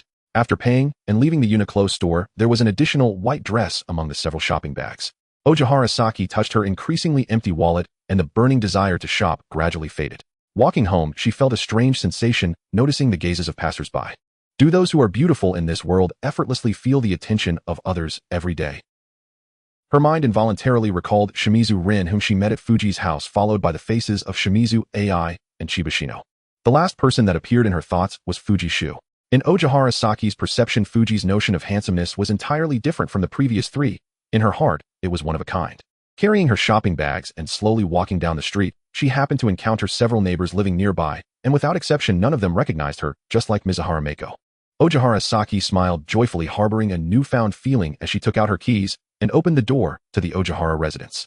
She changed into slippers at the entrance and tiptoed to her mother Ojihara Ayako's bedroom, quietly pushing the door open. Upon seeing her mother soundly asleep on the bed, Ojihara Saki couldn't help but breathe a sigh of relief. In the Ojihara household, Ojihara Ayako was the absolute authority. Ojihara Saki had grown up in her mother's shadow. Ayako was not only strict with her studies, ensuring her grades were among the top 10 in class, but she also set rigorous rules for her daily life and social interactions. For example, she couldn't have short hair, couldn't dress too flamboyantly, was forbidden from talking to male classmates at school, and certainly couldn't make friends with boys. After school, she had to return home unless there were club activities which must not extend beyond 7 in the evening. Such a high-pressure environment gradually closed off Ojihara Saki's heart. She grew out her bangs and wore round-frame glasses. At school, she stopped communicating with her classmates, going home alone after school, her heart becoming increasingly sensitive and insecure. Regarding her estranged father, she knew very little, only that he was a scoundrel who abandoned his wife and child to marry another woman abroad. As for her mother Ojihara Ayako, she was also not well understood. She didn't even know what specific job her mother did. She only saw her mother leaving the house every night under the moonlight and returning with the morning dew, collapsing onto her bed, sometimes reeking of alcohol. Seeing how hard her mother worked, Ojihara Saki increasingly acquiesced to her mother's high standards. Click. Gently closing Ayako's door, Ojihara Saki returned to her own room and locked the door. She opened her makeup box and placed it on her desk, following the steps in an Instagram video to remove her makeup, then started learning makeup techniques from the video blogger. 2 hours later, she picked up a small mirror, examining the makeup she had just learned. I suppose I have some talent. Ojihara Saki murmured to herself, looking left and right in the mirror, then displaying a gentle smile. Suddenly remembering something, she took the white dress she had bought earlier, cut off the tag with scissors, and changed into it. It still feels a bit off. Looking at her dazzling reflection in the mirror, Ojihara Saki still felt a sense of incongruity. That's right. A spark of inspiration flashed in her mind as she removed her thick round glasses and took out a pair of contact lenses she had prepared a year ago. Thinking it was a hassle, she had only worn them 2 or 3 times. She pulled her eyelids back, allowing the lenses to adhere to her pupils. It felt as if she heard the sound of gears or a program completing a switch. After blinking a few times to adjust, Ojihara Saki eagerly grabbed the mirror. The girl in the mirror looked like a newly debuted idol with delicate and well-defined features, her facial contours perfectly soft, a slender waist, and a generous bust. Her freshly permed black hair shimmered under the orange light, and her fair straight thighs beneath the dress made her heart race. At that moment, it was as if the switch to the beauty lying dormant in her genetic code had been suddenly activated. The rainy season that hung over her head seemed to have passed. This is truly incredible. Ojihara Saki stared dazedly at the mirror, unable to believe that the charming figure reflected was herself. Snap! She slapped her cheeks with both hands. Realizing it wasn't a dream, she felt herself getting dizzy from excitement. Saki, you shouldn't run away this time. Recalling the scene in Fuji's room, where she had chosen to flee awkwardly instead of summoning the courage to approach Ojihara, Saki's cheeks flushed with a beautiful hue. But she curled her lips, her cute face revealing a mischievous smile. When I go to school on Monday, Fujikin probably won't recognize the current me, right? At midnight on Monday, the system shop refreshed precisely on schedule. Fuji Itsuki, who had long been waiting before the interface, instantly fixed his gaze upon the system panel. Ding. N-host Fuji Itsukin, age 18, N skills 1. Deliberate impact fist 2. Audio recording 3. Basic academic proficiency 4. Intermediate Kinjutsu items non-in revenge points 160 in corruption points 5 in available cash 236 in ending. N. System shop refresh complete. N skill category in 1. Basic composition 100 revenge points in 2. Basic lyric writing 100 revenge points in 3. Intermediate academic proficiency covers all subjects currently studied by the host 100 revenge points in item category. An invincible talisman card, a Janang style card, grants immunity to 1 negative effect, including but not limited to physical ailments such as disease, fatigue, or poisoning, and mental afflictions such as moral condemnation or public vilification. Note: death cannot be negated. 100 revenge points, 10 corruption points in Y composition and lyric writing again. Could the system be nudging me toward the music industry? Fuji Itsuki murmured inwardly. The Japanese entertainment industry is notoriously unforgiving. Artists' financial lifelines and contractual autonomy are tightly controlled by managers. Not only are beautiful female idols vulnerable, handsome male idols too often find themselves stripped of agency. This reality is starkly illustrated by the infamous scandals involving Johnny Associates, where male talents, from top to bottom, were systematically exploited by the agency's president. His gaze glided past basic composition and basic lyric writing, settling instead upon intermediate academic proficiency. This skill required no elaboration. He had already redeemed its basic version once, and its efficacy had dramatically accelerated his studies, so much so that it now ranked among his absolute priorities for redemption. As for this week's newly available item, Fuji Itsuki furrowed his brow slightly. An immunity to physical afflictions was intelligible. He could think of it as a single-use purification art. But what precisely did immunity to moral condemnation or public vilification entail? And he emptied his mind and let his thoughts drift. A sudden flash of insight struck him. Without hesitation, he urgently queried the system. If the invincible talisman card can shield against moral and public censure, does that mean it also shields against criminal liability? Ding. And the invincible talisman card grants immunity to 1 negative effect, including but not limited to physical ailments such as disease, fatigue, or poisoning, and mental afflictions such as moral condemnation or public vilification, and including criminal acts. Understood. It's exactly like star removal in GTA. Spark flickered in Fuji Itsuki's eyes. In the Grand Theft Auto series, the yellow police wanted star serves as a punitive mechanic tracking player misconduct. The more severe, or numerous, the crimes committed, the higher the star count climbs, and the more relentless the law enforcement pursuit becomes. Players may evade detection by hiding from authorities for an extended period, or by contacting specific NPCs via phone to pay and erase their star rating. Once stars vanish, they transform anew into upstanding citizens of Los Santos. And undoubtedly, the invincible talisman card functions as a one-time star removal tool. Even a single use represents an invaluable second chance at redemption. And I had no choice before, but now I wish to be a good man. System, redeem the invincible talisman card. Faced with an item whose effect bordered on divine, Fuji Itsuki chose without hesitation. Ending. Invincible talisman card Janang style successfully redeemed. With 100 revenge points, deducted a golden card, reminiscent of those used in the tabletop game Sanguasha, materialized in Fuji Itsuki's hand. Possessing this invincible talisman card would undoubtedly bolster his confidence when confronting elite figures like Matsumoto Yuriko in the future. Let your fortune be boundless and your influence supreme, and I remain invincible. And he tucked the golden card away, steadied his racing pulse, and redirected his attention toward intermediate academic proficiency.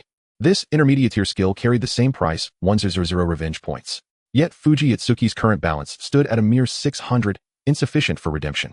Though his 5 corruption points could be converted into 500 additional revenge points, he hesitated, intuiting that corruption points might prove indispensable later.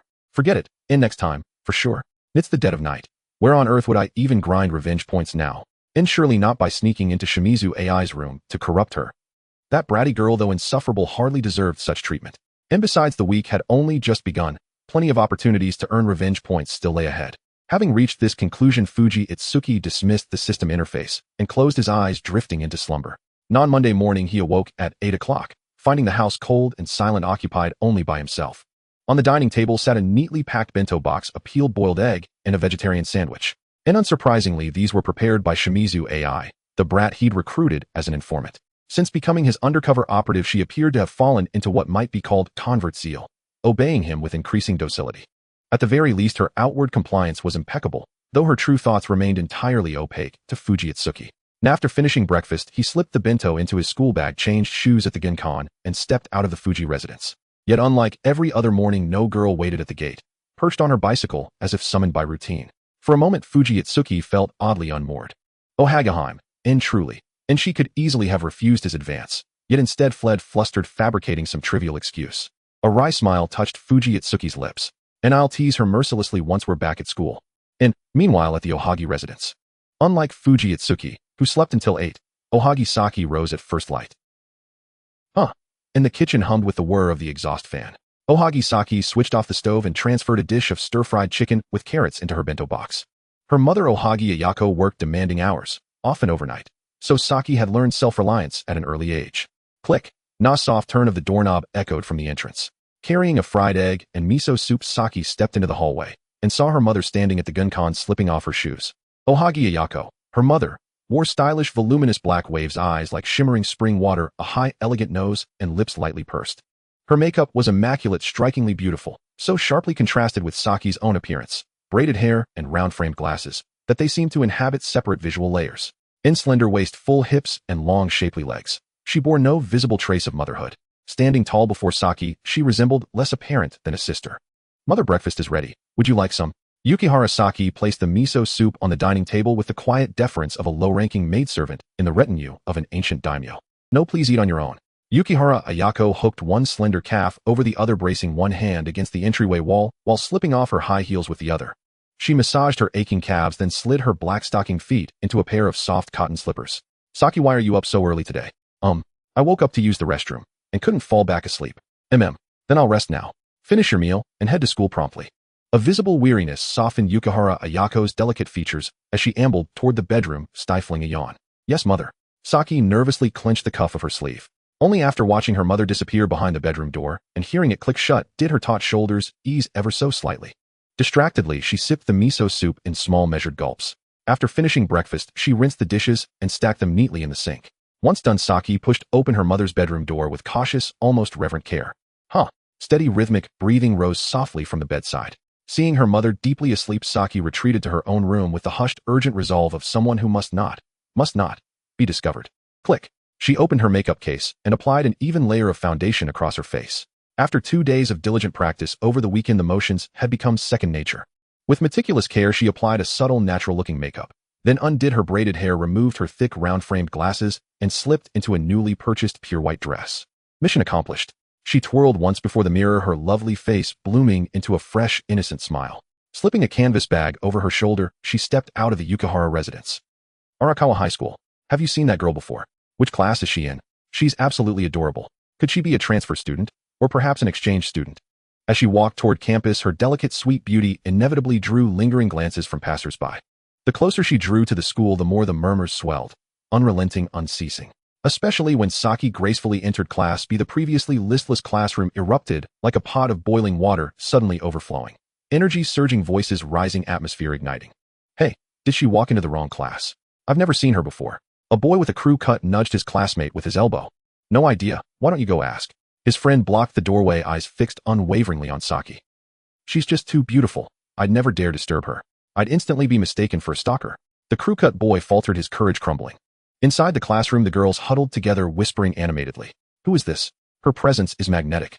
No clue, but she must have wandered in by mistake. There's no girl this lovely in our class. Like the others, Mizuko Mizuhara sat among them, murmuring softly.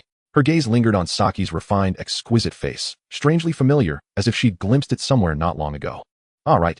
That beautiful girl I met at the mall on Saturday. It was her. Oh, wait, why is she sitting in Yukihara's seat?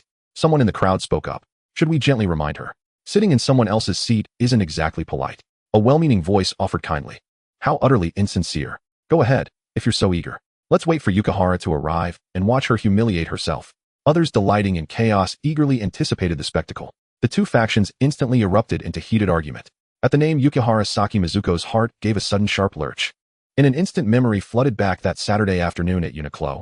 The beautiful girl had lifted her hand as if about to wave hello. Could it be? Perhaps. Is it possible? Amid the clamor over whether or not to intervene, Mizuko raised her hand timidly. What if She is Yuki Harrison. Huh. What on earth are you babbling about, Mizuhara? Mizuko, did you get any sleep last night? Not only those unfamiliar with Saki, but even classmates who'd shared occasional pleasantries with her, joined the chorus of disbelief. Impossible. She bears no resemblance to Yukihara at all. And Yukihara's nearsighted. She can't see a thing without her glasses. The girls volleyed objections one after another, dismissing Mizuko's suggestion outright. Preposterous. Aside from gender alone, what single trait did Yukihara Saki share with this radiant statuesque girl before them? They'd sat side by side day after day. How could they not know the meek, unassuming Yukihara Saki, whose very presence seemed to shrink into the background? Seated at her desk, Saki withdrew her textbooks from the canvas bag. They haven't recognized me yet. When Fujikin arrives, he'll surely react the same way, won't he? A gentle secret smile played upon her lips. Just as the classroom buzzed with escalating chatter, Fuji Itsuki lightly tapped the crew-cut boy's shoulder at the doorway. Excuse me, could you please step aside? Startled by the voice behind him, the boy turned reflexively. Oh, Fuji. His greeting stiffened. He hurriedly shifted aside to let Fuji pass. Ever since Fuji's legendary confrontation at the school gate, no one in their class dared provoke the boy, once perceived as mild-mannered and unremarkable. Fuji gave a quiet acknowledgement as he settled into his seat and pulled out his social psychology assignment. Fujikin's here. As though guided by instinct, Saki turned her gaze toward Fuji. She touched her faintly flushed cheek, silently steadied her breath, and rose from her seat. Every eye in the room, except Fuji's still absorbed in retrieving his assignment, snapped instantly to Saki's movement. She guessed it. She realized she'd entered the wrong class. Wait, no, she's walking toward Fuji. Huh, do they know each other? A few students' eyes widened in stunned disbelief, their heads swiveling robotically to track Saki's approach. Saki clasped one delicate wrist with the other hand, holding them demurely before her thighs, and greeted Fuji, seated at his desk, with a voice soft and melodious as a chime. Good morning, Fujikin. At her words, every boy in the room harboring secret hopes for Saki went utterly pale. It's confirmed. They are acquainted. That wretched Fuji. Handsome and tough. That's already unfair. But now he even knows her. Ah. In an instant, waves of envy, jealousy, and bitter resentment crashed upon Fuji. If glares could kill, he would have been torn limb from limb. Setting aside his social psychology assignment, Fuji looked up, straight into the luminous magazinico-perfect face of the girl before him. Oh, it's Yukihara. Good morning. You look absolutely stunning today. Crack. It seemed as if the sound of a mirror shattering had been heard. The heartbeats of the 30 students in the classroom involuntarily slowed for a moment. How is that possible? Could it really be classmate Ajiwara Saki? One by one, they wished they could open their eyes wider to closely observe Ajiwara Saki's true appearance. Even Ajiwara Saki herself showed a hint of surprise. I can't believe Fujikin recognized me instantly. Clearly everyone else thought of me as a stranger. Fujikin, you recognized me. Ajiwara Saki's small mouth opened slightly, her delicate finger pointing at herself. You don't have more heads than anyone else, so why couldn't you recognize me? Fuji Shu said with a hint of amusement. He deeply imprinted the strikingly beautiful Ajiwara Saki into his mind and stroked his chin, saying, honestly, the change is indeed quite significant. Make up a perm, and I assume you must be wearing contact lenses. But without even looking at your appearance, just hearing your voice makes it clear it's you. Voice. The classmates in the room seemed to awaken from a dream, recalling the sound of Ajiwara Saki speaking just now, which indeed sounded somewhat familiar. Once doubt arises, it plants a seed in their hearts. They couldn't help but compare the exquisite and radiant girl before them with the Ajiwara Saki they remembered as earthy and plain. Similar height, exactly the same voice. How could this be? So strange. Could she have undergone plastic surgery? Even when the truth was laid bare before them, many classmates remained lost in their own worlds, unwilling to believe. Among the crowd, only Mizuhara Mako clapped her hands confidently, stating, see, I told you it was Ojiwara-san. I didn't expect Fujikin to recognize me at a glance. Ajiwara Saki lowered her head, her delicate fingers nervously fiddling with each other. I thought Fujikin would also see me as a stranger like everyone else.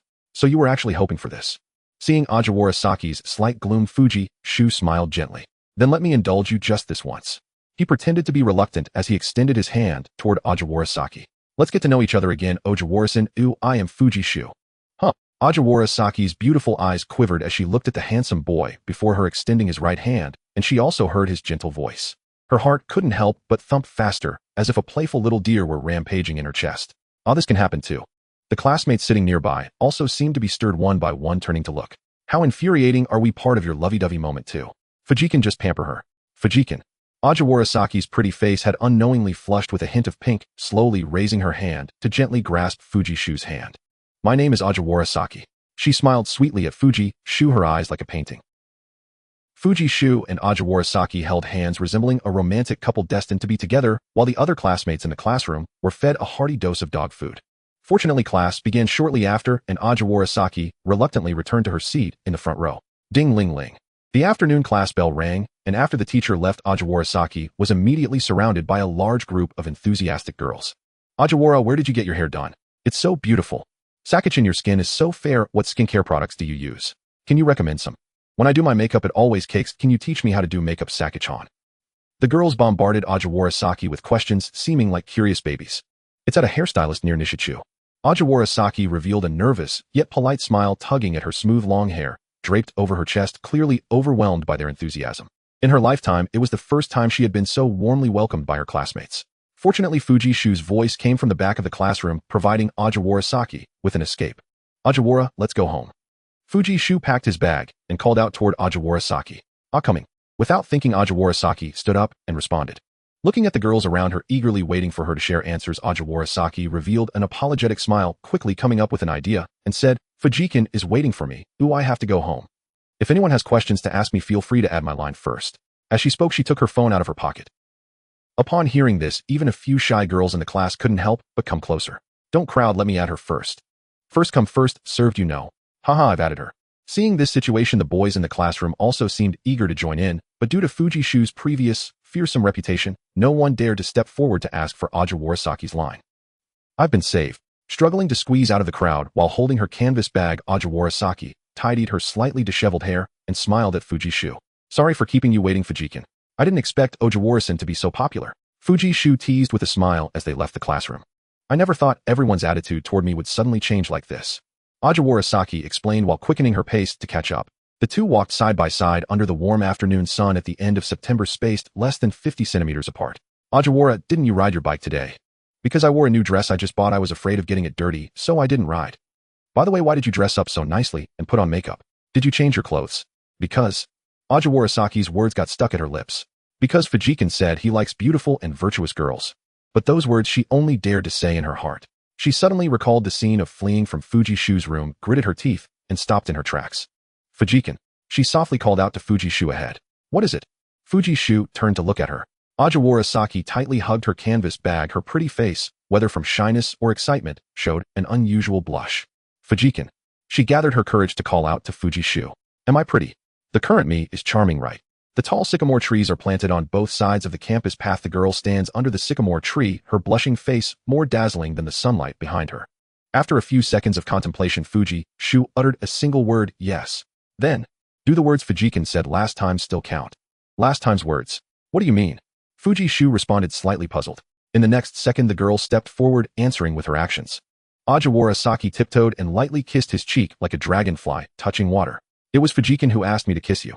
Ajiwarasaki's face was flushed, yet she spoke confidently. You mean last Saturday? Fujishu touched the moisture on his cheek, instantly understanding. So your excuse for running away back then wasn't shyness, but that you felt you weren't pretty enough. Puffed. Fujishu couldn't help but laugh out loud. Hearing his unabashed laughter, Ajiwarasaki's pretty face flushed even more. I see, no wonder there's a saying that beauty is a woman's confidence. So today you dressed beautifully and naturally your confidence grew. Stop talking, stop talking. It felt as if her pants were being pulled down. Ajiwarasaki covered her burning face with her hands, wishing she could turn into a groundhog and burrow into the ground. Seeing this, Fujishu extinguished the urge to continue teasing her and took Ajiwarasaki's soft, fair hand. Let's go, we'll walk you home. On the train heading to Kitasenju, Fujishu held onto the handrail, shielding Ajiwarasaki in the corner of the crowded carriage. His gaze passed through the glass window, resting on the rapidly retreating scenery outside. Ajiwarasaki gently took Fujishu's other hand, as if unable to stay idle, her warm palm pressed against his fingers intertwined. After letting go, she slowly traced the lines of Fujishu's palm with her delicate index finger. What are you daydreaming about? Can you read palms? Fujishu withdrew his gaze from the window and looked at the striking girl right in front of him. Huh. Ajiwarasaki, startled like a frightened rabbit, instinctively released Fujishu's hand. Yet recalling that she had just kissed him, she mustered her courage to take his hand again. Actually, I am a descendant of the famous palm reader Minami Nankoku from Japan's Edo period. Holding Fujishu's hand, Ajiwarasaki spoke earnestly, weaving nonsense. Let me take a look.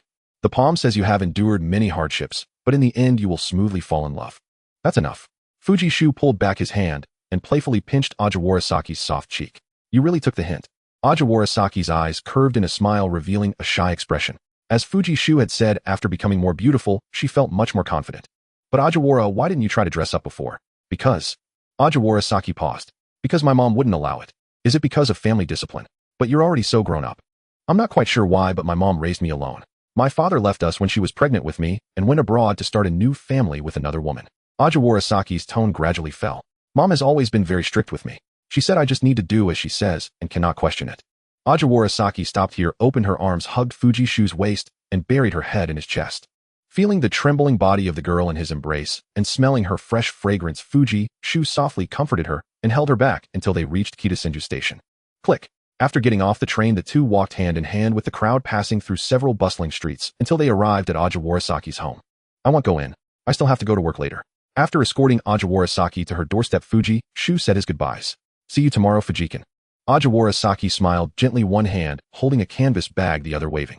Just as she began to say goodbye, the door of the Ajiwara residence was suddenly pushed open from the inside.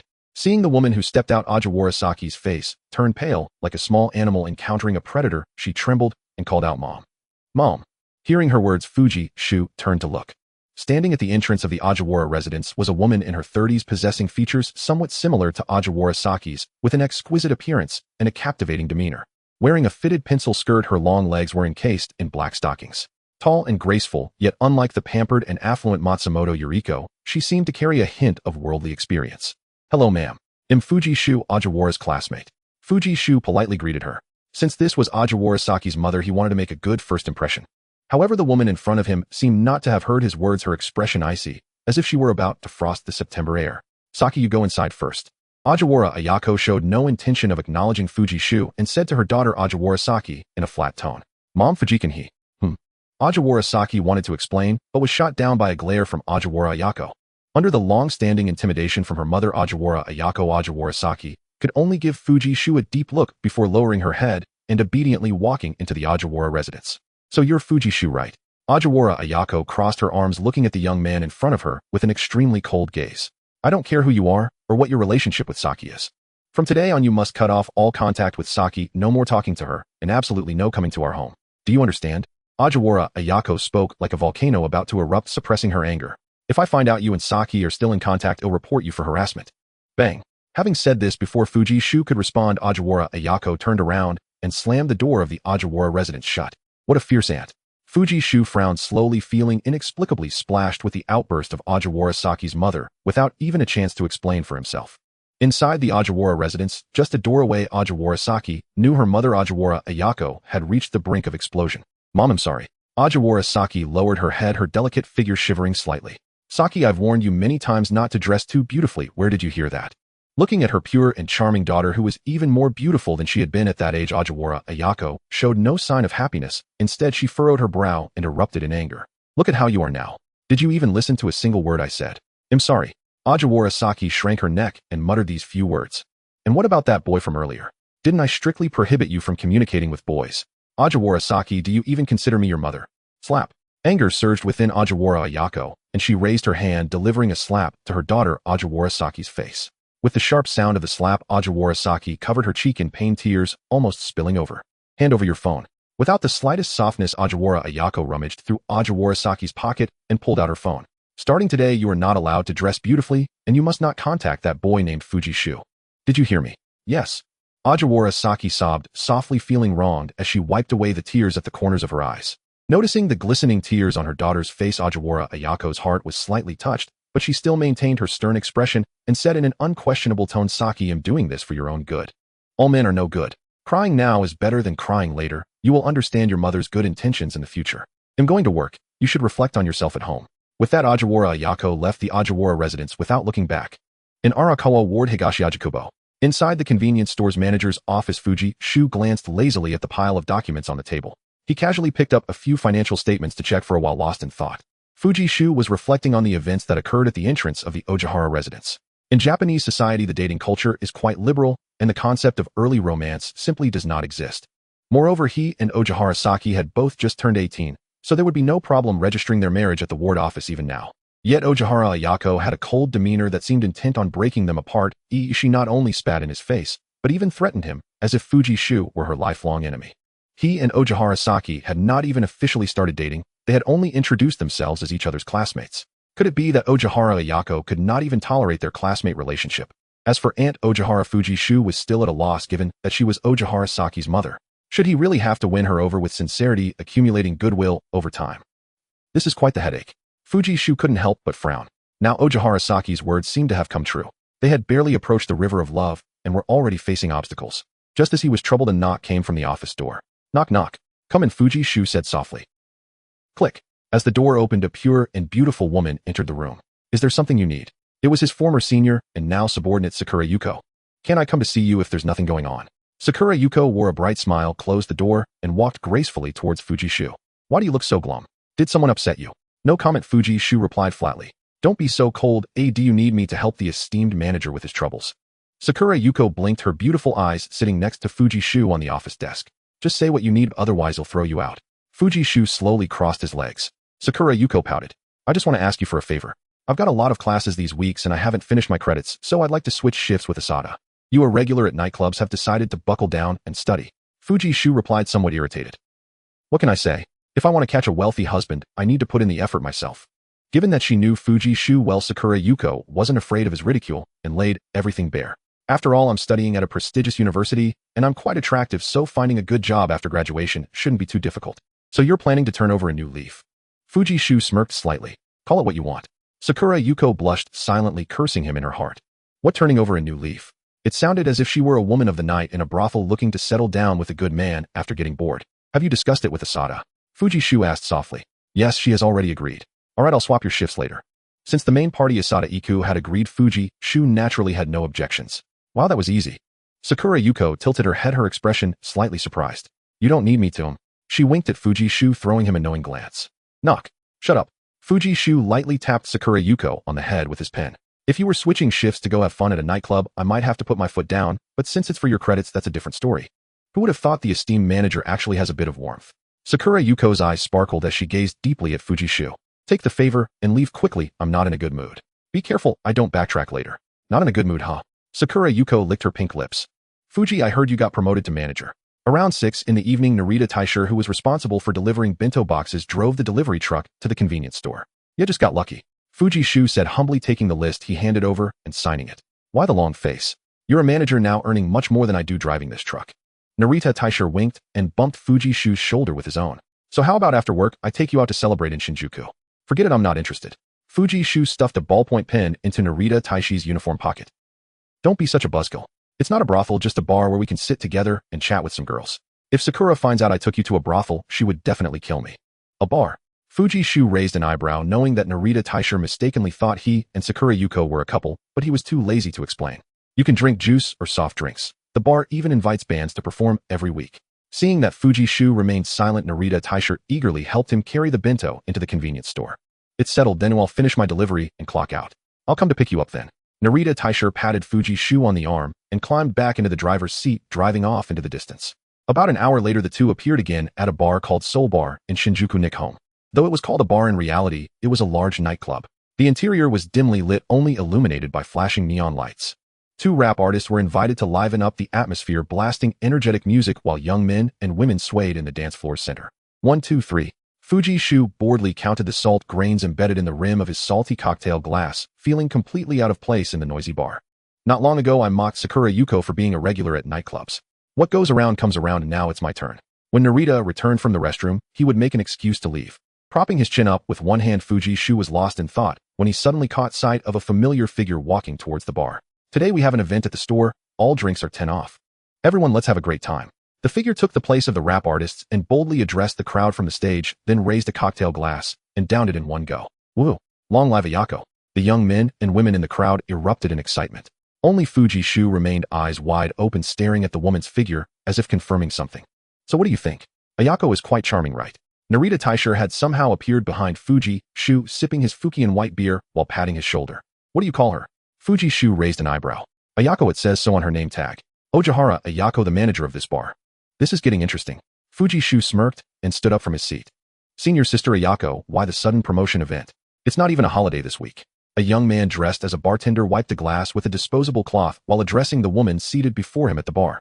I'm in a foul mood.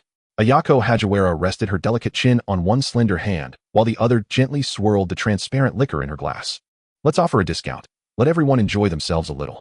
Her voice was calm, laced with the faint, unmistakable scent of alcohol as she held the glass aloft beneath the pulsing neon lights, studying its clarity.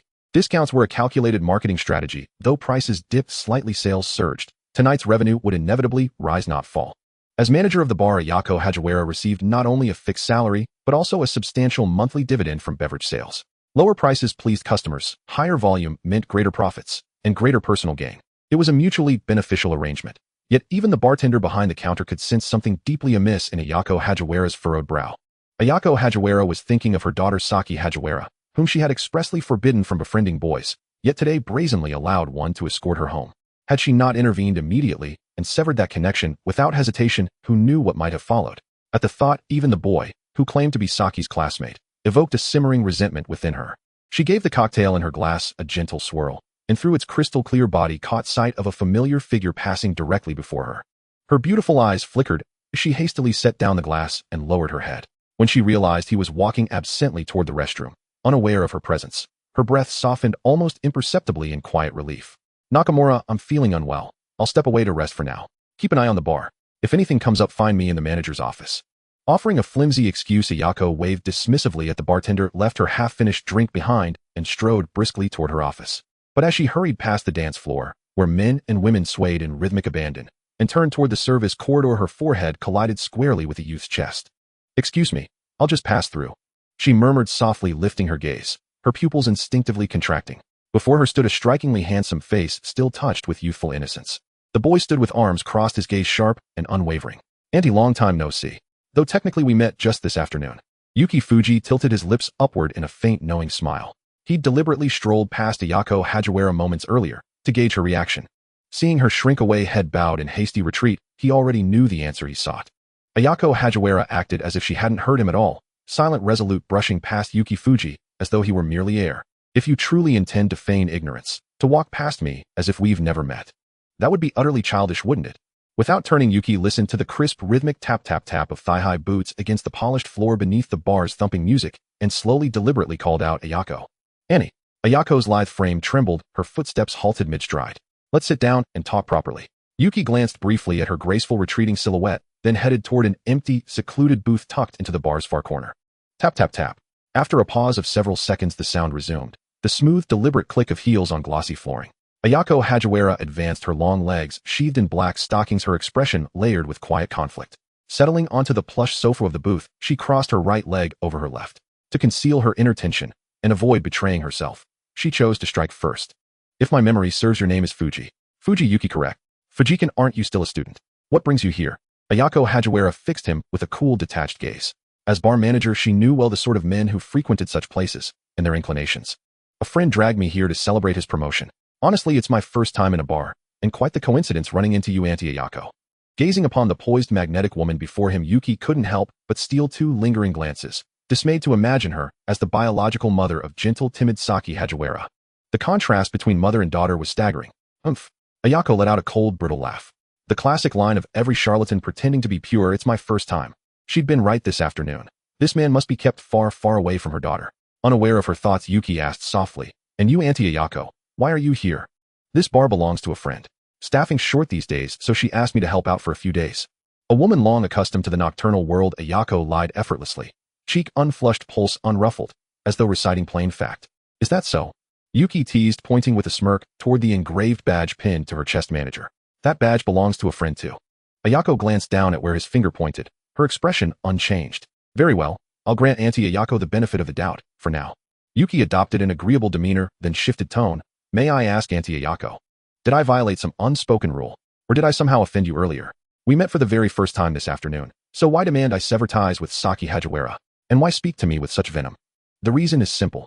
Ayako's crimson lips parted, releasing a voice as cool and cutting as tempered steel. She cupped her bosom with both hands, leaned forward slightly, and fixed Yuki with eyes like spring water, deep and unsettlingly intense. "I will never permit any man, under any pretext, to approach my daughter. And that includes you." She shot Yuki a fierce, venomous glare, but he remained unmoved. Instead, he studied her with an odd, appraising look, lingering perhaps on the elegant curve of her décolletage. "Could it be, Auntie Ayako, that you're the legendary, overprotective mother, obsessed with your daughter? Call it what you like. But wait. If Saki has endured relentless bullying at school for years, and you truly were obsessed with her, why have I never seen you intervene?" Ayako's composure flickered, just once, across her features. "That's Saki's burden to bear. She must learn resilience on her own." "Her burden?" Yuki frowned. It was you who shaped her into someone so fragile, so easily preyed upon. Now you demand she stand tall alone, break her legs, and then hand her crutches, commanding her to run like everyone else. Yuki smiled, not in anger but with quiet, chilling irony. Auntie Ayako Saki was nearly stripped by delinquent girls recently, photographed and nearly uploaded online. What a devoted mother you are. You. Ayako tilted her head slightly then, offended, affronted, furrowed her delicate willow leaf brows. Fujikin, your tone suggests you deem me a negligent mother. Who do you think you are, to lecture me about Saki? Ayako Hajiwara sprang to her feet, her eyes blazing with fury as she locked gazes with him. Fujiwara Itsuki did not answer the question directly. Instead, he gazed steadily at Ayako Hajiwara's breathtakingly beautiful face and spoke in a voice utterly devoid of inflection. And Ayako, I wonder, does Hajiwara know you work here? Hajiwara has always told me she both respects and fears you, her own mother. Fujiwara leaned forward, bringing his cheek almost imperceptibly closer to Ayako's. Should she ever learn that Aunt Ayako is a hostess at a nightclub, the towering image you've cultivated in her heart would crumble like a 100-meter skyscraper demolished by controlled explosion. At the boy's calm, unflustered tone, a sudden chill doused Ayako's rage, as if an icy bucket had been upended over her head. Her slender fingers trembled, barely perceptibly, before clenching tightly into fists.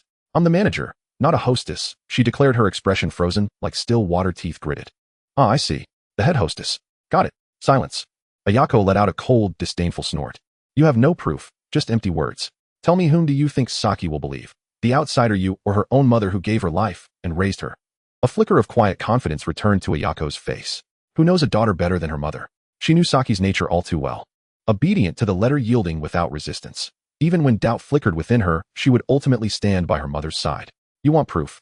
Click. With the harsh, involuntary flash of a smartphone camera, Fujiwara snapped a selfie with Ayako, capturing her stunned expression mid-revelation. There, we have it now. Glancing at the photo saved in his album, Fujiwara waved the device with quiet satisfaction. And Ayako, shall I show it to Hajiwara right away? You. Ayako's chest rose and fell rapidly, her molars ground together as if on the verge of shattering. She had never imagined the boy would dare act so brazenly, snapping her photograph outright in broad daylight without warning. You wretched brat. Ayako exploded. And Ayako, Fujiwara's voice dropped cool and edged with steel. Mind your tone when addressing me. You. Ayako drew a slow, deliberate breath, forcing down the wildfire of anger. Fine, let's negotiate terms. Reluctant though she was, she forced a brittle smile onto her lips. Fujiwara-kun, what must I do for you to keep this secret? Well now, a faint knowing curve lifted the corners of Fujiwara's mouth. And Ayako, you've raised Hajiwara alone all these years. Mustn't the accumulated pressure be immense? His gaze traced the elegant contours of her face, then lingered on her slender porcelain neck. What do you mean? Though his gaze held unmistakable intensity, Ayako's expression remained composed. Only her knees drew subtly closer together. I wish to relieve you of that long-buried weight, to grant you true ease. He paused, then spoke with crystalline clarity. So, I will take full responsibility for Hajiwara's well-being, provided Aunt Ayako you cease interfering in my relationship with her. Ayako froze, visibly for several seconds, while the taut string of her resolve snapped clean in two. Her expression hardened once more.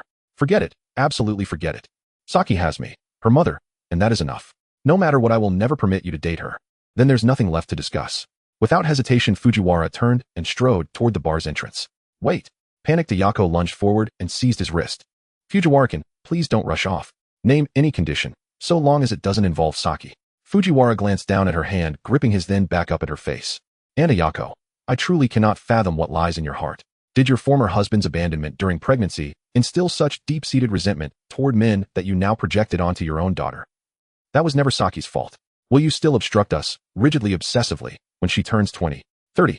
Surely you won't selfishly condemn Saki to a lifetime of solitude alongside you. As if struck at her most vulnerable core, Ayako's delicate brows knitted, and with a sharp, decisive motion, she wrenched her hand free. This is between Saki and me. None of your concern, outsider. Fine, outsider am I. Fujiwara scoffed, then abruptly shoved Ayako backward onto the bar's plush booth seat. What are you doing? Her eyes narrowed instinctively as she recoiled toward the corner. This is a public bar. I need only call out and someone will come running. By all means, go ahead. Neon lights pulsed overhead as Fujiwara tilted his head, eyes narrowing into a sly, knowing smile. After all, Aunt Ayako herself promised me. Anything goes so long as Saki remains untouched. Very well. You refuse to allow me to date Saki. He leaned in, lips brushing the delicate shell of her ear where a tiny, exquisite earring caught the light. Then let Aunt Ayako step into Saki's place instead. The warmth of his breath against her ear sent a seismic tremor through Ayako's gaze, like Fuji sand erupting in silent, overwhelming force. You want to date me, not Saki? Her mind blanked entirely. No thought, no reply, only hollow stillness. Think it over carefully, Anayako. Straightening again, Fujiwara offered no pressure, only space and silence. Either you cease all interference in my relationship with Saki, or I suppose I'll reluctantly make do with Anayako. Reluctantly. Ayako's brows snapped together. Is dating a woman like me, fair-skinned, beautiful, statuesque, truly something so shameful, eh? In terms of allure, surely I eclipsed that little girl Saki. Just as Ayako wrestled with indecision, a sudden ringtone pierced the air, rescuing her from the precipice. Beep beep beep. Fujiwara retrieved his phone, glanced at the screen, an entirely unfamiliar number, and tapped to accept the call, holding it to his ear. Fujiwara-kun. Saki Hajiwara's voice came through, wavering, choked with suppressed tears. Saki, what's wrong? Instinctively, Fujiwara turned his gaze toward Ayako. Since they stood close, Ayako heard her daughter's voice clearly. What's going on? Didn't I confiscate her phone and forbid her from contacting Fujiwara again? That child, how increasingly disobedient she's become. A fresh wave of fury surged within Ayako, her glare at Fujiwara sharpened, venomous, and cold. Fujiwara-kun, it's so noisy there. Where are you right now? Inside the Hajiwara residence, Saki curled on her bed, clutching an old flip phone to her ear. I'm just out shopping. Glancing back at Ajiwara, Ayako Fuji, Shu quickly walked towards the restroom of the bar. In the bedroom, Ajiwara Saki sat at the edge of the bed, hugging her pale legs, her once handsome face now streaked with tears. In a hoarse voice, she spoke to the phone. Fujikin, can you come to pick me up? What did you have a fight with your mother? Fuji Shu stepped into the restroom stall and gently asked into the phone. My mom slapped me and told me to cut off contact with you. Ajiwara Saki wiped the crystalline tears from the corners of her eyes. Honestly, it doesn't matter if I can become beautiful, I just want to be with Fujikin. The sound of Ajiwara Saki's suppressed sobs reached his ears as Fuji Shu sat on the toilet seat, silent for a moment. Ajiwara, just the fact that you can call me already shows me your feelings. Fujikin. Ajiwara Saki sniffled. Can I sleep over at your house tonight? Fuji Shu clenched the phone tightly. Ajiwara, running away from home won't solve the problem, it will only backfire. I know, but my mom won't listen to my explanations. Ajiwara Saki's voice grew softer. Fujikin, I really have no way out. She instantly broke down in tears. Living in the shadow of Ajiwara Ayako since childhood, she knew she could never change her mother's mind. Avoidance may be shameful, but it is useful. Even if it can't change the outcome, at least it can buy an extra night's time. Don't worry, I will convince Ayako. Fuji Shu confidently promised. Behave, get a good night's sleep, and I will come to find you tomorrow morning when you have no classes. If Fuji Shu merely wanted a fleeting romance with Ajiwara Saki, he would have unhesitatingly agreed to her request. But he approached this relationship with serious intent, thinking long-term. What if you can't persuade her? The worried voice of Ajiwara Saki returned to his ears, but Fuji Shu smiled, saying, Then we'll go ahead and register our marriage at the ward office without telling anyone. Huh. Hearing his crazy and bold remark, Ajiwara Saki's cheeks flushed with a charming hue, and the sadness in her heart gradually gave way to shyness. At a time like this, Fujikin still has the mood to joke. I'm not joking unless you don't want to marry. I never said I didn't want to. Alright, feeling much better now, aren't you? Fuji Shu gently comforted her. Get to bed early and wait for me at home tomorrow morning. Fujikin, bye. Bye. After hanging up the phone, Fuji Shu couldn't help but let out a sigh of relief. Damn, my youth romantic story really has issues. He stood in front of the sink, splashing cold water on his face, preparing to continue persuading the stubborn Ajiwara Ayako. However, just as he reached the restroom door, he was blocked by two towering bodyguards, each nearly 2 meters tall. Meanwhile, the Ayako he mentioned was standing behind them with her arms crossed and a cold expression. Ayako, what does this mean? Fuji Shu glanced at the two towering figures. Hearing his words, Ajiwara Ayako showed no intention of answering, as if issuing a final notice, her voice devoid of any emotion. You two teach this kid a lesson and drag him to my office. Ajiwara Ayako didn't want to choose either path, so she smashed the negotiation table. Yes, manager. The two bar thugs respectfully bowed to Ajiwara Ayako and approached Fuji Shu with fierce looks. Fuji Shu chuckled helplessly and shook the water off his hands. Originally, I was filled with anger after being scolded by Ayako this afternoon. I just received a phone call from Ajiwara crying, and now Ayako is turning her back on me with this. Glancing at the constantly fluctuating anger value on the system panel, Fuji Shu hadn't felt this angry in a long time. What are you babbling about, punk? Daring to offend our manager. One thug approached Fuji Shu with a sneer, towering over him at nearly 2 meters tall and weighing over 200 pounds, his arms thicker than Fuji Shu's thighs. As he walked, he resembled a large, upright brown bear. The other thug crossed his arms, wearing a face full of mockery, as if anticipating the scene of Fuji Shu pleading for mercy. He had seen many people causing trouble at the bar, but all of them had been dealt with and thrown out like trash. So what if you offended me? Fuji Shu rolled up his coat sleeves and spoke indifferently. You dare to talk back? The bar thug, resembling a brown bear provoked by a small animal, glared with wide eyes, and his palm, as large as a fan, swung directly towards Fuji Shu's face. This strike came with great force. A single slap could knock Fuji Shu unconscious. However, Fuji Shu's movements were even faster. The deliberate punch provided him with a continuous surge of power while his intermediate swordsmanship made it seem like every spot was a flaw. Fuji formed his fingers into a fist. Faster, fiercer, stronger. His punch shot out like a dragon, hitting the thug's abdomen with great force. Bang! Accompanied by the sound of flesh meeting fist, the fat on the thug's stomach rippled wildly outward like ripples on water. Pooh! The thug wrenched his face, turning a deep shade of purple, his features contorting in pain, collapsing like a boiled shrimp. Oh! Hearing the cries of his companion, the remaining thug trembled, a cold sweat running down his forehead without him realizing. What kind of path is this kid on? So young yet so formidable. Huh? He casually picked up a beer bottle, veins bulging on his arm as he struck it heavily against Fujishu's head. Unlike the previous thug who had been careless, this one came in with a lethal move. If Fujishu was caught off guard and hit by the beer bottle, he could suffer a concussion or worse. Get lost. Fujishu kicked like he was shooing away a stray dog, lifting his leg to kick the thug's chest, easily toppling him to the ground. Picking up the fallen beer bottle, Fujishu's eyes were filled with cold indifference. Like an executioner from the Edo period, he raised the bottle and smashed it down on the thug's head in front of everyone. Crack! The sound of the beer bottle shattering echoed through the murky air of the bar. Dark glass shards flew everywhere. Oh! My head. The thug held his forehead, which was now stained with crimson liquid, trembling on the ground, as if having a seizure. The large soul bar was engulfed in a bizarre atmosphere, panic spreading from the vicinity of the restroom like a plague. Everyone stood frozen in place, their eyes following the boy's movements. Smack! Fujishu discarded the broken half of the beer bottle from his hand, his handsome face now inevitably smeared with a few drops of crimson blood during the fight. He looked beyond the crowd at Ajiwara Ayako, who was now silent in shock. Let's talk, Ayako. But this time it won't be as gentle as before. Yoshihara Ayako had served as a bar manager for several years and had witnessed countless dramatic scenes. Even so, witnessing Fuji Itsuki effortlessly subdue two burly men left her instinctively stepping back, half a pace, her calves trembling uncontrollably. SSS! She pinched the stiffened muscle at her thigh with sharp force, jolting herself back to full awareness. It was all a misunderstanding. No one needs to panic. As a dedicated bar manager, Yoshihara Ayako feigned composure and loudly reassured the patrons.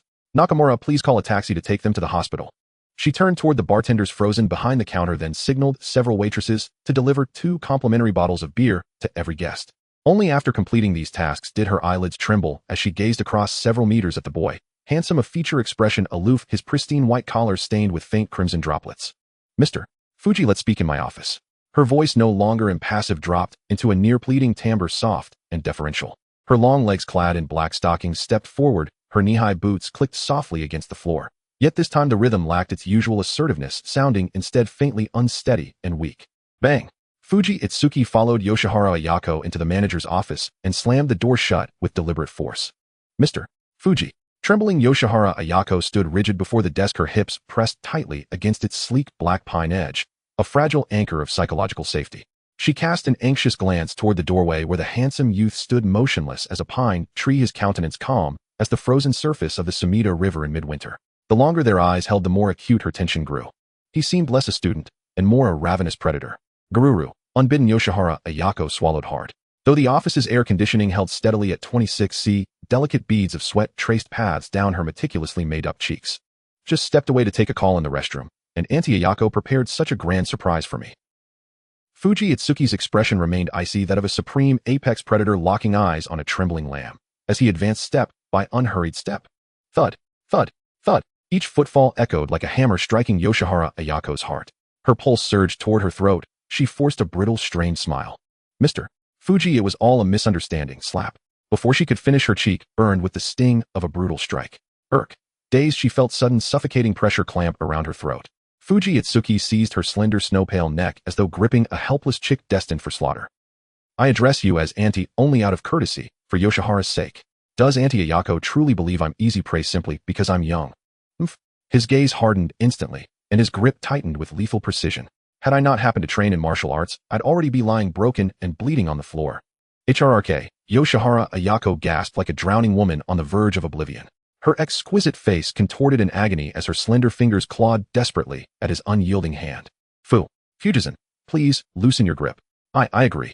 With final desperate effort, she choked out the words, and the crushing pressure on her windpipe abruptly eased. Cough, cough. Her face flushed crimson as she gulped great draughts of air, clutching the vivid red marks blooming on her throat, while bowing her head into a violent, ragged cough. So much simpler if you'd agreed from the start, Fuji Itsuki remarked, coolly glancing at the coughing woman before smoothing the sleeves of his coat. Auntie Ayako, incidents like this are regrettable for everyone involved. Let us mend our relationship, gradually moving forward. Cough. Yoshihara Ayako massaged her raw throat, easing the ache in her vocal cords. She glanced guiltily at Fuji Itsuki and spoke haltingly. Fujizan, you've misunderstood. I accept your proposal to date you. At her words, Fuji Itsuki's eyes narrowed. Then in fury's paradoxical twist curved into a cold, mirthless smile. Even now trapped in this predicament, Auntie Ayako still finds amusement in mocking me. And no, I didn't. She turned her head aside, unable to meet his gaze. Since my divorce, I've remained single. Now in my 30s, it's only natural I consider forming a new family. Her eyes darted evasively as she resorted to a sly sleight-of-hand, substituting meaning without consent. Since you bear no prejudice against a woman older than yourself, and one who comes with a child, I see no reason to object. Fuji Itsuki scoffed, fully aware she was stalling. Fine, let's play along with your sleight-of-hand. He seized her graceful shoulder and thrust her backward, her world spinning violently.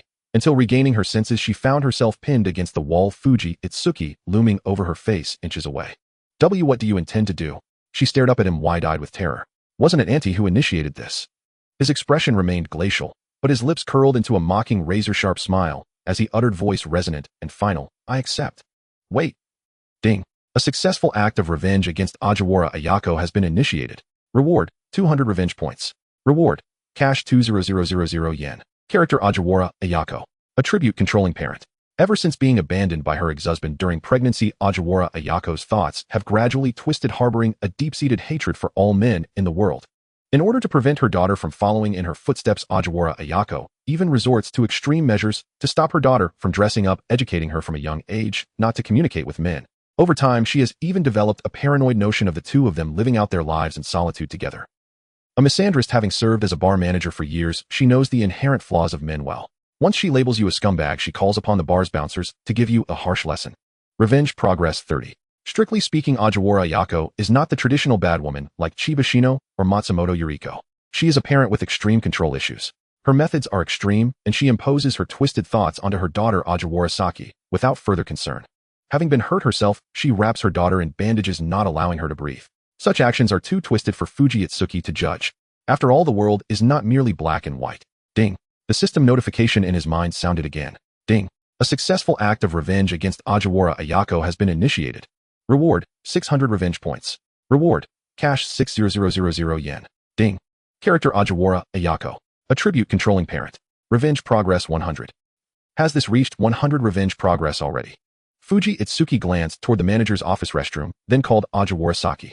I just happened to run into Anayako on the road and argued about something or other. Don't worry, I have the advantage. Although Anayako was pressing hard, I was more skilled, and in the end she was left speechless. Now you can rest easy. Get some rest. I'll come find you tomorrow morning. Good night. After soothing Ajiwara Saki on the phone, Fuji Itsuki said good night and hung up. Just then, Ajiwara Ayako emerged from the restroom. Her previously calm demeanor was gone, her expression complex, and her charming face had fallen. Seeing Ajiwara Ayako's frown, Fuji Itsuki slowly spoke, Don't worry. As long as Anayako keeps her promise and doesn't interfere with my matters with Ajiwara, I naturally won't expose Aunt's work at the bar. Looking at the handsome young man before her, Ajiwara Ayako's brows furrowed slightly. Shameless. Is this how you speak to your elders? It's mutual. This moral coercion won't work on me. Fuji Itsuki's expression remained calm, casually discussing someone else's affairs. Compared to Anayako, I have been quite restrained.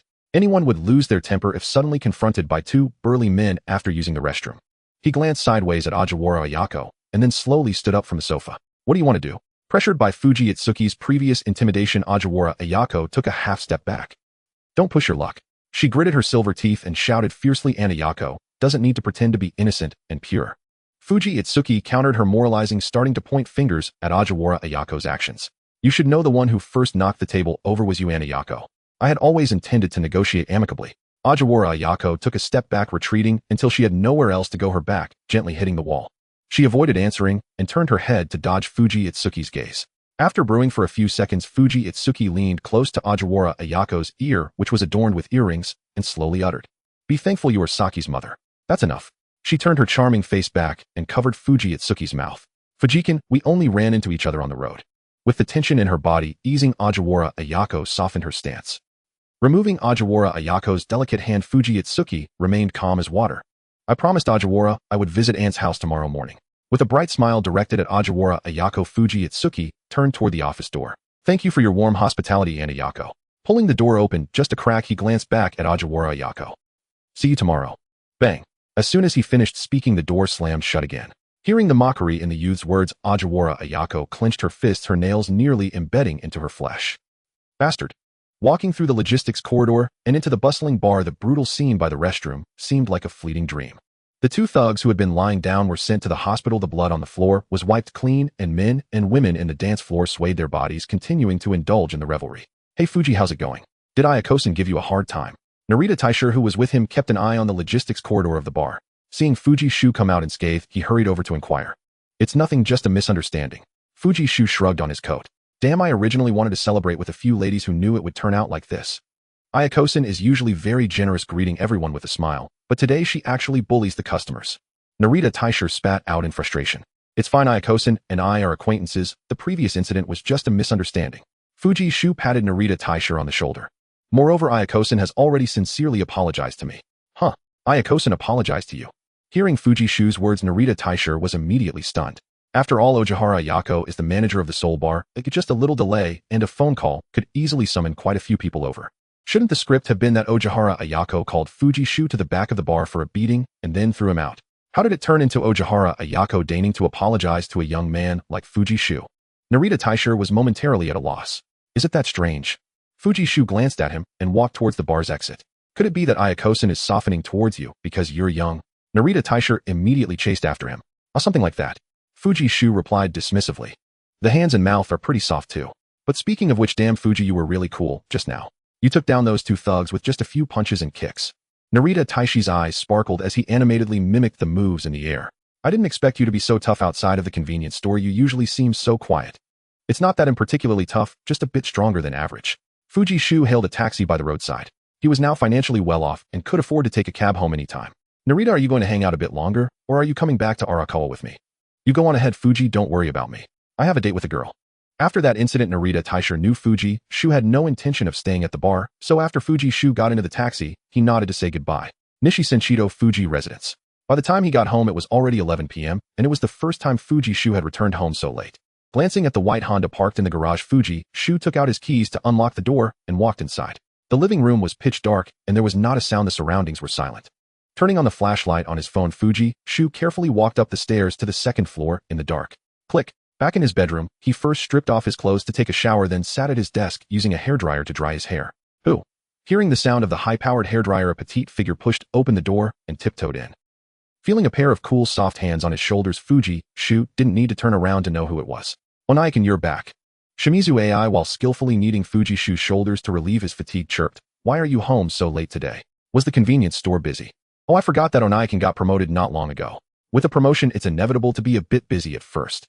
Shimizu AI answered herself like a talkative stylist in a hair salon, taking the hairdryer from Fuji Shu's hands and starting to dry his hair. AI, if you have something to say, just say it directly, no need to beat around the bush. Fuji Shu spoke expressionlessly with a hint of caution as he understood this little girl's nature too well. Turning off the hairdryer, the noisy sound ceased, and Shimizu AI revealed a radiant smile, sweetly saying, It's just, I want to ask Onaikan for a favor. No money lending. Huh. Upon hearing Fuji Shu's words, Shimizu A's smile instantly froze on her face. How did Onaikan know I wanted to borrow money? She adjusted her facial muscles, revealing her smile again, and shamelessly continued to plead. It's only €2 and oh, it's nothing for Onaikan, right? With her two soft fair hands diligently massaging Fuji Shu's shoulders, the vibrant aura of a teenage girl constantly teased the nape of his neck. Onaikan, a belt of yours is worth over 200 yen. 200 yen is just a drop in the bucket. That may be true, but spending 200 yen on myself brings me joy, while spending 200 yen on you, this brat, just makes me feel irritated. Onaikan, don't be so heartless. Aren't we family? Hearing Fuji Shu's refusal, Shimizu AI stretched out her two pale, tender arms and gently wrapped them around Fuji Shu's neck from behind. Sigh, Onaikan, you have a long hair stuck to your neck. She keenly noticed the delicate hair that didn't belong to Fuji Shu and mischievously twirled it in front of him. Onaikan went out on a date with a girl. She blinked her big eyes, her pretty face filled with curiosity. Glancing at the black hair in Shimizu A's hand, judging by the length, it was most likely Ojihara Yako's hair. What does it matter to you? Don't change the subject. Fuji Shu shot a displeased glance at Shimizu AI. First, tell me why you want to borrow money out of the blue. Shouldn't you ask Aunt Momo for money if you're broke? It's because Mom refused me that I came to ask Onaikan. Shimizu AI puffed out her cute little face. Mom has been a bit tight on money lately. Besides the fixed monthly allowance, she won't give me any extra pocket money anymore. As she spoke casually, her intention was clear. Fuji Shu slowly frowned. Aunt Momo is tight on money. If I remember correctly, aside from fixed assets like the house and car, her father's bank account should have at least 50 million yen left. Did the Fuji residents really run out of funds so quickly, or did she spend part of it, but save some? If that 50 million yen really disappeared, then Momo Akiko's spending speed would definitely be faster than the Ronin family in Dream of Red Mansions. TSK. Fuji Shu clicked his tongue, casting a scrutinizing gaze at Shimizu AI behind him. Regardless of whether that 50 million yen had been used up, the vast majority of it had been spent by Momo Akiko on her precious daughter, including Shimizu AI standing before him. 200 yen, huh? That's negotiable, Fuji Shu said nonchalantly. Oh, Nyakan, you're so kind. But don't rush to thank me yet, AI. Do you know what time it is? It's 1132 p.m. Why? Sneaking into my room at this hour to borrow money. He raised the corners of his mouth, slightly smiling at Shimizu AI. Aren't you just walking into a trap?